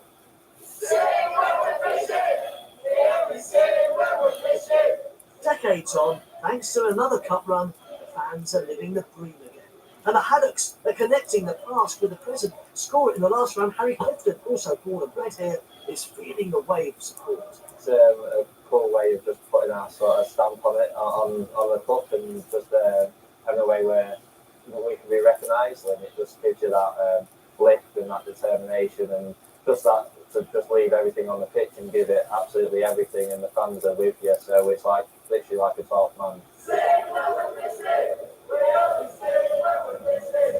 The former journalist who came up with the original Harry Haddock back in 1989 never imagined the idea would grow up to such an extent. I'll be back with a new design. Let's see what points of that. It came out of just a throwaway line in a terrace report, during an FA Cup run. And I can't believe 34 years later that here we are still talking about Harry Haddock. Traditionally, the trawlers from Grimsby and fish for haddock. Hull was cod. So it was very much synonymous with the town, this haddock in Grimsby. Now, at first, tonight's opponent Southampton said they would not allow the inflatable haddocks into their ground for the match, until the hot air this created on social media led to a change of heart. And judging by sales, a whole shoal of several thousand will now be swimming south. Everything's taken a backseat to Harry. Real excitement, particularly for our young fans who haven't seen us have this kind of success before.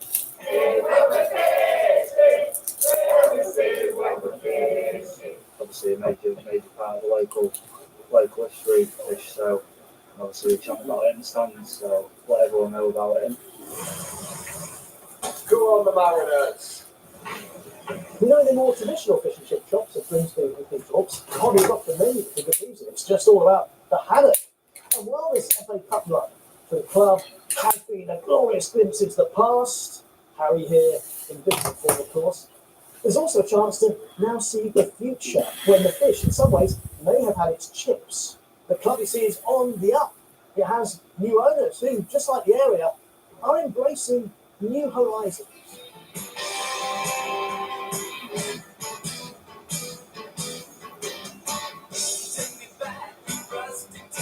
We've declared a new kit sponsor at the start of this season, and they're leading a renewables revolution in the town.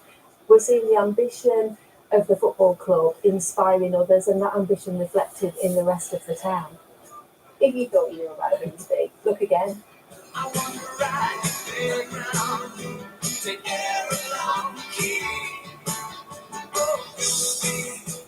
Elton John knew it back in the 1970s, singing this tribute to Grimsby, a town indeed named after a Danish fisherman called Grim, who arrived at the time of the Vikings.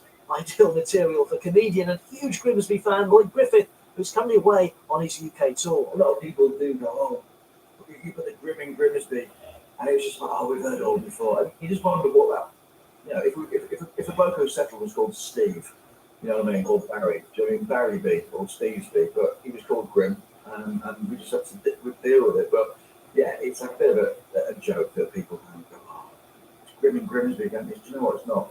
Although looking out at the moment is quite great. After so many years when this club was all at sea in non-league backwaters, the fans of these supposed minnows no longer feel like such a fish out of water. Mike Bushell, BBC News in Cleethorpes in Grimsby. I think Harry's still trying to blow his up, to be honest. I know the feeling. It took me about half an hour. You have to do both these for us this morning. Thankfully, producer Murray helped out for it. Was that music Elton John singing Grimsby? So I think Bernie Taupin grew up in Grimsby and wrote that song about Grimsby. That's niche. I mean, amazing, right? That's pop quiz stuff. Yeah. These are brilliant. And we have them all morning. Absolutely. They're not going anywhere. I think they're ours to keep. I think a lot of the Grimsby fans are probably on their way, to be honest. I mean, some 4,000 of them, so you can only imagine how many more Harrys are making their way. Yeah, safe travels. This morning, yeah. To Harry and everyone else going there today. Absolutely. This might be quite appropriate for our next link. Yes, we're going to Mallorca. At least if you've gone to Mallorca on holiday, you might be getting a bit of a surprise. Yeah, you need to swap your inflatables and your swimsuits for scarves and jumpers, because look at this. There's a blizzard on Mallorca at the moment. This is Storm Juliet, which also hit mainland Spain and the other Balearic Islands, causing gale force winds, power cuts and blocked roads. On the mainland as well, temperatures have been dropping as low as minus 16 degrees overnight. So if you jealously waved your neighbours off to Mallorca, you're having the last laugh because it's not that cold here. Well, Carol can tell us what it's going to be like. Yeah, it's getting cold, I think, isn't it, Carol? Yes, but this is Mallorca as well, Okay. so don't worry. But the conditions in Balearics are getting better today. Still some rough seas, but if you have a look at these pictures, as John and Sal were just saying, Storm Juliet had a real impact on Mallorca in particular yesterday. Significant snowfall above 800 meters elevation, 1 to 2.5 meters of snow, but we even had some snow down to sea level, which is pretty rare. The other thing is strong winds yesterday, gusts of 76 miles an hour, whipping up some rough seas, still rough seas around Mallorca and Menorca today. And what you'll also find is we had a lot of rain, 24 hours worth of rain, totaled 180 millimeters in some parts. So this is Storm Juliet. You can see how very slowly it moves eastwards across the Mediterranean in the next few days, bringing heavy rain and thunderstorms, strong winds across Corsica, Sardinia, Italy and into the Balkans, with some snow in the Alps. Now we could well see some snow next week in our forecast, but for the next few days what we have is a lot of cloud, little in the way of rain, although there is some in the forecast. High pressure effectively is blocking the low pressure in the Mediterranean, and it's going to be with us as we go through this week, with various fronts trying to penetrate it, but they are going to be fairly weak affairs. So once again today we're looking at a lot of cloud, a keen northeasterly breeze coming in from the North Sea, and that's bringing in some showers to eastern areas through the Midlands, Wales, down towards the southwest. But we will see some sunshine across parts of the south coast and the southeast where it's a frosty start, as we will across parts of the Highlands where it's also a frosty start. Now these are our maximum temperatures today, 7 to 9 degrees. They're close to or just below where we'd expect them to be on the 1st of March, which of course is the start of the meteorological spring. So tonight we hang on to all this cloud. Still some frequent showers across southern Scotland and Northern Ireland, a few showers getting into northern England, and under clear skies in the south and also the far north, we're likely once again to see some frost.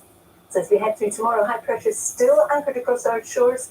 These isobars are well spaced, meaning that it's not going to be as windy tomorrow. So that does mean it won't feel as cold as it's going to today.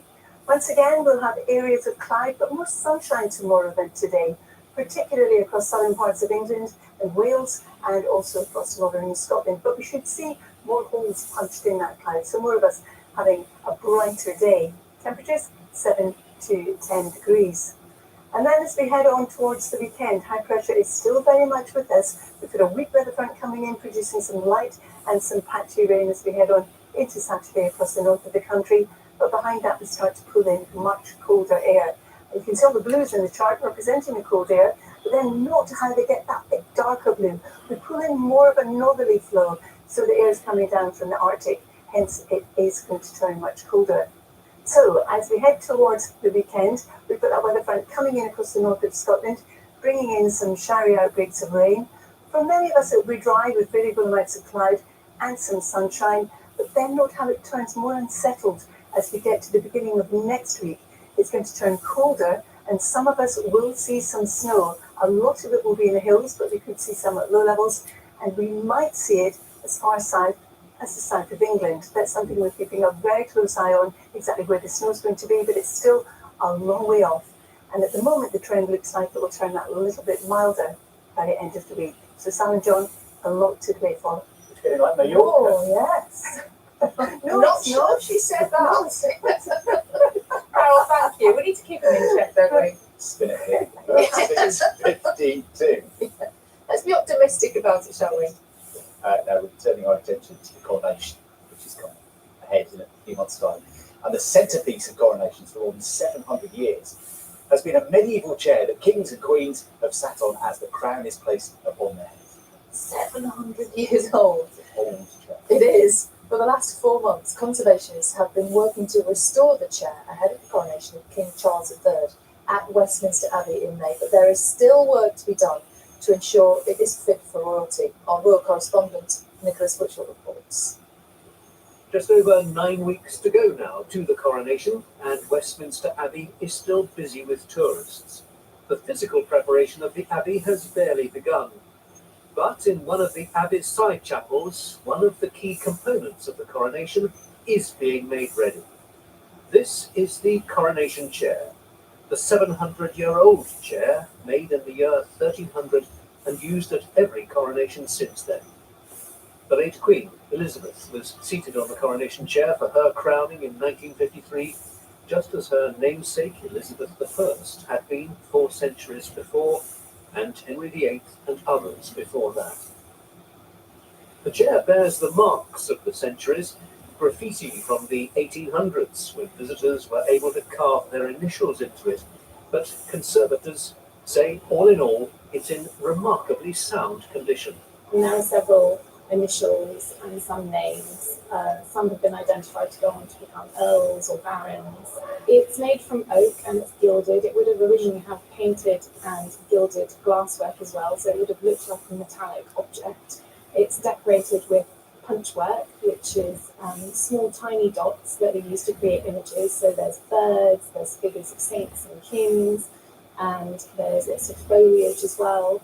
And because so little survives of English art from that time, it really is an exquisite example of the quality of craftsmanship that doesn't survive anymore.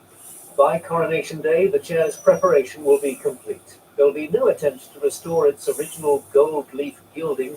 The significance of this chair is rooted in its age and the centuries of history that it embodies. There's one vital part of this historic chair which has still to be added. It's a stone of Scone, the ancient slab of sandstone on which Scottish kings used to be crowned, which on Coronation Day will rest just here, underneath the seat on which King Charles will be crowned.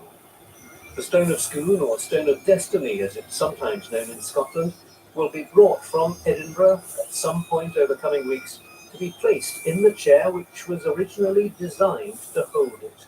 At that point, the chair will be ready. On Coronation Day itself, a stage, a platform will have been built in that area in front of the high altar. And the coronation chair will be there, the centre of attention, facing the high altar for the most solemn parts of the service, the crowning and the anointing.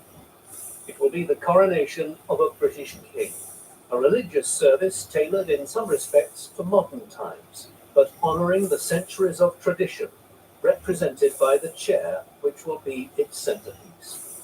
Nicholas Witchell, BBC News, Westminster Abbey. I feel like Sophie's a little understatement after that. I definitely don't want a chair like that. That would not be comfortable. Crests and No, no, I like it simple. I don't want the responsibility of that big chair. This is enough. Not enough gold. It's 6:56. Let's check in with our teams around the UK to get the news, the travel, and whether you are waking up this morning. We'll see you with headlines in a minute.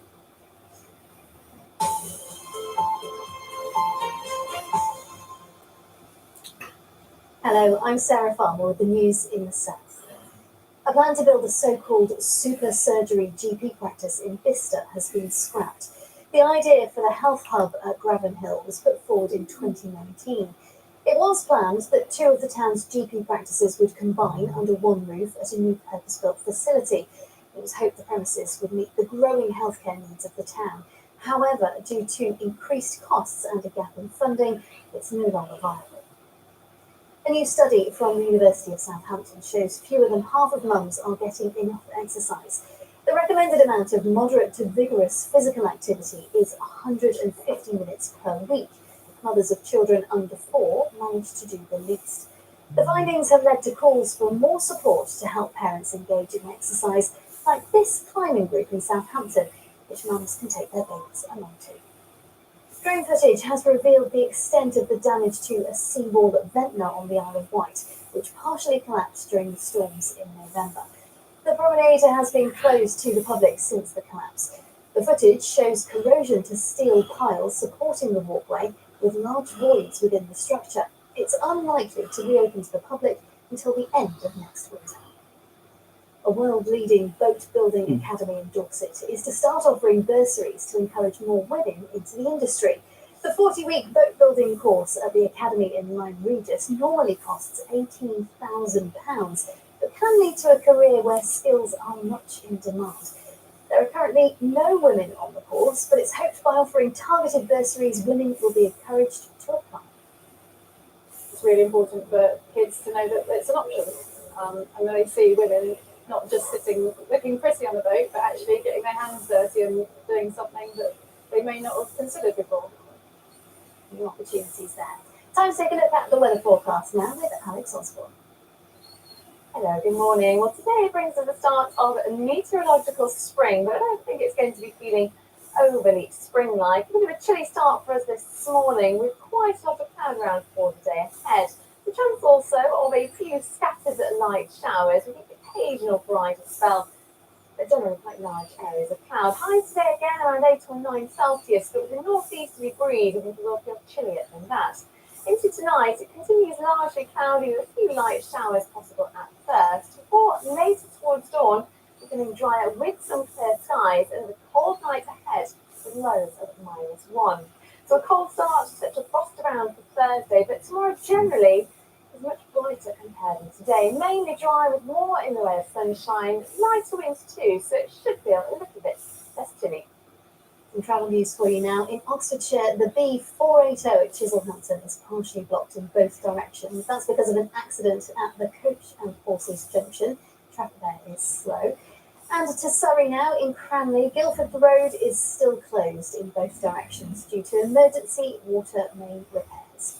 That's it from us. We'll be back in half an hour. Confused? You're not the only one. Find the best money-saving products since sliced bread with me, Greg Firth. Get personal finance guidance from Paul Lewis on Moneybox and understand the economy with Felicity Hanna. For clarity, help or advice, listen on BBC Sounds.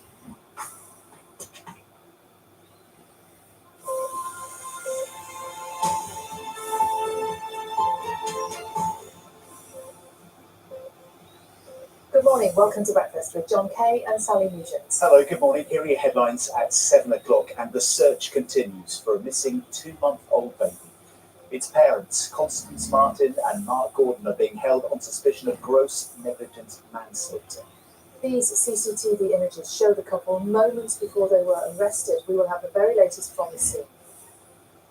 More than 30 people have been killed and dozens injured after 2 trains collided in northern Grimshaven. These live pictures show rescue workers searching through the wreckage. Former Health Secretary Matt Hancock denies allegations he rejected COVID testing advice during the pandemic after his WhatsApp messages are leaked to the Telegraph.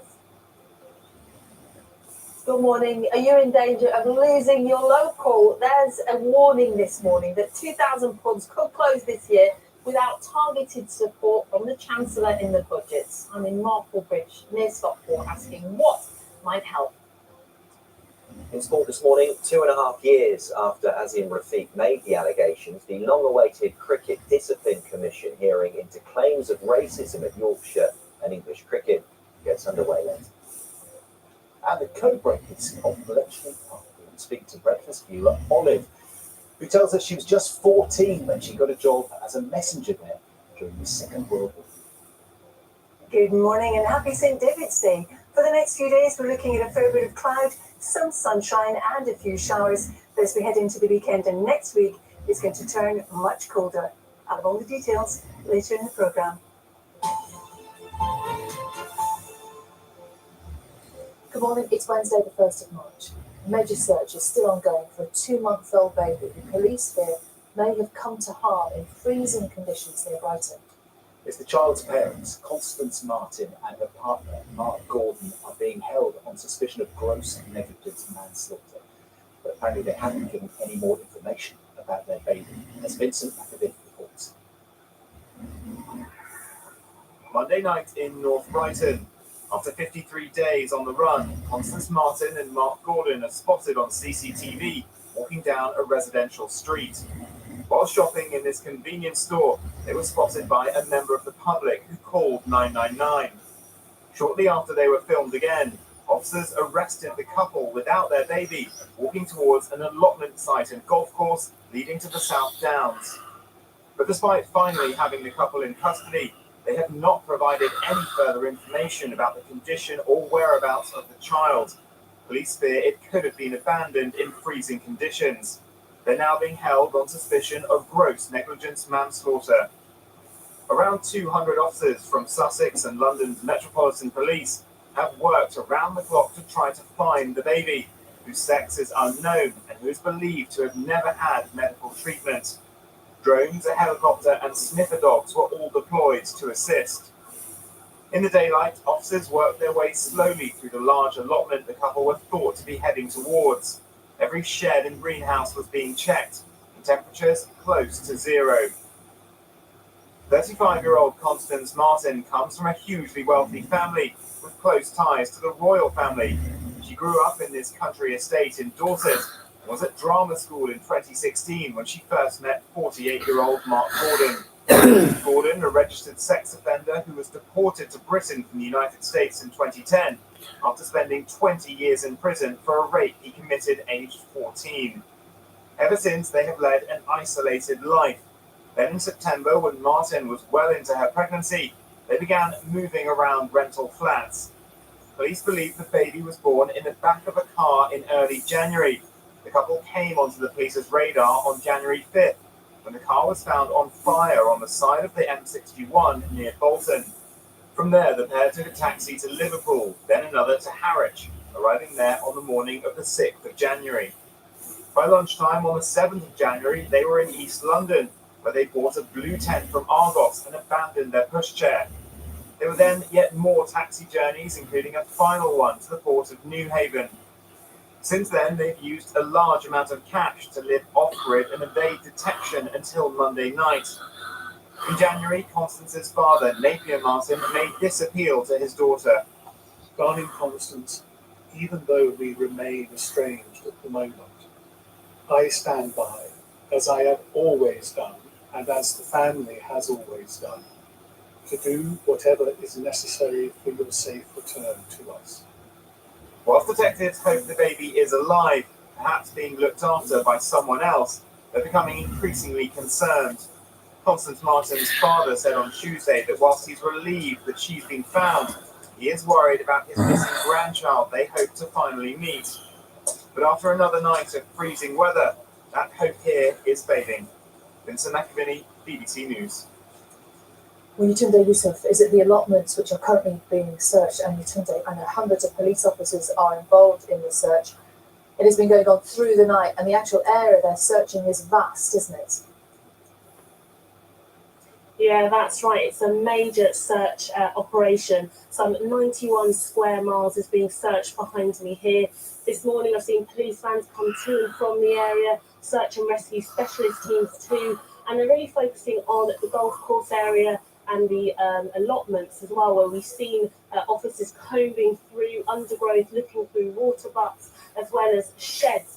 And some 200 officers from the Met Police, from Sussex Police, have been involved. And it's because they're looking at this area because some yards away, the pair, Constance Martin and Mark Gordon, were arrested on suspicion initially of child neglect. And then yesterday they were further arrested on suspicion of negligence, gross negligence, manslaughter. And basically the police are asking anyone for any information to come forward, because the last sighting of the pair with the baby is believed to be in New Haven on the 8th of January. So they're asking people from New Haven to Brighton to get back to them with any information, to look at any outbuildings, to look at any gardens as well. And police are really concerned about the welfare of this child, because it might look sunny here, but it's really, really cold. And they are concerned that the baby may have come to some harm, although they are hopeful. The hopes are fading. Yatunde, thanks very much indeed, and we will, of course, keep you updated right throughout the programme this morning if we hear any news. 7 minutes past 7, and a terrible story coming out of Greece as we're on there today, because at least 32 people are dead and 85 others have been injured after a passenger and freight train collided in the north of the country. Rescue workers have been searching through the derailed wreckage to find survivors. We can speak now to journalist Alexia Kalitsi, who's been at the scene. And Alexia, do you want to just bring us up to date with what you know about what on earth might have caused this terrible accident? Nobody can know the reasons why this tragic accident happened. I spent the night in Thessaloniki, where the survivors arrived, the people who survived this tragic accident. So we spoke to many young people who were in utter shock. One young guy, one young man, around 20 years old, he told us he thought he could die because he heard a bang, and then he felt the whole train car going sideways, and the whole thing collapsed, and he had to escape through a hole. Other people described that they had to use their luggage in order to smash the window and escape the car. And what they've seen after the escape is that the first two carriages were in fires, and there was smoke everywhere, and people were panicked and they were screaming. Most of the people I talked to were very young people, mostly students, and they were returning from their holidays, because here in Greece, Monday was a national holiday, so many people went in their hometowns or for leisure trip, and it ended up in this tragic way. The worst part was the parents who were waiting there in the train station in Thessaloniki. They're waiting for their children, and they could not find them. There were at least 3 or 4 people that they had to leave the train station in Thessaloniki in order to go back to Larissa, where the accident took place, to ask for their beloved ones. We're just looking at some of the pictures now, Alexia, that have come into the BBC overnight from Greece. Just appalling damage and wreckage, and we know that at least 32 people have been killed, but the emergency service is still searching through that wreckage and looking potentially for others now. Exactly. There are sources that are telling us that probably there will be more people dead, especially in the first 2 carriages that they were completely crushed. Even the passengers who survived described as that they could see the carriages melting under the fire. Alexia Kaliti, thank you so much for joining us. That picture we're showing at the moment, that's live from the scene, just on the outskirts of the northern Greek city of Thessaloniki. 32 people have been killed and more than 18 others injured in train crashes.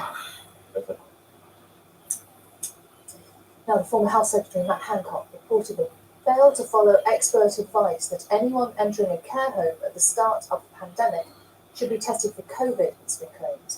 His WhatsApp messages leaked to the Telegraph this morning suggest that Mr. Hancock was told in April 2020, so just at the start of the pandemic, that there should be testing of all going into care homes. Mr. Hancock has accused the paper of reporting a distorted account of the pandemic. I speak now to our chief political correspondent, Nick Eardley. Morning, Nick. What more can you tell us about this incredible story that's on the front page of the Telegraph today? Morning to you, Sally. Yeah, the Daily Telegraph have got hold of tens of thousands of Mr. Hancock's WhatsApp messages via a journalist called Isabel Oakeshott. She was lockdown critical, but she was also hired to help Matt Hancock write his book. So that's how she got hold of them. Some of the extracts have been published this morning. I should say, we've not seen the whole exchanges, so we don't know the context or the full content of what's been said. But the reports published by the Telegraph suggest that Mr. Hancock was told by the Chief Medical Officer back in April 2020 that everybody going into care homes should be tested. There are a few messages from that day which are published, and at the end of the day it's decided that the advice should actually say that everybody going into care homes from hospitals, not from everywhere, from hospitals should be tested. Now, Matt Hancock's team, I should say, have issued a really strong rebuttal of this. They're extremely angry about the way these messages have been presented. They say it's partial, it's gender-driven from the journalist involved. And they're arguing there was actually a meeting that day in between these messages being sent where it was made clear that it wasn't deliverable to test everywhere into care home. Frankly, that there weren't enough tests. My understanding is that Mr. Hancock is furious about this. We're likely to hear from him soon on the record. But why does all this matter? Well, how many times on BBC Breakfast have we covered the controversy over some of the decisions that were made about care homes at the start of the pandemic? This adds more questions about what decisions the government made, what advice it was getting, whether that advice was acted upon. And I suspect there's some way to go. I suspect you're right, Nick. Thanks very much. 4 men who were arrested in connection with the shooting of an off-duty police officer in County Tyrone have been released. 2 other men, one aged 71, the other 47, are still being questioned about that attack on Detective Chief Inspector John Caldwell in Omagh a week ago. He remains in a critical but stable condition in hospital. YouTube has been accused of collecting the viewing data of children aged under 13, which would be a breach of a UK data privacy code that was designed to protect young people. An official complaint has been lodged with the Information Commissioner's Officer, claiming the video platform is gathering data from 5 million UK children, some as young as 3 years old. YouTube said it had invested in protecting families.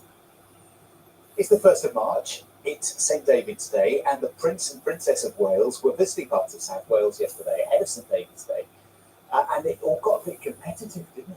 Yeah, they went to a spin class. I think it's very ambitious when you're in full royal tour clothes. But look at this. Catherine said she wasn't sure she was dressed for the challenge when she got on the back, but you know what? It didn't matter. Look at that. Look at that, did it? She wiped the floor with Prince. She really did. She won the trophy. Look how big she is as well. Hand on it. Thank you, and he applauds. Sorry, a bit sorry, right? But I did beat you. Lovely pictures, full of energy, and happy St. David's Day to you today, 1st of March, if you're watching this morning. Carol has all this morning's weather with us. St. David's Day theme. Morning, Carol. Good morning, both. Good morning to you too. I'm Borada here in Wales this morning. Yes, we've got lots of pictures of daffodils. Thank you for sending them in. We're getting lots of them, which is lovely. And the weather for the next few days actually isn't going to change that much. It's going to remain fairly cloudy with some showers, and that's certainly the case today. But there's some clear skies across eastern and central and also some western parts of Scotland. So it's a frosty start here, but you can see a lot of cloud. For Northern Ireland, you'll see some sunshine today. But as we come across England and also Wales, there is a lot of cloud. And down the east of England, we are looking at those showers coming in a brisk wind from the North Sea, blowing southwards and westwards into Wales, the Midlands, the southwest. But we should see some brighter skies, some sunshine across parts of the southeast and the south coast. Now, these are temperatures today, 7 to about 9 degrees, so close to or just below average for the 1st of March, which of course is the meteorological first day of spring. Now, as we head on to the evening and overnight, we still have a lot of cloud, still some showers, frequent ones across southern Scotland and Northern Ireland, showers across northern England, clear skies across the west of Scotland, also southern counties of England and South Wales. So here we are prone to a touch of frost. But it's also here that we'll see the sunshine tomorrow morning. There still will be some cloud around tomorrow, but there'll be more sunshine than we've seen in the last few days. The wind won't be as strong, so it's not going to feel as cold as it's going to be today. But the temperatures 7 to 9. Sarah and John, it's going to turn much colder this weekend and into the early part of next week. We'll be ready, Carol, thank you. 16 minutes past 7. Now, having an eating disorder can be isolating, it can be lonely, and many people wish they had more support. And that was certainly the experience of our next guest, Molly Smith, who was diagnosed with anorexia at just 14 years old. Now, to help others living with disordered eating, she has created a podcast with BBC Radio 5 Live called The Way Up, Eating Disorder Diaries. One of the episodes features Molly's family talking about how her anorexia affected them. Let's have a listen. I felt it's our responsibility to keep you alive. And meal times were a battle, weren't they? So you go from an enjoyable sitting around the family table eating as a group to suddenly it was a battlefield, wasn't it? If it was no longer pleasurable to sit and have a meal, it wasn't pleasurable to shop or cook or anything. There was a long time that the whole week resolved around one day, and I believe that was a Thursday when you had your appointment at CAMS.